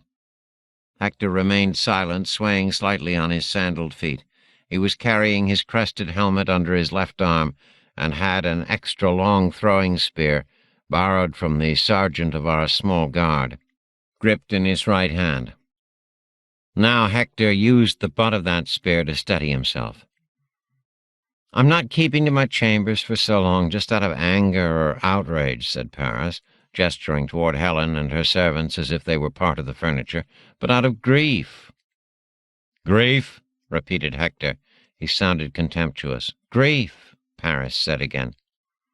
"Grief at my own cowardice today, although it was the gods who carried me away from battle with Menelaus, not my own will, and grief at the fate of our city." "That fate isn't written in stone," snapped Hector. "We can stop Diomedes and his battle-maddened minions. Put on your armor. Come back to the battle with me. There's another hour of daylight left. We can kill many Greeks in the bloody light of the setting sun, and more in the cool twilight." Paris smiled at this and stood. "You're right. Battle now strikes even me, the world's greatest lover, not its greatest fighter, as the better way. Fate and victory shift, you know, Hector. Now this way, now that way, like a line of unarmored men under a hail of enemy arrows." Hector put on his helmet and waited, silent, obviously not trusting Paris's promise to join the fighting. "You go on," said Paris. "I have to don all this war gear. You go on, I'll catch you up." Hector remained silent at this, still not willing to leave without Paris. But beautiful Helen, and she was beautiful, rose from her chair and crossed the marble floor to touch Hector's blood-streaked forearm. Her sandals made soft sounds on the cool marble. "My dear friend," she said, her voice quavering with emotion. "My dear brother, dear to me. Bitch that I am. Vicious, scheming cunt that I am. A female horror to freeze the blood. Oh, how I wish my mother had drowned me in the dark Ionian Sea the day I was born, rather than be the cause of all this." She broke down, removed her hand from Hector, and began weeping. The noble Hector blinked at this, raised his free hand as if to touch her hair, quickly drew back his hand, and cleared his throat in embarrassment. Like so many heroes, the great Hector was awkward with women other than his wife. Before he could speak, Helen went on, still weeping, hiccuping words between racking sobs. "Oh, noble Hector, if the gods have truly ordained all these terrible years of bloodshed for me, I wish I had been the wife of a better man. A fighter rather than a lover, a man with a will to do more for his city than take his wife to bed in the long afternoon of his city's doom. Paris took a half-step toward Helen then, as if to slap her, but her proximity to the tall Hector held him back. We foot soldiers near the wall stared at nothing and pretended we had no ears. Helen looked at Paris. Her eyes were red and brimming. She still spoke to Hector as if Paris, her kidnapper and putative second husband, was not in the room. "This one has earned the scalding scorn of real men. He has no steadiness of spirit, no grit. Not now, not ever." Paris blinked, and a flush rose into his cheeks as if he had been slapped. "But he'll reap the fruits of his cowardice, Hector," continued Helen, literally spitting out the words now, her saliva striking the marble floor. "I swear to you that he will reap the fruits of his weakness. By the gods, I swear this." Paris stalked out of the room. Helen turned to the standing, grime-streaked warrior. "But come to the couch and rest next to me, dear brother. You are the one hit hardest by all this fighting, and all for me, Hector, whore that I am." She sat on the cushioned couch and patted a place next to her. "The two of us are bound together in this fate, Hector. Zeus planted the seed of 1,000,000 deaths, of the doom of our age, in each of our breasts. My dear Hector, we are mortals, we will both die, but you and I will live for 1,000 generations in song." As if unwilling to hear more, Hector turned on his heel and left the room, donning his tall helmet so that it flashed in the low slanting rays of the evening sun. Looking one last time at Helen as she sat, head bowed on the cushioned bench, noting her perfect pale arms and the softness of her breasts visible in her thin gown, I lifted my spear, the scout Dolon's spear, and followed Hector and his other 3 loyal spearmen. This is important, that I tell it like this. Helen stirs, whispers my name, but goes back to sleep. My name. She whispers, Hockenberry, and it is as if I have been speared through the heart. And now, lying next to the most beautiful woman in the ancient world, perhaps the most beautiful woman in history, or at least the one woman who has caused the greatest number of men to die in her name, I remember more about my life, about my former life, about my real life. I was married. My wife's name was Susan. We met as undergraduates at Boston College, married shortly after graduation. Susan was a high school counselor, but rarely worked after we moved to Indiana, where I began teaching classics at Indiana University in 1972. We had no children, but not for want of trying. Susan was alive when I grew ill from liver cancer and went into the hospital. Why in God's name am I remembering this now? After 9 years of almost no personal memories, why remember Susan now? Why be slashed and cursed by the jagged shards of my former life now? I don't believe in God with a capital G, and, despite their obvious solidity, I don't believe in the gods with their small g's. Not as real forces in the universe. But I believe in the bitch goddess Irony. She crosses all time.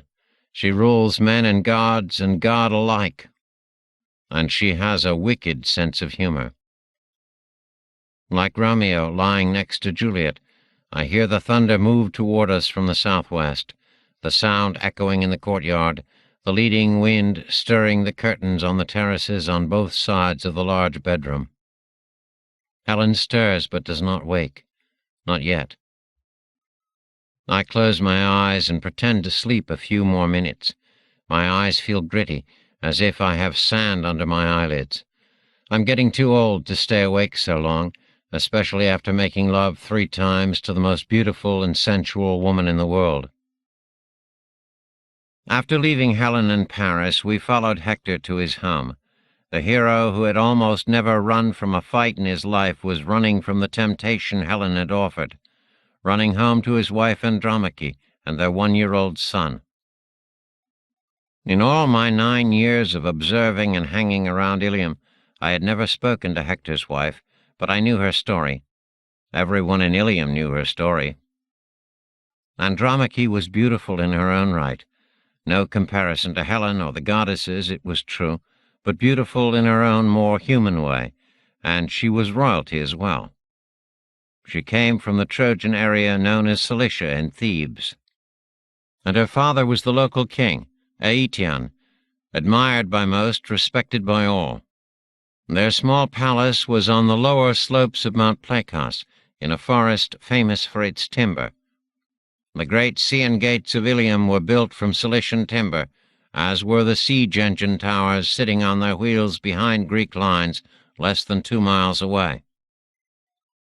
Achilles had killed her father, cutting Aetion down in combat when the swift-footed Achaean man-killer had led his men against the outlying Trojan cities shortly after the Greeks had landed. Andromache had 7 brothers, none of them fighters but sheep-herders and tenders of oxen, and Achilles had killed them on that same day, finding them in the fields and chasing them down to their death in the rocky hills below the forest. Achilles' plan was obviously to leave no male vestige of the Cilician royal family alive. That night, Achilles had his men dress Aetion's body in war bronze, and he burned the corpse with respect, heaping a grave mound above the old king's ashes. But Andromache's brothers' bodies lay untended in the fields and woods, food for wolves. Rich with the plunder of a dozen cities, Achilles still demanded a literal king's ransom for Aetion's queen, Andromache's mother, and he had received it. Ilium was still rich then, and free to bargain with its invaders. Andromache's mother had returned home to the halls of their empty palace in Cilicia, and there, according to Andromache's frequent telling of her woeful tale, Artemis, in a shower of arrows, shot her down. Well, in a way. Artemis, daughter of Zeus and Leto and sister of Apollo, is the goddess of the hunt. I saw her on Olympus only yesterday, but she is also the goddess presiding over childbirth. At one point in the Iliad, an infuriated Apollo flung shouts at his sister in front of their father Zeus. "He lets you kill off mothers in their labor," meaning that Artemis is responsible for dispensing death in childbirth, as well as for serving as the divine midwife to mortal women. Andromache's mother died 9 months after being taken hostage by Achilles on the day Aetion, Andromache's father, was killed. Andromache's mother died in childbirth, attempting to bring her husband's killer's child into the world. Tell me that the bitch goddess irony doesn't rule the world. Andromache and their baby were not at home. Hector rushed from room to room in the house, the 4 of us spearmen holding back, watching the entrance but not interfering. The hero was obviously worried and showed more visible anxiety than I had ever seen him show on the battlefield. Back at the doorway he stopped 2 servant women coming in. "Where's Andromache? Has she gone to the temple of Athena with the other noble wives, to my sister's house, to see my brother's wives?" "Our mistress has gone to the wall, master," said the oldest of the servants. "All of the Trojan women have heard of the day's terrible fighting, of Diomedes' wrath and the turn of fortune against the sons of Ilium. Your wife has gone to the huge gate tower of Troy to see what she can see, to learn if her master and husband still lives. She ran like a madwoman, master, with the nurse running along behind carrying your child." We could hardly keep up with Hector as he ran to the Scaean gates, and I realized a block from the wall that I shouldn't stay with him. This event, the meeting of Hector and Andromache on the ramparts, was too important. Too many gods would be viewing it. The Muse might well be there hunting for me. Several 100 yards from the gates I dropped away from the loping spearmen and fell into a crowd on a side street. The shadows were deep now, the air cooling, but the topless towers of Ilium were still lighted by the red sun setting in the west. I chose one of these towers and climbed its winding interior staircase, while still morphed as the spearman Dolon.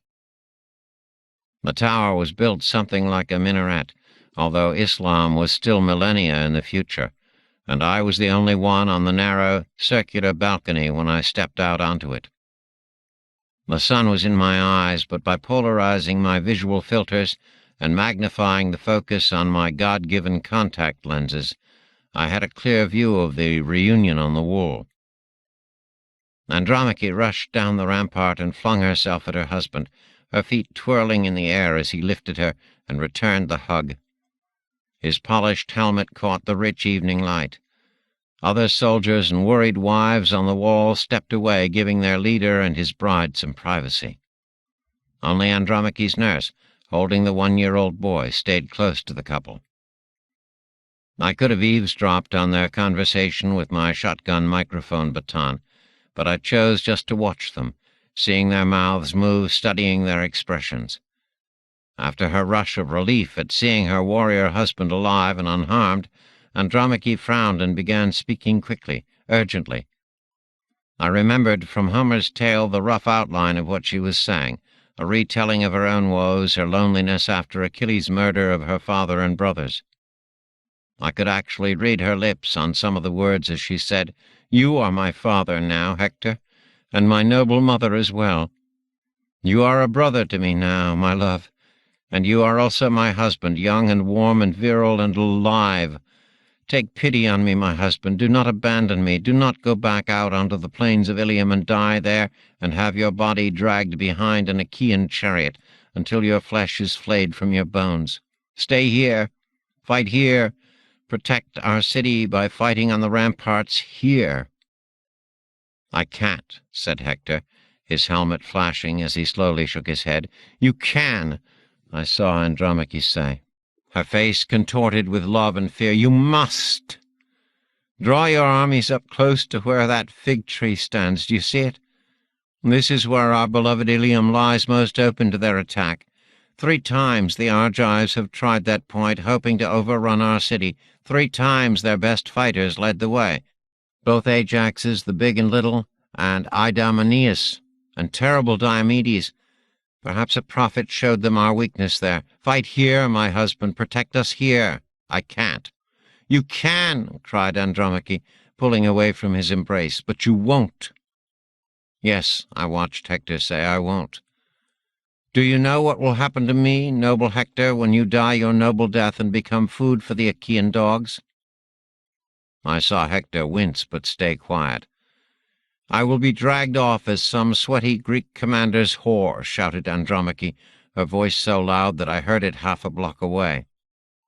"Carried off to Argos as booty, as some slave for big Ajax or little Ajax or terrible Diomedes or some lesser captain to fuck at his whim." "Yes," said Hector, his gaze pained but steady, "but I'll be dead, with the earth over me to muffle your cries."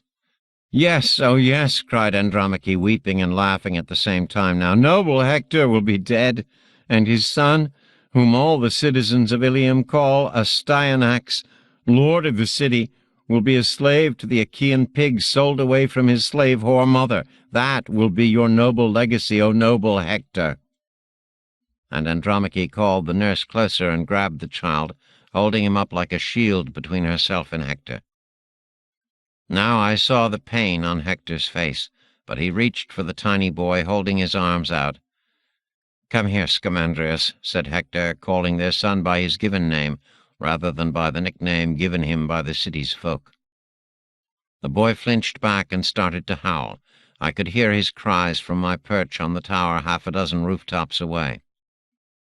It was the helmet, Hector's helmet, polished, shining bronze, streaked with blood and grime, reflecting the sunlight and the distorted parapet and the boy himself.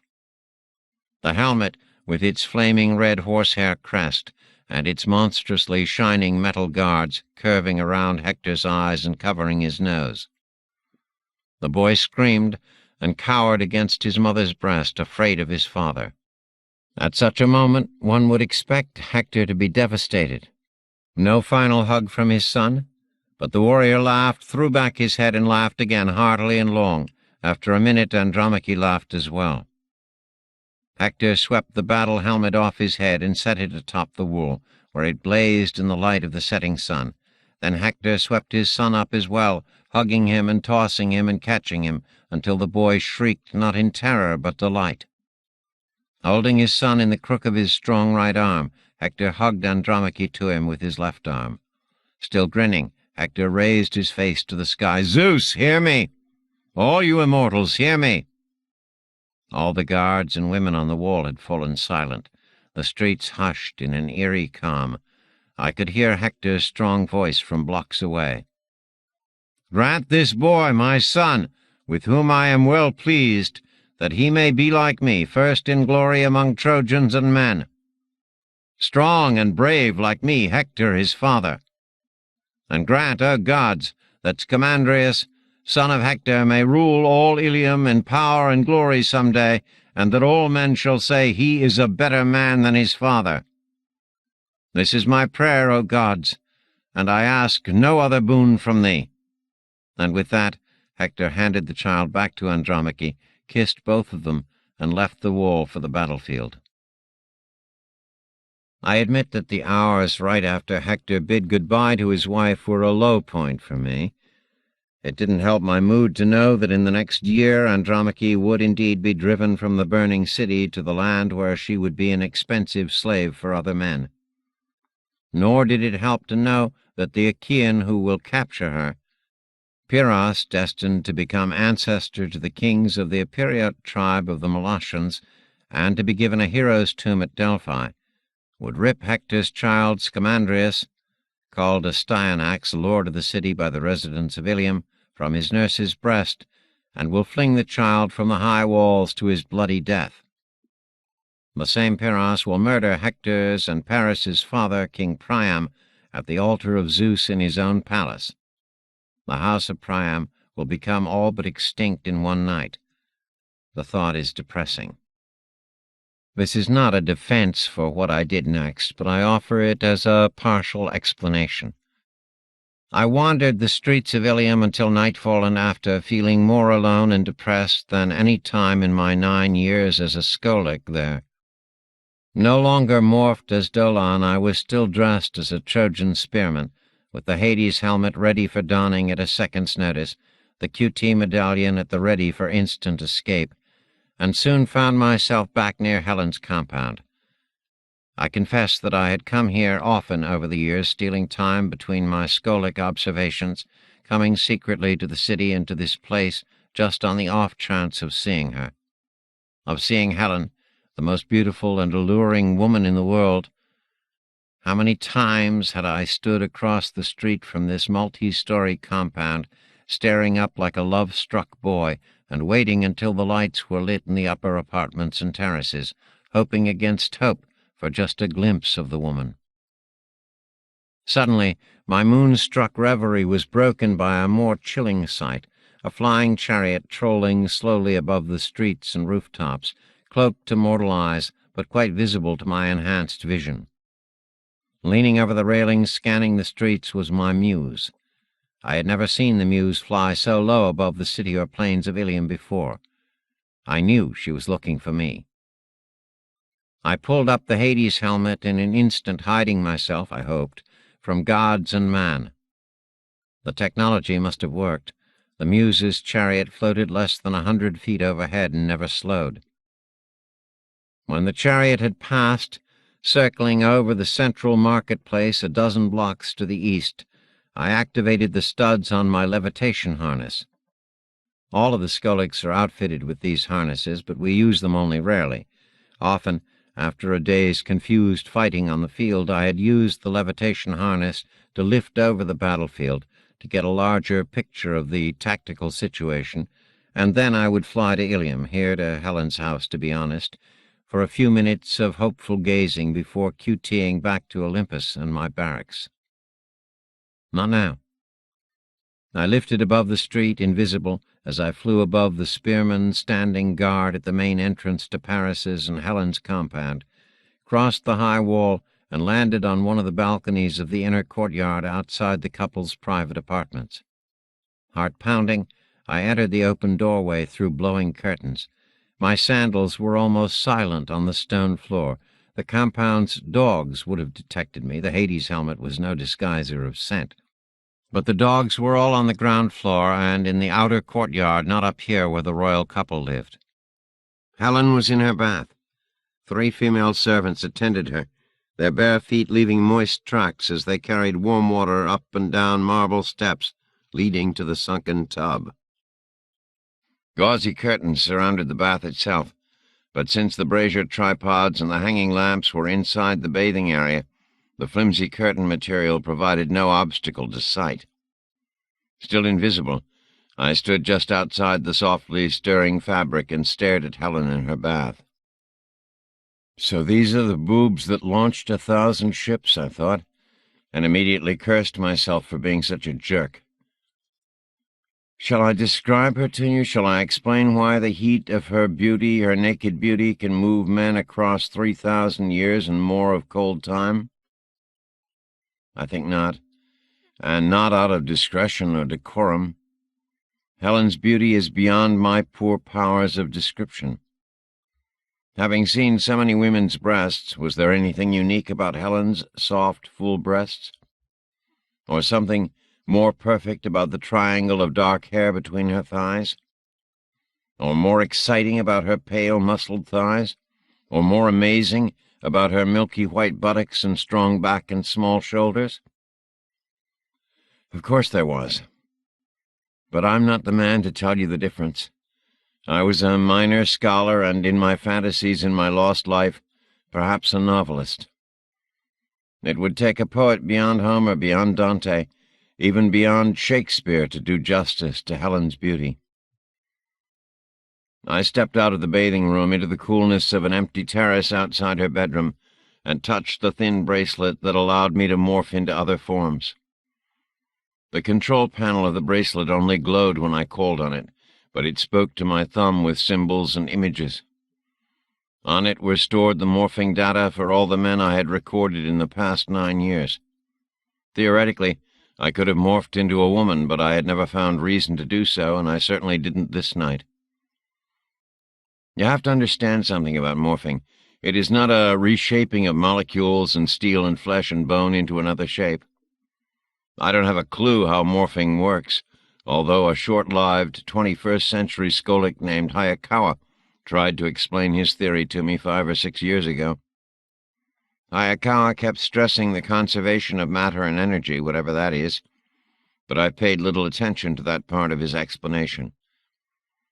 Evidently, morphing works on the quantum level of things. What doesn't with these gods? Hayakawa asked me to imagine all the human beings here, including him and me, as standing probability waves. On the quantum level, he said, human beings and everything else in the physical universe exist from instant to instant as a sort of collapsing wave front. Molecules, memory, old scars, emotions, whiskers, beer breath, everything. These bracelets the gods gave us recorded probability waves and allowed us to interrupt and store the originals, and for a short time merge our own probability waves with the stored ones. Take our own memories and will along into a new body when we morphed. Why this didn't violate Hayakawa's beloved conservation of mass and energy, I don't know. But he kept insisting it did not. This usurpation of another's form and action is why we scholics almost always morphed into minor figures in the battle for Troy. Literal spear carriers like the unnamed bodyguard whose form I had assumed after Dolon's. If we were to become Odysseus, say, or Hector, or Achilles, or Agamemnon, we would look the part, but the behavior would be our own, far inferior to the heroic character of the real person. And every minute we inhabited his form, we would carry actual events further and further from this unfolding reality that so paralleled the Iliad. I have no idea where the real person went when we morphed into him. Perhaps the probability wave of that person simply floated around on the quantum level, no longer collapsing into what we called reality, until we were finished with his form and voice. Perhaps the probability wave was stored in the bracelet we carried, or in some machine or God's microchip on Mons Olympos. I don't know, and don't especially care. I once asked Hayakawa shortly before he displeased the muse and disappeared forever if we could use the morphing bracelet to change into one of the gods. Hayakawa had laughed and said, "The gods protect their probability waves, Hockenberry. I wouldn't try to mess with them." Now I triggered the bracelet and flicked through the hundreds of men I'd recorded there until I found the one I wanted. Paris. It's probable that the Muse would have ended my existence if she'd even known that I had scanned Paris for future morphing. Skolix, don't interfere. Where is Paris right now? Thumb over the activate icon. I tried to remember. The events of this afternoon and this evening, the confrontation between Hector and Paris and Helen, the meeting of Hector and his wife and son on the walls, all occurred near the end of Book 6 of the Iliad. Didn't they? I couldn't think. My chest ached with loneliness. My head was swimming as if I'd been drinking all afternoon. Yes, the end of Book 6. Hector leaves Andromache, and Paris does catch up to him before Hector leaves the city. Or just as Hector leaves the city. How had my favorite translation gone? Nor did Paris linger long in his vaulted halls. Helen's new husband had buckled on his armor as promised, and rushed out to join Hector, and the two of them had strode through the Scian gates together, into more battle. I remember writing a paper for a scholarly convention in which I'd analyzed Homer's metaphor of Paris racing along like a stallion breaking free of its tether, hair streaming like a mane back over his shoulders, eager for battle, blah, blah, blah. Where is Paris now, after dark? What have I missed while wandering the streets and staring at Helen's lights and Helen's tits? That was in Book 7, and I'd always thought that Book 7 of the Iliad was a confusing, cobbled-together mess. It ended that long day that had begun in Book 2 with Paris killing the Achaean named Menestheus, and Hector slashing Ioneus' throat. So much for husbandly hugs and fatherly embraces. Then there was more fighting, and Hector had taken on Big Ajax in one-on-one combat, and... What? Nothing much. Ajax had been winning, he was the better fighter. But then the gods started quarreling about outcome again. There had been a lot of talk by the Greeks and Trojans, a lot of bluster blown back and forth, and a truce, and Hector and Ajax had swapped armor and acted like old pals, and then they all agreed to a truce while they gathered the dead for corpse fires, and... Where the hell is Paris this night? Does he stay with Hector and the army to supervise the truce, speak at the funeral rituals? Or does he act more in character and come to Helen's bed? Who gives a shit? I said aloud, and thumbed the activation icon on the bracelet and morphed into the form of Paris. I was still invisible, decked out in Hades' helmet, levitation harness, everything. I took off the helmet and everything else except the morphing bracelet and the small QT medallion hanging around my neck, hiding the gear behind a tripod in the corner of the balcony. Now I was only Paris in his war gear. I took off the armor and left it on the balcony as well, appearing now only as Paris in his soft tunic. If the Muse swooped down on me now, I had no defense except to QT away. I walked back through the balcony curtains into the bathing area. Helen looked up in surprise as I parted the curtains. "My lord?" she said, and I saw first the defiance in her eyes, and then the downward cast gaze of what might have been apology and self-subordination for her earlier harsh words. "Leave us," she snapped at the servants, and the women left on wet feet. Helen of Troy came slowly up the steps of the bath toward me, her hair dry except for the wet strands over her shoulder blades and breasts, her head still lowered but her eyes looking up at me now through her lashes. "What will you have of me, my husband?" I had to try twice before my voice would work properly. Finally, in Paris's voice, I said, "Come to bed."